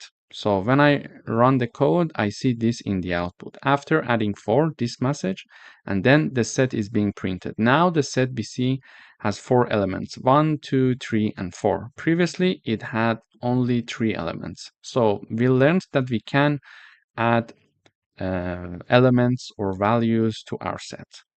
So now we're going to discuss how to remove elements from a set. So our set is now having these 4 elements, and I would like to remove element 2. So number 2, I want to eliminate it from my set. I type down my set dot remove, and then I type down number 2, And then I'm printing the message saying that after removing 2 and printing out my set. So after removing 2, when we compare this set with the last version of the set, the previous version of the set, let's say, we see that number 2 is being removed here. One thing to mention here is that if the set does not have one element, and I type down the wrong element here, so I'm typing down to remove number 5, but there is no number 5 here. So it is going to give us an error. So it's a very good thing to know that if you type down the wrong number, you're going to receive an error from the compiler. There is another way to remove elements in a set. So in order to remove uh, elements in another way from a set, we can type down the name of our set, then use the discard function. And then in the parentheses, I'm going to type down the value or the number that I want to be removed. Then I'm showing the message after discarding 4, and then I'm printing my set here. So when I have this function discard being run, we see that after discarding 4, this message, and we're printing our set. So the previous version was containing 1, 3, and 4. So we discarded number 4, and we see only 1 and 3. So there are only 2 elements left now in the set. And one thing to mention here is that if we type down the wrong element number here in parentheses when using discard function, and when I run, it shows no error to me. So it runs, but it does nothing. Okay, so this is very important to know that. So in this video, we learned how to add or remove elements from a set. And also we learned if we are using the remove function, if we type down the wrong number in parentheses to be removed from the set, and that number is not existing in our set, it is going to return an error. We learned that we can do the same thing with discard function. We can remove elements with the discard function, but the difference is that if we are going to type down the wrong number that does not exist in our set, it is not going to return any error message for us in the terminal, so we are not able to trace it easily if we are typing down the wrong number. So this was it. In the next videos, we are going to dive deeper into the set concepts. Thank you for watching. Hello everyone, welcome back. In today's video, we are going to check if a value is present in a set or not. So this is my set here. It has 1, 2, 3, 4, 5 elements, and the elements are from 1 to 5, in fact. And I would like to check to see if number 3 is inside this set or not. To do that, I'm having a variable called value. It is assigned to number 3. So I'm calling the isValue in set function, and I'm passing 2 arguments. First, I'm passing my value variable, and then I'm passing my set. So this function is going to check if this value variable, which is 3, is having the element in this set or not. So if this 3 number is one of the elements of this set or not, this function is going to do that for us. So this function is declared and created using the def keyword. The name is value in set, and it accepts 2 arguments, value and my set. Then it is going to return the output for us, and it is going to return this for us. It is going to check if value is in the my set. So 3 already exists in this set. So we expect the output of this return function will be true. So when I run this code, the output, it says is value in set. So this is the message, and then we're calling the function and passing the argument. So it is going to return the result for us, and return of this is going to be true. Why? Because 3 exists in this my set element. So if I type down 5, the answer is still true, because I'm asking to see if number 5 is inside this set. and we see that number 5 is indeed there, so the answer is true. But when I have the 7, the answer is false because 7 is not one of the elements of this set. So this is how we can check to see if a number is presented in a set or not. Thank you for watching. Hello everyone, welcome back. We would like to write a program that finds the maximum and minimum values in a set. Here is my set. It has 5 elements. The elements are 5, 1, 8, 3, and 7. So we would like to find the maximum and the minimum. So the maximum we can find easily ourselves. So it's 8 and the minimum is 1. But what if we have a set that is very large? We need to use coding to find the maximum and minimum. So in order to do that, I'm having my function called max and min. And here is the function call. So we are calling this function, and as the argument, I'm passing my set here, okay? And when this function is called, it is using the max function. So let me type it here. And min function. It is using these two functions to find the maximum number in the set and the minimum number in the set. So basically, if I want to find the maximum number in my set, which is the name of the set here, and the minimum number of my set, which is again the name of my set here, this function, this is predefined in Python, is going to find the largest number and the smallest number in this set for us. And this function is returning two values, first the maximum and then the minimum. Then here, when I'm calling this function, it is going to return two values for me, first maximum and then minimum. This is why on the left-hand side, I'm having two variables, because this function is returning two output. It returns two values. So the first variable from the left is the maximum, because first we are returning the maximum. So this maximum output is going to be assigned to the maximum variable, and then the minimum number is going to be assigned to the minimum variable here. And then I'm typing down the print function, and I'm typing the message maximum minimum, and then I'm calling these two variables that we initialize. So when I run the code, I see maximum is 8 and minimum is 1. So this is how we can find the maximum and minimum values in a set. Thank you for watching. Hello everyone, welcome back. In today's video, we are going to talk about intersection. So in order to understand intersection between sets, we need to use certain functions or certain signs in Python. Let me illustrate it with an example. Here I'm having a set, and the set name is set1. It has 3 elements, 1, 2, and 3. And my other set is set2, and it also has 3 elements, 2, 3, and 4. And as you can see it here, numbers 2 and 3 are shared between these two sets. So 2 and 3 is shown in the first set and also in the second set. So how can I have a code that can give me the shared numbers between two sets? So I would like to have the expected output to be 2 and 3. This means that I would like to write a code, and that code computes the shared number, or let's say intersection, between these two sets and return me 2 and 3. We can do it in Python quite easily. We can use AND operator. So I type down the name of the first set, and using the AND operator, and then the name of my second set. And these equation here, like set1 AND operator set2, is equal to my new set. So it is a intersection set. I name it intersection set.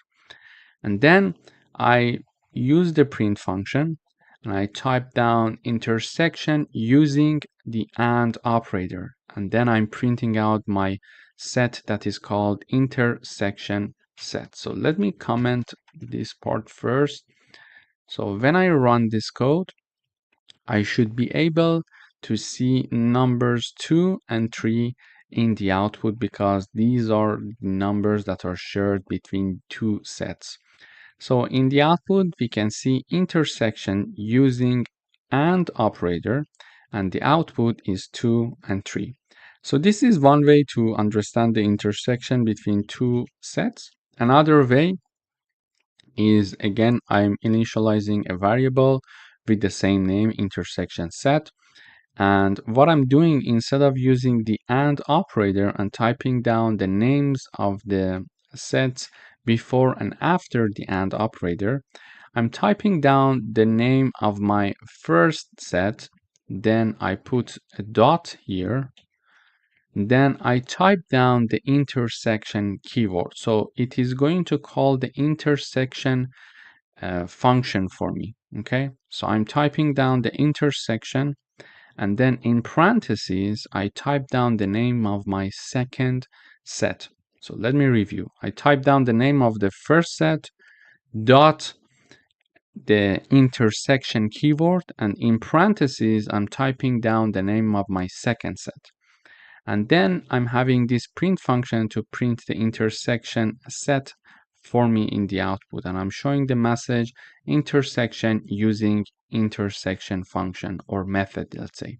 Then I'm typing down the name of my set that is assigned to the intersection of these two sets. So when I run the code, again, I see this message intersection using intersection function, and the output, the result of this set is 2 and 3. So this is how we can use intersection to combine the code in a way that it can give us the shared numbers between two sets. And it's quite easy. Thank you for watching. Hello everyone, welcome back. In today's video, we would like to find common items in two lists using sets. Here I'm having two lists, list 1 and list 2. List 1 has 4 elements, 1, 2, 3, and 4. List 2 has 4 elements, 3, 4, 5, and 6. So the common elements in these two lists are 3 and 4 because these two elements are shared. So we would like to have the 3 and 4 in the output. To do that, I'm using the print function. I'm showing the message common items. Then I'm calling the common items function, and I'm passing 2 arguments. And these 2 arguments are basically the 2 lists that we have here. So I use the def keyword to create my function. I'm having the common items as the name of the function, and these are the 2 arguments being separated by a comma. Basically, what we do is the following. We convert these two lists, into sets using the set function. Okay. Using the set function, we are going to convert them, and we are going to use the AND operator. Why? Because AND operator is going to help us to find common elements between two sets. Okay. So AND operator is going to help us to find common elements in two sets. Okay, so I first convert these two lists to sets using the set function, and then I use the I use the AND operator to find the common elements between these two sets, and it is going to basically return the output for us. And when we call the function, it is going to do the calculation and return the output, and output is being printed in the terminal here. So 3 and 4 are the common elements between these two lists. Thank you for watching. Hello everyone, welcome back. In today's video, we are going to talk about symmetric difference. So let me give you the definition of symmetric difference. So the symmetric difference of two sets contains all elements that are in either of the sets but not in both. This means that the symmetric difference excludes elements that the two sets have in common. To illustrate it with an example, I have set 1. It has 3 elements, 1, 2, and 3. I have set 2. It has 3 elements as well. and the elements are 3, 4, and 5. So the common elements between these two sets is number 3. And if we exclude number 3, we can get the symmetric difference. So the symmetric difference of set 1 and set 2 equals 1, 2, 4, and 5. All elements that are in either of the sets but not in both. So this is the meaning of symmetric difference. But how do we do it using Python? To do that, we have the name of the first set, then the operator of the symmetric difference, and then the name of the second set, and this is equal to our new set, and I name it symmetric difference set. It could be X, for example. It could be Y. It's your choice. Then in the output, I'm using the print function and I'm typing down symmetric difference using, and then I type down the name of the set. So it is going to print me the symmetric difference of two sets. And there is another way to do that as well. So I type down the name of my first set dot symmetric underscore difference keyword, and in parentheses I type down the name of my second set. This is equal to my new set that I call symmetric difference set, and I print symmetric difference using symmetric difference function or method is, and then we are having the comma here and then the name of my newly generated set. So when I run this code, I see exactly this output: 1, 2, 4, and 5, 1, 2, 4, and 5, and 1, 2, 4, and 5. So we learned two methods by which we can compute the symmetric difference of these two sets. Thank you for watching. Hello everyone, welcome back. Today we would like to write a program that finds the second smallest number in a list, and we can do it using sets.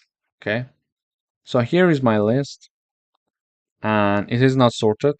We would like to have the second smallest number in this list. So the smallest number is 1 and the second smallest number in this list is 2. But how do we get that?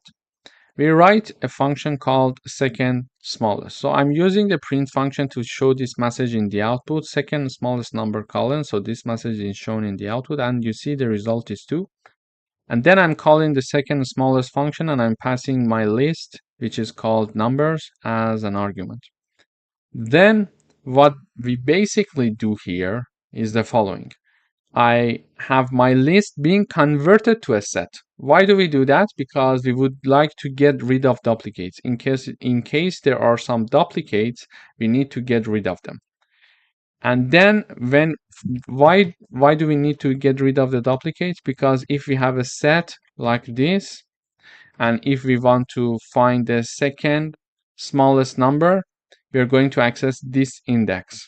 Okay, and this index is the smallest number and not the second smallest number. The second smallest number in this set, in this list, sorry, is number 2. But because we are having duplicates, we are getting the wrong output. So this is why we need to get rid of the duplicates. And to get rid of the duplicates, we convert it basically to a set.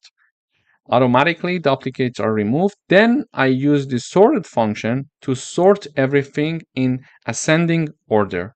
And then I'm assigning it to a variable called unique numbers. Okay, so if I print unique numbers here, unique numbers, and I run the code, you see here it is sorted. Okay, and there is no numbers that is being repeated. So we got rid of the duplicates because we were having two fives, for example, there. So we got rid of the duplicates using this set, and then we sorted in ascending order. So now we are having in ascending order, and the second smallest number is basically the second number from left. And to access that, we type down the name of the variable and then we type down the index. And the index 1 is for number 2 because the first element has the index 0. And in order to access this element, we need to use index 1. So if I type down, for example, index 0, it is going to print 1 in the output for me. But 1 is the smallest number and it is not the second smallest number. The second smallest number here, as we see, is number 2, which has the index 1. So when I run, I see in the output number 2. Thank you for watching. Hello everyone, welcome back. In today's video, we are going to learn how to do membership testing for sets. I'm having one set that is called my set. It has 3 elements, 1, 2, and 3. Then I'm printing is 2 in the set. I would like to check if number 2 exists in the set my set. Mathematically speaking, if I want to check that, I type down number 2, then I use the in keyword, and then I type down the name of my set, okay? And also I would like to see if number 5 exists in the set or not. Here I type down the message, is 5 in the set? And if I want to do it in the programming language, I type down the number, then in keyword, then name of the set. Let's say set name, okay? So when I run this code, the first statement is true. Why? It returns us the value true because 2 is indeed existing in my set. So number 2 in set. I'm saying, is number 2 in the set? And the answer is yes, this statement is true because 2 indeed is inside this set and it is one of its elements. And then I'm saying that is 5 in the set? And no, the answer is no. This statement is not true because 5 is not in the elements of the set. Therefore, the answer is false. But if I type down, for example, here is 5 not in the set, is this statement true or false? 5 not in my set. Okay, so what do you think? Is 5 not in the set? I'm saying, yeah, number 5 is not in the set. Yeah, and I'm typing it in Python programming language. 5 not in, and the name of the set. So the answer of this statement is true. Why? Because indeed 5 is not in my set, because it's not in my set. So we could do the membership testing either using the in keyword or not in keyword. And in order for you to have a better understanding when you're doing it, it would be nice to type down these statements in words as well. So you're typing it in mathematical language, for example, here, or in Python syntaxes. But it would be nice to type it down in words as well. It sounds nicer when you type it down, I think. So you type down is 2 in the set, and then you type down the code. And here, when you're having the question here, is 2 in the set, and you see true. Okay, so true, therefore 2 is inside it. So you can find the answer completely in the terminal when you're having the message, instead of going to say, okay, the second statement is for which print, when you're having like 200 line of codes, for example, it would be very hard to trace it. So it's nice to also have these messages in the terminal. Thank you for watching. Hello everyone, welcome back. In today's video, we are going to learn how to iterate through a set. I'm having a set called my set. It has 3 elements, and these elements are string. So the first element is apple, the second element is banana, and the third element is cherry. To iterate over this set, I use the for loop and I type down the for keyword. I'm having the fruit. It could be X, for example, here. This is the variable that we have to going through the all elements of our set.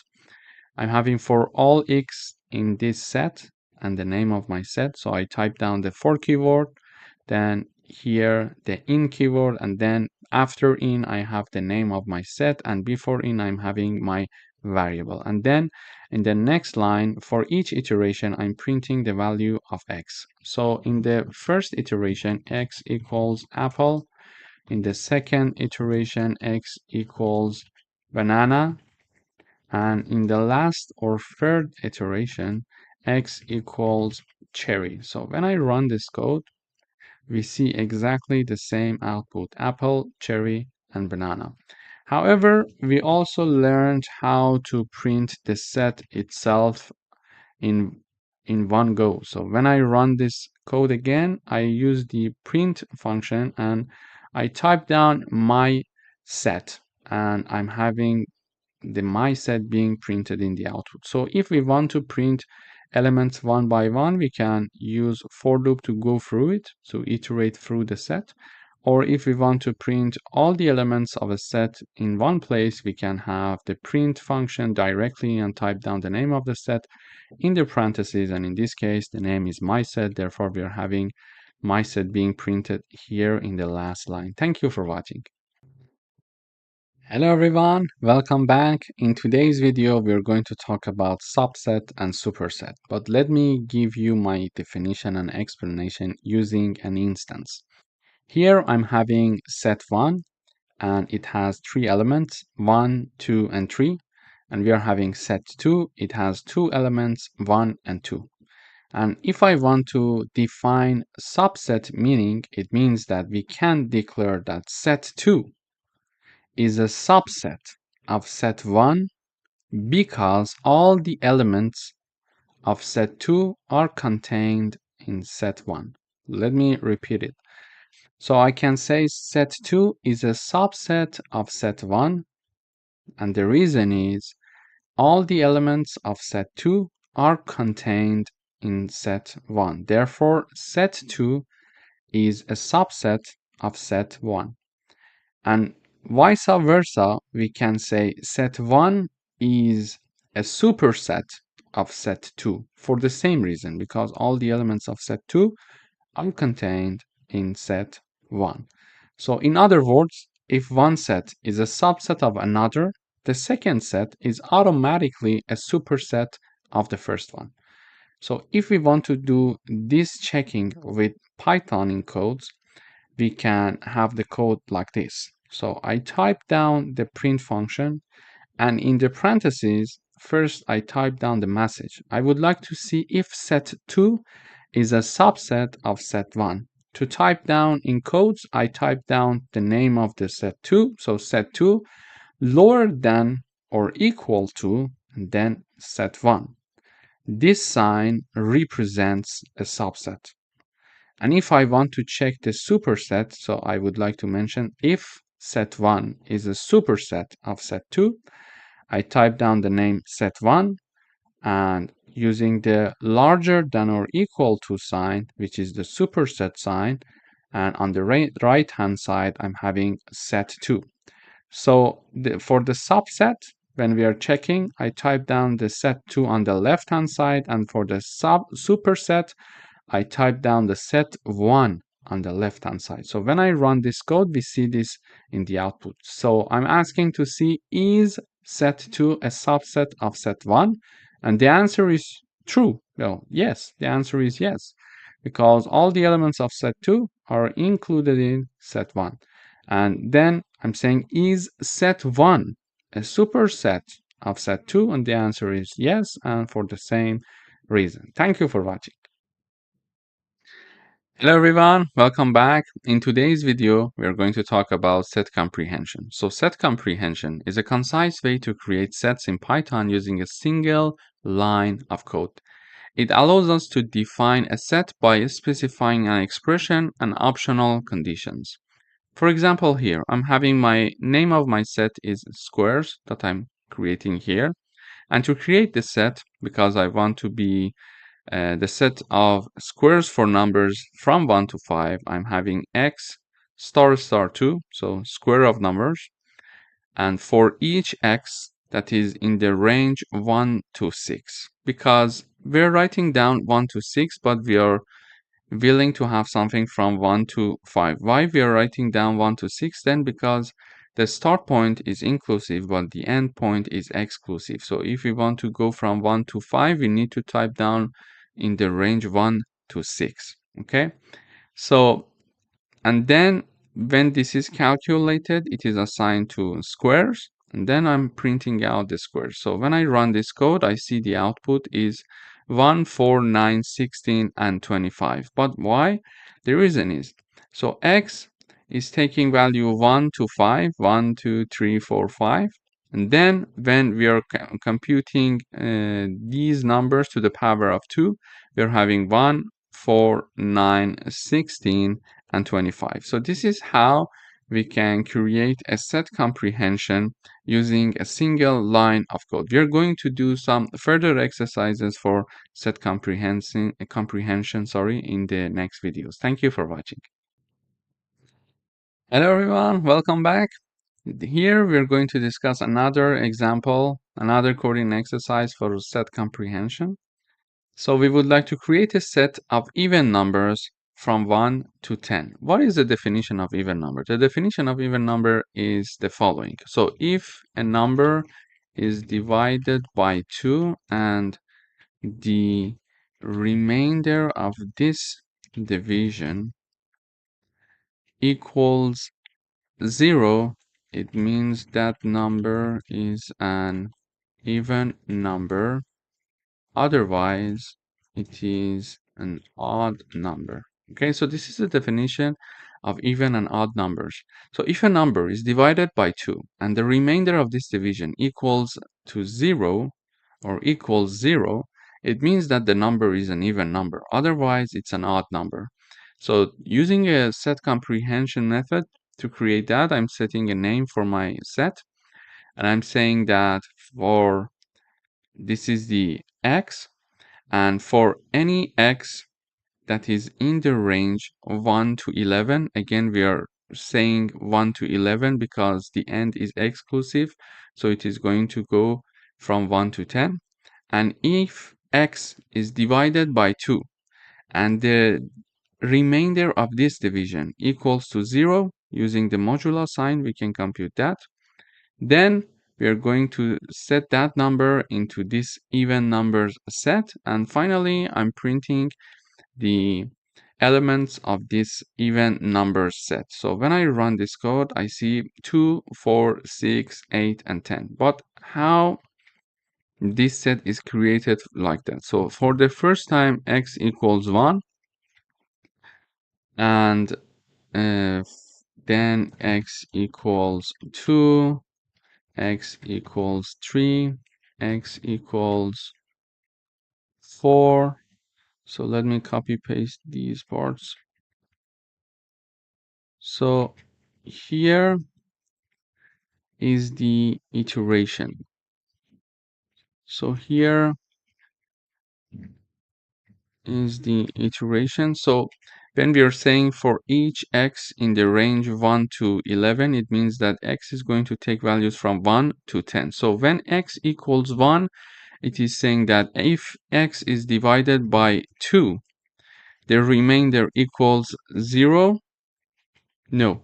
Therefore, this number is not going to be assigned to the set. So then 2 divided by 2, the remainder equals 0.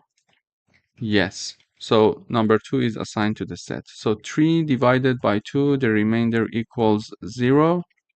No. Then 4 divided by 2, the remainder equals 0. Yes. So 4 is going to be added to the set. 5 divided by 2 equals 0. No. So 5 is not going to be added. 6 divided by 2 equals 0. The remainder equals 0. Yes. And 7 divided by 2 equals 0. No, so it's not going to be added. 8 divided by 2 equals 0. Yes, so 8 is going to be added to the list. 9 divided by 2, the remainder equals 0. No, so 9 is not going to be added. And 10 divided by 2 equals 0. Yes, so 10 is going to be added. But one thing that we need to be careful about, for example, 10, this is the sign, the slash is the sign of division. So 10 divided by 5, the output is 2. But 10, when we're having the modulo sign, 5, it is going to calculate the remainder for us, and the remainder is 0 for this division. Okay, so this is just a reminder for you. So when I compile this, we see 2, 4, 6, 8, and 10. So 2, 4, 6, 8, and 10. So for each x that is in the range 1 to 11, and if x is divided by 2 and the remainder of this division using modulo sign equals to 0, we're going to keep that x and assign it to even numbers, and then we are printing out the even numbers. So it was a very good example of set comprehension, and I think we could have now a better idea of how to create set comprehensions. We're going to have some further coding exercise with respect to set comprehension. Thank you for watching. Hello everyone, welcome back. In today's video, we're going to talk about another set comprehension coding exercise. So we would like to find vowels in the word T. I'm having the vowels in T set. So the name of my set is this one. I'm creating um, a set of X for each X in the T string if X is in one of these. Okay, let me illustrate it with the output. So when I run this code, I have E and A. So when X is going to iterate over all the letters of T using this for loop, okay, one time it is going to be equal to T, one time it is going to be equal to E, and one time it is going to be equal to A. So then it is going to check if the T, for example, in the first iteration that X equals T, it is going to check T if it exists in this string. So we want to see if T equals to A, E, I, O, or U, one of them. So it checks to see if T exists in one of these letters. And the answer is no, because T is not there. Then in the next iteration, it is going to equal X to E, and it is going to check if E exists in this string. And these strings, when we are going through its letters one by one, these are the letters. Does E equal to one of these letters? I would say yes, because we have one E here. So the answer is yes. And then E is stored in our set. Okay. In the next iteration, we are having X equal to A, the last letter of T, and then it is going to check and see if A exists in this string. And in this string, when I mean it is going to be equal to, if it is equal to any of the letters in this string. And the answer would be yes, because A exists there. So the answer is yes. So when I run this code, I see E and A in the output, because these are the two letters that are vowels in the T string. So in this coding exercise, to review it, in this coding exercise, we are creating a set of X for each X in T string. So it is going to iterate over the letters of T if X is in one of the letters in this string. Okay, so these are the vowel letters in English, and this is our string. So we are iterating over the letters of T and the letters of this string, okay? The vowel letters. Then we would like to check if one of the letters in T, so for example, if the T, the first letter, equals to any of the letters here. Then if the second letter of T, which is E, equals to any of the letters here. And finally, we're going to check to see if the last letter of T, which is A, equals to any of the letters in this string that contains all the letters of our vowel sound. And the answer for T is no, because we don't see T here. For the E, the answer is yes, because we have one E here. And for the A, the answer is yes, because we are having A as well here. So the output is E and A. So this is how we can create a set of X for each X in T, if X in this string. Okay, A, E, I, O, and U. This is how we can make a comparison letters by letters between two strings. So if the first letter equals to any of the letters of the second string, the second letter of the T, which is E, exists in any of the letters of the second string, and the last letter A exists in any of the letters of my second string. So basically we are saying if T equals to any of the letters of my second string, and when I say string, I mean A, E, I, O, U, because we are defining it in double quotes, so it's a string. And then if E equals to any of these letters, A equals to any of these letters. So this is how we can create a set of X using set comprehension. Thank you for watching. Hello everyone, welcome back. In today's video, we would like to create a set of vowels found in the string hello world. So here I'm typing down the name of my string vowel in word. Then I am creating a set of X for each X that is in hello world string if X is in this string A, E, I, O, U as well. So here we see that when we are having this for loop, it is going to iterate over all the letters of the hello world string and checks to see if that specific letters equals to any letters in this string, which are the vowel letters.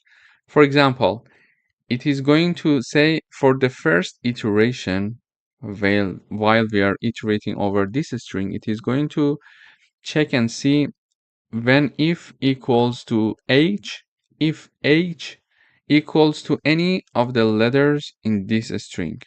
Okay, so it is going to check if H equals to A, H equals to E, H equals to I, H equals to O, H equals to U. Okay, so it is going to check this out. It is going to check this out, and because the answer is no, it is not going to store H in the created set of X. Okay, then it is going to move on to the second letters in the next iteration. So it sees that E exists in this string. So the second letter in the hello world is E. X equals to E. So it is going to check to see if E equals to A, E equals to E, E equals to I, E equals to O, and E equals to U.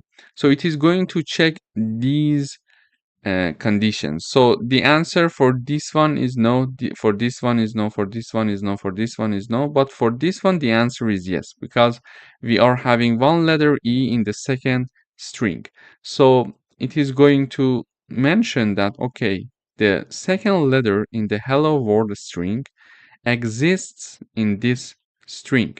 Okay, So it is going to get this E letter and assign it to our vowel in word set. So we're going to store this E. So it is going to iterate over all the letters of a hello world. L, another letter O, for example. So O is here and O exists in the second uh, string.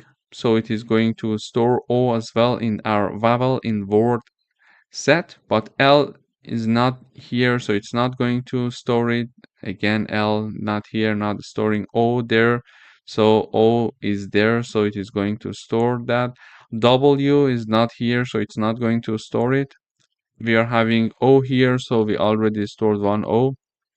So it's not going to store duplicates.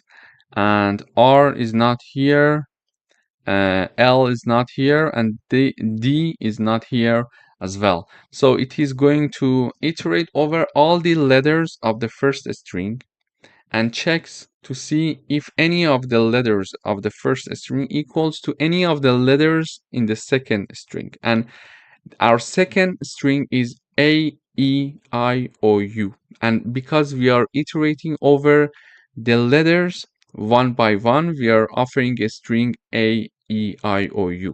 So H equals to A, no. E, no. I, no. O, no. U, no. Then second letter of the first string is E. E equals to A, no. E equals to E, yes. So it is going to store E.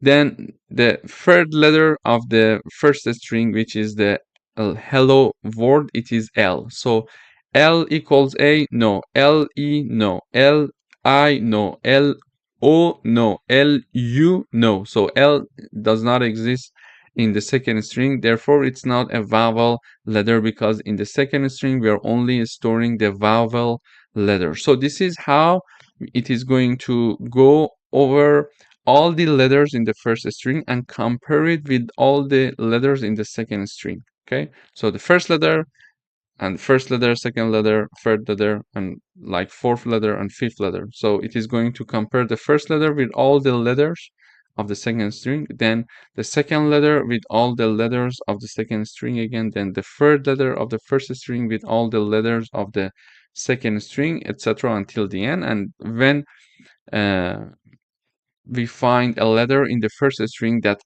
exists in the second string, it is going to store it in this set. So when I run this code, I see E and O in the output. It means that this string is having E and O letters that are existing in the second string as well, and the second string are the vowel letters. So we are mentioning in the hello world string, we are having two letters that are vowel. Thank you for watching. Hello everyone, welcome back. In today's video, we are going to talk about frozen set. There is a function in Python that we can use to freeze the set for ourselves for any purposes. For example, in the beginning of your code, you want to initialize the set and you want to make it to be frozen to make sure there will be no modification for this set throughout your program. Okay. In order to do that, I'm just having a set name called frozen set. It could be, for example, X. I would say, let's put it X. It's easier. And then I use the frozen set function. In parentheses, I type down the elements of my set. So I'm initializing my set, 1, 2, 3, and 4, and simply just using the frozen set function to do that for us. And then I'm printing my set. So when I compile, I see that my set is 1, 2, 3, and 4, and it shows the message that it is a frozen set and not a normal set, so we cannot change it. If we want to try and change it, we will receive an error from the compiler. So I'm trying now to add one element, number 5, to this set, and when I run, I see an error. Attempting to modify will raise an error. Why? Because we cannot modify a frozen set. So this is why we use frozen set function to help us to make sure throughout the program all over the program, throughout the program, the set remains the same and remains unchanged. So this is how we can use frozen sets in our program in Python. Thank you for watching. Hello everyone, welcome back. In today's video, we would like to write a program that finds elements that are in set 1 and not in set 2 or set 3. We are having three sets here, set 1 to set 3. Set 1 has 4 elements, 1, 2, 3, and 4. Set 2 has 4 elements, 3, 4, 5, 6. And set 3 has 4 elements as well. So 4, 5, 6, and 7. So we would like to find elements that are in set 1 and not in set 2 or in set 3. So let us start with the first element, 1. Is this number exists in set 2 or 3? No. So one of the numbers that we are looking for is 1. Then we check the second element, number 2. Is that number exists in set 2 or 3? No. So the second number that we are looking for is number 2. So the third element, the third number is number 3.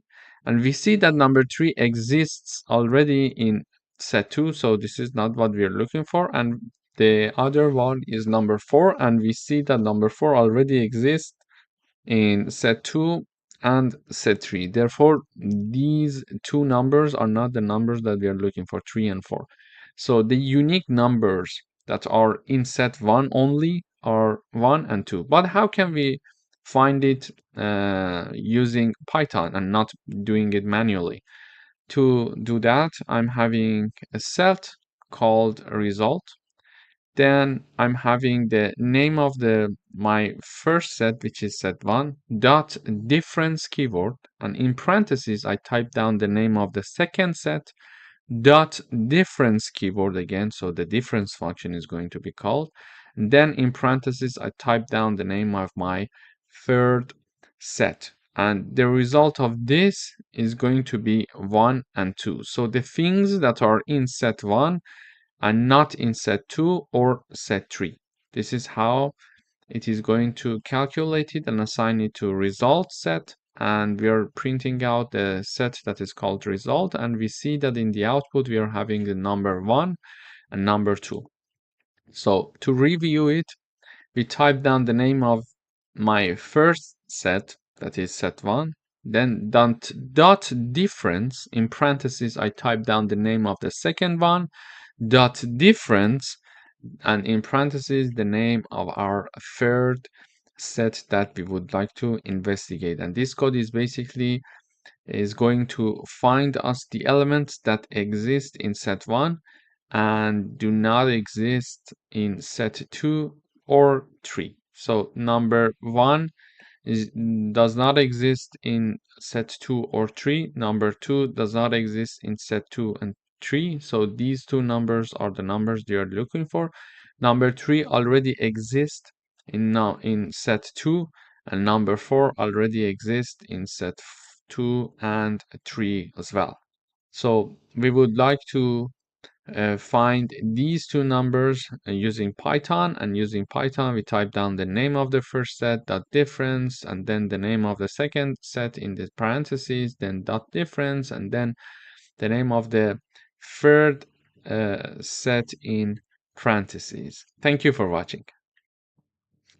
Hello everyone, welcome back. In this video we would like to write a program that takes a sentence as input and prints the unique words in it. So here I'm having a string called sentence, and this string is here. So it has apple being repeated 2 times, banana being repeated 2 times, and orange. But we see that banana and apple, they are both duplicates. So they have duplicates and they're repeated because we are looking for unique words. We can think of sets because one of the features of sets is that they can help us to have the unique elements. So it does not allow duplicates. So we can try to convert them to sets. Okay.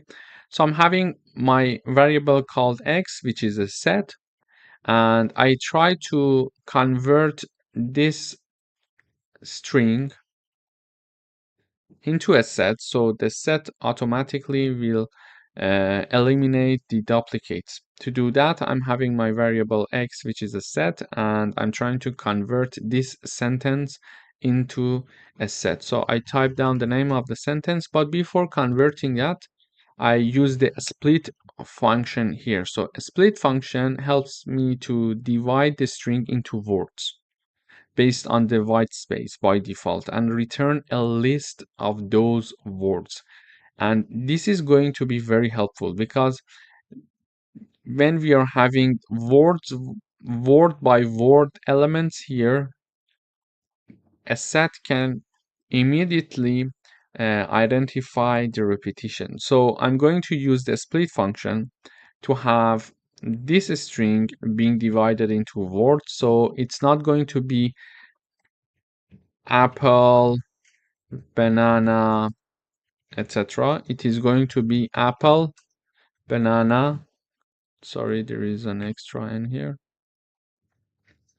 Apple, orange, then banana.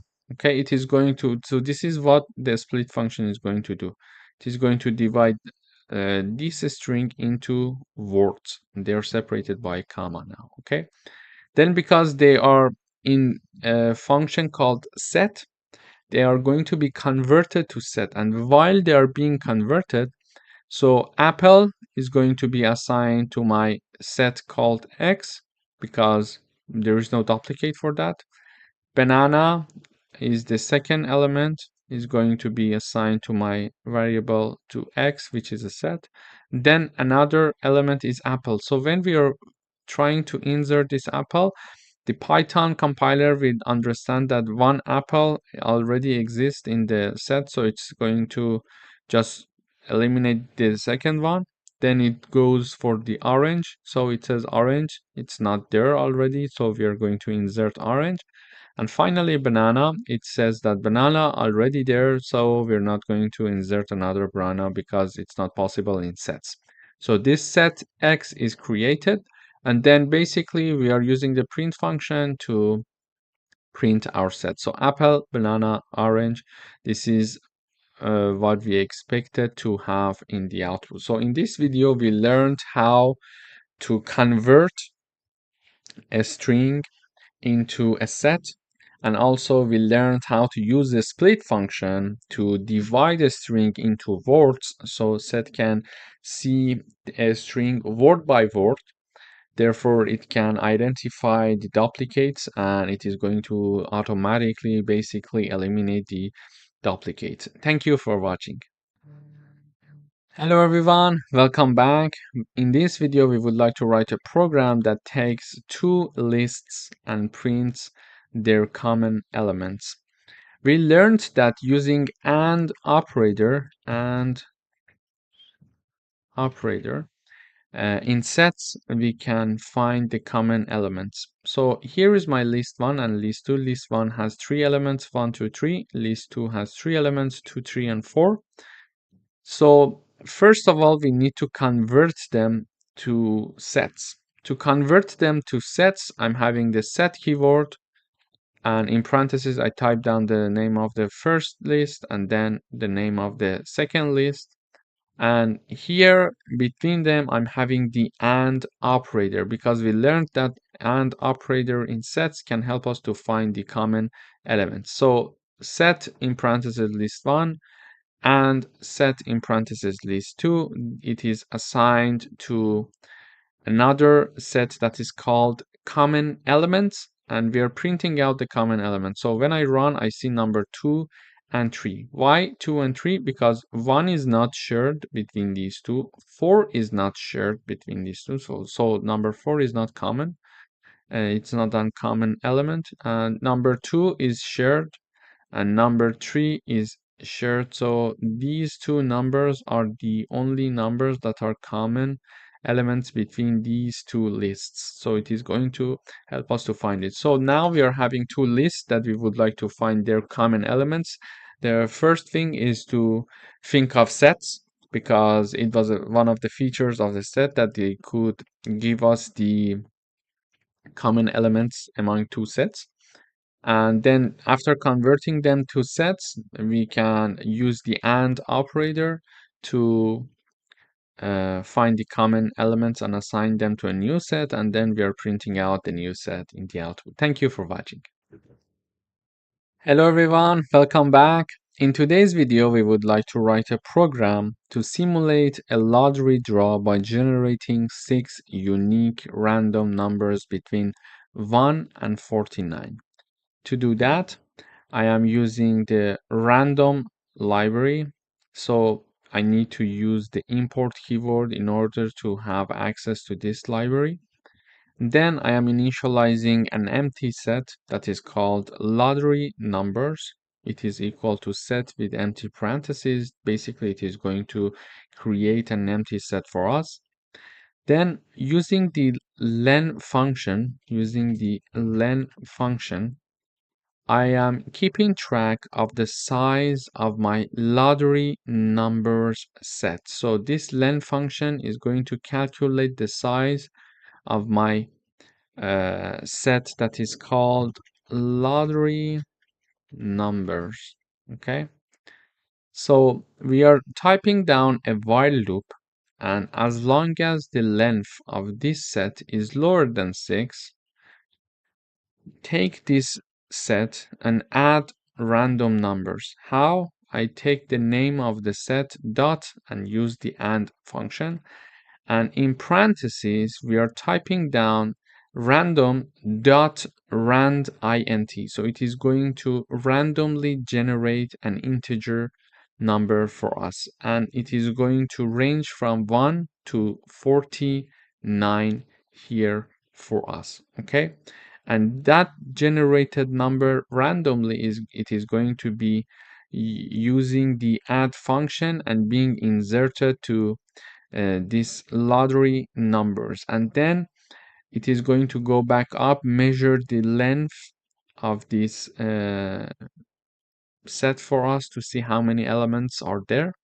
And if the elements are lower than 6, it is going to enter the while loop one more time and generate another number. So when I run this code, I see 6 numbers are generated in our set here that are 41, 40, 41, 15, 48, 18, and 22.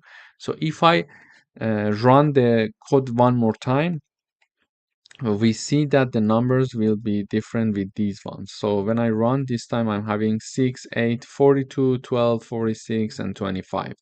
So in this example, we learned how to use sets to generate unique numbers for a lottery draw. Thank you for watching.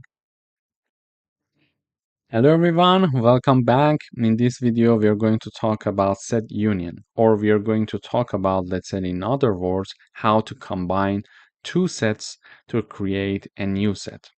Now we are having two sets here, set 1 and set 2. Set 1 is having 1, 2, 3, and set 2 is having 3, 4, and 5. So this number 3 is in set 1 and it is also in set 2. In order to combine them, I'm having x variable being declared, and I'm having set1 pipe operator and then set2. So this line is going to combine these two sets for us, set1 and set2, and here I'm showing the message union using pipe operator, and then printing out the x set for the user in the terminal. We see the output. So in the output, 1, 2, 3, 4, 5.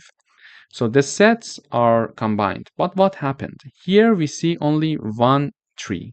We had 1 tree here and we had 1 tree here. Why we are not having 2 trees in the output when we are combining two sets? The reason is this. We learned in the introduction video that sets do not allow repetition and duplicate values in themselves. So this is why the set, when it is combined to form a new set, it is not taking two values that are the same. So this is why in the output we are seeing only one tree value, because sets do not allow duplicate values. There is another way to combine sets. The other way is like this. So we can either use pipe operator to make the union, or we can use the union function simply.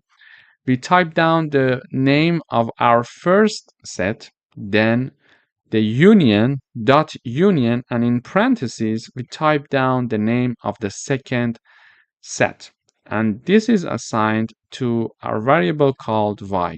Now I'm typing down the message union using union function, and I'm printing this y for myself in the output. So we see in the output the sets are having the same elements, and in this case also we are not having two number 3 being printed in the output for the reason that I mentioned. It's your choice, either using pipe operator or using the union function. Both of them can help us to create a new set based on two already sets that we are having. Thank you for watching.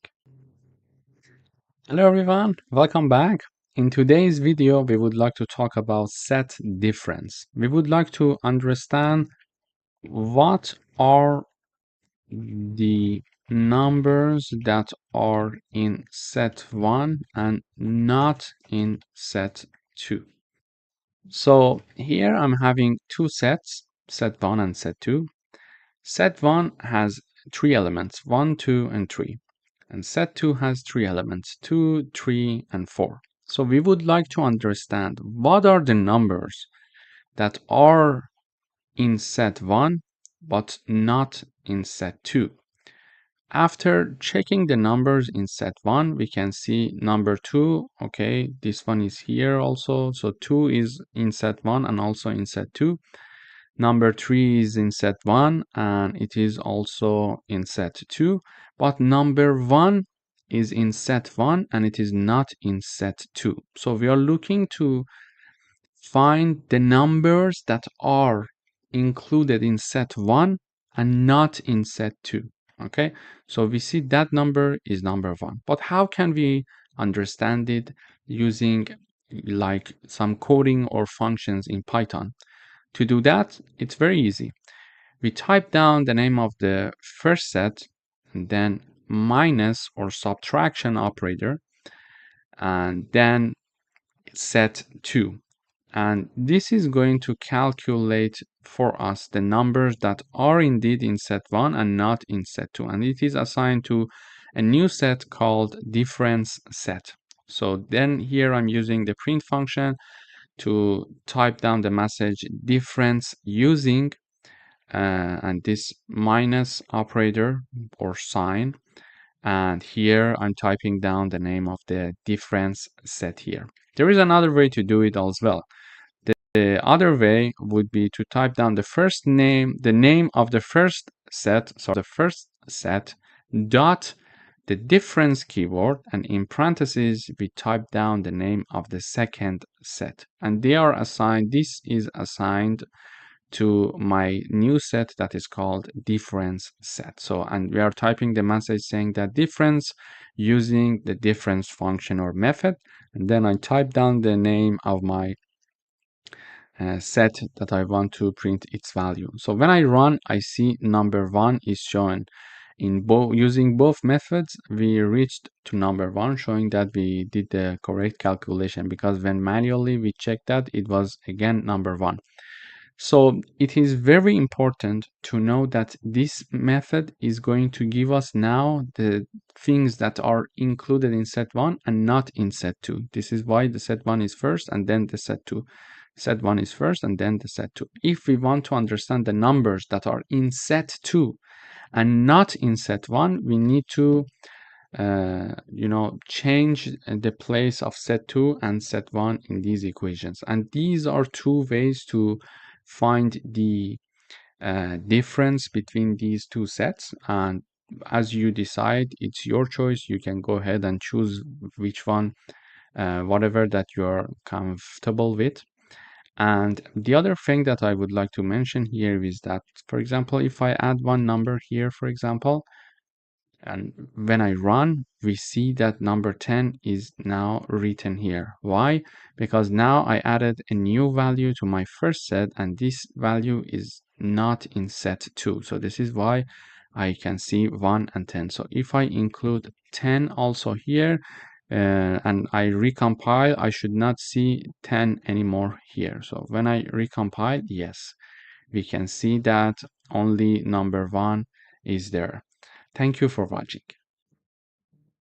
Hello everyone, welcome back. In today's video, we would like to write a program to get unique values from a list using sets. Okay, so this is my list. It has 1, 2, 2, 3, 4, 4, 5. These are the elements of this list. And there are duplicates. You see there are 2 number 2s and 2 number 4s there, okay? We would like to remove duplicates and we would like to have only unique values. So this is the expected output for us. 1, 2, 3, 4, 5, okay? So the duplicates must be removed. And because we want to do this, I type down the print function. I type down the message unique values colon, then I call the unique values function and I'm passing the list as the argument. I use the def keyword in order to initialize and create my function. This function is going to basically convert this list to a set. And one of the features of sets is that they do not allow duplicates. So when we convert the list into a set, automatically duplicates are removed. Therefore, when I run this code, I see that I'm having a set of unique values. Okay, so this is how we can easily get rid of the duplicates. But if we want to also have list in the output, for example, here you see that we are having a set in the output, but if we want to have a list in the output, we can use the list function. So I'm first converting my list to a set and everything is okay. So we saw the output, duplicates are removed. So that's the end of the program. But if it is obligatory to have a list as the output, we can further convert the created set to another list again using the list function. So basically, first I use the set function and type down the name of my list. So this list is being converted to a set and it is automatically getting rid of the duplicates. So this is the end of the program if we are okay to have an output with a set. Okay. But if this is, for example, a force that we are looking for a list in the output, we can use the list function by typing down the keyword list and put everything in the parentheses. Therefore, it is going to convert the created set, which already got rid of the duplicates, to another list. So when I run the code, I see that I'm having a list here and we got rid of the duplicates. Thank you for watching. Hello everyone, welcome to dictionary section. A dictionary in Python is a collection of key value pairs. Each key is unique and it is used to access its associated value. Dictionaries are one of the Python's built-in data types and are mutable. It means that we can modify them after creation. And the key features of dictionaries in Python are as follows. Each element in a dictionary consists of a key and its corresponding value, written as key colon value. And we can add, remove, or modify items in a dictionary. And we cannot have duplicate keys in a dictionary. Let me illustrate all these concepts with an example. Here, I'm having a dictionary called my underscore dict, and then it is equal to braces. This code is going to give us an empty dictionary. But what if we want to declare a dictionary with some key value data? Here I'm having a dictionary called person, and I have the open brace here and the end brace here, close brace here. So all these three lines are part of my dictionary. Then I'm having keys called name, age, and city, and the associated values are Alice, 25, and New York, respectively. So here the key name has its associated value called Alice, and the key age has its associated data called 25 here in this case, and a city and New York. So this is how we are having a declaration or creation of a dictionary called person with three keys and three values. As you remember, we we mentioned when declaring a dictionary, we are having key, colon, then values. So on the left hand side, we are having the keys. On the right hand side, we are having the values. But how can we access these keys or values of a dictionary? To have access to them, we can use the print function. And in parentheses, we type down the name of the dictionary, which is person in this case. And in square brackets here, in a square bracket, I'm typing down the name key, the key which is the name, sorry. So here, when I'm having the name in the square bracket for the dictionary person, we are expecting to see Alice, its associated value. So whenever you want to access, for example, one of the values, we can access it through typing down the key of the dictionary. So when I run this code here, let me comment the last line. So when I run this code here, we see Alice in the output. So let me give you another example to access other uh, keys or values in Python. So here, as I mentioned, we are going to type down the name of the dictionary, which is person, and then open brace here. Then we are having quotes. And then I type down the age because the age is the second key in this dictionary that is called person. And I'm going to close everything here now. So when I run the code again, I expect to see 25 as well in the output. As you can see, we are having the 25 here as well. And finally, we can have the name of the dictionary. Then we can have the city, which is our last key in the dictionary person. So in order to access these values, we need to use these keys along with the name of the dictionary, because we may have like several dictionaries. We need to mention of which key, the value that is associated to which key in which dictionary we would like to have access to it. Okay. So here I'm typing down the name of the dictionary, and in braces, in square brackets, I'm typing down the name of the key, and the last key is city. So when I rerun the code, I expect to see New York in the output. So here also is the last value that is associated to the last key, which is the city here. And if I want to print out the dictionary, the whole dictionary in one place, when I run the code, I see it in the output. So we simply type down the print function, and then we mention the name of the dictionary in parentheses. So we see the name, Alice, age, 25, city, New York. So this is how we can create and access different elements in a dictionary in Python. In the following videos, we are going to dive deeper into this concept in Python. Thank you for watching. Hello everyone, welcome back. In today's video, we are going to make a comparison between list, tuple, set, and dictionary.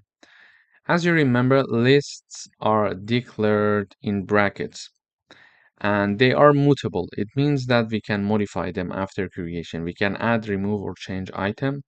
and duplicate elements are allowed in lists. Then we discussed about tuples. So tuples cannot be modified after creation, and when we are willing to create them, we need to use parentheses. And duplicate elements are allowed as well. Then we learned about sets.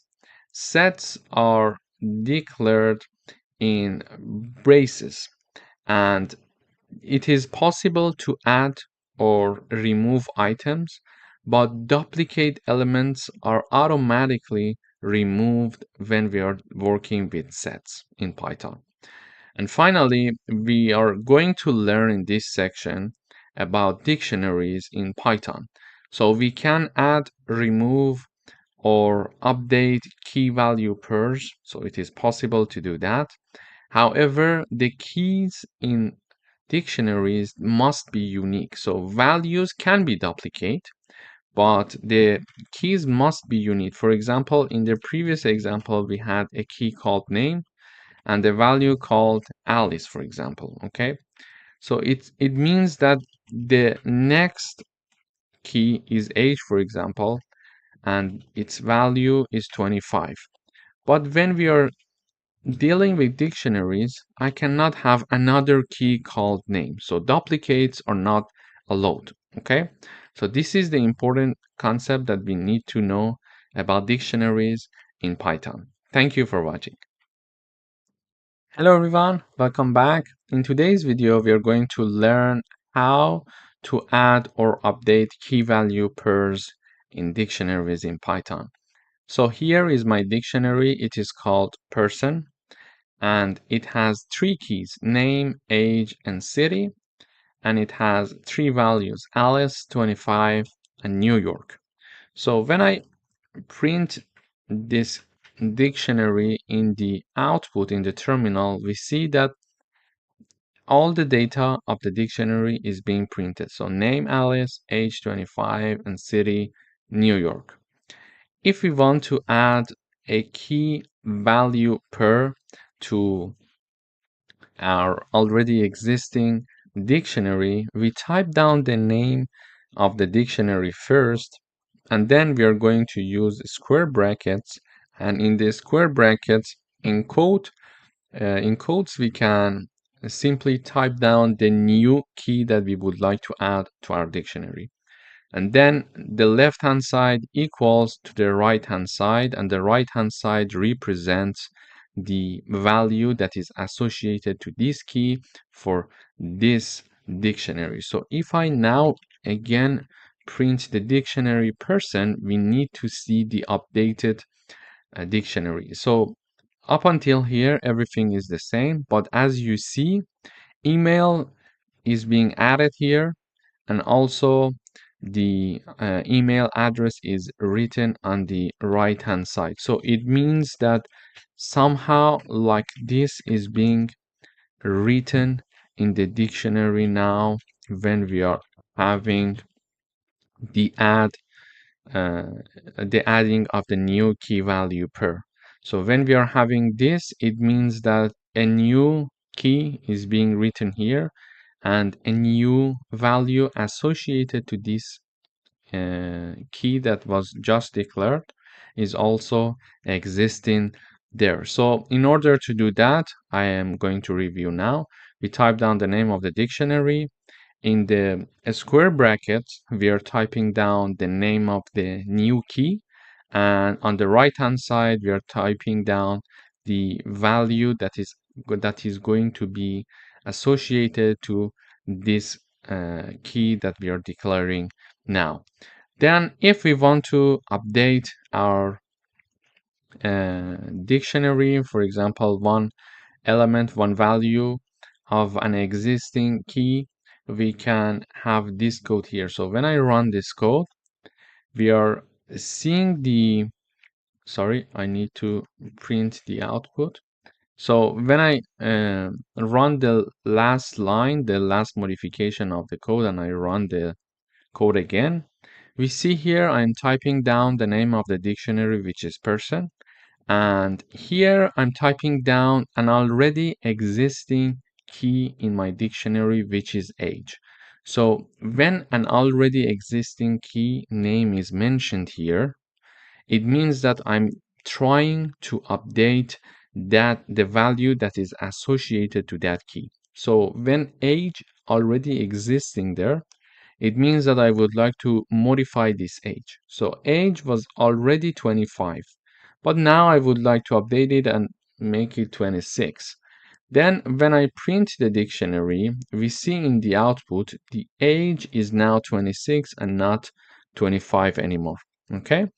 So in this lecture, we learned how to add a new key and its associated value to an existing dictionary. And also, we learned how to modify an existing key's value in a dictionary in Python. Thank you for watching. Hello everyone, welcome back. In today's video, we are going to learn how to remove items in a dictionary. Here is my dictionary called person. It has 4 keys and 4 values: name, age, city, email, and Alice 25 New York, Alice at example.com. And we would like to remove this key and its associated value from our dictionary. To do that, I use the del keyword. Then I type down the name of my dictionary. Then I have open bracket. Then in the bracket, I type down the name of the key that I would like to remove, and then I close the bracket here. When I print my dictionary here and I run the code, we see name Alice, so the first key and its value is there. We see age and 25, it's here, and then we see email and the email address here, and we see there is no print in the output of the city and the New York. It means that using the del keyword, we accessed the person dictionary to remove the city key and its associated value. So basically, this is how we can remove items from our dictionary. Thank you for watching. Hello everyone, welcome back. In today's video, we are going to learn how to iterate through a dictionary. So this is our dictionary called person. It has 3 keys: name, age, and city, and 3 values: Alice, 25, and New York. And we would like to iterate through this dictionary. To do that, we need a for loop, and we are going to use the for keyword here. Then I'm having 2 iterating variables here, one named key, one named value. I'm just choosing the name myself, so because I think it's easier to understand it when I'm typing down key and value. So one of the iterating value variables that is called key is going to iterate over name, age, and city, and the value is going to iterate over the associated data the associated value or data to these keys here. So this value iterating variable is going to take Alice, 25, and New York. When we are typing down the for loop, we know that we need to use the for keyword, and it means that for each key and value in the person dictionary, and we need to have the dot items in empty parentheses. It means that we are calling the items function to go through the items of this dictionary that we are having here. And then in the for loop, in each iteration, we are going to print out the key and value. So when I run this code, I see name Alice, age 25, city New York. Basically, in the first iteration, key equals name and value equals Alice. So this is why we see name and Alice in the first iteration. In the second iteration, key equals age, value equals 25. And in the third iteration, key equals city, value equals New York. So this is why we see name Alice, age 25, and city New York. So in the first iteration, key equals name, value equals Alice, and we are printing out key, then value. So key is name and value equals Alice. In the second iteration, key equals age and value equals 25. We are having age and 25. And in the last iteration, key equals city and value equals New York. This is why we see city and New York in the output. So this is how we can use a for loop to iterate through a dictionary in Python. Thank you for watching. Hello everyone, welcome back. In today's video, we would like to write a program that creates a dictionary with information about a person, name, age, and city, and prints each key value pair. We're declaring a dictionary called person. The name is John, the age is 30, and the city is Los Angeles. Then, in order to print each key value pair, we need a for loop. And we need two iterating variables, key and value, for each key and value in the person dictionary, and we use the items function with empty parentheses to iterate over the items of our dictionary one by one, and then we're going to print key and value in each iteration. So we see name John, age 30, and city Los Angeles. So in the first iteration, key equals name while value equals John. In the second iteration, key equals age, value equals 30. In the third iteration, key equals city, value equals Los Angeles.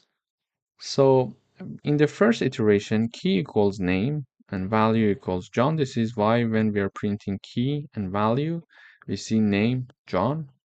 Then in the second iteration, key equals age and value equals 30. This is why we see age 30. And in the third iteration, key equals city and value equals Los Angeles. This is why we see this part in the output. Thank you for watching.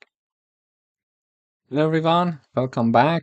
We would like to write a program that adds a new key value pair to an existing dictionary and prints the updated dictionary. Here I'm having a dictionary called student. It has two keys, name and grade, and two values, Emma and A. And in order to add a new key value pair, we learned that we can type down the name of the dictionary, and then in brackets we type down the name of the new key, and then on the right hand side we type down the associated value. This is how we can add a new key value pair to an existing dictionary for a student. The name of the dictionary, the name of the key, and the value on the right hand side. Then we are going to print the student dictionary. So when I run this code, I see name Emma, which was there already. I see grade A, which was there already. And we see subject math, which is something that we added here. So subject and math. So our new dictionary looks like this now. Subject, then it's having the math as its associated value. Thank you for watching. Hello everyone, welcome back. In today's video, we would like to write a program that removes a key value pair from a dictionary and prints the updated dictionary. I'm having a dictionary called car. It has three keys, brand, model, and year, and it has three values, Toyota Corolla 2020. If we want to remove one key value pair from this existing dictionary, we use the del keyword, then we type down the name of the dictionary, and in the brackets we're going to type down the name of the key that we would like to be removed from this dictionary. So after that, I'm trying to print the dictionary here. So when I run this code, I'm having brand Toyota, model Corolla, and year 2020. When I delete this key, the associated value to this key is going to be removed as well automatically. So when I print my car dictionary, I see brand Toyota here, and then I see year 2020 here. So I see no information about the model Corolla in the output after having uh, the model keyword and its associated value being removed using the del keyword in Python. Thank you for watching. Hello everyone, welcome back. In today's video, we would like to program that checks if a specific key exists in a dictionary. I'm having a dictionary called colors. It has three keys, red, blue, and green, and it has three associated value. And in this program, we would like to check and see if one key called blue is existing in our dictionary or not. Is it there or not? Does this blue key exist in our color dictionary or not? So to check that, I'm typing down one if conditions. So I type down if, then the string blue because I'm looking for blue in the colors, in colors. So colors is the name of my dictionary. Print the color blue is in the dictionary. Else means otherwise, print the color blue is not in the dictionary. So I'm going to say it one more time. We check with if condition if this string in the colors. So colors is the name of my dictionary. So when I run this code, I see the output says that the color blue is in the dictionary. It means that we are having a key in this dictionary that is called blue. But if I type down, for example, here, yellow, it says the color. So the color, maybe we should also change this one and this one here, for example. So I rerun. It says the color yellow is not in the dictionary. So this message is being printed out in the output. Why? Because it checks and see yellow is not one of the keys declared in the color dictionary. This is why, because it cannot find it. It goes to the else part and it prints this message for us in the output. So this is how we can actually check to see if a specific key exists in a dictionary or not. Thank you for watching. Hello everyone, welcome back. In today's video, we would like to write a program that counts how many items are in a dictionary. I'm having a dictionary called fruits. It has three keys, apple, banana, and orange. And each of these keys are associated with one value. So for apple, we have value 3. For banana, we have value 5. And for orange, we have value 2. So we would like to count to see how many items are in a dictionary. In this dictionary, I'm having 3 items here. So 3 keys. By items, I mean 3 keys. So 3 keys are inside the fruits dictionary. But how can we count it in Python? We can use the len function, in fact, the len function. In the previous videos, we have already worked with this function. So we can use the len function to give us the number of keys that are inside this dictionary, but inside this function, we need to type down the name of our dictionary, which is fruits. So we are initializing a variable called count, and it is equal to the len function, and in parentheses we are having the name of the dictionary. So this function is going to calculate the number of items that are inside the fruits dictionary. Then I'm printing out the count for myself in the terminal.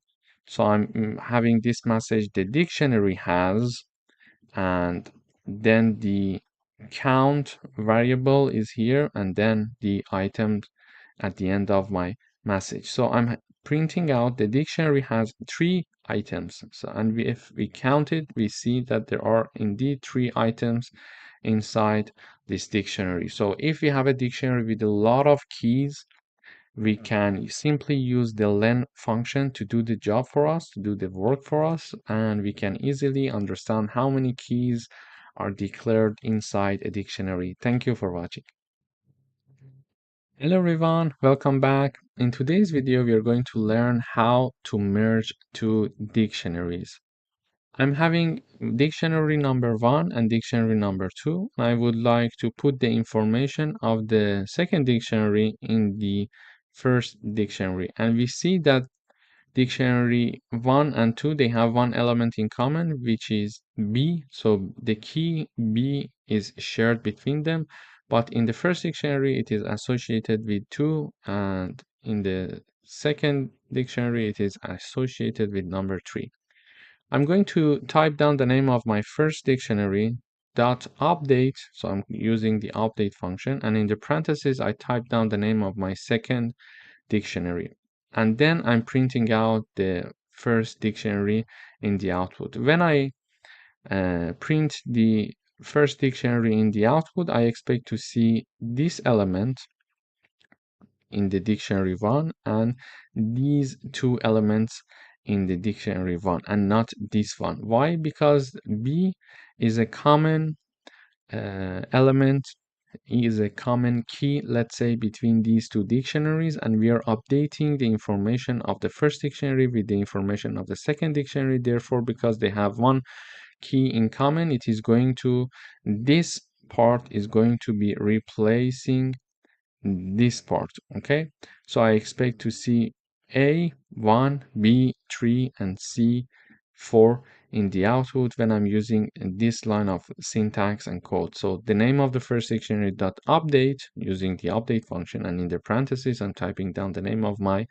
second dictionary. So in the output, as you see here, I'm printing the first dictionary. I see A1, B3, and C4. So we don't see B2 in the output. Why? Because the information of the first dictionary is being updated and the information of the second dictionary is being inserted in the first dictionary, and because they have one key in common, the key of the second dictionary is going to be in the place of the B key in the first dictionary. So we see this one in the first dictionary and this one in the first dictionary, and this one is going to replace this one here. And we have another method to merge 2 dictionaries as well. To do that, I'm having a new dictionary being declared called merged, and then I'm using braces, and in braces I'm having star star and the name of the dictionary 1, comma, star star, the name of the second dictionary. So this is going to do the same work as this line does. So it depends which one you find more convenient, and you can go ahead and choose it. So after that, I'm printing the merged dictionary, and as we see here, the output of the first method and second method, both of them are the same. The outputs are the same. So it depends on you which one that you prefer. You can go ahead with that. So this is the second method. So in this video, we learned how to merge or update dictionaries in Python. We can use this method, name of the first dictionary, then update function, and in parentheses, the name of the second dictionary, or we create a third dictionary. For example, in our case here, it is called merge. And in the braces, we type down star star, the name of the first dictionary, and comma, and star star, the name of the second dictionary. Then we are printing out this third dictionary that has been created, which is called merge in this case. And then we see the outputs are the same. Thank you for watching. Hello everyone. In this video, we're going to learn how to loop through keys, values, and items in a dictionary. Here I'm having a dictionary and it has 3 keys here, as you see: name, age, and city, and it has 3 values: John, 30, and New York. If we want to only iterate through the keys of this dictionary, we can type down the keyword for, and for each key in my dictionary dot keys. If I use the keys function, this is going to help me to only iterate through the keys of the dictionary, okay? Name, age, and city. Then for each iteration, I print key. So in the first iteration, key equals name. Second iteration, key equals age. And third iteration, key equals city. Okay? So in here in the code, I'm printing a loop through keys. Then I'm typing down my key variable here, which is my iterating variable for each key in my dictionary dot keys. Print this key for me. So in the first iteration, key equals name, second one age, and third one city. Here is how we can iterate over the keys in a dictionary. Then what if we would like to iterate over the values only, not the keys anymore? We are typing down this message for us, loop through values, and then I type down 4 values in my dictionary and then dot values in parentheses, in empty parentheses. So we are using the values function to iterate over values, and then in each iteration I'm printing the value in the output. So in the first iteration, value equals John. In the second, value equals 30. And in the third value, equals New York, as you see it here. So using values function in dictionaries, we are able to iterate through only values. And if we would like to iterate over key value pairs, we use the items keyword. So I'm typing down for any key and values in my dictionary dot items print key and value. So it is going to say name John, age 30 in the second iteration, and the third iteration city and New York. So when I run this code, in the output we see loop through keys, and only keys are being printed as we expected here, name, age, and city.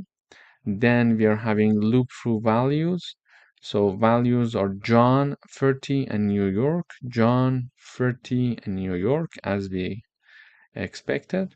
And then loop through key value pairs. We see name John, age 30, in city, New York, as we were expecting to see the same thing. So in this video, we learned how to loop through keys, values, and key value pair.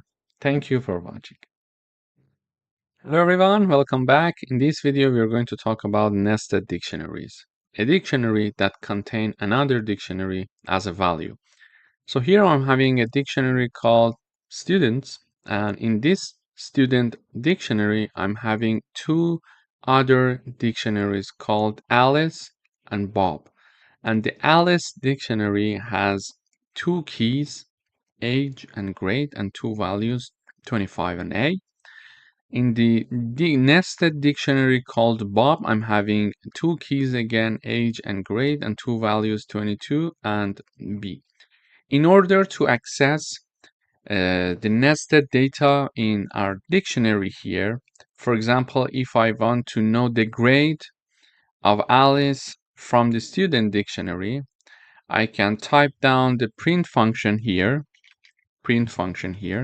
then type down the name of the dictionary, then I'm having square brackets, and in the first square bracket I'm typing down the name of Alice, for example, and then the grade key that I would like to have the output here. So as you see here, I'm printing that. So when I run the code, I see A in the output, which is the grade for Alice in the student dictionary. We could also have the, for example, students, then have the Bob here, and then having the grade of Bob in the output. So when I run this code, I see B, which is the grade of Bob. And if I wanted to have the age of Alice, I could type down the name of the dictionary and 2 square brackets. In the first one, I type down the name of the first nested data, which is Alice. Then I type down the age. So when I run this code, I expect to see number 25 in the output. And similarly, we can have the output for Bob's age here. So when I run this code now, I see 22. So in this video, we learned about nested dictionaries, or how to access nested data in a dictionary. Thank you for watching. Hello everyone, welcome back. In today's video, we would like to write a program to sum all the items, or let's say values, in a dictionary. I'm having my dictionary here. It has 3 keys, A, B, and C, and 3 values, 10, 20, and 30. So we would like to have the sum of 10, 20, and 30. But how do we do that? To do that, I'm having my variable called total sum. Then I'm typing down the name of my dictionary dot using the values function, and using the values function, this function will allow us to access these values in this dictionary. Okay, and this is inside the parentheses of the sum function, and sum function is going to help us to get the values of my dictionary and sum all the values and return the result. And the returned result is assigned to total sum. Basically, with this line, I'm accessing the values, these 30, 20, and 10 of my dictionary, and these values are being summed using the sum function, and the output of this is going to be assigned to total sum variable. And then I'm printing the output. So I'm showing the message the sum of all items in the dictionary is, and then the total sum variable is here. So when I run this code, I see the output is 60. So 30 plus 20 will be 50, plus 10 will be 60. So in this video, we learned how to sum all the values in a dictionary. Thank you for watching. Hello everyone, welcome back. In today's video, we would like to write a program to multiply all values in a dictionary. So when I mention items, I mean values here. So all the values in a dictionary. So I'm having my dictionary A, B, and C are the keys, and 2, 3, and 4 are the values. So we would like to write a program to multiply all the values. It means that I would like to have the result of 2 times 3 times 3 times 4, and the result is 24. So we would like to get to this number by multiplying the values 2, 3, and 4 in this dictionary. To do that, I'm initializing a variable called result to be assigned to 1. Then I'm using a for loop to iterate through the values of my dictionary. To iterate through the values of my dictionary, we learned that we can use the values function. So for each value, and this value is my iterating variable, for each value in my dictionary values, I'm going to type down this code. So this code equals to this code, result times value. Okay, so in each iteration, this value is going to have these 3 values. So in the first iteration, value equals 2. In the second iteration, value equals 3. Third iteration, in the third iteration, value equals 4. So this iterating variable is going to iterate over the values of my dictionary. Okay, for each value in my dictionary values, we're going to implement this code. And this code means that the new result equals to result multiplied by value. In the first iteration,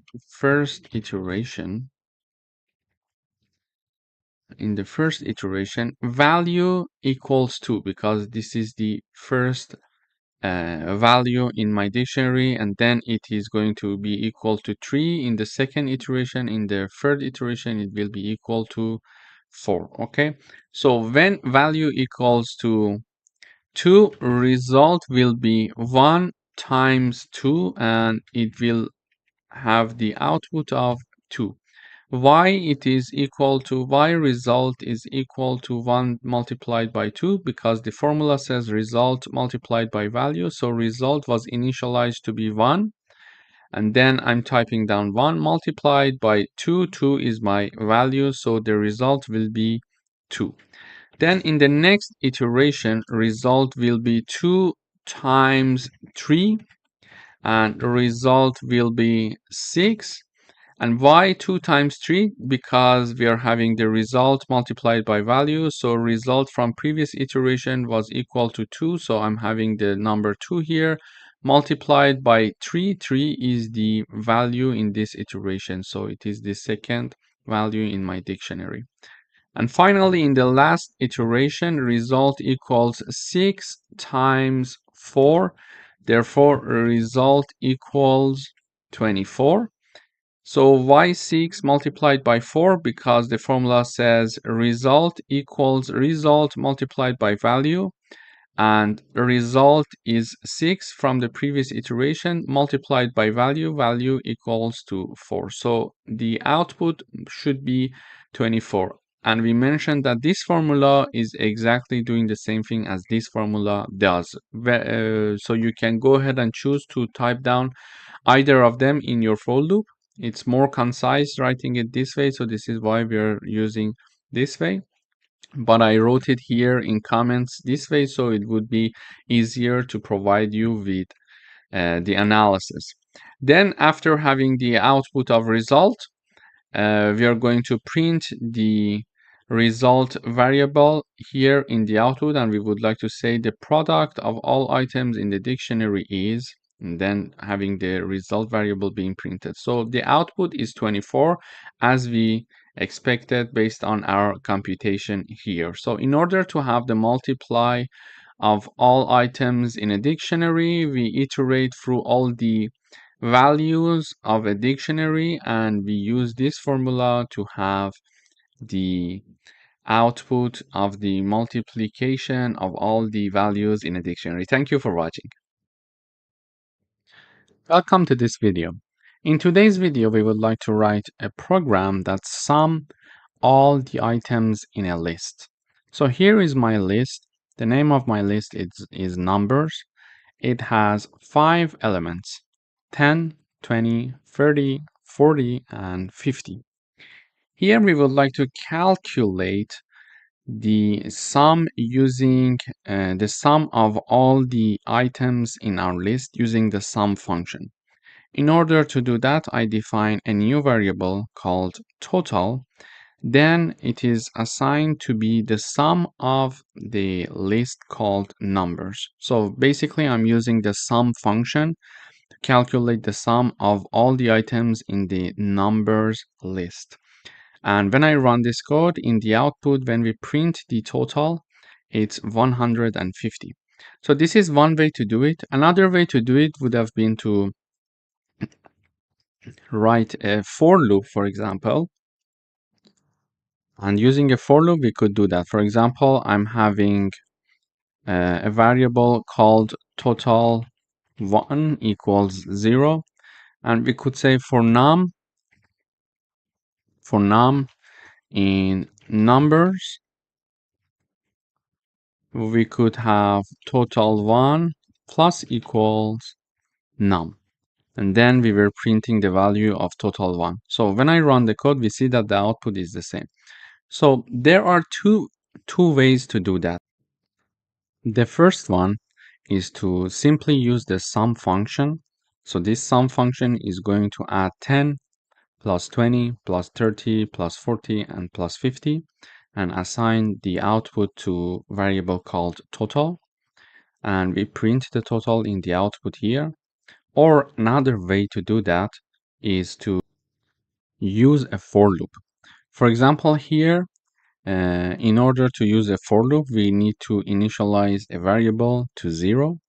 Then we are having for each num is my iterating variable here. For each num that is in numbers, we are going to add that element to our total one variable. For example, in the first iteration, num equals 10 because the first element in numbers is 10. Then we are going to have total 1 equals total 1 plus num. And this means that total 1 is initialized to be 0, so it's 0 plus num is 10, so the total 1 equals 10. Okay, so this is the first iteration. In the second iteration, num equals 20 because the second element of numbers list is 20 and we are iterating over each element of this. So it is 20 and we are having total 1 equals total 1 plus num. And we know that from previous iteration we calculated total 1. Total 1 is 10. So we are having 10 plus 20. Why 20? So 20 is the num in this iteration and 10 is the previously calculated total 1. So 10 plus 20, it will be total 1 equals 30. Then we have num equals 30 in the next iteration. And this means that total 1 equals total 1 plus num, meaning that we are going to have 30 plus 30 and we are going to have total 1 equals 60 this time. Why 30 plus 30? Because total 1 is 30 from the previous iteration and num is 30 also. So we are having it equals 60. Then we are having num equals 40, meaning that total 1 equals total 1 plus num, and we are going to have 60 plus 40, so it is 100. Then we are going to have the next iteration, which is 50, num equals 50, so total 1 equals 100 plus 50, which is 150 in the end. So we see that we are having 150 in the end. So in order to address this problem, there are two methods here that we explained. There may be many methods to address a problem. It depends on you. So the easiest way, I think, is to use the sum function, and simply it is going to do everything itself. And we are assigning it to total, and total is being printed. But otherwise, you can also have a for loop, which is not so hard to be done. For each num that is inside the numbers list, we are adding num to the total 1 variable, which is initialized to 0, and then we are printing it out. And we could test it on many different lists. For example, I could have a list, numbers 1, for example. I could have 10, 50, 100, 150, 200. Then here I could have my new total equals sum. What was the name of the list? Yeah, numbers 1. Okay, so we're going to use that. And then we are going to print this message saying that the sum of the second list is, then we are having my new total. So when I run the code, this time we see that the sum of the elements that are inside this list is 510. So this is how we can use the sum function. We could get the same result using a for loop as well. So if I wanted to do a for loop, I could say total 2 equals 0. First, this is my variable. Then we are going to have this code, meaning that we are having my iterating variable num iterating over the numbers 1 list. Then in each iteration, we are adding the value of that element to total 2 and we are printing it out. So we see that using a for loop, we can also do that. Thank you for watching. Welcome back. In today's video, we would like to write a Python program to multiply all the items in a list. So here is my list. It has 4 elements, 2, 3, 4, and 5. We would like to know what would be the output of this. 2 multiplied by 3 multiplied by 4 multiplied by 5. What is the output of this? Of course, we can do it ourselves manually, but how can we do it using Python? Here, first of all, we are going to initialize a variable to store the product. So it is called product and it is initialized to 1. We are having the loop that we need to iterate over all the elements of this list. And in each iteration, we are going to multiply that element by the product, okay, which was initialized to be 1. So what we mean here is the following. So in the first iteration, we are going to have num equals 2. So product equals product multiplied by num, meaning that we're going to have 1 multiplied by 2, meaning that product equals 2. Okay, so this is what we are going to get. Why? Because this product multiplied equal num is exactly this formula. So it depends on us. If this is easier for you to follow up, you can simply write this instead of that. They are the same thing. So here I'm having the product equals product multiplied by num. So product is 1 because it is initialized to 1.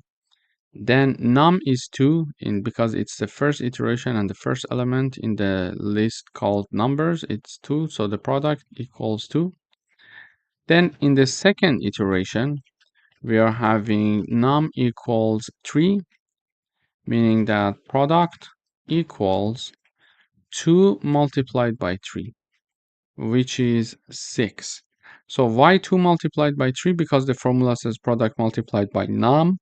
So product is 2 and num is 3 in the second iteration. Num is 3 because it's the second element of the numbers list. So the output of the product is 6 after this iteration. Then we are having the third iteration, and here we are having num equals 6.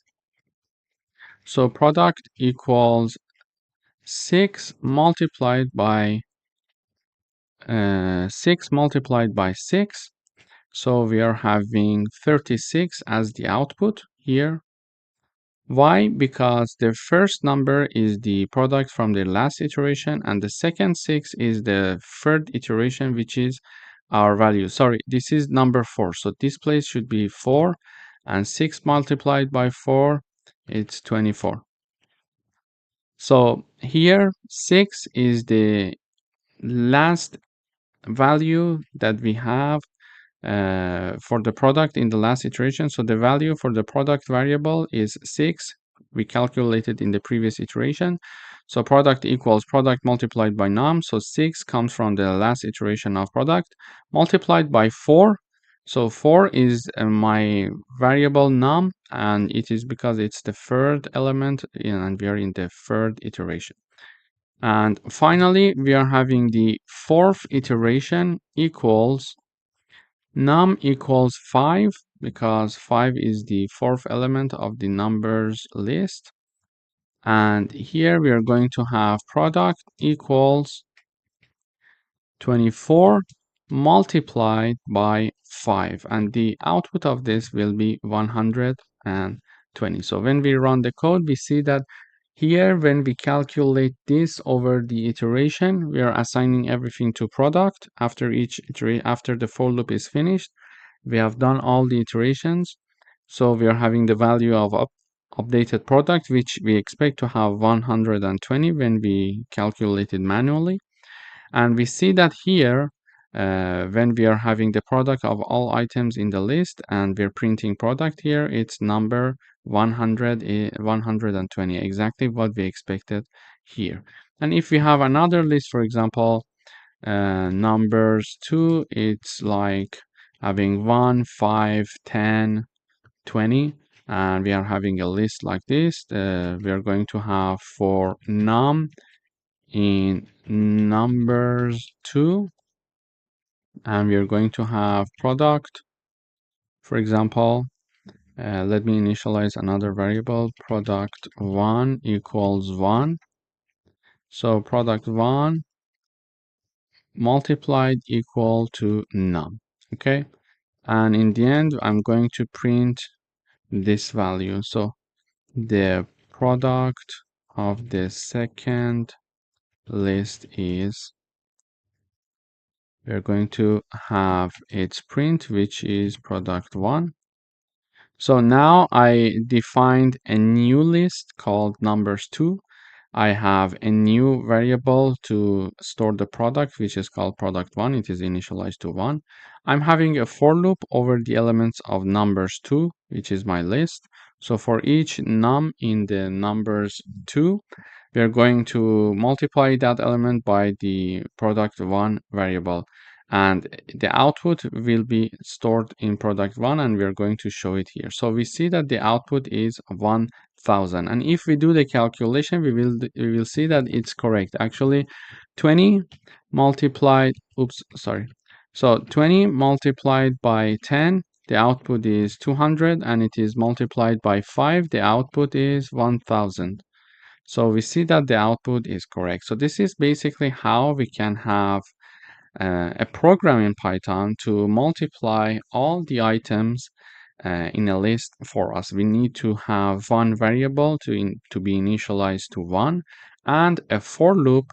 And in each iteration, we are going to have each element being multiplied by this product. And this product in the end is going to have the multiplication of all the elements in our list. Thank you for watching. Welcome back. In today's video, we would like to write a program that finds the second largest number in a list. So here is my list. It is called numbers, and it has certain elements, like 7 elements are there. So we see that one element is 10, 25, 36, 45, 36 again, 25, and 50. So 50 is the largest number, and 35 is the second largest number. So how can I find the second largest number here? In order to do that, I defined a function called second largest. Here, after declaring my list, I'm calling this second largest function and using the argument of my list. So this list called numbers is passed to this function second largest as argument. So in this function, we are having the first line when it is called, the numbers is converted to a set and then again converted to a list. But why do we need to do that? So if you see here, we are having number 36 2 times, and we are having number 25 2 times. So we are having duplicates. In order to find the unique list, it is good to remove the duplicates. So here we are talking about the second largest number.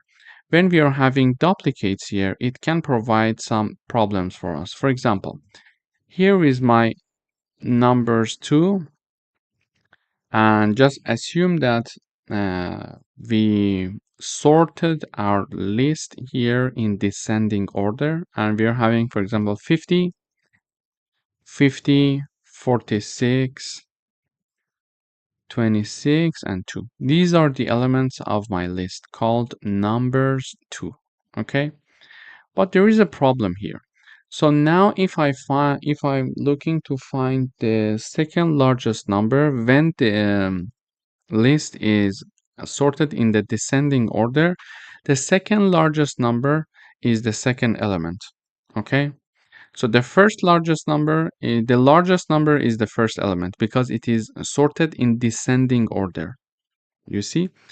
So the second element should be the second largest number if we have no duplicates. But because we are having duplicates here, we see that the second largest number, which is 46, is in the third place because we are having a duplicate here. So it's important to remove duplicates in order to avoid any mistakes or problems. This is why we need to first remove the duplicates. So if I remove the duplicates, we see that now the second largest number is the second element. And lists can have duplicates, but one of the features of the sets were the fact that they can only have unique elements. No duplicates are allowed in sets. Therefore, we are converting numbers to sets to remove the duplicates. But because we were working with the list and we would like to continue with working with the list, we are then again converting it to a list. So now if I print these unique numbers, you will see that in this new list, we don't have the duplicates that we are having in the numbers. So when I run the code, you see that 36, 10, 45, 50, and 25. So 25 is only one time repeated there, and also 36, it's only one time is being there. That's it. So you see that here also we removed the duplicates. After removing the duplicates, this is how my list looks like. Now I need to sort this list in descending order in order to find the second largest number. In order to sort it in descending order, we write down the name of our list, then we use the sort function. In parentheses, we are having reverse equals true. So this is going to help us to sort our list in descending order. And if I print my list one more time here, we see that now this unique numbers list is sorted in descending order. So this was the initial print of my new list with no duplicates. Then it is the version that we are having in descending order. Okay, so in descending order, we are having my list 50, 45, 36, 25, and 10. This is the sorted in descending order. Now we see that the second element is the second largest number in this list. And in order to access that, we are going to simply write down the name of the list and then the index 1, which is representing the second element. Why? Because index 0 is for first element and index 1 is for second element. Okay, so this is how it works. Index 1 is for second element and my second element is 45, which is exactly the second largest number in my list. So basically in this video we learned that we can find the second largest number in a list. And if I'm looking for the third largest number in my list, we can simply write down the index 2, which is representing the element 3, which will be 36. So we see that the second largest number is 36 and the third element here is also 36. Thank you for watching. Welcome back. In today's video, we would like to write a program that removes all occurrences of a specific element from a list. For example, if you look at here, you will see that I'm having a list here. It is called numbers. So the list called numbers has these elements. You see, 1, 2, 3, 4, 2, 5, 2, 6. And I'm having one specific element that I would like to remove it from this list. And that specific element is 2. So I want to have a new list in which we do not have this number 2 as the elements. So I would like to have a new list which contains 1, 3, 4, 5, 6. Okay. So in order to do that, there are many ways that we can do it. We can write down a for loop to have a new list being created, and if while we are iterating through the list, if the element equals 2, for example, we continue and we skip. So we're not going to insert that into our new list, and that way we can have our list being created. But another way is to use set comprehension. For example, here we are having the call of remove occurrences function, and we are having two arguments, numbers and 2, and it is assigned to an updated list which is later on printed. So the output of this function is going to be assigned to updated list.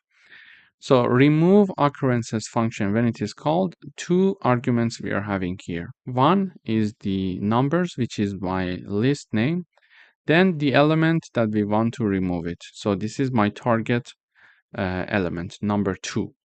So in this function, we are having two arguments, my list and the target. Here, this function is going to return for each item that is in my list. If that item is not equal to my target, which is number 2, we assign it to my new list here. So this is a set comprehension.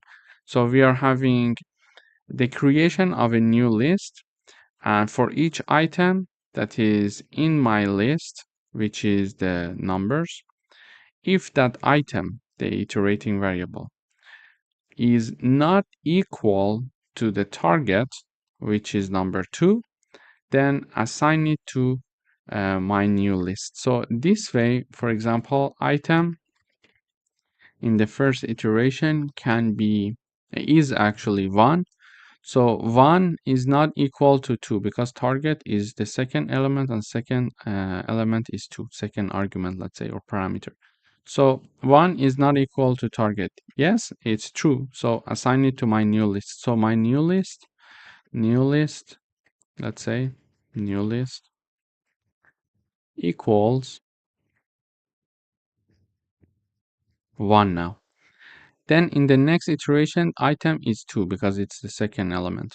So in the second iteration, we are having the second element. So 2 equals target is 2. So it is not equal to target. This is what it is asking. 2 is not equal to 2. So it is basically saying item is not equal to target. And we know that in this case, the item is 2. Here, the item is 2 because we are in the second iteration. So the item now is 2.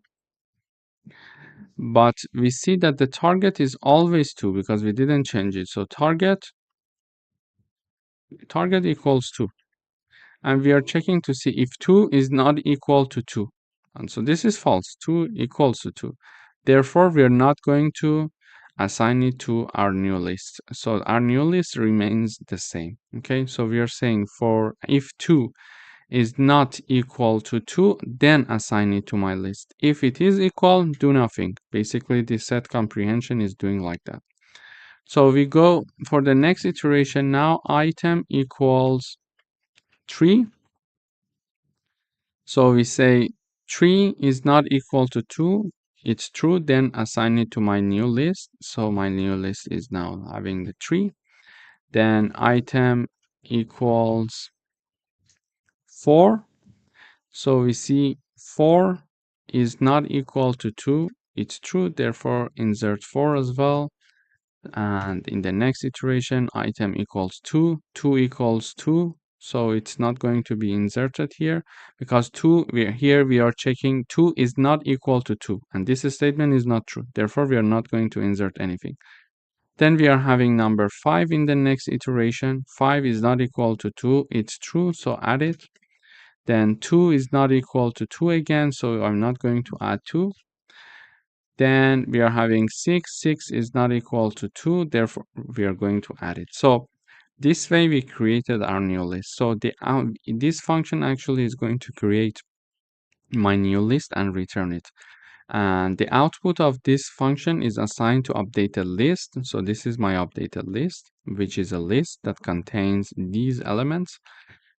And basically here we are simply printing this list. So the updated list is 1, 3, 4, 5, and 6. 1, 3, 4, 5, and 6, and 5 and 6. So this is exactly what I expected.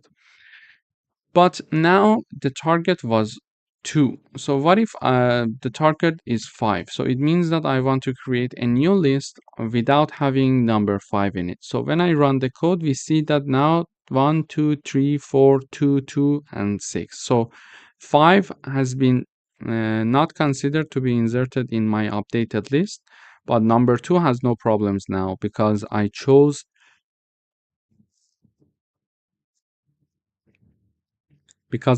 simply to remove number 5. And if I wanted to have number 1 as the target element to be removed, so when I run, we see that number 1 is not there anymore. Basically, this is how we can remove all occurrences of a specific element from a list. Thank you for watching. Welcome back. In today's video, we would like to write a Python program to get the largest number from a list. So here is my list. As you see here, the list contains these elements. So there are 6 elements in this list: 10, 25, 78, 45, 89, and 23. So when I run this code, we see that it says the largest number in the list is 89. So basically here we are finding the maximum number in the list, and this is what we wanted to do. But how can we do it in Python? So there is a built-in function in Python that is called max, and this function can help us to find the maximum number. We are having the max, and in parentheses we are having numbers. So we are having our list being in the parentheses. So this max function is going to find the maximum number that is there in the list numbers, and then it is assigned to largest variable. So variable is called largest, and that max number that is found from this numbers list is going to be assigned to the largest. And basically here the largest number is 89. So 89 is assigned to this variable, and then 89 is being printed here. So this is the easiest way to do it. However, there are other methods that we can do this. So another method that we can think of is the following. So here I am having my list called numbers being converted to a set.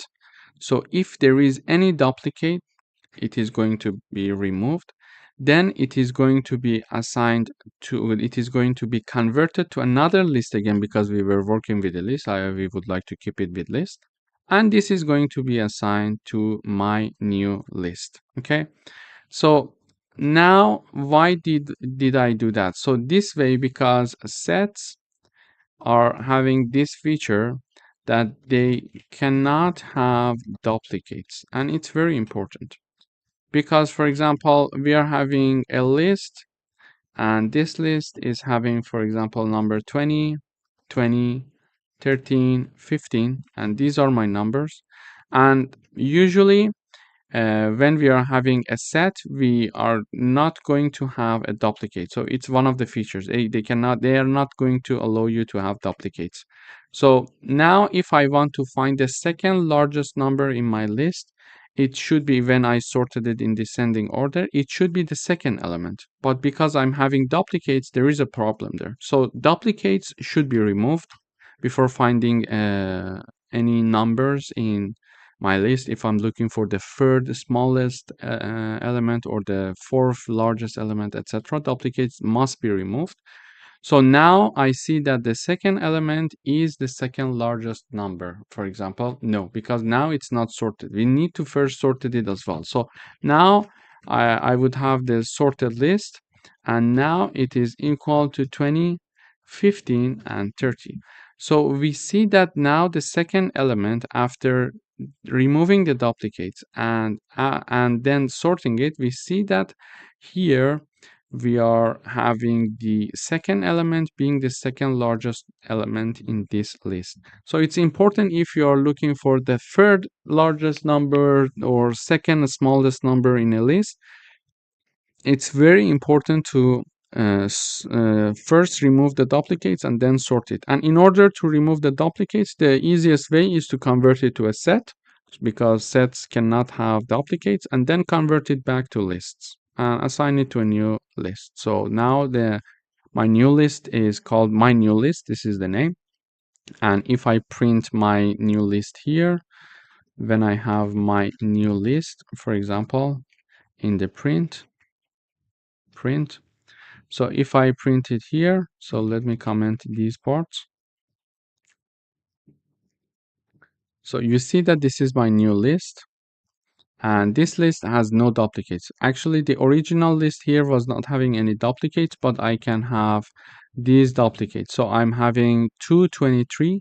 So there is a duplicate here, and I'm having 2 number 1. So if I run the code, you see that 23 is only there one time, and number 1 is also there only one time, and it's not repeated anymore. Okay, so duplicates are now removed.